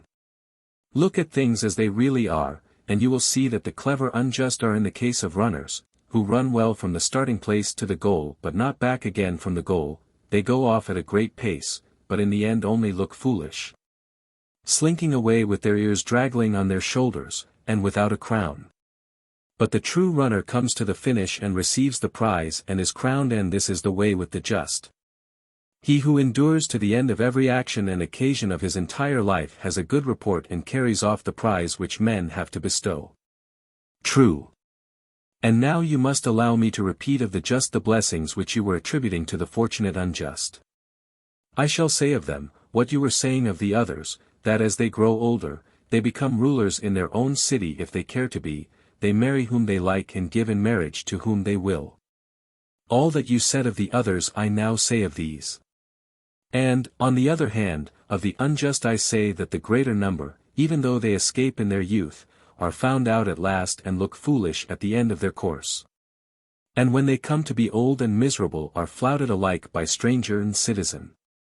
They are beaten, and then come those things unfit for ears polite, as you truly term them. They will be racked and have their eyes burned out, as you were saying. And you may suppose that I have repeated the remainder of your tale of horrors. But will you let me assume, without reciting them, that these things are true? Certainly, he said, what you say is true. These, then, are the prizes and rewards and gifts which are bestowed upon the just by gods and men in this present life, in addition to the other good things which justice of herself provides. Yes, he said, and they are fair and lasting. And yet, I said, all these are as nothing either in number or greatness in comparison with those other recompenses which await both just and unjust after death. And you ought to hear them, and then both just and unjust will have received from us a full payment of the debt which the argument owes to them. Speak, he said, there are few things which I would more gladly hear. Well, I said, I will tell you a tale, not one of the tales which Odysseus tells to the hero Alcinous, yet this too is a tale of a hero, the son of Armenius, a Pamphylian by birth. He was slain in battle, and 10 days afterwards, when the bodies of the dead were taken up already in a state of corruption, his body was found unaffected by decay, and carried away home to be buried. And on the 12th day, as he was lying on the funeral pile, he returned to life and told them what he had seen in the other world. He said that when his soul left the body he went on a journey with a great company, and that they came to a mysterious place at which there were 2 openings in the earth. They were near together, and over against them were 2 other openings in the heaven above. In the intermediate space there were judges seated, who commanded the just, after they had given judgment on them and had bound their sentences in front of them, to ascend by the heavenly way on the right hand. And in like manner the unjust were bidden by them to descend by the lower way on the left hand. These also bore the symbols of their deeds, but fastened on their backs. He drew near, and they told him that he was to be the messenger who would carry the report of the other world to men, and they bade him hear and see all that was to be heard and seen in that place. Then he beheld and saw on one side the souls departing at either opening of heaven and earth when sentence had been given on them. And at the two other openings other souls, some ascending out of the earth dusty and worn with travel, some descending out of heaven clean and bright.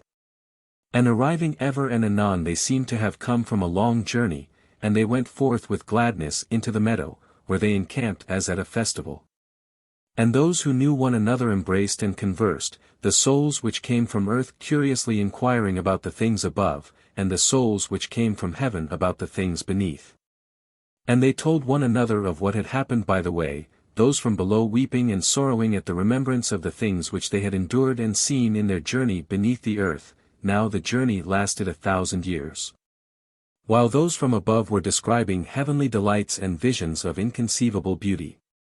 The story, Glaucon, would take too long to tell, but the sum was this: he said that for every wrong which they had done to anyone they suffered tenfold. Or once in 100 years, such being reckoned to be the length of man's life, and the penalty being thus paid 10 times in 1,000 years.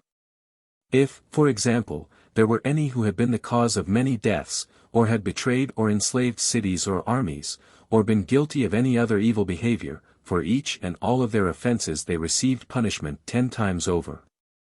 And the rewards of beneficence and justice and holiness were in the same proportion.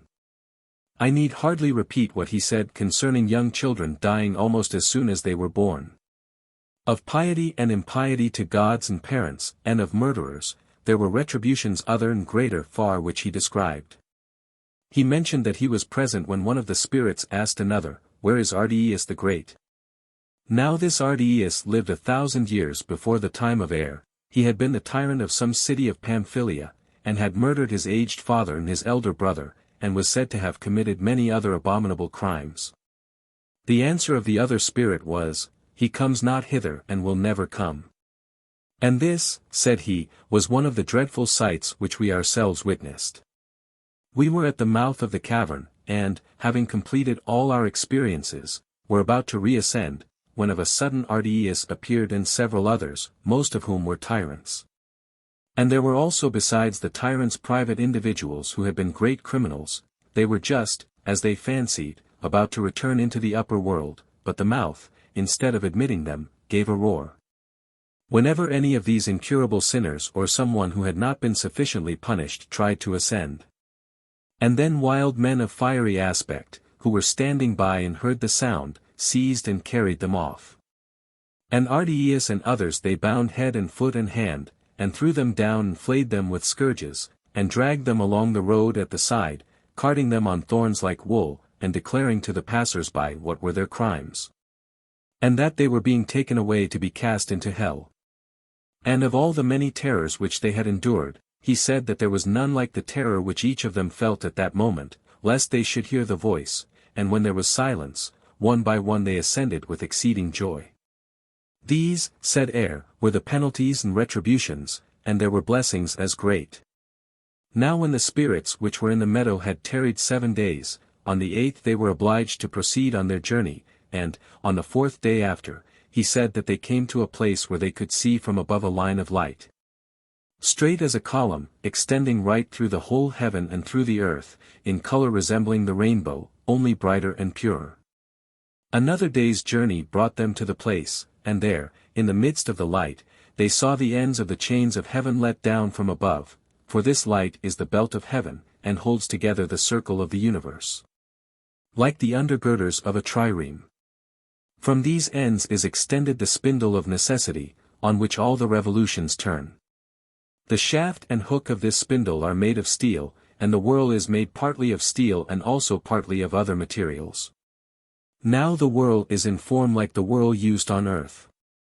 And the description of it implied that there is one large hollow whirl which is quite scooped out, and into this is fitted another lesser one, and another, and 4 others, making 8 in all, like vessels which fit into one another. The whirls show their edges on the upper side, and on their lower side all together form one continuous whirl. This is pierced by the spindle, which is driven home through the center of the 8th. The first and outermost whorl has the rim broadest, and the 7 inner whorls are narrower, in the following proportions: the 6th is next to the 1st in size, the 4th next to the 6th, then comes the 8th. The 7th is 5th, the 5th is 6th, the 3rd is 7th, last and 8th comes the 2nd. The largest, or fixed stars, is spangled, and the 7th, or sun, is brightest, the 8th, or moon, colored by the reflected light of the 7th. The 2nd and 5th, Saturn and Mercury, are in color like one another, and yellower than the preceding. The 3rd, Venus, has the whitest light, the 4th, Mars, is reddish, the 6th, Jupiter, is in whiteness second. Now the whole spindle has the same motion, but, as the whole revolves in one direction, the 7 inner circles move slowly in the other, and of these the swiftest is the 8th. Next in swiftness are the 7th, 6th, and 5th, which move together. Third in swiftness appeared to move according to the law of this reversed motion. The 4th, the 3rd appeared 4th, and the 2nd 5th. The spindle turns on the knees of necessity, and on the upper surface of each circle is a siren, who goes round with them, hymning a single tone or note. The 8 together form one harmony. And round about, at equal intervals, there is another band, 3 in number, each sitting upon her throne. These are the Fates, daughters of necessity, who are clothed in white robes and have chaplets upon their heads. Lachesis and Clotho and Atropos, who accompany with their voices the harmony of the sirens, Lachesis singing of the past, Clotho of the present, Atropos of the future. Clotho from time to time assisting with a touch of her right hand the revolution of the outer circle of the whorl or spindle, and Atropos with her left hand touching and guiding the inner ones, and Lachesis laying hold of either in turn. First with one hand and then with the other. When air and the spirits arrived, their duty was to go at once to Lachesis, but first of all there came a prophet who arranged them in order. Then he took from the knees of Lachesis lots and samples of lives, and having mounted a high pulpit, spoke as follows: Hear the word of Lachesis, the daughter of necessity. Mortal souls, behold a new cycle of life and mortality. Your genius will not be allotted to you, but you will choose your genius, and let him who draws the first lot have the first choice, and the life which he chooses shall be his destiny. Virtue is free, and as a man honors or dishonors her he will have more or less of her. The responsibility is with the chooser. God is justified. When the interpreter had thus spoken he scattered lots indifferently among them all, and each of them took up the lot which fell near him, all but himself, he was not allowed. And each as he took his lot perceived the number which he had obtained. Then the interpreter placed on the ground before them the samples of lives, and there were many more lives than the souls present, and they were of all sorts. There were lives of every animal and of man in every condition. And there were tyrannies among them, some lasting out the tyrant's life, others which broke off in the middle and came to an end in poverty and exile and beggary. And there were lives of famous men, some who were famous for their form and beauty as well as for their strength and success in games, or, again, for their birth and the qualities of their ancestors. And some who were the reverse of famous for the opposite qualities. And of women likewise, there was not, however, any definite character in them, because the soul, when choosing a new life, must of necessity become different. But there was every other quality, and they all mingled with one another, and also with elements of wealth and poverty, and disease and health, and there were mean states also. And here, my dear Glaucon, is the supreme peril of our human state. And therefore the utmost care should be taken. Let each one of us leave every other kind of knowledge and seek and follow one thing only, if peradventure he may be able to learn and may find someone who will make him able to learn and discern between good and evil. And so to choose always and everywhere the better life as he has opportunity. He should consider the bearing of all these things which have been mentioned severally and collectively upon virtue. He should know what the effect of beauty is when combined with poverty or wealth in a particular soul, and what are the good and evil consequences of noble and humble birth, of private and public station, of strength and weakness, of cleverness and dullness, and of all the natural and acquired gifts of the soul, and the operation of them when conjoined. He will then look at the nature of the soul, and from the consideration of all these qualities he will be able to determine which is the better and which is the worse. And so he will choose, giving the name of evil to the life which will make his soul more unjust, and good to the life which will make his soul more just, all else he will disregard. For we have seen and know that this is the best choice both in life and after death. A man must take with him into the world below an adamantine faith in truth and right, that thereto he may be undazzled by the desire of wealth or the other allurements of evil, lest, coming upon tyrannies and similar villainies, he do irremediable wrongs to others and suffer yet worse himself. But let him know how to choose the mean and avoid the extremes on either side, as far as possible, not only in this life but in all that which is to come. For this is the way of happiness.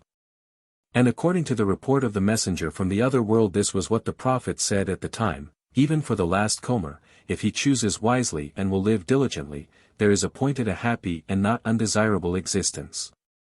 Let not him who chooses first be careless, and let not the last despair. And when he had spoken, he who had the first choice came forward and in a moment chose the greatest tyranny.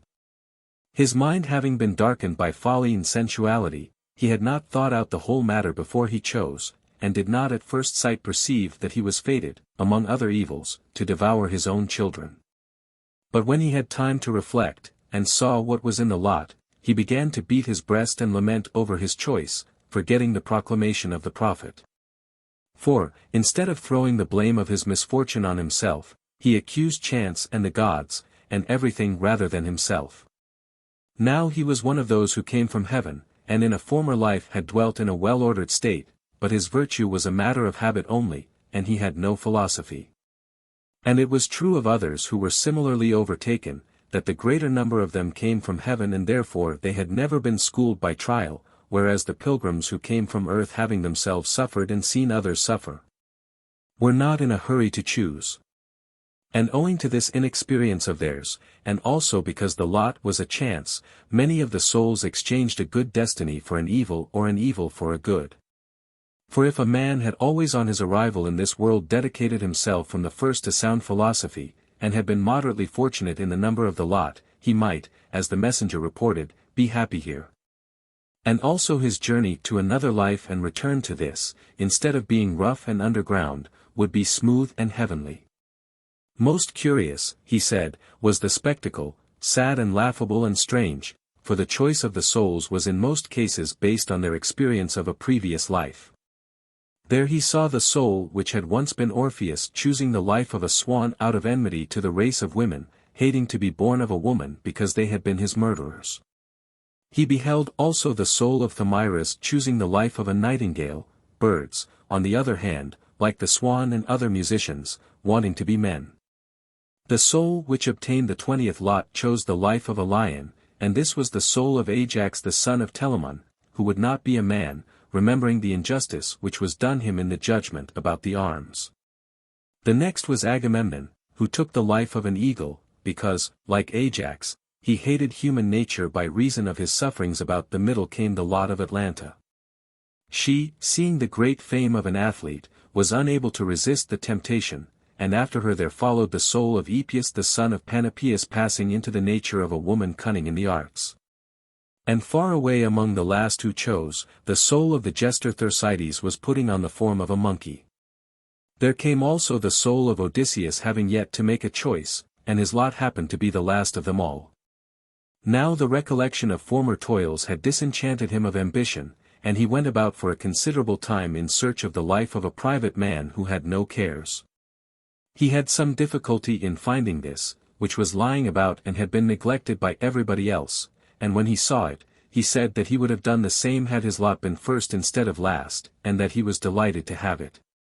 And not only did men pass into animals, but I must also mention that there were animals tame and wild who changed into one another and into corresponding human natures, the good into the gentle and the evil into the savage. In all sorts of combinations. All the souls had now chosen their lives, and they went in the order of their choice to Lachesis, who sent with them the genius whom they had severally chosen. To be the guardian of their lives and the fulfiller of the choice, this genius led the souls first to Clotho, and drew them within the revolution of the spindle impelled by her hand, thus ratifying the destiny of each. And then, when they were fastened to this, carried them to Atropos, who spun the threads and made them irreversible, whence without turning round they passed beneath the throne of necessity.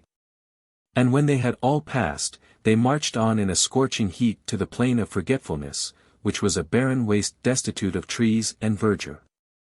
And then towards evening they encamped by the river of unmindfulness, whose water no vessel can hold. Of this they were all obliged to drink a certain quantity, and those who were not saved by wisdom drank more than was necessary. And each one as he drank forgot all things. Now after they had gone to rest, about the middle of the night there was a thunderstorm and earthquake, and then in an instant they were driven upwards in all manner of ways to their birth, like stars shooting. He himself was hindered from drinking the water. But in what manner or by what means he returned to the body he could not say, only, in the morning, awaking suddenly, he found himself lying on the pyre. And thus, Glaucon, the tale has been saved and has not perished, and will save us if we are obedient to the word spoken, and we shall pass safely over the river of forgetfulness and our soul will not be defiled. Wherefore my counsel is, that we hold fast ever to the heavenly way and follow after justice and virtue always, considering that the soul is immortal and able to endure every sort of good and every sort of evil. Thus shall we live dear to one another and to the gods, both while remaining here and when, like conquerors in the games who go round to gather gifts, we receive our reward. And it shall be well with us both in this life and in the pilgrimage of 1,000 years which we have been describing.